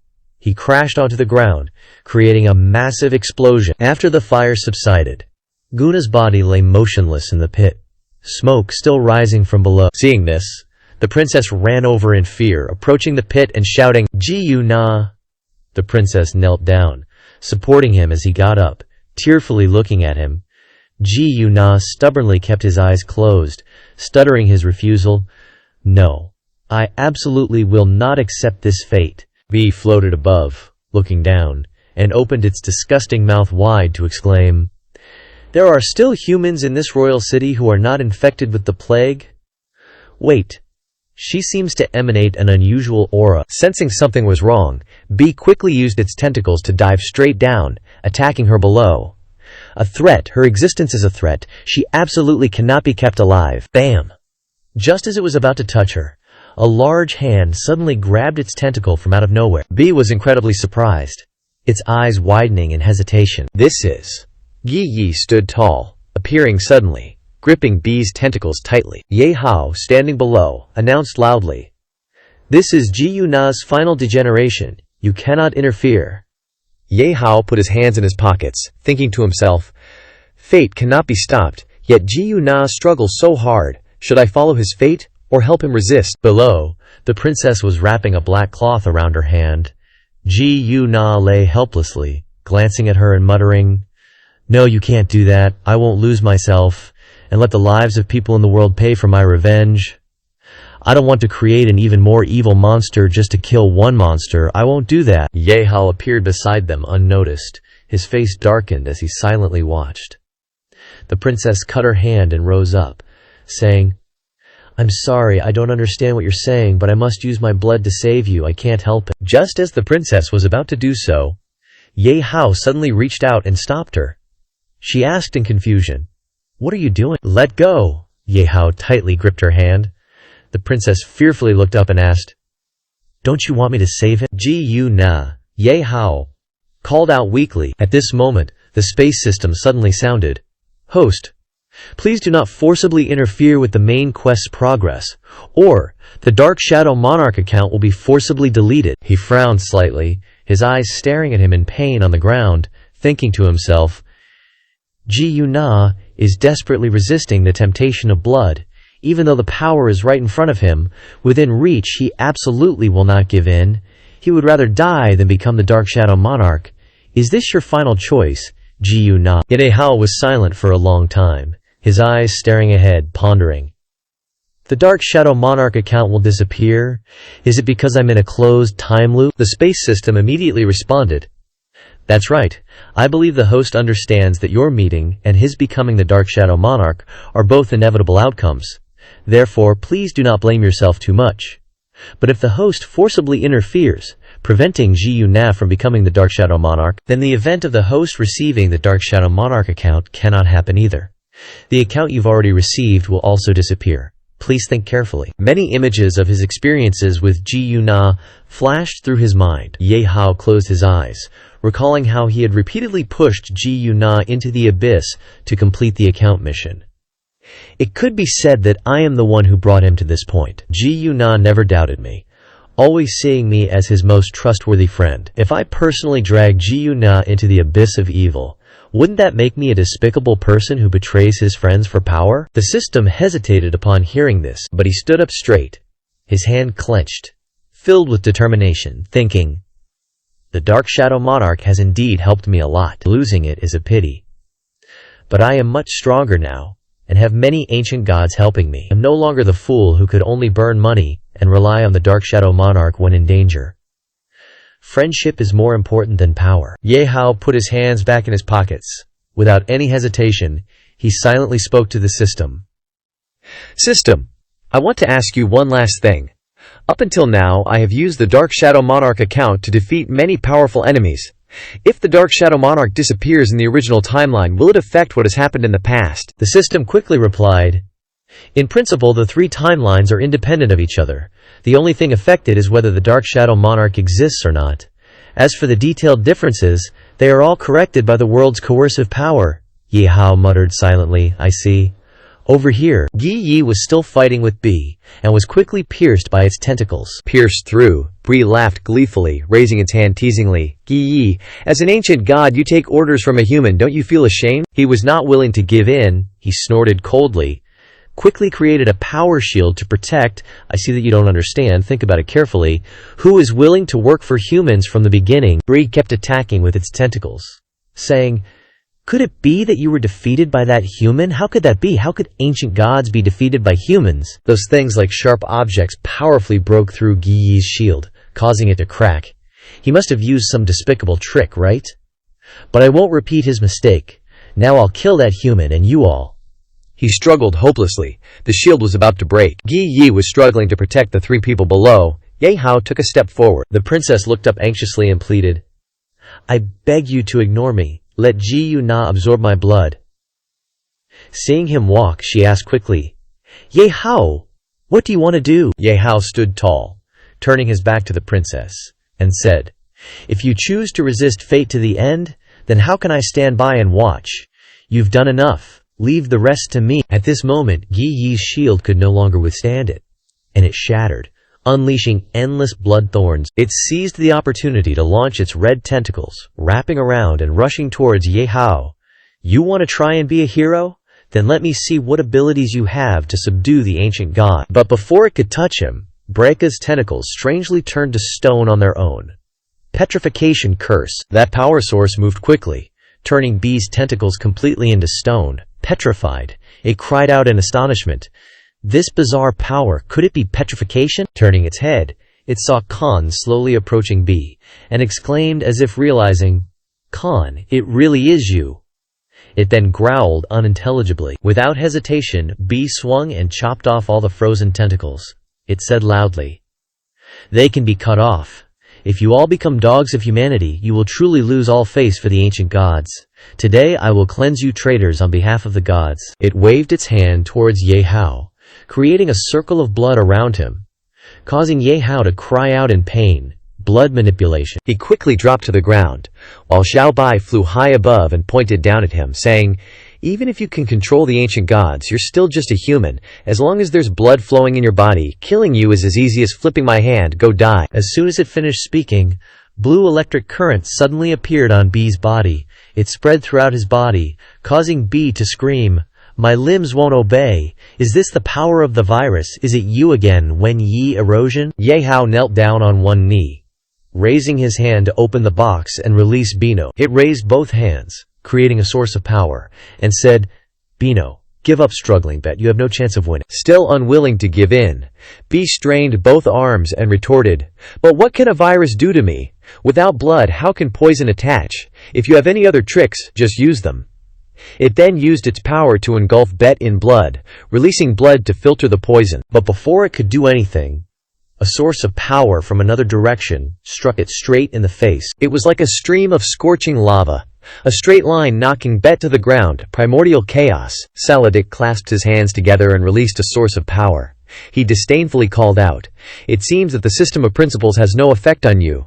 Then take out your real abilities as you wish. Return to the original violence," B exclaimed in surprise. "Saladik, even you!" It slowly stood up, one hand on the ground, looking up uncomfortably. "Damn it, why must you stop me? How can anyone continuously control 4 ancient gods, kid? Are you really from this world?" B turned towards Ye Hao, who was not far away, and asked in disbelief, "Why didn't you show your power before? What's your purpose?" He stood firm, raised 2 fingers, and smiled. "None of your business. You only have 2 choices. Either submit and retain your consciousness, or die and become my puppet." Unwilling to accept fate, Brus once again took flight. Ye Hao was hit by flying pieces of earth and stone, and hurriedly raised his hand to cover himself. It said with disgust, "How could I be like those 4 shameless people and submit to you? Dream on." Saladik lost patience. He raised his hand to seek Ye Hao's opinion. "Do you want to kill him? Just give the order, and if I kill B..." The system sound displayed a warning to Ye Hao. "Gu Na will not be able to become the Dark Shadow Monarch, and your account will also disappear. This is your last chance. Please choose carefully." Without delay, he calmly ordered, "Do it, Saladik." Received approval from Ye Hao, Saladik powerfully unleashed his power, piercing straight through B. "Chaotic will!" it exclaimed in shock. Soon, B's entire body was engulfed in flames. It struggled to break free, shouting unwillingly, "Damn it, I'm not reconciled." Something suddenly appeared in Ye Hao's hand. The electronic system sounded an alert. "Killed ancient god Bet. Received summoning demon crystal B." He looked over happily and said, "So, it's all over?" The princess, still in shock, asked softly, "Ye Hao, you killed an ancient god." Gu Na, who had been lying on the ground, had gradually regained consciousness. He trembled non-stop, trying to stand up, and stammered towards him, "Ye Hao, what you said earlier." Although he managed to stand, his body had not fully recovered, and Gu Na stumbled and fell backwards. Ye Hao exclaimed in surprise. "Gu Na?" the princess asked anxiously. "What's wrong?" In the large room, Gu Na had been helped back to rest. This line is redundant and already covered by line 61, so it will be skipped. Yang Hao leaned against the window, his eyes looking outside, watching everyone work. Xiangqing is also broken. Brings stones and curses here, brothers work hard, strive to rebuild the glorious royal city soon. Suddenly, shards appeared beside him, and he asked, "Why did you change your mind in the end? Weren't you always plotting to push him into the abyss?" Ye Hao did not look inside, his eyes still facing outside, arms crossed, he replied. Gu Na remained steadfast in protecting his beliefs until the end, and was not swallowed by hatred and anger. Resisting his fate to the end, I really couldn't bear to push him into the abyss of despair. The shard became interested and stared at him, saying, "I thought you should be a man with great ambition, but unexpectedly you are like Gu Na. An innocent." Ye Hao chuckled mockingly. "Who knows?" After a while he finally turned his face inside, looking at the shard, and continued, "On the contrary, it's you. Now that the whole world has been purified, does your power still exist?" He strode confidently towards Ye Hao. "Don't underestimate me. When this world is full of shadows, my power comes from blood and shadows." Shattered stands under the sunlight, his arms outstretched, absorbing the answer. "If the world is full of light, planets and radiance are my power. Remember, I am the shadow constellation. Where light shines, shadows can be born." Ye Hao leans over, calm, hands in his pockets, praising, "Worthy of being the shadow constellation, you never miss an opportunity to show off." Shattered turns away and says, "I sense a strange spatial fluctuation. Are you about to leave?" Hearing this, he nods slightly. "Yes, farewell for now. We probably won't meet again. The system displays a notification of mission completion, subquest complete. Forced teleportation will begin soon. Please prepare. Host. Ye Hao turns his head to look at Ji Na sleeping on the bed, his voice deepening as he says, "Farewell, Ji Na, my friend." Shattered smiles as he looks at him, extending his hand. "In my eyes, nothing is truly eternally separated. All things in the world are embraced by the planets, and you are no exception." Under the bright sunlight, Ye Hao quickly reaches out to shake his hand, replying, "I don't quite understand, but it sounds like you're saying nice things." Immediately afterwards, a blinding light appears. It seemed like a small explosion. He floats in space, standing before a large painting that is flying away. Flying away, Ye Hao looks tiredly at the painting and says to himself, "Back already, and you haven't disappeared yet. Were you waiting for me to say goodbye? Then farewell, Shadow Overlord. Thank you for taking care of me during this time." The system's electronic voice rings out again. The painting continues to fly away in pieces, warning of powerful disruptive forces. The Shadow Overlord account is undergoing mutation. Just as it is about to disappear, with only a small piece remaining, the painting suddenly stops. Rumble. Suddenly, the fragments that had flown away earlier fly back, reassembling into something. The system continuously issues warnings.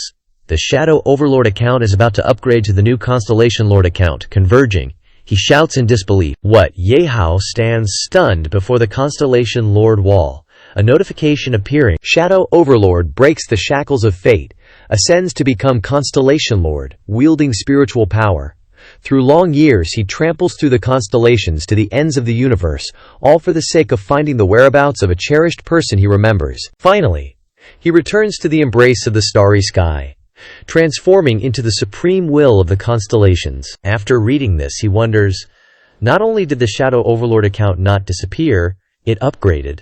And there are these chains. What's going on? The system explains, due to the original account's immense power, it also caused a certain impact on the system, so it was locked. This is a special case, host. Please do not worry. Ye Hao asks curiously, how can I use this account? The system quickly replies, with your current strength it should be fine. This account contains a large amount of its owner's obsession. You must resolve his obsession in order to use it. Ye Hao touches the wall, thinking to himself, the obsession is the cherished person that the shadow constellation remembers. Could it be? The wall immediately lights up, unleashing terrifying power. At this moment, Ji Na, who is lying on the bed, drowsily wakes up. Seeing shattered, Ji Na is startled and sits up, asking, "It's you! Where's Ye Hao?" He replies, "He's gone. He won't be back." Ji Na is shocked and cannot believe his ears, asking again, "What do you mean, Ye Hao? Where did he go?" Shattered recounts the whole story. That's what happened. Ji Na sits blankly on the bed, pondering. So Ye Hao really isn't from this world of ours, and he always wanted me to become the Shadow Overlord. Shattered suddenly asks, "Do you hate him?" Ji Na shakes his head, replying with a sad and helpless expression, "How could I? There were so many dangers along the way. If it weren't for Ye Hao, I don't know how many times I would have died. He protected me, guided me, was my teacher, my teammate, and even my family. Actually, I understand everything. How could someone as capable as Ye Hao follow me? He must have his own purpose. No matter what, I believe in him and firmly support him." He looks out the window, saying to himself, "But why am I always alone in the end? The important people always leave me. Ye Hao, are you really not coming back?" Just then, the princess opens the door and rushes in, anxiously asking, "Ji Na, you're awake." She hugs him tightly, overjoyed. "That's great! You were in a coma for a month. I was so afraid you wouldn't wake up again." Ji Na hugs her back, comforting her. "Princess, I'm sorry to have worried you." The princess takes his hand. Then, Ji Na, from now on, will you always be by my side? Her cheeks are flushed, joyfully asking Ji Na. Returning to the royal city, the people cheer and welcome their return. They all discuss. The princess, it's Her Highness the princess. Who is that beside her? The princess raised her hand to introduce Ji Na to everyone. "People of the royal city, please allow me to respectfully introduce to you. He is the hero who saved the royal city, Ji Na." Everyone cried out in shock. "What? Very quickly the crowd cheered in, "Welcome, great Ji-Yune, our savior. You are our savior, Ji-Yune." Startled, asked her, "Princess, I didn't." But the princess cut him off. "I understand what you mean, but that friend of yours is long gone. I sent people to search everywhere, but there was no trace," the princess reassured. "If it weren't for you fighting Ji Yu Shen at the risk of your life, no one here would have had the good fortune to survive, so you can hold your head high and puff out your chest. This is an honor you deserve. Ji Yu Ne, a hero cannot run from battle," he replied with a bitter smile. "You're right," he thought to himself. "Ye Hao, I will protect the honor that should have been yours." That year, the hero Ji Yu Na destroyed Ji Yu Shen, who had occupied the royal city, and the world welcomed peace. Afterward, the princess inherited the throne and married the hero Ji Yu Na, holding a grand wedding. A year later, the queen gave birth to a son, who was named Hao, in memory of a good friend of the hero Ji Yu Na. The hero Ji Yu Na led his troops on expeditions to conquer all sides, finally eliminating all the demonic creatures threatening the world. But why does a lonely look often appear on his face?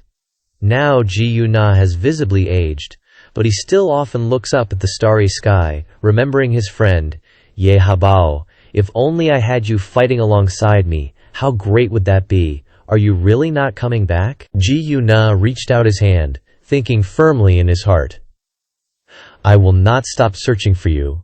If I can't find you on earth, then I'll go to the heavens, to the stars, and one day we will meet again." 10 years later, the queen died, and the entire country mourned. The hero Ji Yu Na inherited the throne. The princess had been by his side until her last moment. Time passed, and tens of thousands of years flashed by. The world underwent great changes. The only thing that remained unchanged was the ruler Ji Yu Na. Under the rule of this immortal emperor, humans could leave the earth and advance into the mysterious universe. The fragment reminded him, "It's time, we should return to the star cluster." He still looked forward to it, saying, "Wait a little longer. The reason I have always protected this world is to wait for him. I believe he will definitely return. Tens of thousands of years have passed. What's a little longer?" The fragment said helplessly, "Ye Hao is not in this world. You must have seen this truth clearly. The lifespan of this planet is at its end. If we don't leave, it will be too late," Ji-Yune retorted unwillingly. "If so, then I'll go across dimensions and universes. Until I find him, I will never give up." Suddenly a voice rang out teasingly, "This guy is still so stubborn." Ji-Yu-Na clenched his fist. How could he not recognize the voice he had waited so many years for? Ji-Yu-Na called out emotionally, "Ye Hao, is that you?" He turned around to speak. "I thought I really wouldn't be able to find you again. In this endless life, the thing I can't forget the most is the time we adventured together." As expected, Ye Hao had appeared. It's just that at this time, Ji-Yu-Na had aged a lot, while Ye Hao still retained his appearance from back then. He stepped forward and invited, "Still want to go on an adventure, Ji-Yu-Na?" Ye Hao made a suggestion. "Ahead. There are countless fascinating worlds waiting for us. Let's go." Ji-Yu-Na looked at the outstretched hand, trembling. He didn't hesitate to grab his hand and replied, "Yeah." At this moment, Ji-Yu-Na seemed to return to his youth. The youthfulness on his face still remained. He smiled and agreed. "Let's go on an adventure. Let's go together." Ye Hao looked at the picture in surprise, asking, "This is the Star Cluster System's main account. What abilities does it have?" The system immediately replied, "The specific strength information of this account is unknown. Please host explore on your own in actual combat. Furthermore, since this account comes from a high-dimensional space, it can only unleash its full power in instances with universe attributes, or in the universe. In the current world, it can only use 50% of its power." Ye Hao cried out in shock, protesting, "What?" He lamented and complained, "The account only has half its power. Isn't that a semi-finished product? What a ripoff." The system explained, "Please host calm down. Although it only unleashes 50% of its power, even so, its strength far surpasses the Dark Shadow Monarch account at its peak." Ye Hao was surprised upon hearing this. That strong... His eyes lit up, happily muttering to himself, "Only 50% is already more powerful than the Dark Shadow Monarch, and there are no messy side effects. It truly lives up to being the Star Cluster Master." Suddenly, Ye Hao was silent and said, "But we should be careful about everything. When I flew to a high altitude last time, the account's abilities must have disappeared again. It seems the universe has some kind of restriction on the system. Can you explain the reason for this?" the system then replied. Based on the probing, there exists a formidable power within the celestial sphere, its true form yet unknown. From the information currently available, it can only be discerned that its influence intensifies with increasing distance from the ground, he mused. Even the system is ignorant of the true nature of this power, making it somewhat challenging to deal with, the system reassured him. Please do not fret, host, for the power of the Constellation Master account is precisely suited to confront this situation. Hearing this, Ye Hao's confidence surged. I was worried there'd be nothing to use in space, but now I can relax. He immediately contacted Gu-ne. Let's move forward together. Below the image was a description. Constellation Master, the land of glory, the lingering shadow. The endless shadow is his curtain. The shining stars are his arms, placing all things under his shadow, leaving spiritual illusions at the end of the universe. He has many names. Constellation Master, King of Light and Shadow. His supreme will is also another youth yearning to embark on a journey with his best friend once more. Returning to the base, where Ye Hao would prepare for his upcoming departure, he led the group inside. Everyone, I'm back. Everyone immediately lined up in 2 rows, bowing respectfully to welcome their master's return. Xiao Chen, having just taken a sip of wine, wondered, I didn't expect you'd want to seek out that old codger, and with so many beauties in tow. Bro, I'll follow you and get some good luck. Ye Hao proudly stated. To find Mu Wei, Uncle is crucial. We can't do without you. Shui Lu stepped forward in agreement. And it's not just Mu Wei. You even said you wanted to find the legendary hero Mu Yu. Is he really still alive? Yin Huang added. Ye Hao, you said you met Mu Wei as a child in the Mistlands, and even gave her 2 divine artifacts. It's truly astonishing. If you hadn't said it yourself, I wouldn't have believed it. Qin Chi also chimed in. Qin Chi doesn't understand what you're all talking about. But if it's something Ye Hao wants to do, then Qin Chi will definitely support it with all her strength. Nana stood by the aircraft and waved happily upon seeing him, calling out, Master, over here. Ye Hao went over and patted her head, saying politely, You've been working hard lately. I'll try out your masterpiece, Nana boasted confidently. Master, rest assured, Nana guarantees that this aircraft is absolutely beyond ordinary scientific levels. You'll definitely be amazed. Ace mechanic Jia Muhui proudly agreed. Nana, I have great faith in your skills. I'm really looking forward to it. Xiao Chen suspiciously eyed the aircraft. Are we really going to ride this thing? Ye Hao asked curiously. What's wrong? Are you perhaps airsick? He replied with a bitter smile. Exactly. Maybe you guys should go ahead. I'll get there separately. Nana grabbed Xiao Chen by the collar, her anger flaring, and scolded. You dare doubt the power of my technology? Don't compare those obsolete scraps to the advanced technology of my Mecha Empress. We solved aircraft problems technically 800 years ago. If you don't believe me, just sit and see. Today, I absolutely won't let you go with doubts. Sit! You're sitting for this old lady today, Xiao Chen said helplessly. I'll sit, all right? Let go of me, my ancestor, Xia Muhui reminded them. It's time to board the plane for departure. Nana waved goodbye to both of them. Master, rest assured, I will definitely protect this place well. Ye Hao instructed her. Nah, take good care of the house. The aircraft quickly took off, its engine emitting powerful flames, creating a dazzling effect for the audience. As the aircraft disappeared into the distance, Nana still tried to run after it, calling out, Bon voyage, master. On the other side, red alerts flashed continuously. The person sitting in front of the screen saw his aircraft move and hurriedly reported, Ye Hao has mobilized. Victor gritted his teeth and ordered, use satellite surveillance to lock on and see where he's going. I want to know even when he needs to take a piss. The subordinate obediently complied. Suddenly, that person exclaimed in panic. But the aircraft's design is too strange. Its flight trajectory completely defies the laws of physics. Victor demanded in surprise. What the hell? Put the surveillance camera footage on the big screen so I can see. The subordinate hastily did so. Wait!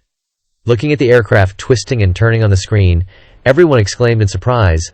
Oh my god, what kind of heaven-defying speed is this? The subordinate reported to Victor. The flight trajectory analysis results are in. Ye Hao is drawing a picture in the sky by performing these difficult maneuvers, he wondered. A picture? What does this mean? Zoom the lens out a bit so I can see what the hell he's drawing. Reviewing the aircraft's trajectory, a friendly finger was clearly visible on the screen, and Victor angrily roared, "He did all those maneuvers just to flip me off!" He flew into a rage, slamming the control panel.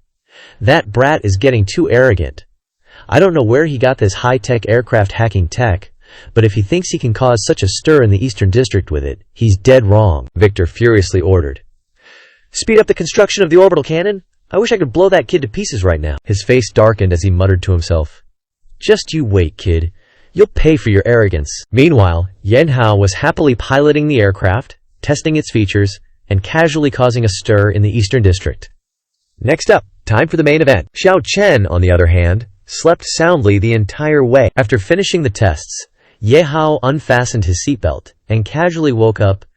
"Xiao Chen, uncle, time to wake up." He took off his eye mask, yawning and complaining. "This old uncle of mine is really getting old. I fell asleep just like that. Can't keep up with you young folks." Ye Hao, already downstairs, urged him. "Cut it out, I saw you were just conserving your energy." Looking at the mystical door ahead, Xiao Chen asked curiously, "Is that our destination?" Ye Hao nodded in response. "That's right," he asked him. "How was it? Nana's plane was comfortable, right?" Xiao Chen stretched and praised. "Great, it's rare to sleep so well on a plane. I have to apologize to that girl when we get back." At this moment, Shui Lu walked over and said, "Even with high difficulty maneuvers, there wasn't a single jolt. I doubt you could find a more skilled pilot than him in the world. But the more important reason is Ye Hao's outstanding flying skills. I learned that a long time ago." Yin Huang thought jealously, "Shui Lu has already flown with Ye Hao. I thought we were both doing it for the first time. That woman is so sly." Sneaking around, Qin Shi also pouted and said, "Ye Hao, why didn't you take Qin Shi flying before? Qin Shi wouldn't be airsick." The two of them stared intensely at Ye Hao, giving him goosebumps. Xiao Chen draped his arm around Ye Hao's shoulder, teasing, "I was somewhat prepared, but your little Casanova life came so fast. We haven't even entered the dungeon yet, and the battle's already begun," he said annoyedly. "Uncle, stop laughing at me." Ye Hao quickly strode forward, announcing loudly, "We should enter the dungeon now. Let's go." Ying Huang knew his intentions but didn't expose him, thinking to herself, "He got away again." The four of them stepped through the door, asking curiously, "Where is this?" Soon, they recognized where they were and exclaimed in surprise. The system immediately announced, "Fallen Angel Realm Dungeon, recommended level 150 to 250. Chi, like a passerby, pointed ahead and said, "Look, those people have wings." Shu Lu stood behind, putting her hands on her hips, and said, "Those are the angels." She crossed her arms, looking in the direction Chi pointed, and said, "A dungeon with a mythological background is very rare. The enemies ahead are probably not simple." Ye Hao looked on sternly, his eyes hazy, thinking to himself, "It's the celestial realm again. I wonder if this place is related to the realm of the gods, Alangiade. At least I can sense it." In the distance, there was a city, located on a massive floating landmass, inside which there were constant explosions. Flames billowed smoke.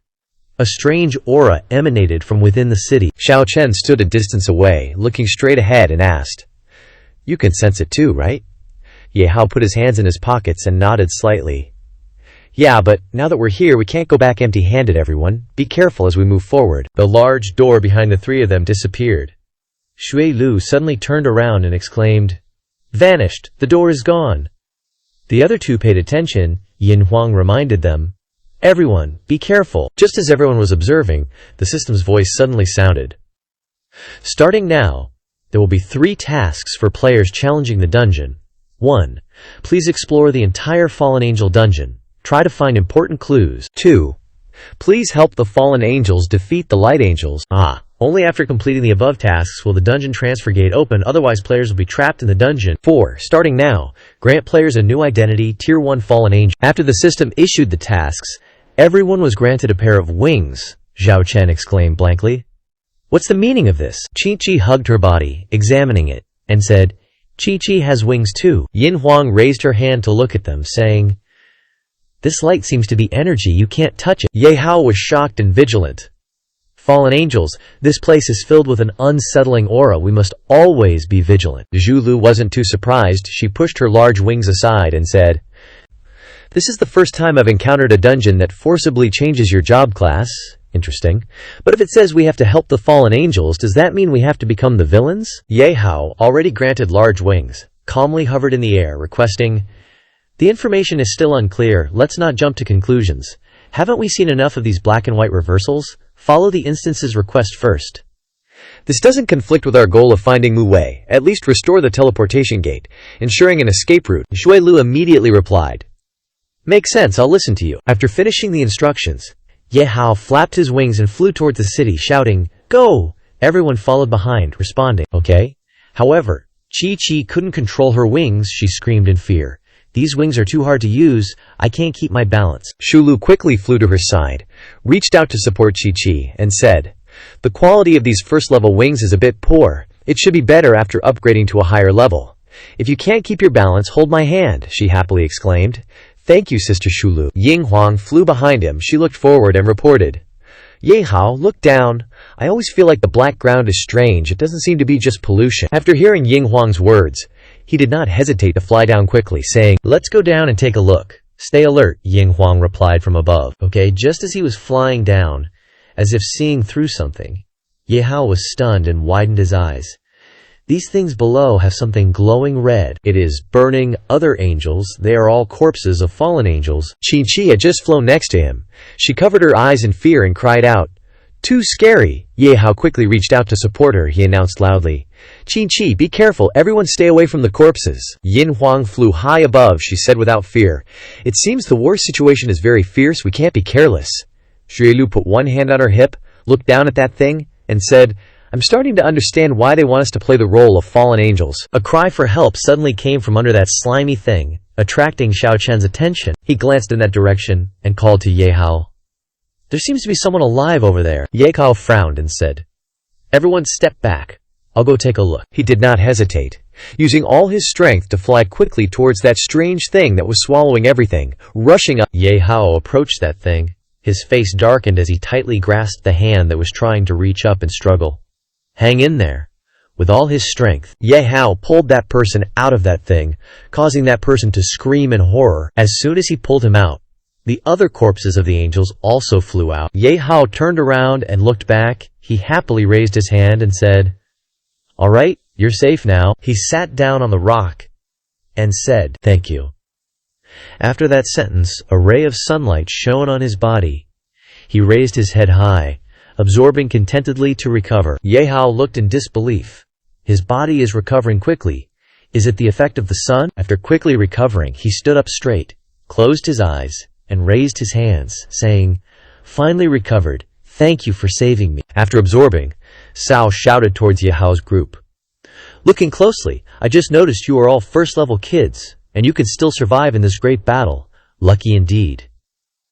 He flew high above, facing him, and replied, "No, we just arrived." Before Ye Hao could finish speaking, Cao couldn't keep his composure and interrupted the speculation.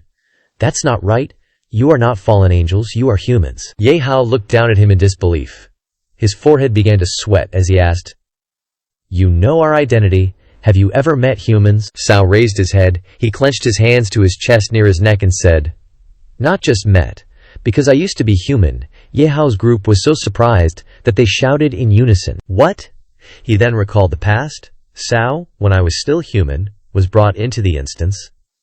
When I was still human, I accidentally wandered into this instance, and because I couldn't complete the mission, I was trapped here like this." He stood blankly high above, looking into the distance, recalling the painful past and recounting.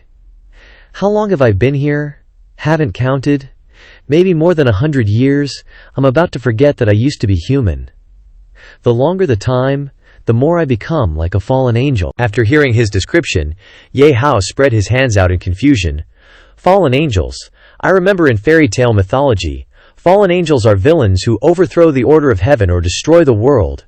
Why does this instance have to design this kind of condition to help the villains win?" Hearing this, Cao looked at Ye Hao, his eyes full of hatred, and said in a low voice, "Do you really believe the false words of mythology?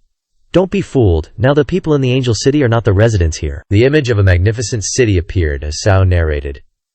He imagined the image of the evil people cursing. They are just a group of evil life forms descended from the sky, occupying this place. It is those people who drove the people who originally lived in the angel city out of their home. After a stern look, he figured everything out and recounted. A long time spent as a fallen angel also caused my will to integrate into the collective consciousness of the fallen angels. That's how I learned the truth in history. When the city was invaded by demonic beasts, they destroyed everything. The angels tried to fight them off. One day, a group of glowing tentacles suddenly appeared, simultaneously invading the angel city. These monsters were very powerful. The angels fought to the end but couldn't win, suffering countless casualties, and could only be forced out of the angel city. But no matter what they did, they were suppressed, each one changing in agony. And then, control of the angel city was seized. The angels who lost their source of light power all turned into ugly fallen angels, only able to use the dark power of depravity. Very quickly, the true angels transformed into fallen angels.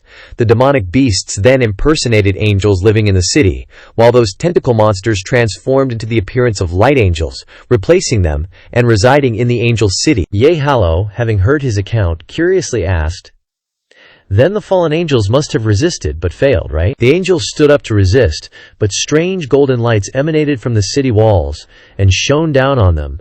That's right, the fallen angels did try to counterattack and almost managed to reclaim the center of the angel city. But Cao suddenly paused while speaking. Then he remembered the image of an angel appearing, holding a majestic sword that frightened the fallen angels. When the seraph appeared on the enemy's side, the battle situation was instantly reversed. Cao told everything. How each level of the angels was divided, he understood it all clearly. Angel power is divided into 9 levels, the highest level being angels, the strongest being the seraph. The fallen angels couldn't use light power, and were already at a disadvantage, unable to resist the attacks of the great angels. Cheilu's face, already wrinkled, became even more furious, and he lowered his head, saying, "This is the strongest power of those monsters, mimicry ability that can copy the level, abilities, and appearance of the target. Fortunately, only the leaders among the monsters can perfectly copy. The other subordinates can only copy a portion of the power and appearance. Otherwise, it would be even more difficult to deal with." Cao recalled the situation at the time. He stood high above, looking down at the desolate, barren land, his hand clenched tightly, and he exclaimed angrily.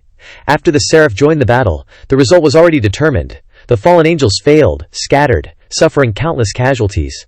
The underworld of corpses formed from the sea of corpses of the fallen angels, left behind by that battle. Ying Huang flew high above, looked down, and reached out her hand, saying, "Perfect copying can not only eliminate the gap in power, but more importantly, it will create internal suspicion."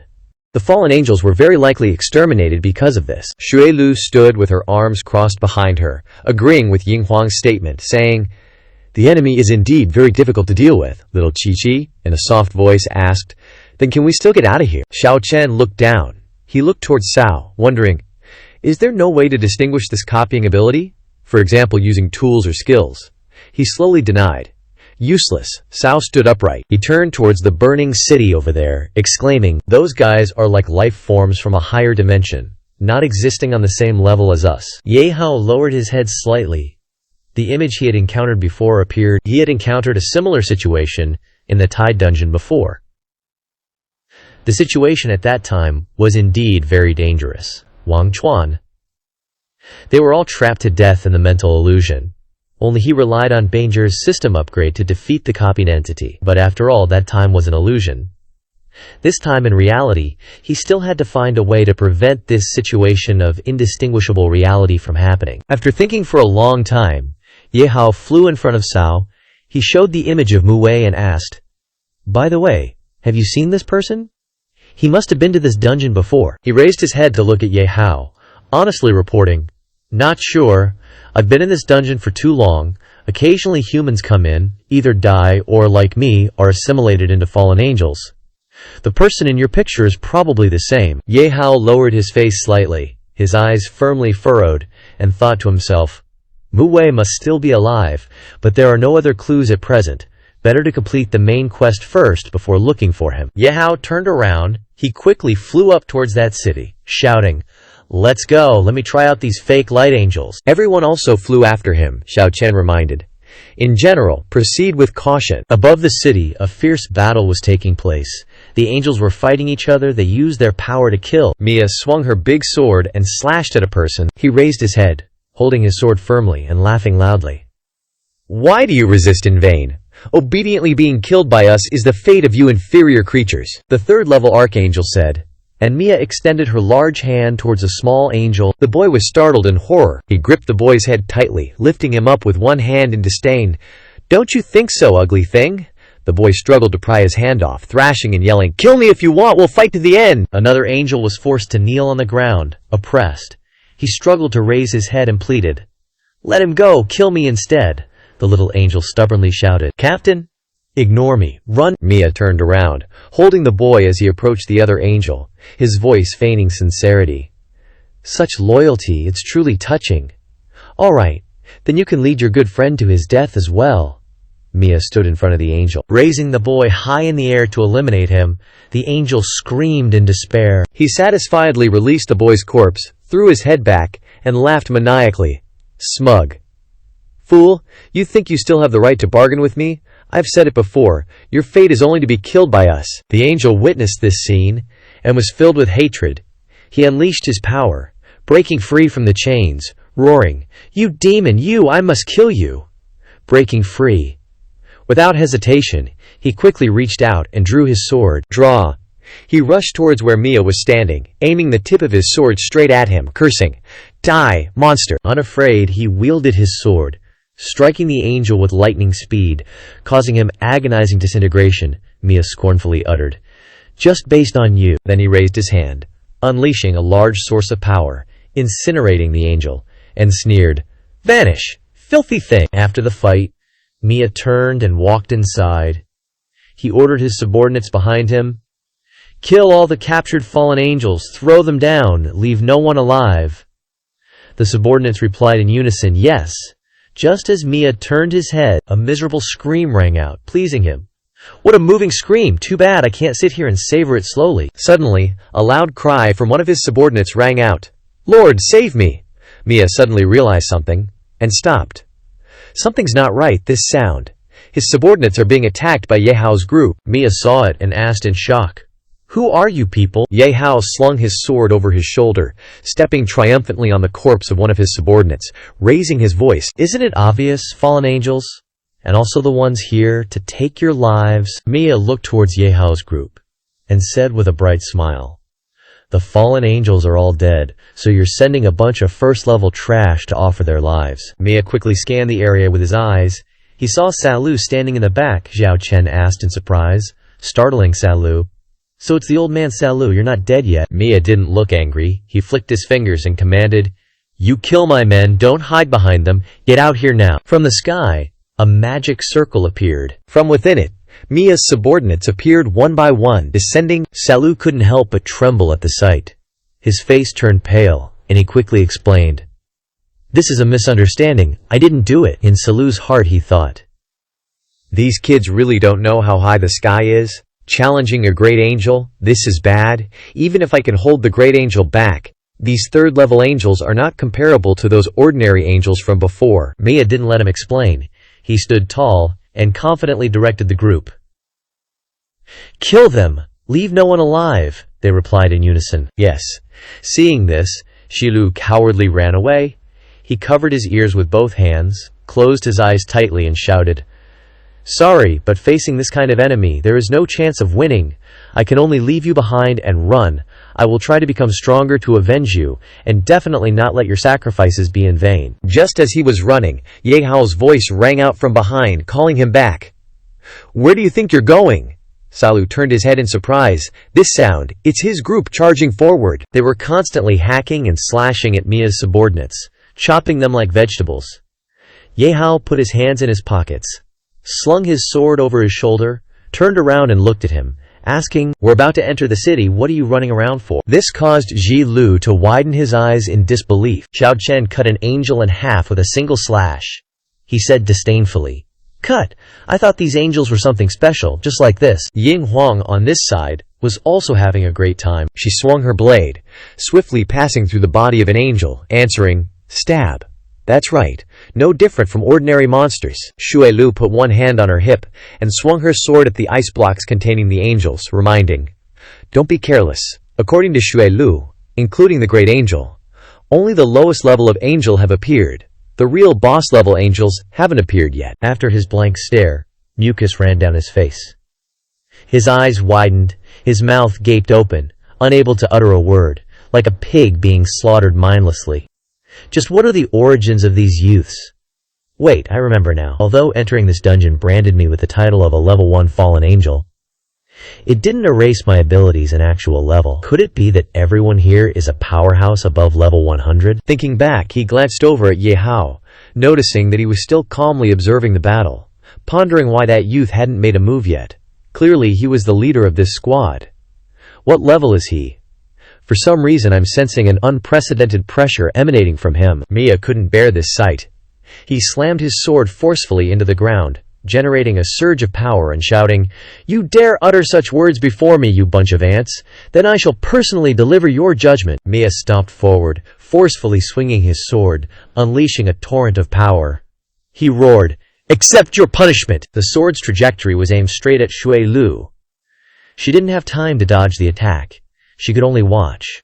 Too fast, I can only brace myself. Ye Hao, holding his sword, rushed forward to shield her. A murderous glint flashed in his eyes. "You want to kill my teammate?" "Not without asking me." The attack struck Ye Hao's sword, causing smoke to billow out, forcing Shui Lu to shield her eyes. In the blink of an eye, Mia was right in front of him. He swung his sword at Ye Hao's, yelling, "If you're in such a hurry to meet God, then I'll send you on your way." He deflected Mia's sword. Ye Hao spread his wings and flew into the air, taunting, "Got yourself a fancy skin. You still think you're a real angel. If God really existed, the first thing he'd do is wipe out you monsters." He gaped in shock, looking up at him. Mia flapped his wings, flying towards Ye Hao. He swung his sword, shouting, "Looks like you're the strongest existence among these angels. Once I kill you, the others won't be a problem."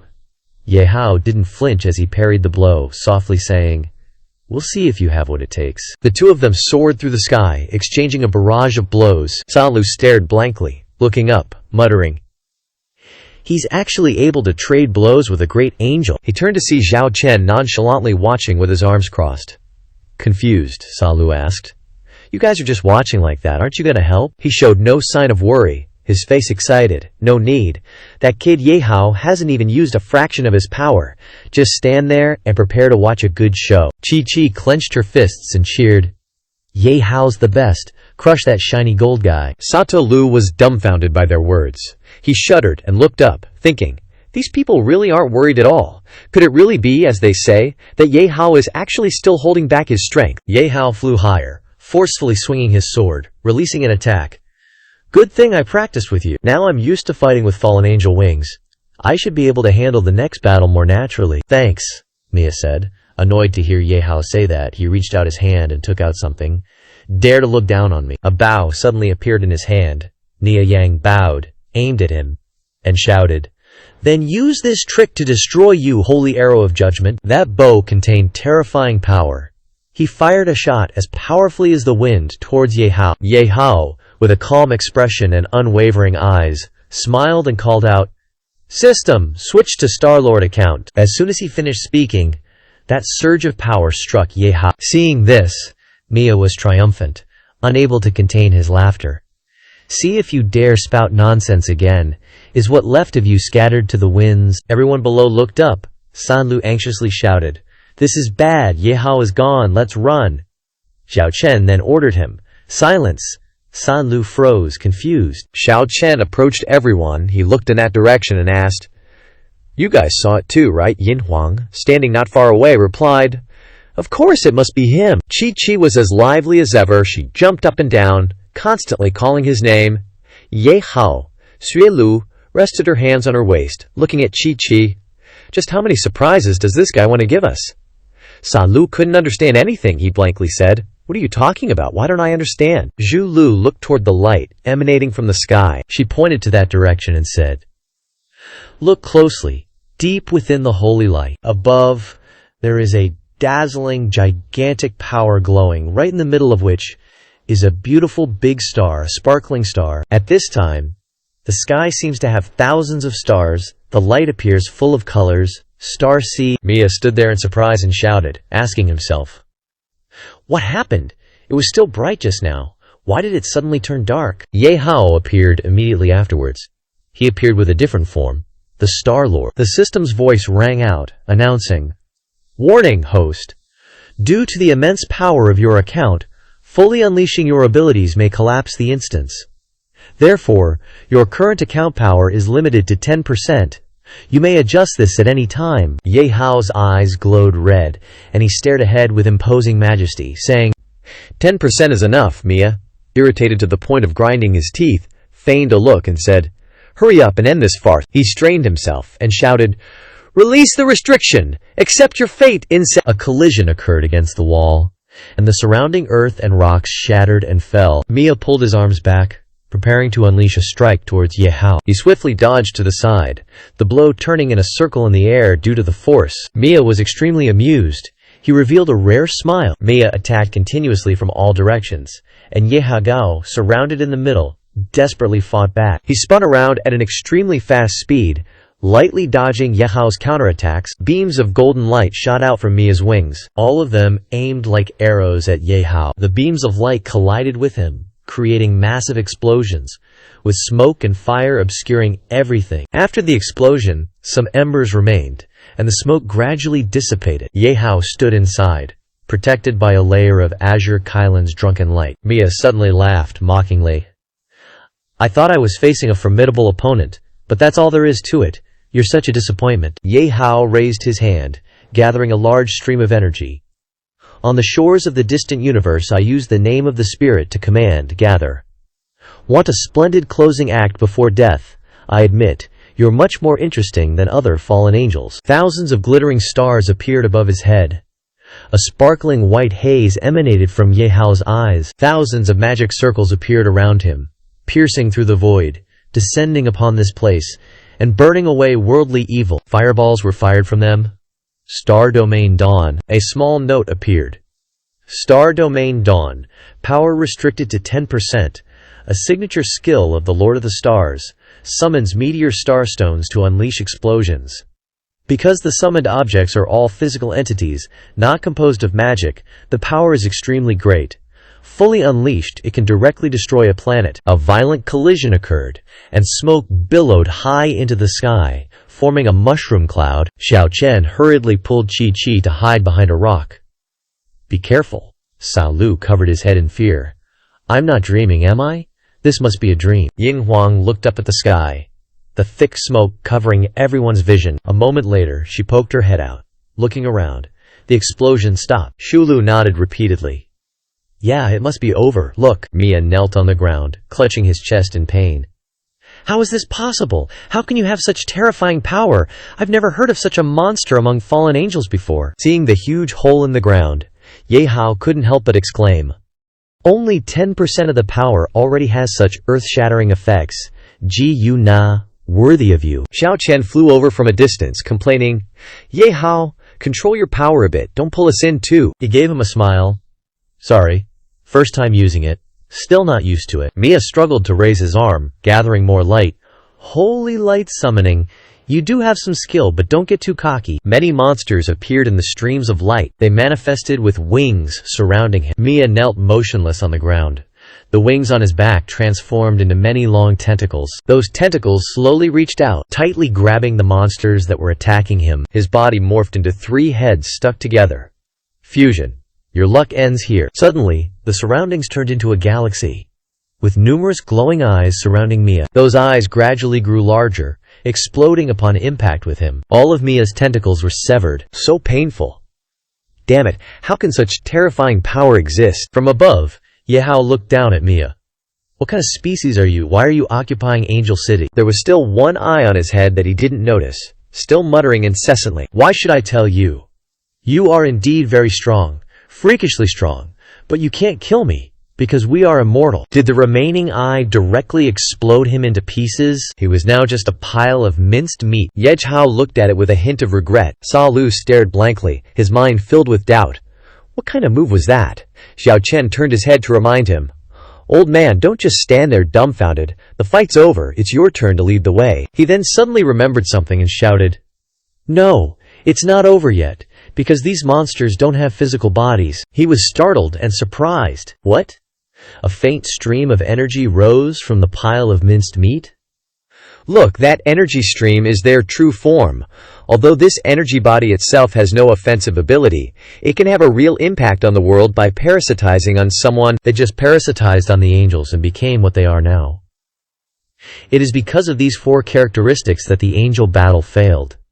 The angels have tried many methods, but any attack on them is ineffective and cannot completely destroy them. There was a monster still flying dizzily overhead, and the energy stream went directly into its nostrils. Mia successfully possessed it before Ye Hao's eyes, and immediately fled. "I told you we are immortal. No means can destroy us. You can never be our match." Ye Hao's eyes lit up, carrying a spark of anger as he wanted to run. Ye Hao flew over and tightly gripped Mia's neck, but he remained stubborn. "It's useless. You can't kill me even if you destroy this shell." A stream of light was slowly spreading from Mia's neck, causing him to panic. "What are you doing?" Ye Hao laughed maniacally, his eyes blazing with fire. "An energy body dares to claim immortality in front of me." Ye Hao slowly sucked Mia in, regardless of his constant screaming, "No, don't! System prompt 2 times, star devour, power of planet devouring." Any object is sucked into the endless void, eventually turning into star residue. Current limit. Cannot absorb enemies equal to or higher in level. Mia was now just a ball of light lying in his hand. Do you know why the universe can sparkle for so long? Besides its own energy? What's more important? No. They know to devour each other, the weak will become nutrients for the strong, making the stars shine even brighter. System is recording Ye Hao's recovery process. Energy body absorption reached 1%. Open hidden mission, the birth of the Angel King. Recover, collect energy bodies to evolve. Reaching 100% can become the Angel King. His whole body glowed. A halo appeared on his head, unlocking a King's Destiny mission. 1 step closer to the Polar Star King. But I don't know who is stronger between him and the Cluster Master. I am looking forward to it more and more. Not just you, but everyone else is getting power-ups too, Zhao Chen excitedly yelled. Level up, Chi-Chi added. Feels like my body is so much lighter. Cao sensed the energy surging through him. Even I leveled up. It's been so many years since I've felt this full of energy. Ye Hao walked over and asked. Looks like leveling up still makes you a weird centipede as usual.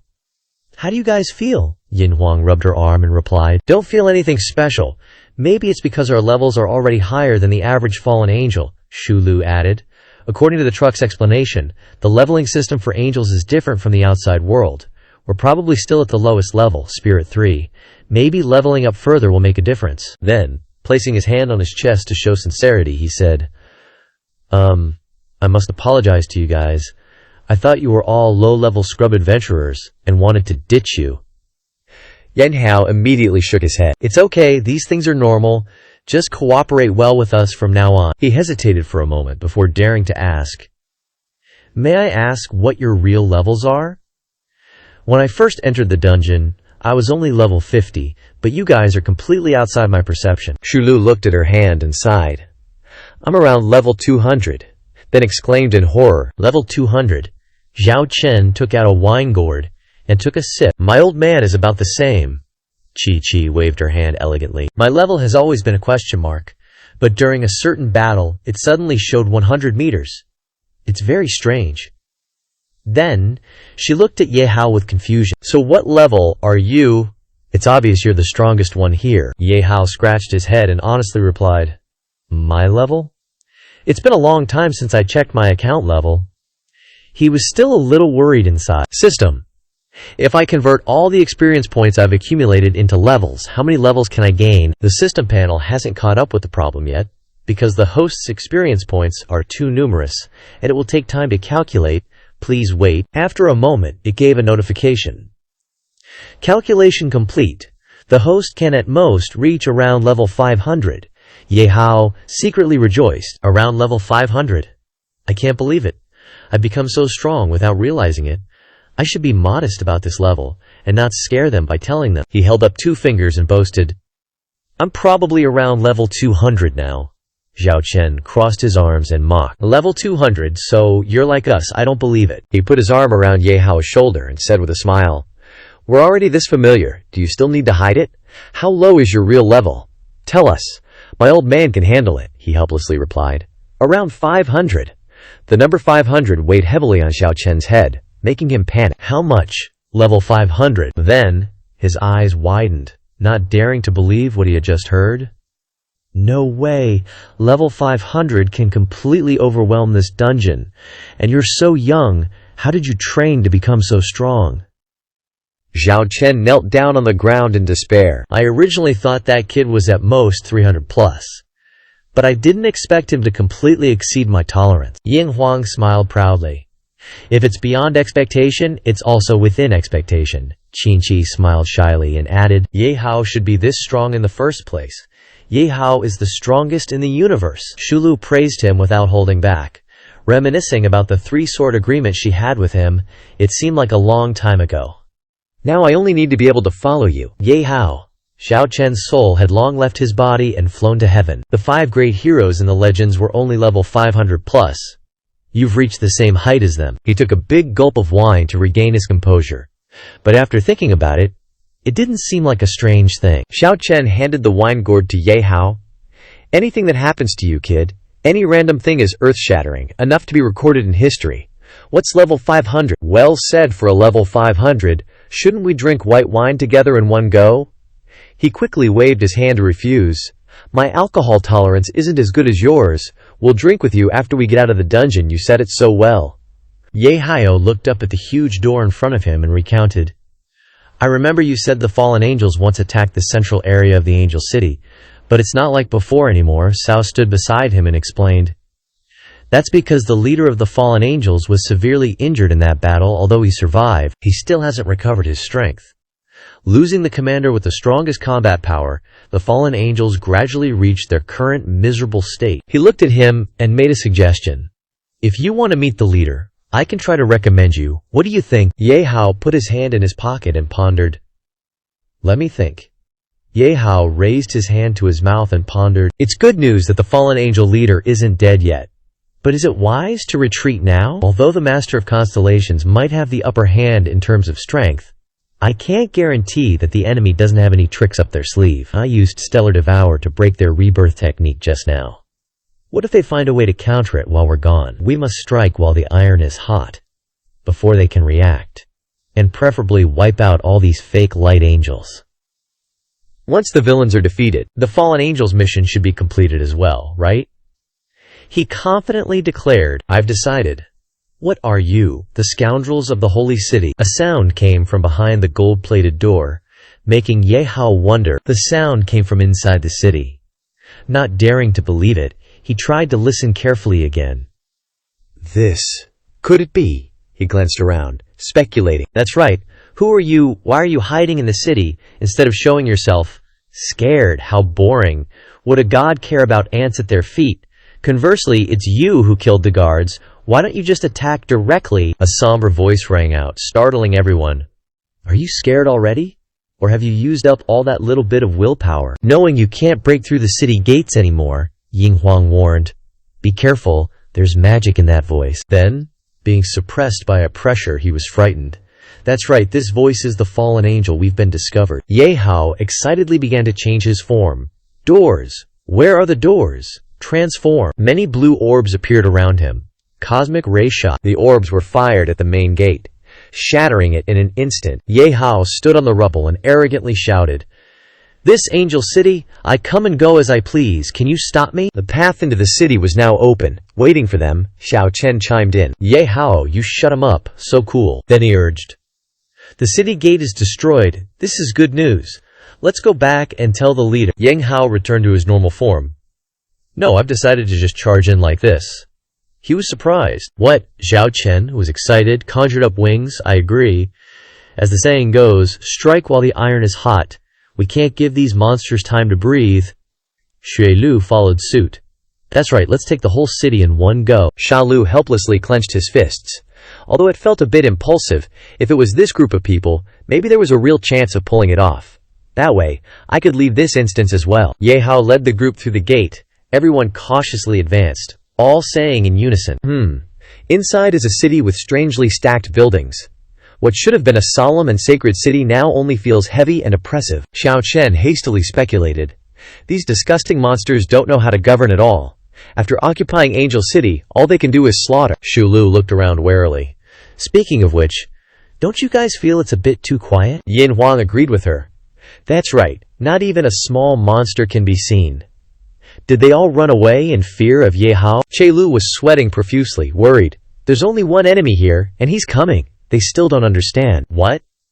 Suddenly, a silent scream erupted from the building. Everyone looked up at the city before them, seeing nothing but smoke rising from the top. Suddenly, the ground beneath their feet shook, causing Xiao Chen to panic. Earthquake.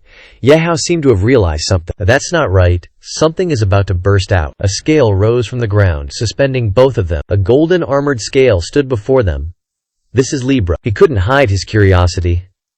Then, do you know the details of this enemy? His face was already covered in sweat. Of course, this is the only being who can wield the only domain power in the angel named.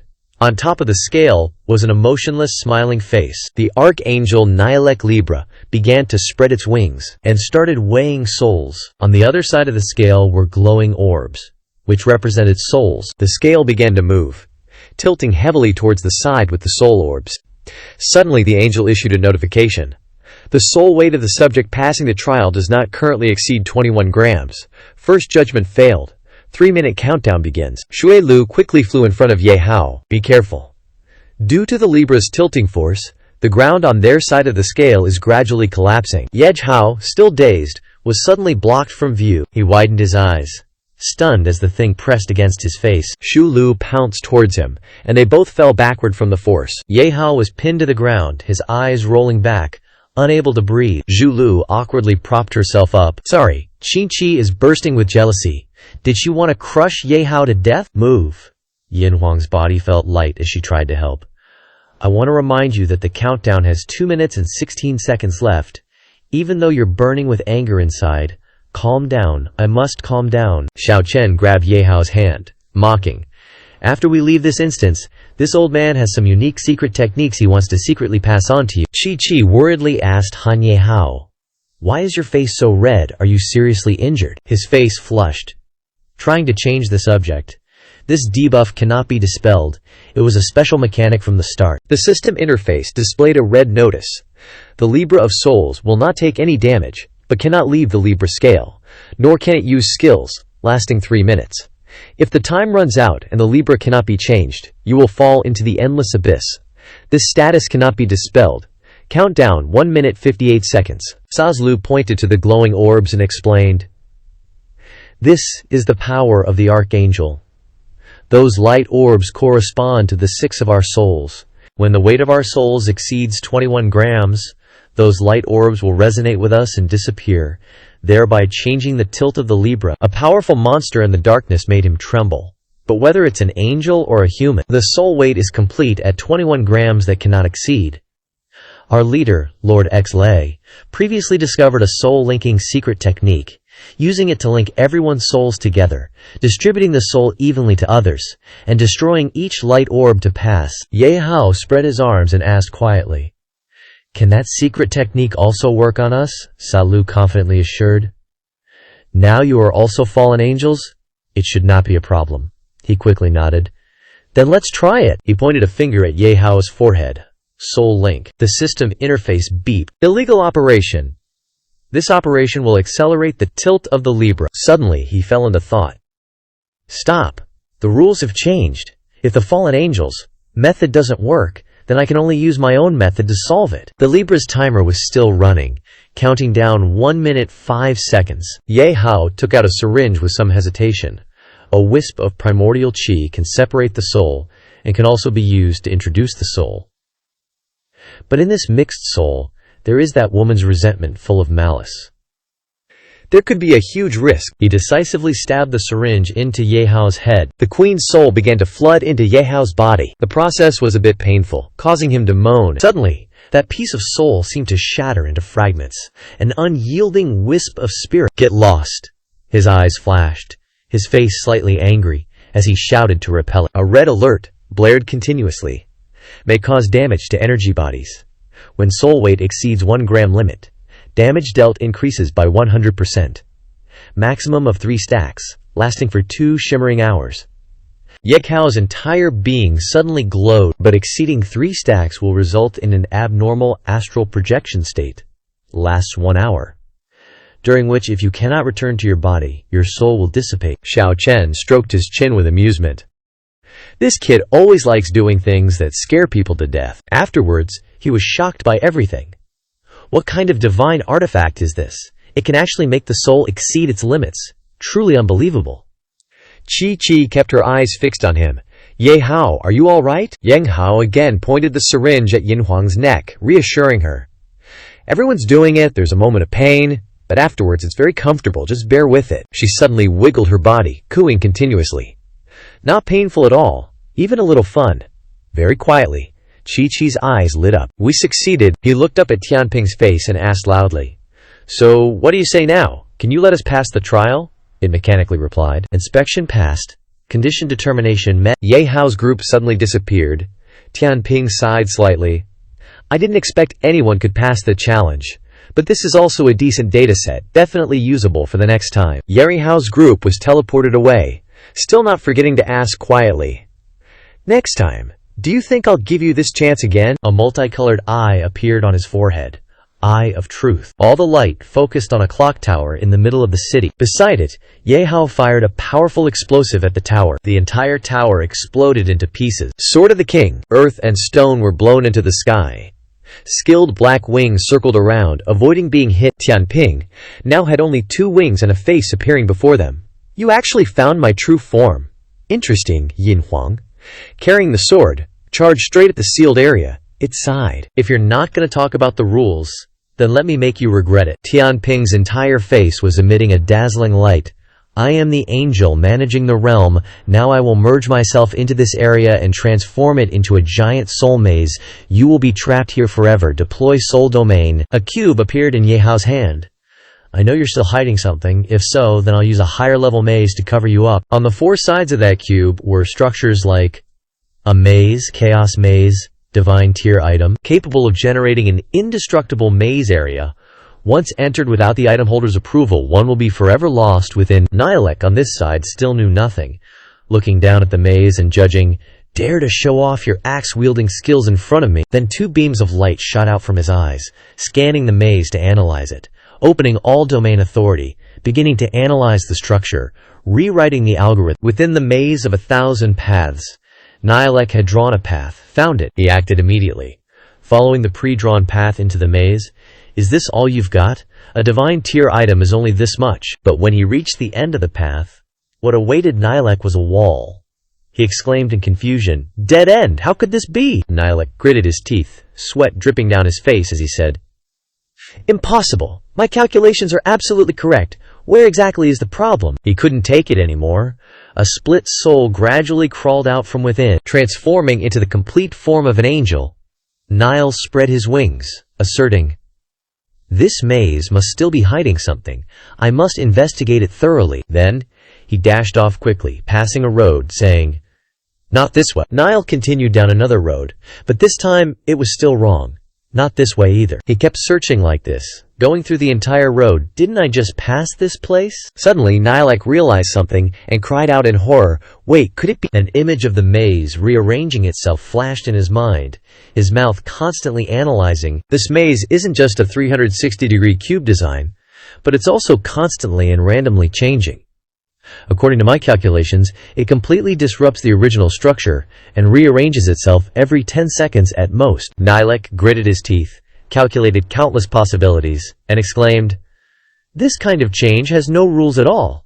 How many possible calculations are there? After all, after calculating for so long without getting any result, he painfully clutched his head and said, I can't calculate the result. There's no solution to this maze. There's no solution. Nihilek stepped forward and shouted, Then I'll directly shatter this space. But his punch had no effect whatsoever. The maze remained as it was, without the slightest damage. Nihilek was unwilling to give up, and jumped high into the air. Damn it! If that's the case, then what about breaking through from above? He hadn't flown for long before hands reached up from below and grabbed him. Suddenly pulling him back down, Nihilek was shocked. Then he lost his balance and plunged headfirst into the ground, unable to withstand it any longer. Nile propped himself up with his hands and looked up to shout, "Damn it! Maze designs have to follow basic rules. What's the point of a maze with no exit? Didn't you mention the rules?" At this moment, Ye Hao appeared and replied with a contemptuous smile, "Why wouldn't I mention the rules? In this maze, my rules are the rules. Didn't I not tell you when I needed your souls earlier? If you can't afford to lose, then don't play." Trapped in the maze and humiliated by his opponent, Nihilek went crazy and roared, "Damn it." Switching the scene to outside the maze, everything was eerily quiet. Nile was lying flat on the ground, doing nothing. Seeing this, Zhao Chen wondered, "What's wrong with this guy?" "Suddenly stopped moving," Ye Hao replied casually. "His consciousness is trapped in the chaotic maze, and he won't wake up again." Then, Ye Hao stepped forward and pierced him with a needle. "Your soul." "I'll take it." The system quickly collected the soul and delivered a notification, "Congratulations, host, for killing the Archangel Quan Tianxi boss. Received 10 million experience points, 2 million coins, level 2000 Xin Sheng Mo crossing A, Ren 99. The Archangel's wings are damaged. The tattered white wings still retain some divine power. Perhaps they can be used after repairing them. Seeing this item, he thought to himself, this must be a higher level replacement for angel wings. I wonder what special effects it will have after being repaired. The system continued to collect items. Strange mask, a metal mask made of unknown materials. In the dark night, it seems to be able to hear eerie laughter. Hang it in front of the house to ward off evil spirits. Angels are here, and evil spirits retreat. After equipping it, you can conceal and modify your personal information, but it will increase others' suspicion of you. Ye Hao thought with interest. What an interesting and strange thing. The system then presented another item. Score of Da Hui Ren, Night Owl. It is said to be a song composed by the Archangel Quan Tianxi while staying up all night creating mechanical props. After use, it can permanently increase the limit of energy and enhance immunity. Hitting until dawn, only then, is one the best among men. Only from night until dawn. The sunlight before dawn is indeed so warm. Have you ever seen an angel at 3 a.m.? Receiving this item, he couldn't help but exclaim, "I didn't expect the Archangel Quan Tianxi to have such a friendly side." Next were the last two items obtained from Nihilek. The pure love heart of the jeweler. A soul essence condensed by a Grand Master level craftsman. After equipping it, it can increase the success rate in crafting props. What I love is my work, the Soul of the Libra, a rare rule-based prop. An introduction to the prop, the most satisfying work of Archangel Quan Tianxi. Almost no one can escape the soul he has weighed, but in the pursuit of impartiality he left a loophole, which became the cause of his ultimate failure. Prop effect. When used on enemies lower than oneself, it can kill them instantly. Once, it can capture up to 100 targets, but it cannot be used on boss-level enemies. The spellcasting time varies from 5 to 60 seconds based on the number of targets. After use, the cooldown time is 72 hours. Quan Tianxi. Now you face an adventurer over level 500, a certain adventurer. Suddenly, a strange portal radiated a brilliant light. Chi exclaimed unexpectedly. Something has appeared. Xiaoliu shielded the light with his hand and replied, "Then it's the mechanism to the next level." As the light narrowed, he looked up and said, "The next level is under the domain of the Southern Angel."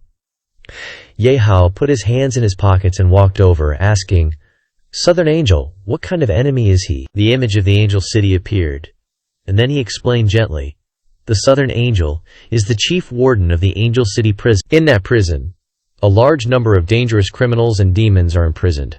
But the most dangerous is the chief warden himself. Amula and his army are already waiting," he cautiously reminded. "Unlike the Rule Angel system, he is an absolute combat faction. He's not good at using powerful magic, and the prison cells in the prison and the criminals all obey his orders. If you want to challenge him, you'd better be fully prepared." On the Angel City side, Amula was shocked to realize that the aura of the Rule Angel had disappeared. He lost. What a waste. Then he reached out and coldly ordered, "Listen to my command. The moment the passage opens, immediately launch the strongest attack and destroy the intruder in the initial stage." His subordinates shouted in unison, "Yes." As soon as the order was given, the passage lit up, signaling someone was coming. Amila looked and said, "They're here." Then, on his command, all the subordinates focused their attacks, launching all-out firepower. The attacks created an explosion. The smoke and dust gradually dissipated. When it was all gone, someone announced, "Lord, they didn't come." Amila was struck by lightning at this moment, silent for a long time. Ye Hao then appeared through the image, waving to everyone. "Earlier, your boss thought I wanted to leave, but I wanted to come in. Now you're ready to ambush me, but I want to go back. This time, it's called I predicted it. Thanks for the farewell firework arrows." He was really provoked and roared, "Don't be complacent. Sooner or later you will die in my hands." On Ye Hao's side, Sai Lu asked, "Really not going to continue advancing? I feel like you have the strength." He crossed his arms and explained, "Not in a hurry. The rule angel no longer controls the domain, so there's no need to encounter strange rule mechanisms anymore, but to prevent the opponent from taking it back, it's better to let the fallen angel manage it well. And me." Ye Hao remembered Allah, his voice humming as if singing, "It just so happens I have some things I want to ask that fallen angel leader." Inside the fallen angel territory's hall, the sound of arguments grew louder and louder. Colluder began, "We've had too many casualties and haven't even breached the city gates. Sacrifice is meaningless.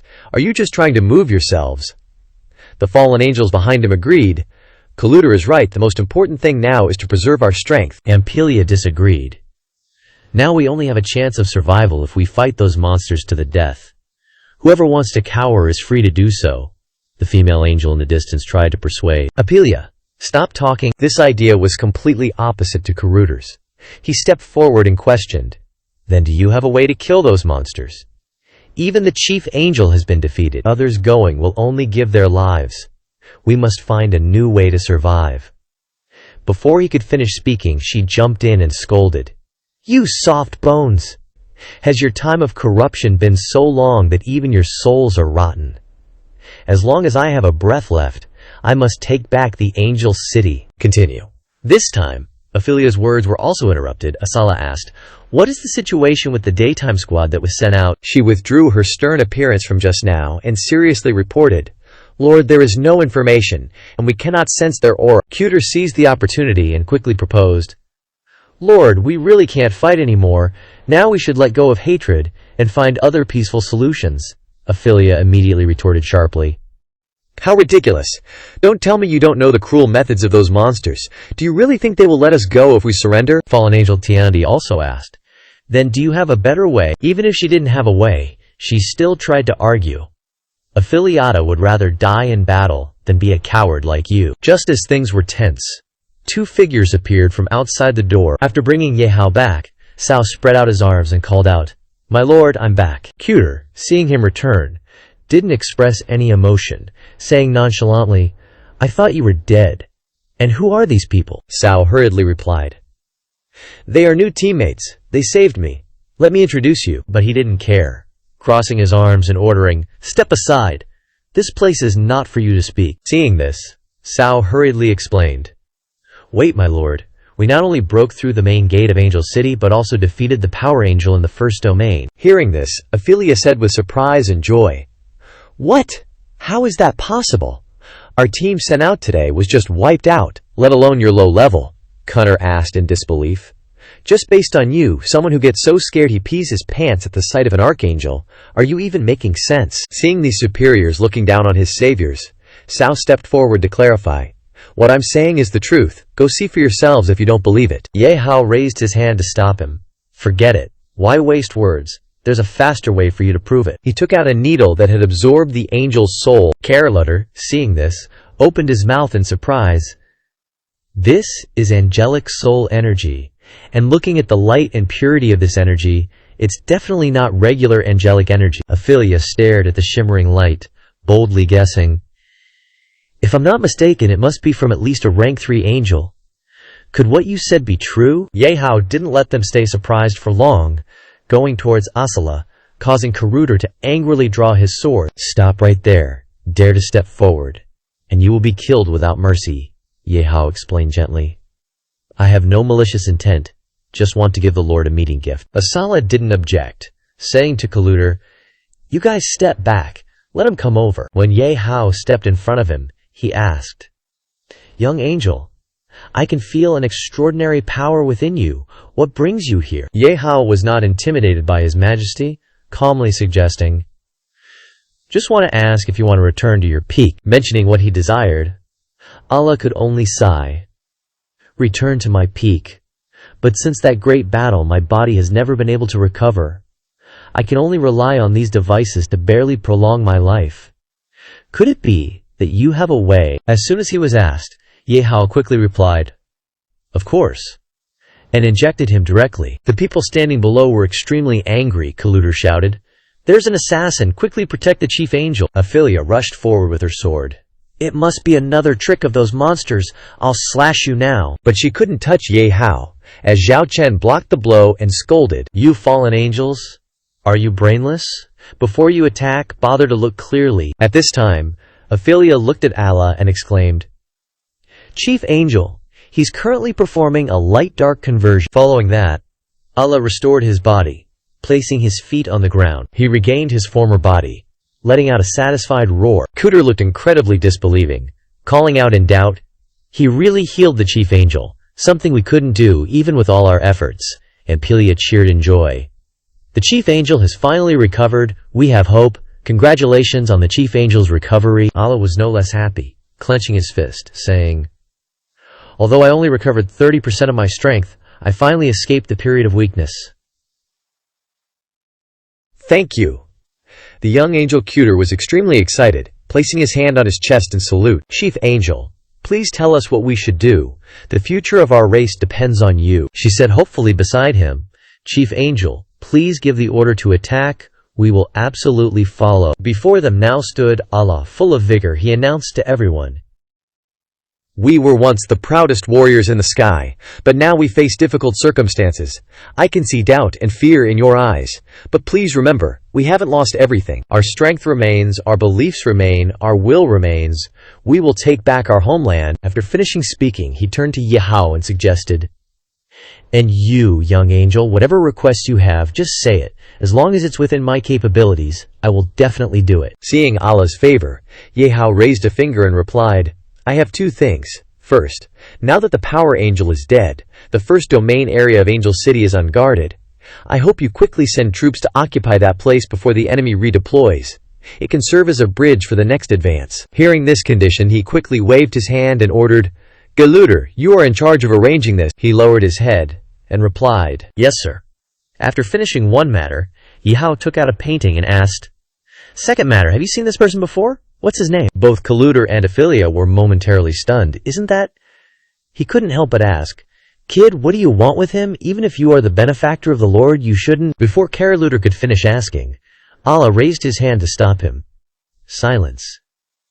It seems there are some complex stories in between. Hearing this, Ye Hao was extremely puzzled. What do you mean? He hesitated to answer.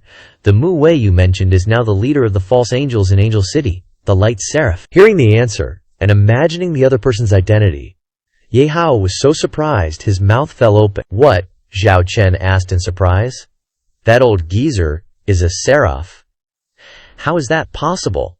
Allah then recounted. I don't know who Mu Wei is, but the seraph I saw looks exactly like the person in the picture.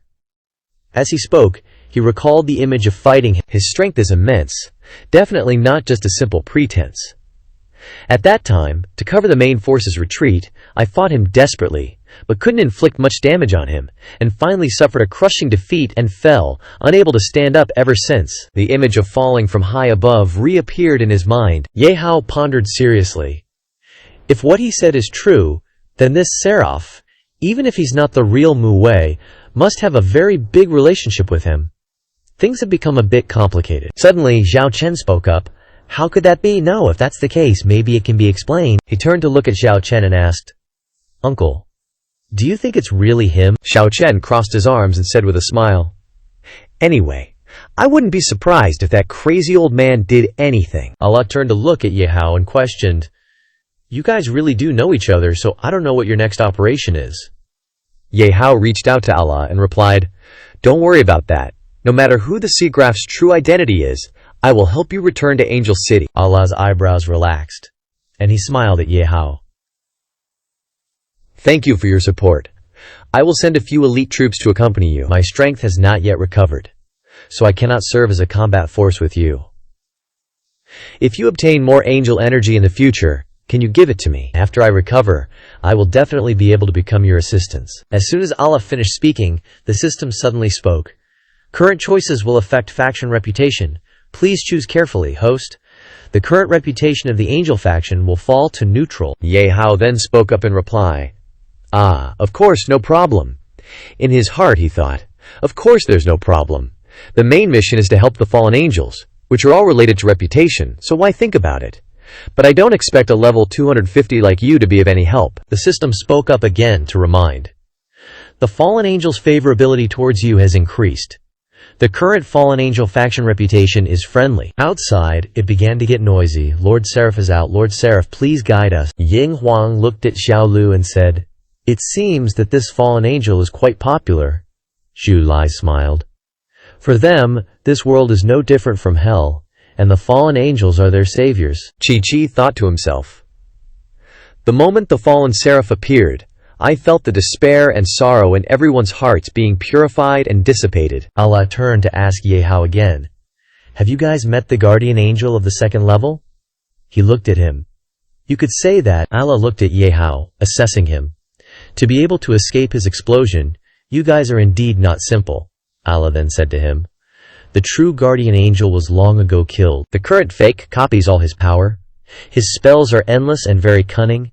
He is a difficult existence to deal with. Then he said loudly to everyone standing there, you are all very strong, perhaps even stronger than me in my prime, so I am full of confidence in you. He looked at Qin Shi. Only this young lady, Qin Shi, lowered her head sadly and replied, I am indeed very weak, only able to cheer for everyone. Asala thought, then denied. No. You are the most special. I sense great magic in your body, but it is restricted by some kind of power. Then, he picked up the necklace and said, your magic resonates with the ancient necklace. Is this the great god? Could this also be his guidance? The system suddenly announced. The ancient necklace is damaged and its origin is unidentifiable. The angel halo is without light and has slight magical fluctuations, awaiting its inheritor. The effect is still unclear. Ye Hao looked at the necklace and turned to Allah to ask, this is? He explained. This is an ancient relic passed down by our tribe. We have never found a suitable inheritor. If it resonates with this young lady, perhaps it can undo the seal on this young lady.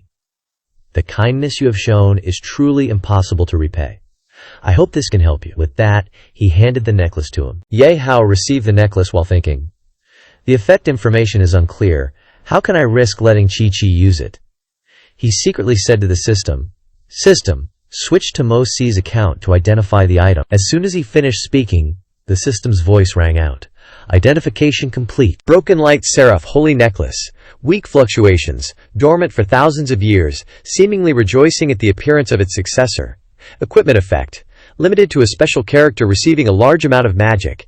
Hearing this, Ye Hao was relieved. It seems there are no side effects. Only later did he hand her the ring, saying, Chi, this item can indeed boost your power, but I need to know what you truly think. Can you tell me? Qin Shi looked at him and replied, Ye Hao, as long as it can help you with anything, I'm willing to do it. He smiled and put the necklace on her, saying, silly girl, you can't just say things like that. Just as he finished putting on the necklace, a beam of golden light suddenly descended from the sky. The necklace instantly shone brightly, with streams of light weaving through Qin Shi's hair, making her look radiant and beautiful. Chi finally transformed into her seraph form. She exclaimed, amazing, so warm, so powerful, such loving light. The system's voice echoed. Seraph has fully restored her power, reaching level 9, equivalent to level 250, like the divine seraph, but with greater strength. All the angels suddenly knelt down and shouted, it's the original seraph! This must be the will of the gods! Ye Hao stared at Allah, who was also kneeling, and asked him, what's going on? Why are you kneeling too? Allah explained to Ye Hao in an extremely serious and solemn tone, 4 pure white wings, a pair of black wings. This is the original 6-winged divine seraph, our ancestor. The world once faced a great crisis. In the beginning, the divine seraph was born to save the world, and sacrificed herself. Her physical form vanished, leaving only the seraph's halo, from which our angel race was later created by the gods. For so many years, no angel has ever resonated with it. I thought she simply gained its power, but I never expected her to become the new divine seraph. Could she be the reincarnation of the original seraph?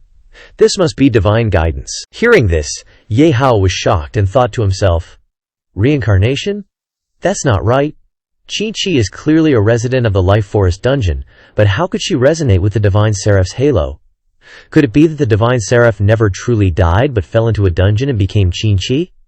But that's a bit of a stretch." Suddenly, Chi-Chi ran over and hugged him tightly, happily saying, "I've become stronger, so I can help you now, right?" Ye Hao patted her head and said, "Of course, Chi-Chi is the best." Shui Lu looked at her and said, "Even with the power, Chi-Chi is still Chi-Chi," Yin Huang added. "I'm truly happy for her, but I'm also a little envious." After that, they all moved forward together and shouted, "Let's go!" March towards the Angel City. In a quiet room, a meeting was underway.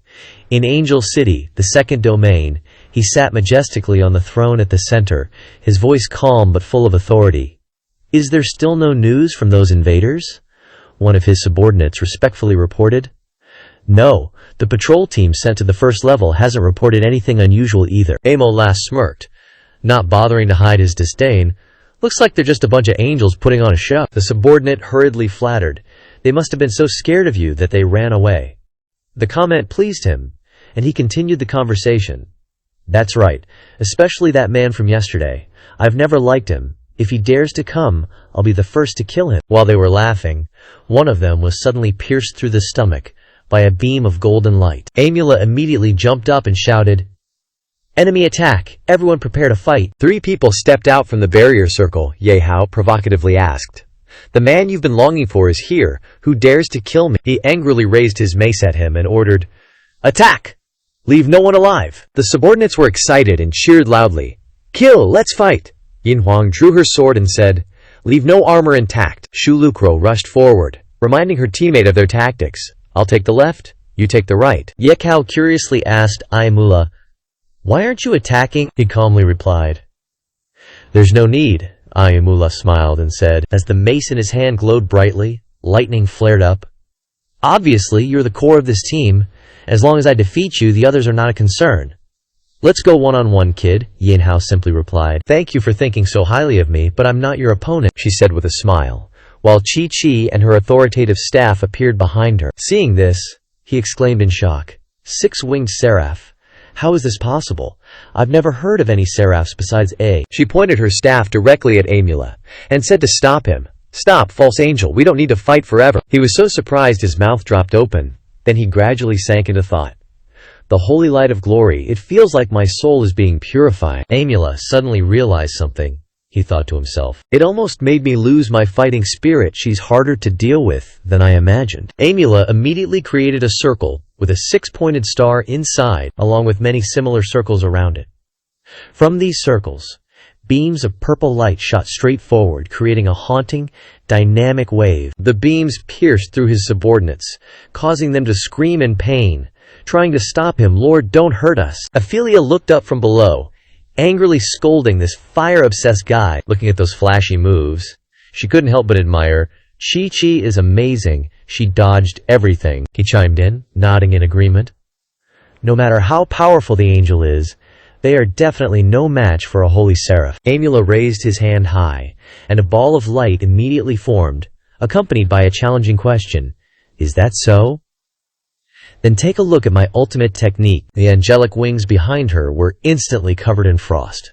Freezing in an instant, Bing Feng Chi-Chi immediately raised both hands to protect her face, struggling to withstand his next attack, Fierce Blaze. Immediately after, fierce bolts of lightning suddenly struck, catching her off guard. Lightning AI raised the hammer high towards Chi-Chi. A dazzling golden ball of light immediately formed, accompanied by a resounding voice, "Disappear." 3 calamities. Ying Huang watched intently, her voice filled with worry as she asked, "Where's Chi-Chi? Is she okay?" Xiao Chen exclaimed in surprise. "It has such power." Amula laughed triumphantly, confidently stating, "No one can survive my ultimate technique, even if you are a seraph." As the mist dissipated, before his eyes appeared the scene of Chi-Chi being covered by brilliant angelic wings, which surprised Amula. unscathed. Impossible. Absolutely impossible. The wings opened slowly. She closed her eyes and clasped her hands, whispering a prayer. God, please, grant forgiveness to these suffering people. Immediately, circles of light of varying sizes appeared one after another, and the system issued detailed information about them. Soothing light purification. Chi-Chi's exclusive skill as a holy seraph dispels all negative statuses on our side, while putting all enemies into a state of grief, lasting for 2 minutes. Grief for their own sins, losing their will to fight, attack, power, and defense are greatly reduced. The brilliant golden circles stacked on top of each other, bathing everything in holy light. Amula's subordinates seem to have lost all will to fight. Is this what warmth feels like?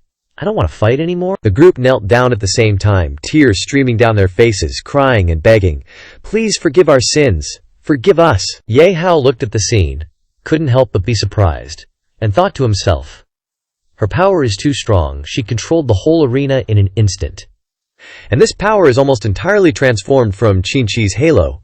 It seems that there is still a lot of room for development, unlimited potential. He stubbornly refused to yield, angrily roaring, "Want to control me? Dream on, impale," you said with a look of surprise.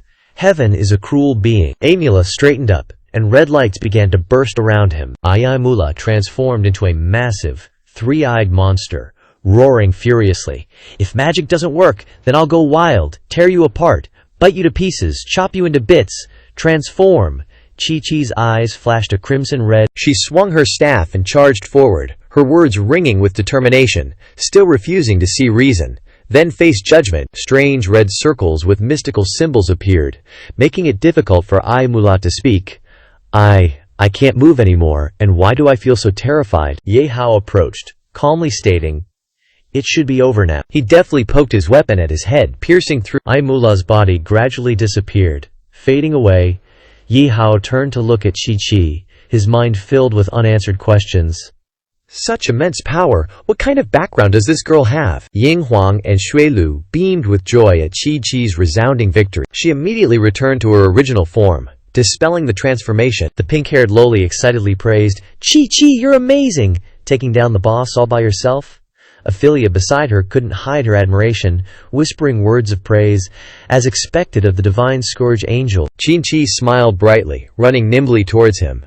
She happily announced, "Ye Hao, I succeeded, I did it." Ye Hao didn't hold back his praise. "Chi-Chi is truly amazing. With you here, there's no need for me to step in." Chi-Chi blushed, hesitantly revealing her desire. "Then can I ask for a reward? For example?" He quickly interrupted before she could finish her sentence. "Stop! Those damned angels are still watching." Upon hearing this, her face turned pitiful, her eyes glistening with tears. Ye Hao nonchalantly replied, unmoved, "No amount of whining will work." She giggled, her voice dripping with undisguised sarcasm. "How I envy Chi-Chi's innocent nature. Always clinging to someone," she added in agreement. That's right. Yin Huang watched the two of them, smiling happily, but her heart suddenly sank, filled with an indescribable sadness. Indeed, only someone as beautiful, adorable, and powerful as Chi-Chi is worthy of standing alongside Ye Hao, while I unknowingly grow further and further apart from him. He casually waved his hand, sighing in frustration. "This kid?" Ophelia asked, her voice filled with curiosity. "Bai Mao, do you know what Chi-Chi Darren wanted to say earlier? It's been on my mind. Chi-Chi Darren is too handsome." Xiao Chen replied with a cheerful smile. "What else could it be? To have children? Saying that you make people hot and bothered every day. Today, your old uncle is adding fuel to the fire for you." She blushed shyly, unable to hide the resentment in her words. Shameless. What exactly did that pretty boy give Chi-Chi Darren? The pink-haired loli beside her chimed in with agreement. "Anyone who dares to insult Chi-Chi Darren must die." "Everyone, calm down, please calm down." He quietly drank his wine, a sense of envy rising within him. "Though as an outsider I have no right to judge, but Ye Hao, to simultaneously stir the hearts of so many girls is already a sin. If you don't make a decision soon, you'll be punished by the heavens." Xiao Chen covered half of his face, lost in thought. He's definitely going to be punished by the heavens. Ye Hao cleared his throat and commanded with authority, "Everyone, quickly check the loot, let's head to the next floor." The system suddenly announced the reward level. "Congratulations to the host for killing a scourge angel. Receiving 20 million experience points, 2 million coins, a legendary magic human 100, and a supreme magic stone of god tier. Only a supreme archmage possesses it, nearly possessing infinite magic power. Legend has it that there are 6 supreme magic stones with different attributes in the world. Gathering them all will grant unparalleled power. Magic consumption decreases by 90% when using magic, and the power is increased by 100%. Ignores 80% of magic resistance, and 3 layers of enhancement in 5 consecutive seconds will release 3 spells with different attributes, randomly triggering a god-tier spell regardless of whether you've learned it or not. Shulu's whole body glowed brightly. She softly said, I leveled up again. This time I can feel my strength increasing even more. Qinqi stood beside her, sadly saying, But I haven't changed. Zhao Chen crossed his arms, questioning. Isn't your level already near the maximum in this dungeon? Yin Huang quietly pondered, a look of disappointment evident on her face. Not enough. It's still not enough. To stand beside him, I need to be stronger. She turned her back, Yin Huang said as she walked. This hell is uncomfortable. Let's go quickly. Seize the time to advance, he instructed. But in his heart, many thoughts arose. Yeah, let's go. Yin Huang's appearance feels a bit strange. Is it just my imagination? She walked with a relaxed posture, her words carrying a sense of relief. We're finally out. Xiao Chen frankly expressed the judgments in his head. There seems to be a rule in this angel city that prevents us from flying too high.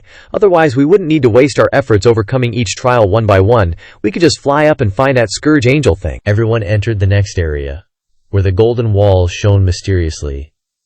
The third area, golden courtyard. Ampelia gently placed her hand on her chest and reported, Lord Chimaki, this place is where the angels usually rest. According to the report, the one guarding this place now is probably the power-imitating angel. She carefully chose her words and softly warned, Lord Kiki, you must be careful. This power-imitating angel is very wicked. Many female angels were harmed by his vile acts, and even I almost... Kiki couldn't hide her curiosity and immediately asked, Vile acts? Ophelia didn't answer directly. Instead, she skillfully changed the subject to another topic. In general, it's best if you keep your distance from him later.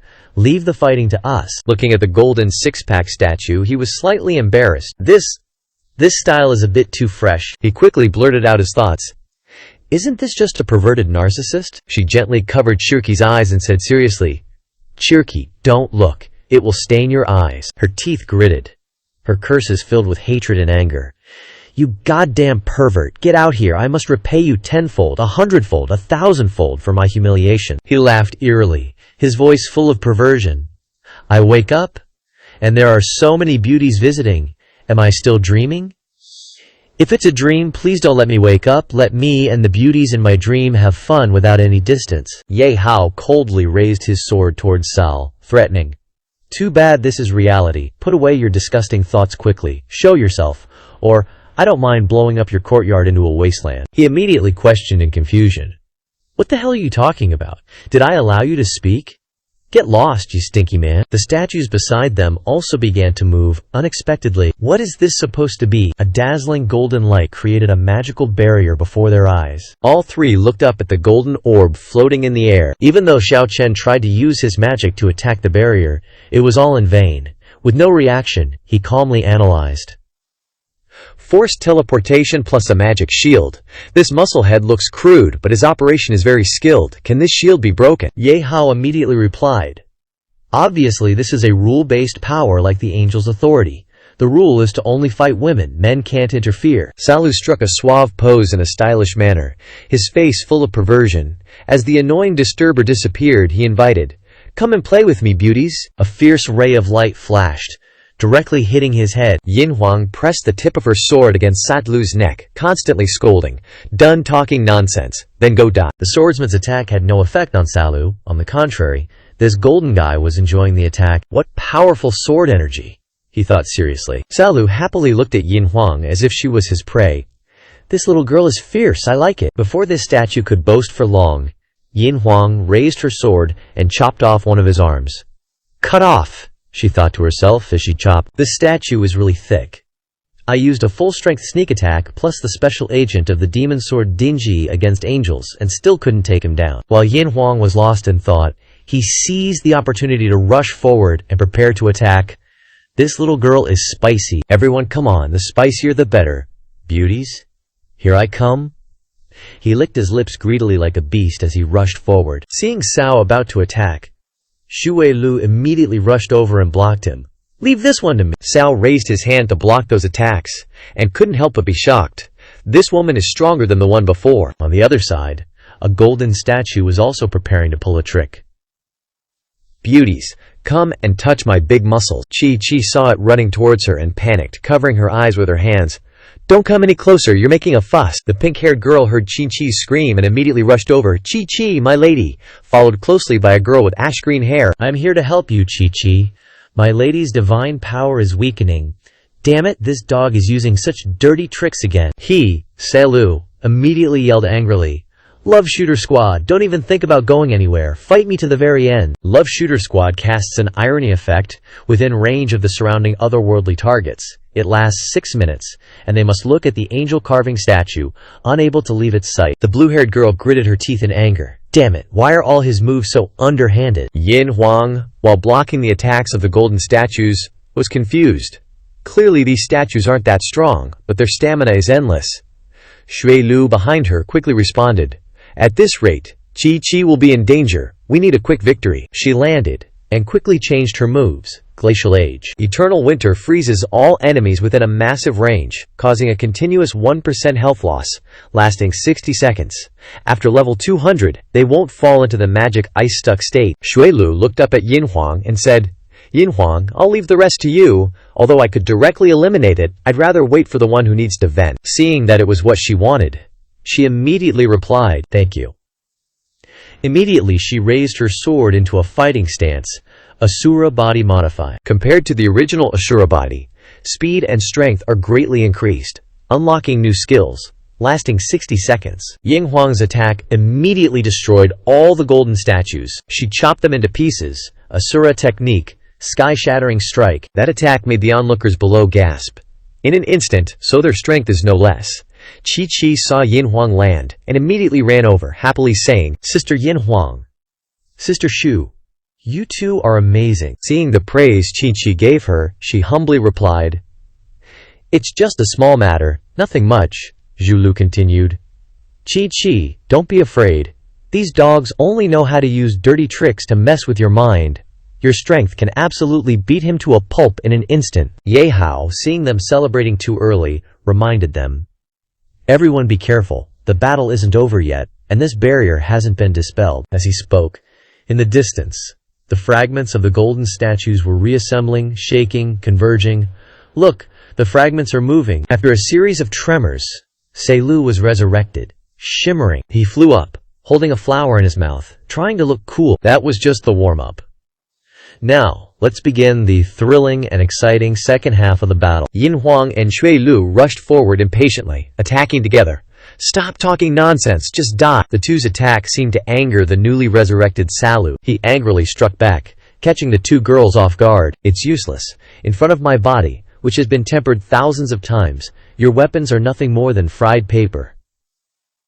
Getting carried away, Lu immediately showed off his body narcissistically. He then unleashed his technique. A pink aura continuously emanated from Lu, hypnotizing the girls. Fallen Dream Domain. Then take this. Fallen Dream Domain. Fallen Dream Domain. A specialized skill of the love angel against women. Those hit by the attack abandon all resistance, seeing you as their ideal partner, confessing their heart with infatuation. Below, the three girls carelessly inhaled the aura and fell into their own dreamscape. It's over. Appearing before Chi was Ye Hao, beckoning her. "Beauty, would you be willing to spend a spring night with me?" Hearing him say that, they immediately blushed with shyness and agreed, "I'm willing, can I?" "Why are you so bold today?" Lu, seeing them ensnared by his spell, burst into laughter. "Come, my beauties, a spring night is worth 1,000 gold pieces." Xiao Chen, witnessing this, panicked. "Ye Hao, think of something quickly. The girls are bewitched, it's dangerous." Suddenly, a female voice echoed in their ears. "Don't worry, I'll take care of him." The appearance of this beauty surprised him, prompting him to ask, "Wait, who are you, beautiful lady?" Unexpectedly, Ye Hao jumped down into the middle of the battle from mid-air, startling everyone. He yelled, "What kind of skill is it to bully women?" Without another word, he gave Yin Huang, Shui Lu, and Qi Qi, the medicine. The system explained that the master-level sobering medicine instantly dispelled all abnormal states. After taking the medicine, everyone gradually recovered. Qin Qi looked at him in astonishment. Ye Hao has turned into a great beauty. Yin Huang looked at him and asked, "Are you really Ye Hao?" He replied to her, "Explaining is too troublesome. In short, you guys retreat first. I'll deal with him." Shui Lu looked at Yin Hao, thinking to herself, "He's quite handsome in this form." Yin Huang objected and said to him, "Let me continue fighting, Ye Hao. You can't do everything yourself." Ye Hao smiled and patted Yin Huang's head, saying, "Be good. This opponent is despicable and doesn't play by the rules. Protect yourself well." This action made her blush and nod. Okay, but in her heart she thought, I clearly decided not to rely on him anymore, but I still feel happy. Lu Tianxi's eyes turned red, and he said angrily, "Getting intimate in front of me again." Finishing his sentence, he rushed toward Ye Hao, roaring, "Besides, if it were pure Yuri, I could accept it. But what exactly is this neither male nor female thing? My holy domain can tolerate heterosexual love, homosexual love, but it cannot tolerate a freak like you." As he spoke, he continuously threw punches at Ye Hao, but they were blocked by him. He blocked Sanlu's punch with one hand and said sternly, "What right does a damn pervert have to yap?" Without another word, Ye Hao returned a kick, causing him to groan softly. The kick sent Lu Tianxi flying away, crashing heavily into the ground, sending shards of brick flying in all directions. He stood up, flexing his muscles as if nothing had happened, and exclaimed confidently, "The power is not bad, but unlike weaklings who only know how to rely on immortal souls, I am a proponent of perfect physical form. Anything must shatter before my perfect muscles, without any damage." Suddenly, Sanlu's expression changed, and he clutched his stomach, collapsing to the white ground, vomiting wildly. Looking down at his muscular body, he couldn't believe that there was a fist-sized hole, shattered into 3 pieces, in the middle of his chest.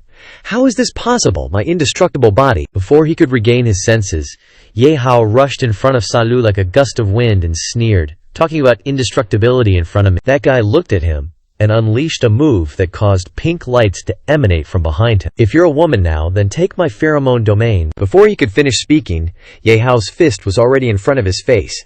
He roared, "Show me some real skill," he thought in surprise. "The pheromone domain is completely ineffective." With that, Sanlu roared and suddenly tightened his muscles, turning around, dispelling the pheromone domain, and converting all the magic power into muscle strength. Then he lunged towards Ye Hao, saying, "To be able to force me to use this form, you are worthy of pride, it seems. I have to overwhelm you with pure strength." He blocked the attack with one hand and knocked him away. Even though he was defeated, Sanlu thought in his heart, "Lost, I failed in the contest of strength." Why? Even so, he still felt ecstatic. To think I can still feel joy in this process. With that, he rushed towards Ye Hao, shouting passionately, "Come on, Dalin, trample on me, whip me, please do." He panicked instantly. What the heck is going on? Shui Lu was speechless. "This guy's level of perversion is beyond my imagination," Yin Huang added. "I almost lost to this kind of person." "Damn it, my eyes," Xiao Chen immediately said. "Yin Hao, quickly extinguish this damn pervert, don't leave a mental scar." He then unleashed a super serious punch, saying, "I know, I'm getting annoyed to death by this guy too." Then he tried to turn into a wisp of smoke and fly away. Shui Lu immediately warned Ye Hao. Sha Lu spread his arms and flew towards him. "Damn it, who wants to run? After being beaten by you, I can't forget that feeling. Let me become a part of you." Dalin finished speaking, and his wisp of smoke form flew into Ye Hao's body, absorbing him. At the same time, the system announced, "Killed a strength angel, received angel energy, updated the progress of the Angel King quest." He was speechless, thinking, even though I won, why don't I feel happy at all? Then, the system displayed a notification. Congratulations to the host for receiving 8 million, 10 million experience points. Fei Luo Meng's pheromone scent diffuses a mysterious fragrance that is extremely attractive to females. It can also enhance a certain characteristic ability of males. Then a series of useful items appeared. The legendary golden underwear, although there is very little fabric, it gives people a very durable feeling, and you need to have a very strong confidence to wear it. After equipping, it will be directly displayed outside, with the characteristic of critical hit rate, physical attack critical damage is doubled. Passionate red lipstick, high-end lipstick, men can also use it. It can not only enhance charm, but also has a permanent bewitching effect. The blink characteristic raises the foreign race's favorability towards you to the highest level. Lasts for 2 hours. Cooldown time is 24 hours. Ye Hao doubted his life and grimaced. What kind of rubbish is this? The system showed that he had also leveled up. He clearly didn't expend any physical strength, but he felt so tired. Ophelia suddenly said, I leveled up too. Level 3 has restrained me for many years, and it's finally broken through. Chi also cheered happily. That's great, Lord Ophelia. Then Ophelia ran over and put her arm around Ye Hao's shoulder, winking. Well done, kid. You can easily deal with that perverted jerk. I affirm your strength, Ye Hao replied. Thank you. Naturally, she brought her face close to Ye Hao's face and whispered, If it's you, it's not impossible to hand over Lord Chi-Chi to you, or both of us. Being able to give birth to offspring with a powerhouse. I'm very willing. Ye Hao was sweating, thinking, what is this big sister suddenly saying? Isn't she going too far? Not only that, Chi's face also turned red. If you don't mind, I also see a point, Ye Hao shouted. Stop. FBI. Warning. Shoo. His voice mixed with laughter sounded. Things are getting more and more interesting. Yin Huang crossed her arms and retorted. What's interesting about it, Chi-Chi, who likes excitement, also chimed in. It's good that everyone can get along well with each other. Suddenly, Xiao Chen appeared and asked him. This floor has nothing to do with me anymore. What's the next plan? Continue to attack the next floor, he replied coldly. Let me think about it. The three of them, each in their own positions, stood towering there. Suddenly, Ying Huang blurted out, Not good, we're being held back, Shui. He slashed a long path, but it didn't work. It seemed to be a kind of unbreakable rule power. On the opposite side, Ye Hao looked anxiously at Ophelia. When he saw that she was trying to say something, he thought to himself, judging from her expression, she must know something, but the sound is also isolated. I can only try to read her lip movements. Then he tried to read her. At this time Ophelia said, The lip shape seems to be danger. Chief Angel copied these words. Before he could finish thinking, crazed lights pointing straight into the sky appeared. Everything seemed to be lifted up. Yes.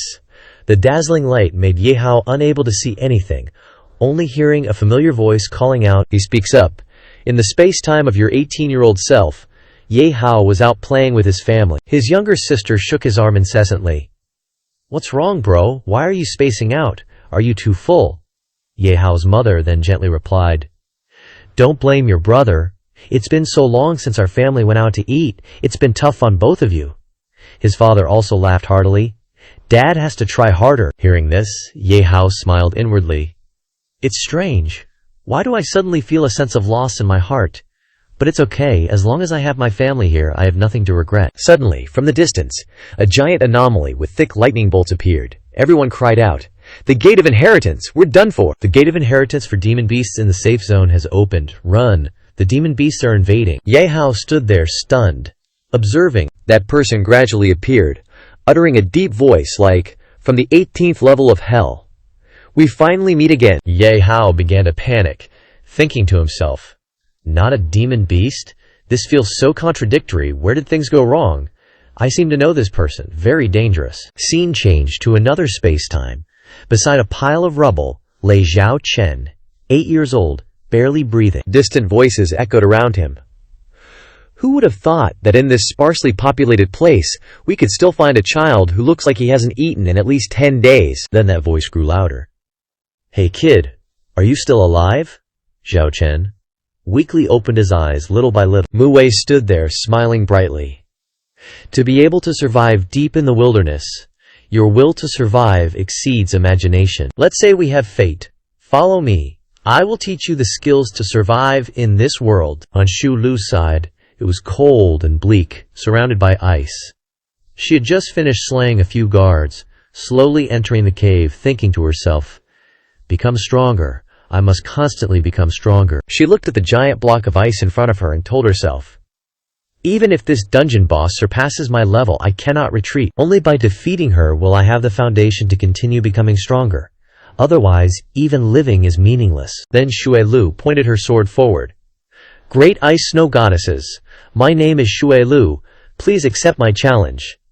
She challenged resolutely when she was only 13 years old. On Chi-Chi's side, she didn't know how old she was. She only knew to sit silently under a tree, thinking to herself, Why do I feel loneliness born from within me? Chi-Chi looked up at the surrounding scenery. Why am I all alone in this world? Why was I born here after all? Suddenly, she exclaimed, as if striking gold. Who's there? The scene shifts to a park in District 9, surrounded by high-rise buildings. Yin Huang, at the age of 19, sat silently on a beanbag chair, thinking to herself, why is my heart beating so fast? This is the first time in 19 years, right? The people around her were very noisy, but she didn't pay attention at all. Yin Huang told herself. Before, no matter how powerful the enemy I faced, or how difficult the situation, my emotions never fluctuated too much. Why is it that towards that man? Thinking of this, she blushed, when suddenly a voice rang out. Sorry, I'm late. Yin Huang looked up and smiled involuntarily. It's okay, I'm so happy that you could come. But the person appearing before her startled her. She stuttered. Ye Hao, Yin Huang, was overjoyed. Unable to contain her emotions, she ran to embrace him tightly, her voice trembling. Ye Hao, I've waited for you for so long. Ye Hao also gently embraced her. Made my love wait again, I must punish you. How about I spend the whole day with you today? His rare, affectionate demeanor made Yin Huang suspicious. How strange, was Ye Hao ever this proactive before? At this moment, in the safe zone, where the gate of inheritance had just been opened, Asai looked at the person in front of him and asked, Who are you? That person didn't show any hostility, but calmly declared, Who I am is not important, what's important is that you are about to die. As soon as he finished speaking, he asked in a panic, What do you mean? Trying to scare me? Although that's what he said, Ye Hao couldn't help but worry. I don't know why, but from this person I can feel a contradictory feeling and a strong sense of oppression. That person remained calm, his eyes seeming to pierce through the disguise he was trying to put on. Recall it, this world was never your place to stay. If you indulge in it for too long, you will even forget who you are. Suddenly, he kindly reminded. If you are still stubborn, I don't mind helping you destroy this world. That person's warning made Ye Hao a little wary. Hundreds of thoughts immediately ran through his head. This person is definitely very dangerous. What should I do?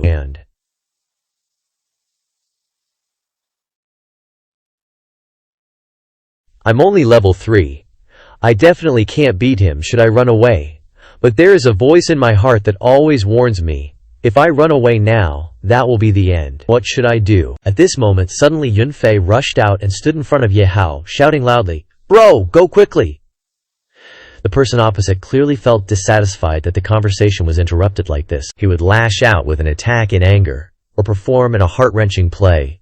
What a pity, it was all for naught. Instantly, she was grabbed by the neck and lifted off the ground. He shouted anxiously, Let her go! Aren't I your target? Don't hurt my family! The man was unfazed, calmly provoking him. Then prove to me with your actions just what a level 3 piece of trash can do. With that, he tightened his grip on Ye Yunfei's neck, causing her face to turn pale, and she groaned in pain. Enraged, Ye Hao drew his sword and roared, I told you to stop. In an instant, he rushed forward and slashed at his hand. Go to hell. Immediately, he retreated and released Ye Yunfei. Seeing Ye Hao's furious demeanor, the man said with satisfaction, That's right, that's more like it, that's you. Just as the blow landed, the space around them suddenly shattered. He asked in alarm, The space is collapsing. At that moment, a thought flashed through his mind, causing Ye Hao to jolt and clutch his face. I remember now, I was just in Angel City, until I was enveloped in a light. He sheathed his sword, and cautiously asked the mysterious man, If it weren't for you, I'd probably still be trapped in this illusion, but why did you help me? Old memories flooded back, causing Ye Hao to pause. A flash of vigilance crossed his eyes, and he frowned, asking, In the dreamscape of the ancient god before, you clearly wanted to kill me, so why help me this time? What's your motive? The man remained unfazed and casually said, Soon, you'll know. With that, he vanished into the space as if he had never existed. In that instant, the entire scene around them shattered, and the space collapsed along with it. Ye Hao woke up with a start. His head pounding, the scene before him completely changed. He realized that he and his teammates were tied up by magical chains, floating in mid-air. They're not killing us, but imprisoning us. It seems this boss has some rules he can't break. Ye Hao quickly curled up and broke free from the chains around him. He quickly went to Yin Huang and carefully examined the chains. These chains are formed by magical power. I wonder if they can be broken from the outside. After careful consideration, Ye Hao decided to draw his sword and swing it at the chain binding Yin Huang. However, the sword couldn't cut through the chain. Worry was evident in his eyes. No, I can't attack carelessly in this situation, not knowing the rules. What if I cause damage to their real bodies? This enemy is attacking with illusions. Ye Hao stopped and wondered to himself, does that mean I can only solve this from the inside? Either they figure out how to break the illusion themselves, or I enter their illusions to save them, but how do I enter someone else's illusion? Inside Yin Huang's illusion, she was happily holding Ye Hao's arm, asking, I heard there's a new dessert shop, do you want to try it? He paused, his eyes no longer gentle as before, but replaced with a calculating coldness. His voice was cold as he asked, before that, did you bring the equipment props you got from the last dungeon raid? She was startled, her voice hesitant as she asked back, why are you asking about this? Before she could finish speaking, Yin Hao suddenly raised his hand and slapped Yin Huang hard across the face, scolding, why are you playing dumb? She clutched her face in pain, looking at the man in front of her in shock, her voice faltering. Ye Hao, why? What did I do wrong? Instead of comforting or explaining, he angrily shouted, didn't I tell you before? Hand over all the dungeon raid spoils. As the main force of the Mulgong battle team, you must have gotten a lot of good stuff, right? Give it to me now! The man's aggressive attitude and undisguised greed made it unbelievable for Yin Huang. What's going on? Was Ye Hao like this before? Something feels wrong. Instantly, he changed his attitude again, gently stepping forward to support her. Bao Bao, I'm sorry, I was too impulsive just now, but Ye Yunfei is sick and incurable, and I have to go everywhere to raise money to treat her. Thinking of this, I was very anxious, and I lashed out at you. Hit me, it's my fault. At this moment, in Yin Huang's mind, Li Jihe vaguely said, Ye Hao hasn't changed at all. He is still the person she loves. Does she want to lose him? Yin Huang seemed to be hypnotized, or perhaps hypnotizing herself. He is more important than my own life. I absolutely cannot lose him. Absolutely not. The man in front of her saw that Yin Huang didn't answer and asked, why aren't you talking? Are you still angry? She smiled and replied, no, it's okay. It's my fault for not keeping your matters in mind. This time I got a lot of good stuff. Take it all. Yin Huang looked at him, her eyes misty but filled with blind love, saying, as long as you are always by my side, that's all that matters. Inside the illusion, Ye Hao and Yin Huang happily held hands. He smiled and said softly, entice Bao to not go home tonight. She blushed and flusteredly said, is it this fast? I'm not ready yet. But Ye Hao nonchalantly put his arm around Yin Huang's shoulders, saying, no need to be nervous. Give me your whole being and your heart. Just as the two were getting intimate, an angry voice rang out, stop! The real Ye Hao had appeared, entering the illusion from the outside, scolding, daring to impersonate me and take advantage of someone's danger. So despicable. As soon as she saw him, Yin Huang softly asked the man beside her, who is he? The man frowned and replied, I don't know, probably some fool who doesn't want to see us being affectionate, and came to cause trouble. But the feeling of familiarity made her look at Ye Hao for real, saying, why do I feel like this person is both strange and familiar, but I can't remember who it is for a moment. Hearing this, he thought to himself, looks like Yin Huang is also under the illusion. Her perception is messed up and she can't recognize me anymore. At this moment, the fake Ye Hao angrily pointed directly at his face and scolded, get lost, you! Don't hinder me from doing my job or I'll take care of you too, kid. The real Ye Hao angrily stepped forward, his cold voice ringing out, stop talking nonsense! Seeing this, the fake immediately cracked his knuckles, looking at him with interest. Oh, you're not running away, but taking the initiative to come over, fool. Looks like you don't know, huh?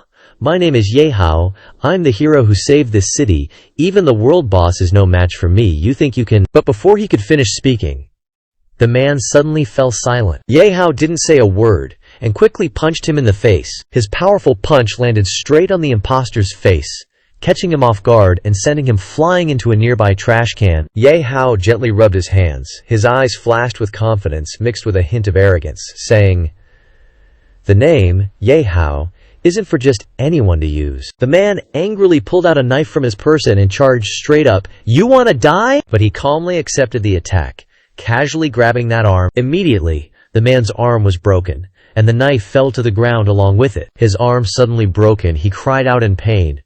My arm! The man angrily turned to scold Yin Huang. What are you spacing out for? Attack now, kill him for me. This fake Ye Hao's strange attitude made her suspicious. What's going on? Why is Ye Hao so disheveled?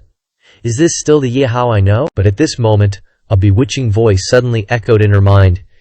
He is, of course, Ye Hao. He's in danger now. Aren't you going to help him? Don't you like him the most? Those words were like silk threads tightening her reason, making Yin Huang grip the sword in her hand tightly, her heart full of confusion. She immediately rushed forward, attacking the real Ye Hao, her voice urgently shouting, "Let him go!" He frantically dodged, hastily retreating a few steps, avoiding the attack, while shouting, "Yin Huang, you!"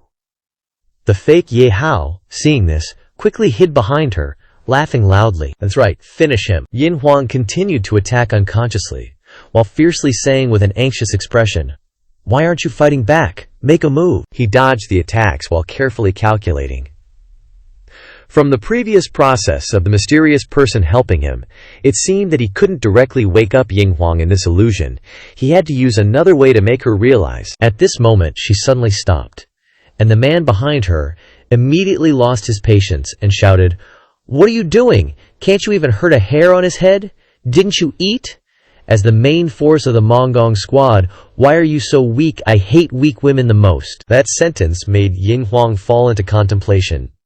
Am I a weak woman? Immediately, her mind went wild, and she shouted, "I'm not weak. Go die, go die, go die." During that time, the real Ye Hao turned on his combat mode and rushed in front of the fake Ye Hao, saying, "Using Yin Huang as bait will lead to a further loss of control, so you really are the key to breaking the situation." Seeing him stand in front of him, he panicked immensely. What? Without hesitation, Ye Hao punched straight into the middle of the guy's body. Now I don't have to worry about anything when I hit you. Just then, wings suddenly appeared on the back of the fake Ye Hao, and he painfully grabbed his stomach. Yin Huang felt like she was collapsing when she saw this scene. Why does Ye Hao have wings? What is going on? Wait, angel wings? My head is getting more and more chaotic. Besides, Ye Hao didn't stop, but continuously attacked the fake man, causing him to painfully beg, "Stop, help, don't kill me." Finally, the fake Ye Hao immediately knelt down to apologize. "I was wrong. Please spare my life. I'm acquainted with the young miss of the Han Mo Corporation. I can give you a lot of benefits. Please let me go." Seeing this, he angrily cursed inwardly. This guy. Suddenly, the real Ye Hao took out a mirror and said, "If you claim to be Ye Hao, then how about looking at your current appearance to see if you still look like Ye Hao?" The ugly appearance in the mirror caused the man to shout loudly in horror. He retreated in a panic, seemingly unable to accept the truth. "No, that's not right. I'm Ye Hao, the great hero who saved this city, not this kind of monster." But before he could finish speaking, she delivered a powerful finishing blow, making him disappear, a pitiful illusion. At that moment, Yin Huang suddenly froze, her legs giving way as she knelt down. Tears streamed down her cheeks as she felt immensely guilty, constantly blaming herself. "I did something so embarrassing again, not only forgetting the real Ye Hao, but even drawing my sword against him. Me, I don't deserve to be by Ye Hao's side." The self-reproach echoed in her mind, but as she was drowning in guilt and despair, he rushed over to comfort her. "It's not your fault. The enemy is just too cunning.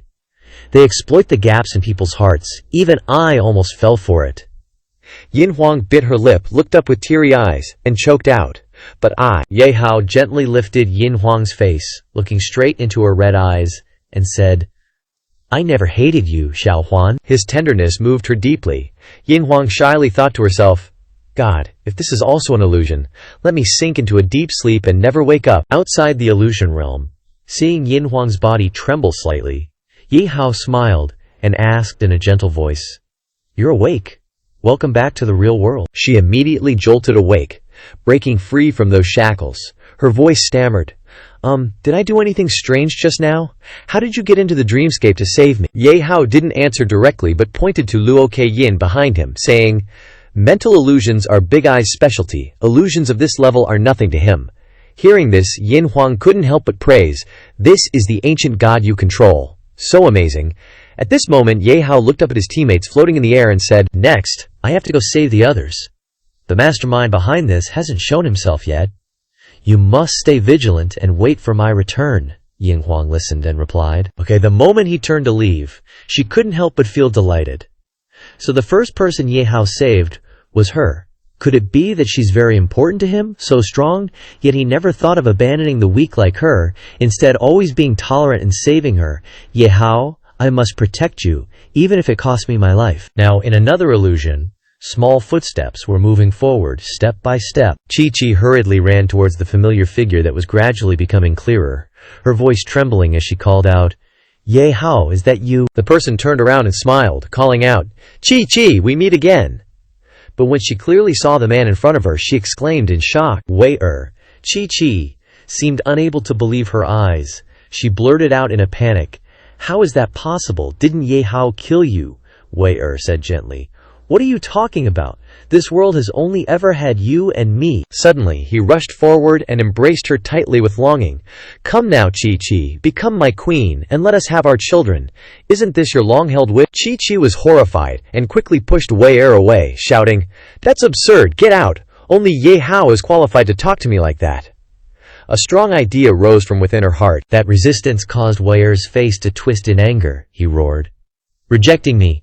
It seems you're still lucid in the illusion. Impossible. Finishing his words, Wei-er summoned countless monsters and ordered, If you can't control her, then kill her. At this moment, Ye Hao suddenly entered the illusion, forcefully shouting, Don't even think about it! He then used Dark Flame Storm to knock down those monsters. A thick smoke surrounded the monsters. Seeing Ye Hao appear, Wei-er angrily gritted his teeth and cursed, It's you again! Why do you always have to get in my way? The battle between the two sides erupted, unfolding with intense ferocity, not only in strength, but also in the clash of wills. After Qin-Chi's illusion was completely shattered, Yang Hao and she were able to return to reality. Outside, Qin-Chi worriedly stepped forward and asked, Yang Hao, are you all right? Yang Huang also approached, frowning and saying, You look a little pale. But he felt relatively well, reassuring them, It's okay, just a little tired, I'll be fine after resting and taking some medicine. Just then, the system suddenly announced resoundingly like an unignorable warning, Energy consumed in the illusion cannot be restored with medicine, it can only be restored when the entire illusion is dispelled. Host, please take note. Hearing this, Ye Hao frowned, muttering to himself, Is that so? His eyes gleamed with a profound look, remembering the men in Yin Huang and Chi-Chi's illusions. It seems that the boss this time likes to play dirty. The process of awakening Yin Huang and Qin-Chi shows that to escape the illusion, two conditions must be met. One is to make them aware that they are in an illusion. Two is to defeat the specially designated person in the illusion. That person must be the boss's spiritual form. Forcibly entering the illusion twice has caused more mental and physical exhaustion than I thought. It seems that I must act quickly and decisively to ensure everyone's safety. Currently, in Shui Lu's illusion, there was a desolate and thorny world that was frightening. She's fighting Princess Bing Chang, a very dangerous opponent. Princess Bing Chang spat out countless eternal frost chill earth breath to attack, a very difficult opponent. Each wave of cold air, sharp as arrows, streaked through the air. Zhu Lu braced herself to defend. So strong. The immense magic seems to freeze even the air. Just maintaining my stance has taken all my strength, making my breath even more ragged. Yet, in those eyes, a flame of defiance still burns brightly. Shui Lu thought to herself. But that's exactly why she's worth defeating. Princess Bing Chang conjured an ice blade in her hand, looking down with disdain as she said, Overestimating yourself. You're all half dead, yet you cling on. Annoying me, I'll send you to the Yellow Springs with this. She condensed her magic. Then the ice arrow shot like the wind towards Shui Lu. A series of overlapping thoughts swirled in her mind. I can't dodge it. Can I block it? No, I have to stop it. In that instant, a burst of flame suddenly erupted from the void. Ye Hao suddenly appeared, shattering the attack, his familiar voice ringing out, Be careful. Seeing him arrive, Princess Bing Chang was shocked and frightened. She trembled, muttering, This dark fire can actually destroy my ice. My magic even lets out a cry of grief. Ye Hao ignored his opponent's reaction and hurried to ask, Shui Lu, are you alright? But Shui Lu didn't show any gratitude. Instead, she pointed her sword at Ye Hao, warning, Stay back, one more step and I won't be polite. Her cold eyes shone with distance. Shui Lu vigilantly said, That one attack was enough to show your strength, but no matter what kind of powerhouse you are, Princess Bingchang is my prey. No one is allowed to interfere. Wait for me. Seeing this situation, Ye Hao seemed to realize something. Shui Lu was consumed by her obsession with power. She doesn't recognize me anymore. Princess Bingchang accumulated magic to prepare for an approaching blizzard attack. Shui Lu shouted loudly. She's accumulating magic again. Get out of the way, let me. Ye Hao immediately replied. Don't talk nonsense, you can't even stand properly, how can you fight? He quickly snatched Shui Lu's shield, blocking Princess Bingchang's blizzard. Ice and snow spewed out from the blizzard non-stop. The attack power was considerable. The move was too strong. Even though Ye Hao and Shui Lu blocked with the shield, they were still frozen. Princess Bingchang stood high above, smiling triumphantly. No matter how strong your fire is, before absolute ice, you can only be frozen. As soon as she finished speaking, the ice and snow were blown away by Ye Hao's magic. Princess Bingchang cried out in shock. What? His whole body is surrounded by purple magic? His steps are full of power? Ye Hao smiled mockingly and asked, Fortunately, I had a contingency plan. Attribute counter. Is this all you've got? He jumped high, slashing with his sword. Princess Bingchang fell on her butt. She cried out in pain. Ugh!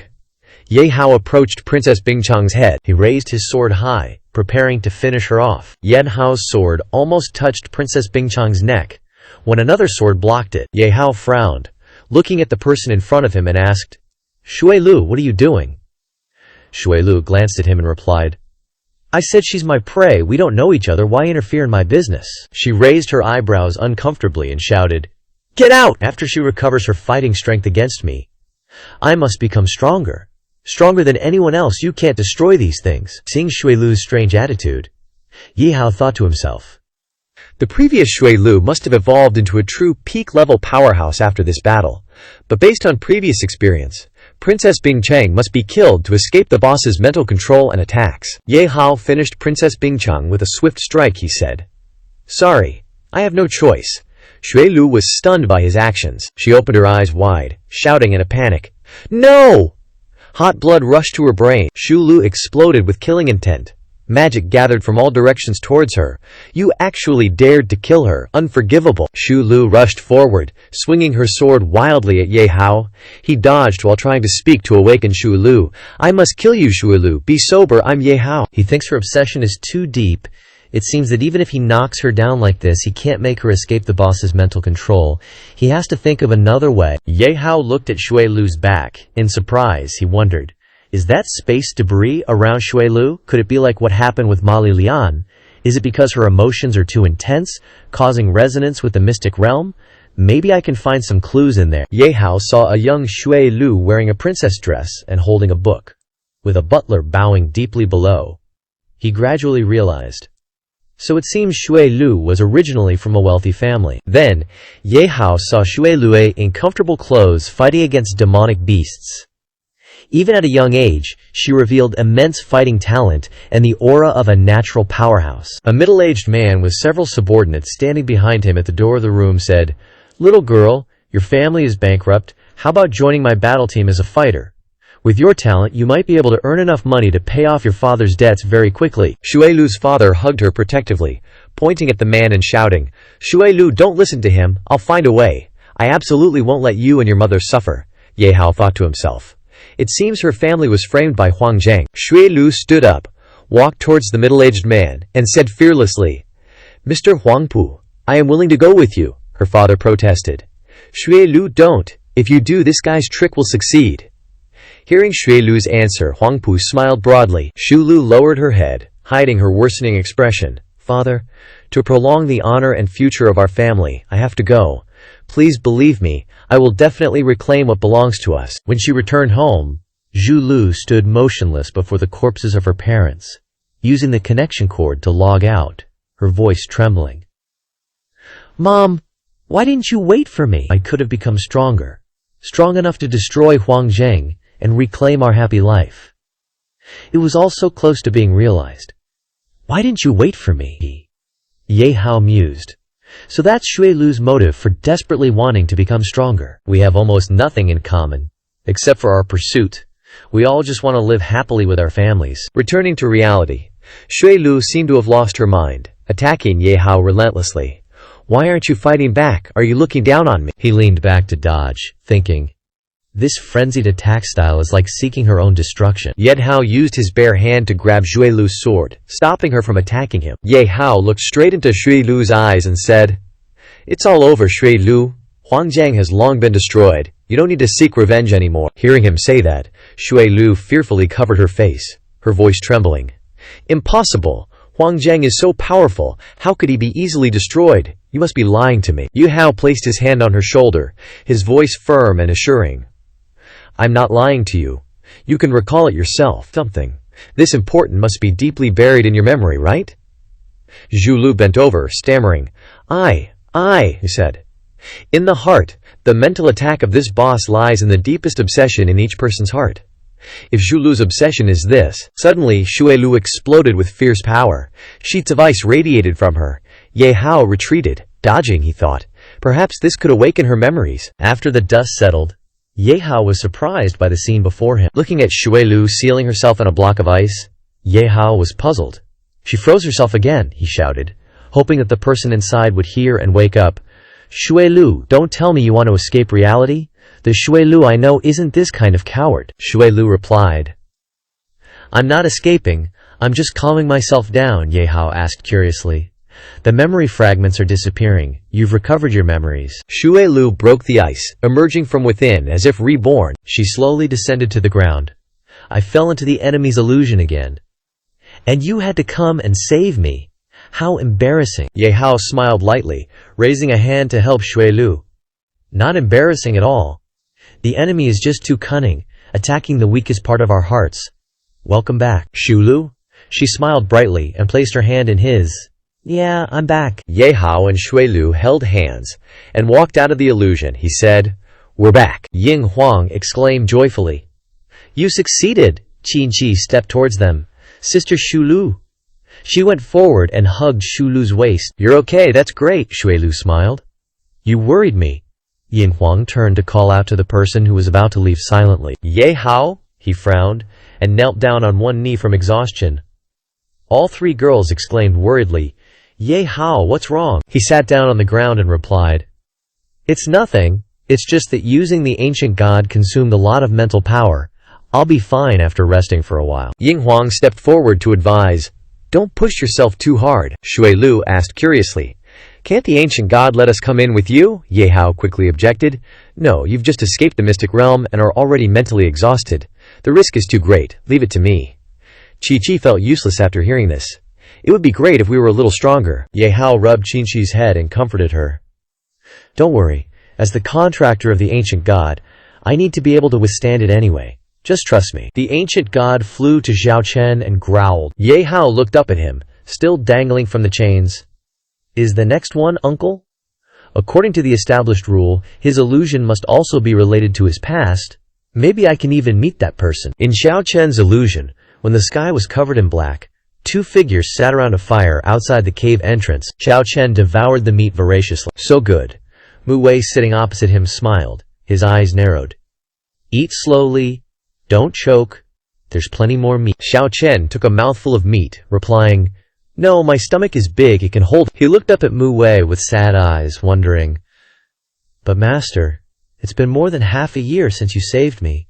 Although I've been well fed and clothed during this time, why haven't you taught me any kung fu? Didn't you say you wanted to make me strong?" Mu Wei smiled gently, handing Zhao Chen another large piece of meat, replying, "No rush. Cultivation is important to progress gradually. You nourish your body well first, then slowly cultivate later." Zhao Chen accepted the meat but was still not entirely happy. He thought to himself, "Really? Why do I remember you didn't say that before?" But that expression only lasted for a moment.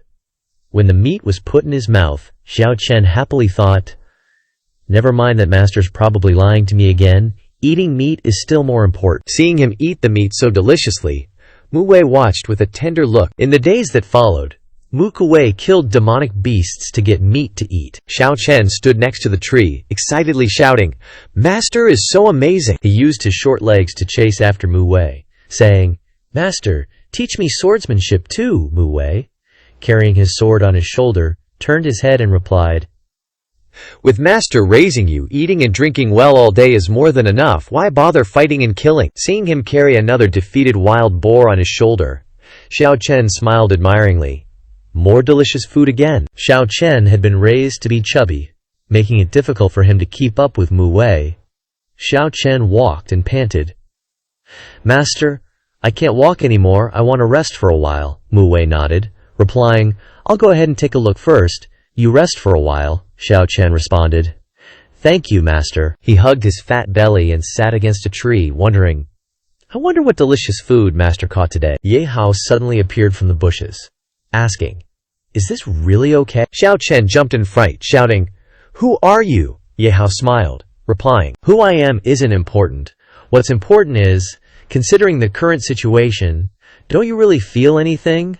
Mu Wei has taken you in for so long, yet taught you nothing, let you do nothing, just raises you like this.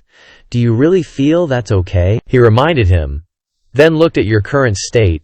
Is this really the you from before? Xiao Chen looked at himself in the puddle under his feet, only seeing a chubby body. He hesitated, not speaking. Xiao Chen raised his brow, asking, Is there a problem? My parents died when I was young. I was on the verge of starvation.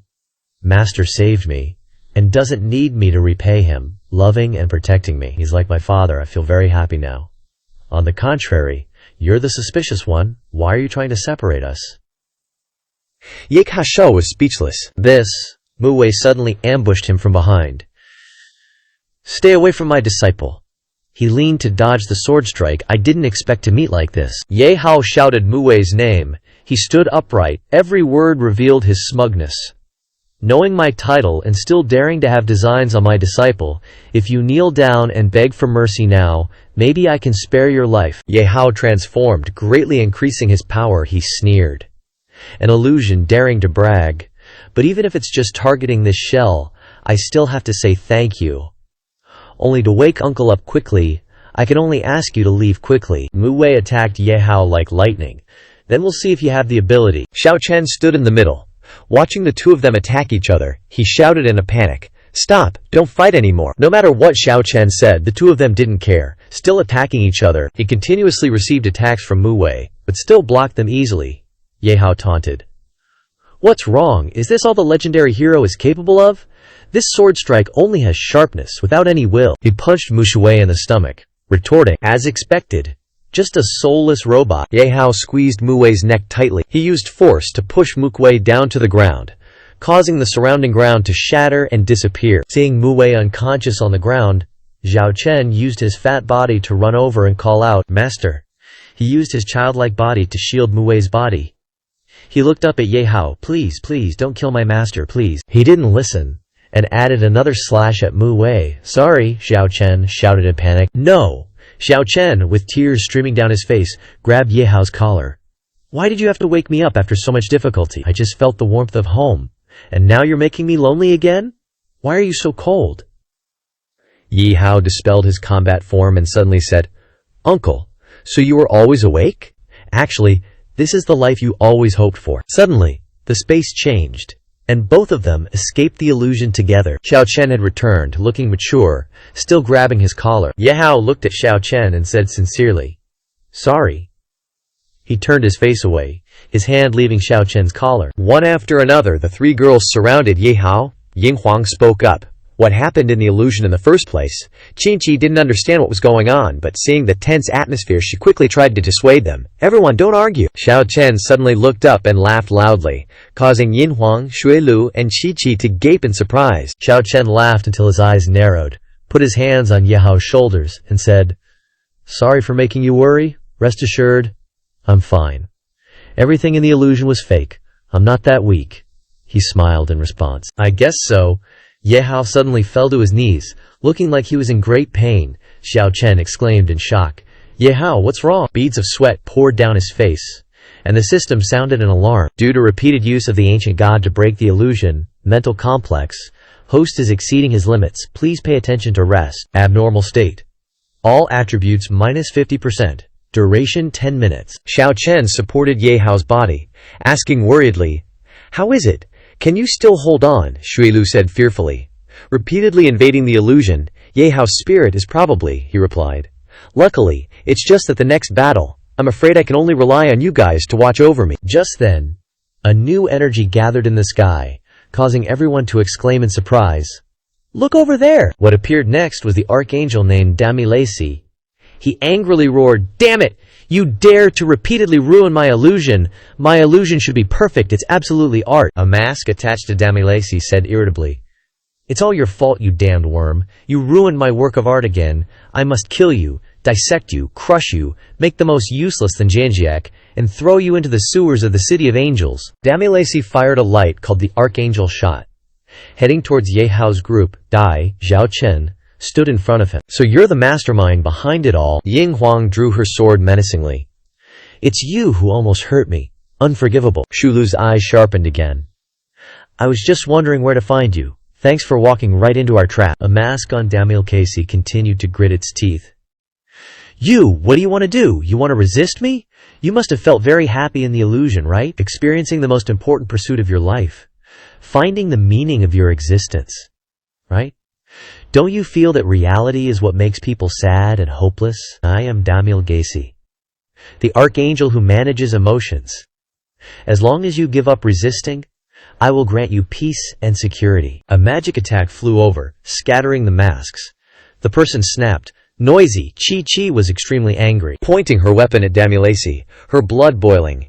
"You're not allowed to talk nonsense. A world without Ye Hao is not the world I want. Your illusion is just a lie. If you claim to possess the power of emotion, then you should also know clearly. Now we only have one kind of emotion, and that is anger." Xue Lu shouted angrily. "Memory-playing fiend, die," Ying Huang continued. "The power I gained in the illusion, use your body to taste it." Xiao Cheng gripped his sword tightly, no less annoyed. "Little sister said it well, it's our turn to vent our anger." First, Xiao Chen slashed at Damilesi's body with his sword, Yuan Yuexian. Next, Yin Huang also attacked him continuously. Guan Xingxi, Xue Lu, and Princess Bing Chang used ice magic. Huo Ersi, Damilesi, was attacked continuously, unable to resist, and fell to the ground. Ye Hao stood aside and observed. He approached Damilesi and said, "Women are scary when they're provoked. Of course, so are men. Use your next life to understand this emotion," he said in panic. "No, don't." Ye Hao inserted a needle into Damilesi, causing him to scream in pain. The system sounded an announcement in his mind. Received the essence energy of the Archangel. Angel King quest progress 60%. Damilesi was defeated, and his body was burning.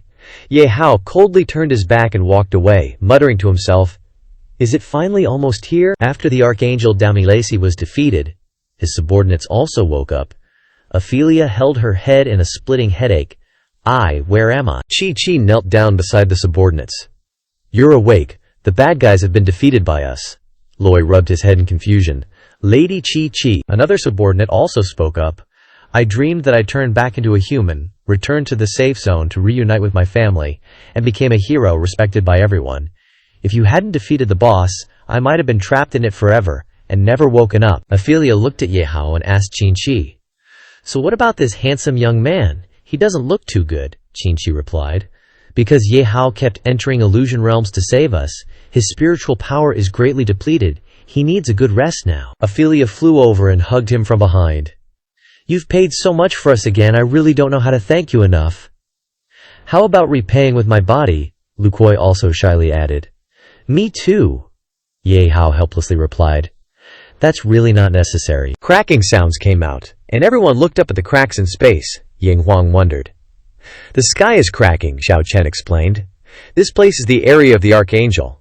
It's probably a large illusion realm itself. Now that he's dead, we should return to the real reality." Ampelia paled and said, "That's not right, this aura. It's him, he's coming." He looked at her confusedly. Ophelia replied, "It's the cherub, and the thrones and the dominions are also appearing simultaneously." As soon as she finished speaking, all three angels mentioned appeared. All of them were level 9, and carried an indescribable pressure. The dominions spoke first, so even the archangel failed. "It seems we have to admit, the threat you pose is indeed beyond our expectations, but it ends here." The thrones angrily pointed their weapons at Ye Hao's group. "Because next, we will go all out to eliminate you," the subordinate said. "Let's run." Facing 3 holy angels, we definitely don't stand a chance. Ophelia gritted her teeth. Damn it, I clearly resolved to fight them to the death, but why is my soul trembling uncontrollably? Standing before the 3 angels, Xiao Chen was still full of confidence. It's not necessarily a lost cause. We also have Qin-Chi, this holy cherub. Qin-Chi, you take on the cherub, the rest of us will deal with the other 2. Qin-Chi immediately replied, I'll do my best. Yin Huang thought to herself, these angels all possess unique abilities. It won't be easy to win, but as long as we wait for Ye Hao to recover, we'll have a sure chance of victory. The Dominions disdainfully said. Struggling is futile. The thrones, ready to fight, continued. Then let's begin. A feast of slaughter. A familiar voice interrupted. Wait. He stepped forward, stood in front of Xiao Chen and the others, and spoke to the 3 angels. To have the 3 holy angels come out, it seems we're quite important. If you value us so much, let's discuss it. See if there's room for negotiation. He thought, 3 minutes left until my weakened state ends. I can stall for as long as possible. The Dominions saw through Ye Hao's intentions and sarcastically said, You think I can't see you're stalling for time? To think an angel's annihilation strike now has you in such a cautious state is laughable. Ye Hao cursed inwardly. Damn it, they saw through it. No wonder the angel's name has the word Dominions. He sighed helplessly. All right, it seems we're definitely doomed this time. Then before I die, I have one request. Can I have a glimpse of that cherub's face? That sentence touched a nerve of the Dominions. She angrily shouted, You! But before anyone could finish speaking, the cherub stopped her. Diabola, step down. The Dominions immediately obeyed. You want to understand me? The cherub placed her hand on her mask, standing opposite Ye Hao's group. With your strength, you do have the right. But those who have seen my true face have all died. No. Perhaps there's one exception. Do you also want to become him? He retorted, I don't understand what you're saying, but either way, I'm going to die in your eyes, so showing me won't hurt, right? The cherub laughed and removed her mask. The face behind the mask was very familiar to Xiao Chen. Then, as you wish, Ye Hao blurted out. Mu Wei, Xiao Chen next to him, was equally surprised. Old man, is that really? The cherub frowned and asked, looking at your surprised expressions, could it be that you knew me before? Ye Hao cautiously replied, We do recognize this face, but you're not the person we know, he thought to himself. Salu Kong said, The cherub has the ability to perfectly copy. Not only the appearance, but even the abilities can be copied. It seems that Mu Wei had contact with the cherub before, even fought. Xiao Chen angrily questioned, Why did you turn into that old man's appearance? Where is he now? Did you hide him? The cherub painfully said, I don't need to tell you the reason. As for him, he's already dead. Xiao Chen exclaimed in shock. What? He recounted. That old man didn't know the immensity of heaven and earth, and launched a challenge against me. Although he did have some skills, how could a fallen angel possibly defeat me? So he only had one ending, death. But his moves and fighting style were very interesting, so I transformed into his appearance, studying his memories and thought patterns. Xiao Chen boiled with rage and recklessly charged forward. Seeing this, Ye Hao hurriedly called out, Uncle! The Dominions flew to attack him and scolded, Rude one, step down. Xiao Chen was knocked away. Luckily caught by Ye Hao, he asked, Are you okay? He irritably said, Great, now my whole body is bursting with unused strength. I just want to smash that bastard's face. Xiao Chen stepped forward and demanded, I'll take on the cherub. I've had enough of this guy using the old man's face and spouting nonsense here, Ye Hao reminded him. Don't act rashly. We can't confirm that Mu Wei is dead until we see it with our own eyes. He got into a fighting stance, confidently saying, Relax. I haven't lost my mind since leaving that wretched old man. It's the same now. Perhaps because of the burning anger in my heart, I'm actually more sober. Shi Tianxi discarded his wings and descended. You truly are the unfilial disciple in Mu Wei's memories. All right, I'll give you a chance for revenge. You all are not allowed to interfere. I'll fight him one-on-one. This is also a good opportunity to learn about the outside world. The 2 angels beside him replied in unison. Yes, Xiao Chen flew up, provoking. This is more than enough. I thought you would use despicable tactics, Shi Tianxi calmly retorted. Dealing with you is sufficient. Shi Tianxi used the rising tide sword technique to attack, mocking as he struck. In Mu Wei's memories, your win rate against him is 3%, and facing me who defeated him. Do you think you have any chance of winning? Xiao Chen countered with the afterglow sword array, responding in a calm tone. Really? Then why don't you take a closer look and see how I seize the opportunity in a flash to achieve victory? The two sides fought fiercely, Ye Hao said with interest. Interesting. Ye Hao stood aside, observing and thinking. Well done, uncle. You were indeed hiding your strength. The strength you're showing is definitely not inferior to Xintianxi, but if that guy really can defeat Mu Wei, then I definitely need to analyze his abilities with the card seal. Suddenly, a figure landed near him, creating a large crater. Ye Hao dodged in time, exclaiming, "That was dangerous," he complained. Attacking suddenly like that, where's the martial morality? Zhuo Tianxi retorted. You've been stalling for quite a bit of time. Although it's not clear what you're planning, to ensure safety, it's best to kill you quickly, Ye Hao thought to himself. The period of weakness is still a while away. I have to stall for a little longer. The system announced. Abnormal status, all attributes minus 50%. Time remaining, 1 minute. He calmly said, "Sorry, I'm not interested in you. They are your opponents." The three immediately stepped forward. Qin said shyly. Qin will protect Ye Hao, Ying Huang muttered to herself. This is also one of Ye Hao's tactics. We just need to coordinate well with him, Xuelu thought. But we can't underestimate the enemy, Zhuo Tianxi said dismissively. The legendary holy Shi Tianxi. The other two also have some strength. They can indeed handle a battle. The odds of winning are 6 out of 10. Xue Lu coldly demanded. Big talk, let's try it then. Zhuo Tianxi and Ye Tianxi didn't want to waste time, and quickly rushed forward. Don't waste words with them. Attack directly. Understood. Immediately execute the attack order. The three were not to be trifled with. Using Ye Tianxi's blessing to attack, going all out for a quick victory, and then go to support Ye Hao. But all of those attacks were blocked, making them exclaim in shock. What? All 3 of our attacks were returned, Ying Huang shouted a warning. Careful, he's absorbing our attacks and reflecting them back. Ye Tianxi smugly attacked him. As expected, you're not in full condition at all. It's a good opportunity to kill you. That guy can't support you either. Die. The system then appeared, counting down the time. 30, 29. Ye Hao quickly switched to the engineering master account, using Pandora's secret to initiate flight mode. Ye Tianxi exclaimed in surprise. Mechanical equipment. He dodged her attack while calculating in his heart. Under the weakened state, other abilities can't be used.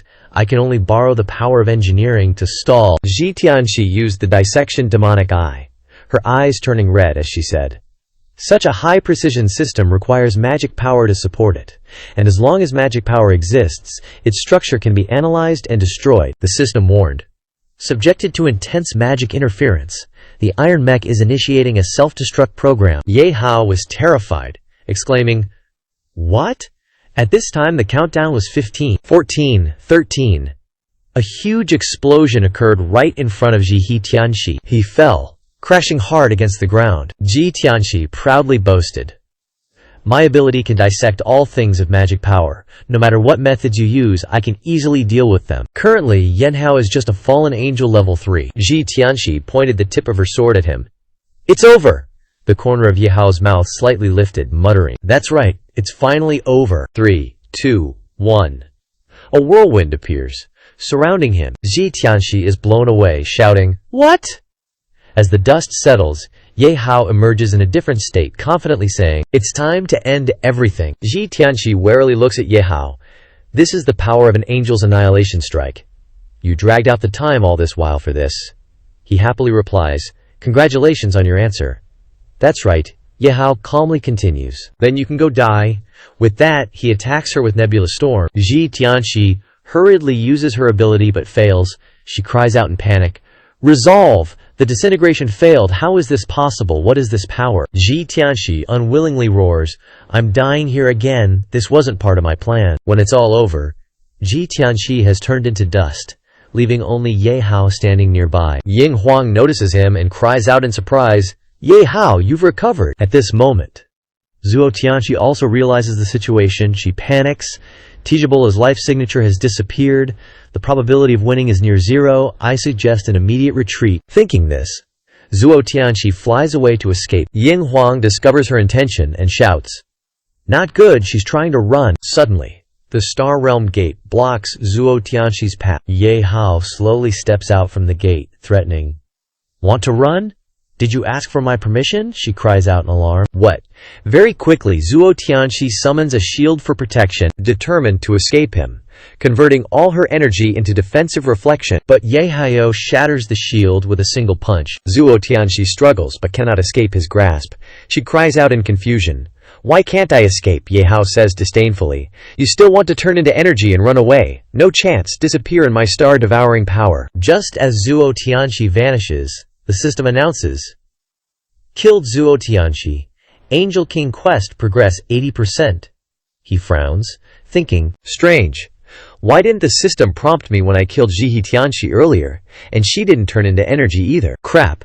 An explosion happens behind him. Ye Hao calls out in surprise. Uncle?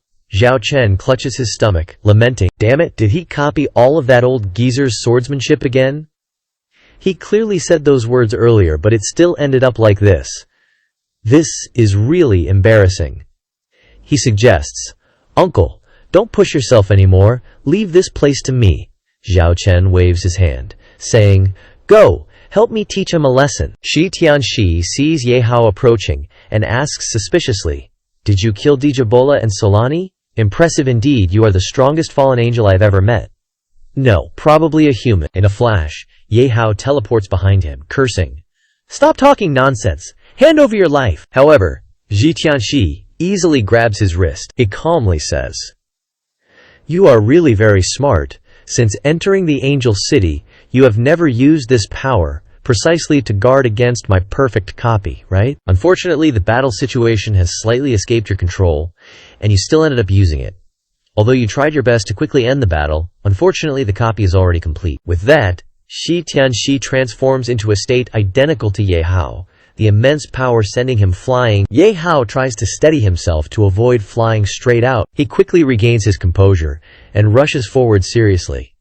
If that's the case, then so be it. I have nothing left to hold back. Ye Hao delivers a forceful, decisive blow straight at Shi Tianxi's face. But he only smiles and raises a finger.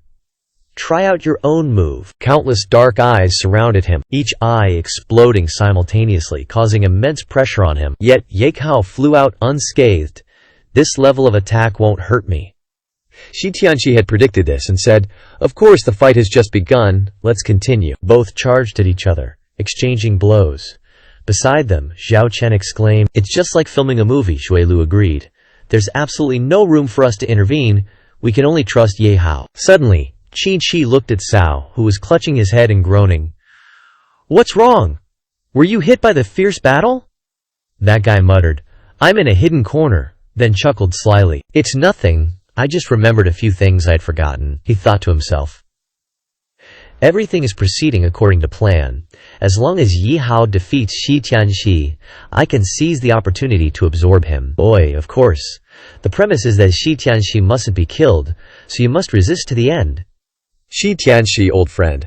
Opportunity knocks but once. He began analyzing the enemy's strategy on the other side once again. He and Shi Tianxi were still evenly matched, neither gaining the upper hand. Shi Tianxi spoke, it seems that continuing to fight like this won't end.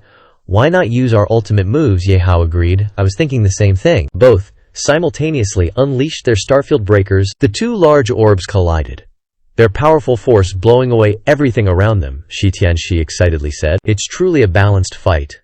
But within this angelic fortress, I have a near infinite supply of magical power. How long can a human like you sustain? Ye Hao was no pushover either.